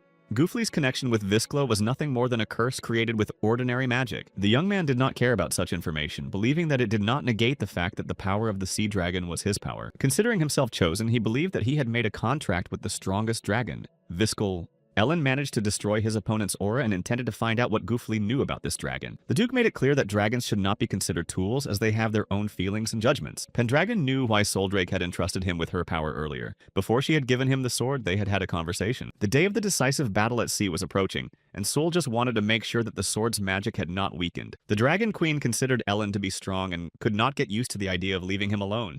The boy had to go to the sea dragon's territory, so Soul wanted to join him. Ellen did not understand why Soldritz cared so much about the Pendragons, so she decided to tell him.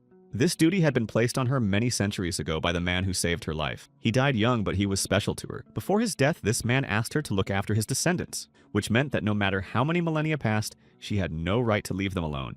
However, her desire to protect Ellen had other reasons, and he became interested in learning about them. The wounds in his heart were the same as those she carried. Ellen did not quite understand what she meant. They had both lost people who were very important to them. For her, that person was Alex, and for Ellen, it was his family. Her companions had experienced the same pain, so Soul wanted to protect the young Duke, so that no one else would ever have to go through something like that again. The power sealed in the blade was not only raw energy, but also the memory of the Dragon Queen. Such power could not be compared to an artificial contract made with magic. Those who perceived dragons as their tools were doomed to defeat. If such people dared to oppose another dragon, nothing would remain of them. Goofy was doomed to failure, but he used his power to order Viscla to protect him. The two auras clashed, and Ellen's power managed to defeat the opposing side. The boy could not believe his eyes, for the power of the sea dragon had been destroyed before his very eyes. After that, Ellen delivered a blow that immobilized the young prince, who was unable to defend himself in time. The dragon only responded to those who had a contract with him, and so Goofy was defeated in this battle. Ellen acknowledged that Soldray had saved him again and thanked her from the bottom of his heart. The battle was over, and the aura of the Dragon Queen was dispelled. The young Duke wondered what to do with Goofy. The governor decided to show this guy to Saul as soon as possible so that she could find out what had happened to him. The boy's previous words that only a dragon could challenge another dragon made him think. Goofy had unwillingly fallen under the influence of a mage who worked for the Uranus family. Apart from Saul, other dragons did not interfere in human affairs, so Ellen assumed that this guy had been forced to sign a contract using magic, all of which was designed to control the dragon. The guy had almost died and Viskel had not appeared, so Ellen wanted to help him. Trying to rouse the guy, he wanted to find out where Viskel was, with whom he had signed a contract. Goofy didn't know and admitted that he had never seen this dragon. The Duke didn't understand how, in that case, he was able to use his aura. The guy had only seen the dragon's soul, which was bound by magic. From his words, Ellen assumed that Viskel was already dead, and began to believe that Uranus had the sealed soul of this dragon. The power with which he was able to destroy even dragons was subject to Duke Aranus. The mage told Goofy that Ellen had to be eliminated in order for the world to return to normal. Having said this, the prince could no longer utter a word because his strength had left him. Ellen was puzzled by this information. Suddenly, the griffin easily flew in, on which the Duke intended to return to his companions. The pirates began to retreat, so the governor began to believe that his friends had managed to capture Toledo. Since they had Goofy in their hands, it meant that the House of Uranus would begin to act, and Ellen would have to meet with that very magician. Ellen didn't care about future events because first she had to deal with everything here. The defeat of the Pirate King was obvious. None of his henchmen were going to return for him. Argos felt the same way because all this had happened thanks to the young Duke Pendragon. Ellen's comrades believed that he was much stronger than the pirate captain. By that time, the Duke had returned to them, bringing Goofly with him. Noticing him, Toleo flew into a rage and began trying to break free from his chains to destroy Alina. The pirate managed to break the chains that restrained his movements, but the collar around his neck remained intact. The Dark Captain tried to strike the Duke, but the latter used his aura to parry the blow. This action resulted in Toleo losing his arm. He continued to resist, but all his actions were doomed. Isley intervened in the fight and managed to calm the pirate, who was screaming in pain. The Knight of Valvas ordered the criminal to bow his head in the presence of the Duke. Fate caught up with Toleo Aranis for his deeds, and he stopped trying to resist them. Ellen asked if the pirate understood what awaited him after all he had done over the years. This was the price he had to pay for the destroyed houses of Valte. Tole was terrified by the Duke's words. The pirate did not quite understand what Valte's family had to do with it, when suddenly Ellen released his aura. Toleo couldn't understand what was wrong with this man's aura because it was incredibly powerful. Ellen believed that beheading was a fair sentence for a scoundrel like Toleo Aranis. The criminal ordered the governor not to talk nonsense, as he was sure that he would not die by his sword. The young Duke carried out the sentence, and the pirate's severed head rolled across the deck. The admiral and the captain of the knights believed that peace would now reign in the lands of Laos. Ellen thanked everyone for their contribution to the common cause, and their ships set course for the bay. The young Duke believed that this was their common victory, which they had been striving for so long, and everyone was happy about it. Meanwhile, in Laos, Aileen and Lindis were distributing food to the homeless people who had begun to arrive, hungry. The girls handed out fresh bread to children and adults, who were very grateful to them for this. Suddenly, Lindis was asked to help distribute food to the rest of the refugees. After a while, the girls reported that the Duke and his team were returning. The locals noticed that fewer Imperial ships had returned to the bay than had left, so they assumed that they had lost the battle and were then hit by a storm. Ellen reported that the pirates who had captured the coast of Laos and brought the city to the brink of starvation had been sunk by their fleet. From that moment on, the port of Laos could look forward to prosperity and happy development. Only then did the locals realize that since Segunda had been removed from the post of governor, their affairs had taken a turn for the better. Aileen and Lindis hurried to meet Ellen, whom they were very worried about. The girls knew about the storm and thought they had been caught in it, so they were very worried about the Duke. The young man apologized for causing them to worry, but assured them that he was fine. Women who happened to be passing by learned that Lady Lindis was the wife of the Duke of Pendragon. The women did not recognize her at first because she was dressed in ordinary clothes, but they asked her not to refuse their kindness and offered her some pies. Ellen was surprised that they gave her pastries. Lindis said that she worked with them to provide for those in need. A recent storm had caused damage in the city, so the Duke's wife had to help the local residents a little. Lindis believed that Ellen would have done the same, but she simply acted on her own initiative. The women admitted that the lady was an excellent cook, and thanks to her help, those in need were fed. The governor thanked her for everything and assured her that she had done the right thing. Aileen also did her part and helped everyone, and her brother praised her for her work. Suddenly, one of the locals noticed a pirate ship entering the bay and raised the alarm. The locals assumed that these pirates had survived the storm and had come to take revenge. John Meyer's crew immediately knelt down on the shore and asked the citizens of Laos for forgiveness. The captain reported that while serving in the Uranus fleet, they had participated in the blockade of the city, but they had managed to escape from his power and wanted to start a new life for the common good. The people in turn were surprised, as they could not have expected such a thing from pirates. Ellen assured them that these pirates were the key to their victory, as they had managed to distract the pirates and then fought shoulder to shoulder with them. It turned out that these people had not committed any direct crimes, but had participated in the blockade of the city. Yet all the local residents had to understand one thing. Poverty can force people to do things they don't want to do, so these people were forced to become pirates. Protecting the city and helping it develop was the duty of the young governor, who was ready to do so. Therefore, he asked the local residents to accept his apologies because he was unable to protect everyone, and he hoped that for the sake of Laos's future, they would be able to accept these people. The locals accepted the governor's position and did not object to the former pirates settling in their city. After that, Ellen intended to leave the port, but he was caught up by John Myers, who wanted to talk to him. The former pirate wanted to express his gratitude to the governor not only for the gold and trading licenses, but also for doing more than he had to. Thanks to Ellen, they had a chance to start a new life, and John was glad he had met such a person. The governor assured him that without John's help, he would not have succeeded, so he also thanked him. Unexpectedly, Admiral Moray approached them, who also wanted to express his gratitude. The admiral believed that if it weren't for the help of these pirates, they would have been defeated by Toleo Aranis. John Myers hoped to continue working with Admiral Moraine in the future. Argos was convinced that Ellen had managed to befriend the pirates and the admiral of the fleet, and considered it a magnificent achievement. Cart believed that it was time to drink to their victory. The orcs were only too happy to throw a feast because they had won the victory and no one was against it. A celebration was held in which everyone began to celebrate the victory and have fun. Isley was in the port with the monsters, and he was interested in establishing a relationship with John Myers' pet. Afterwards, Ellen came to Seoul and apologized for being away for so long, because the celebration had gone on longer than expected. The young duke had a lot to tell her, but first he wanted her to know that her memories sealed in the sword had saved him.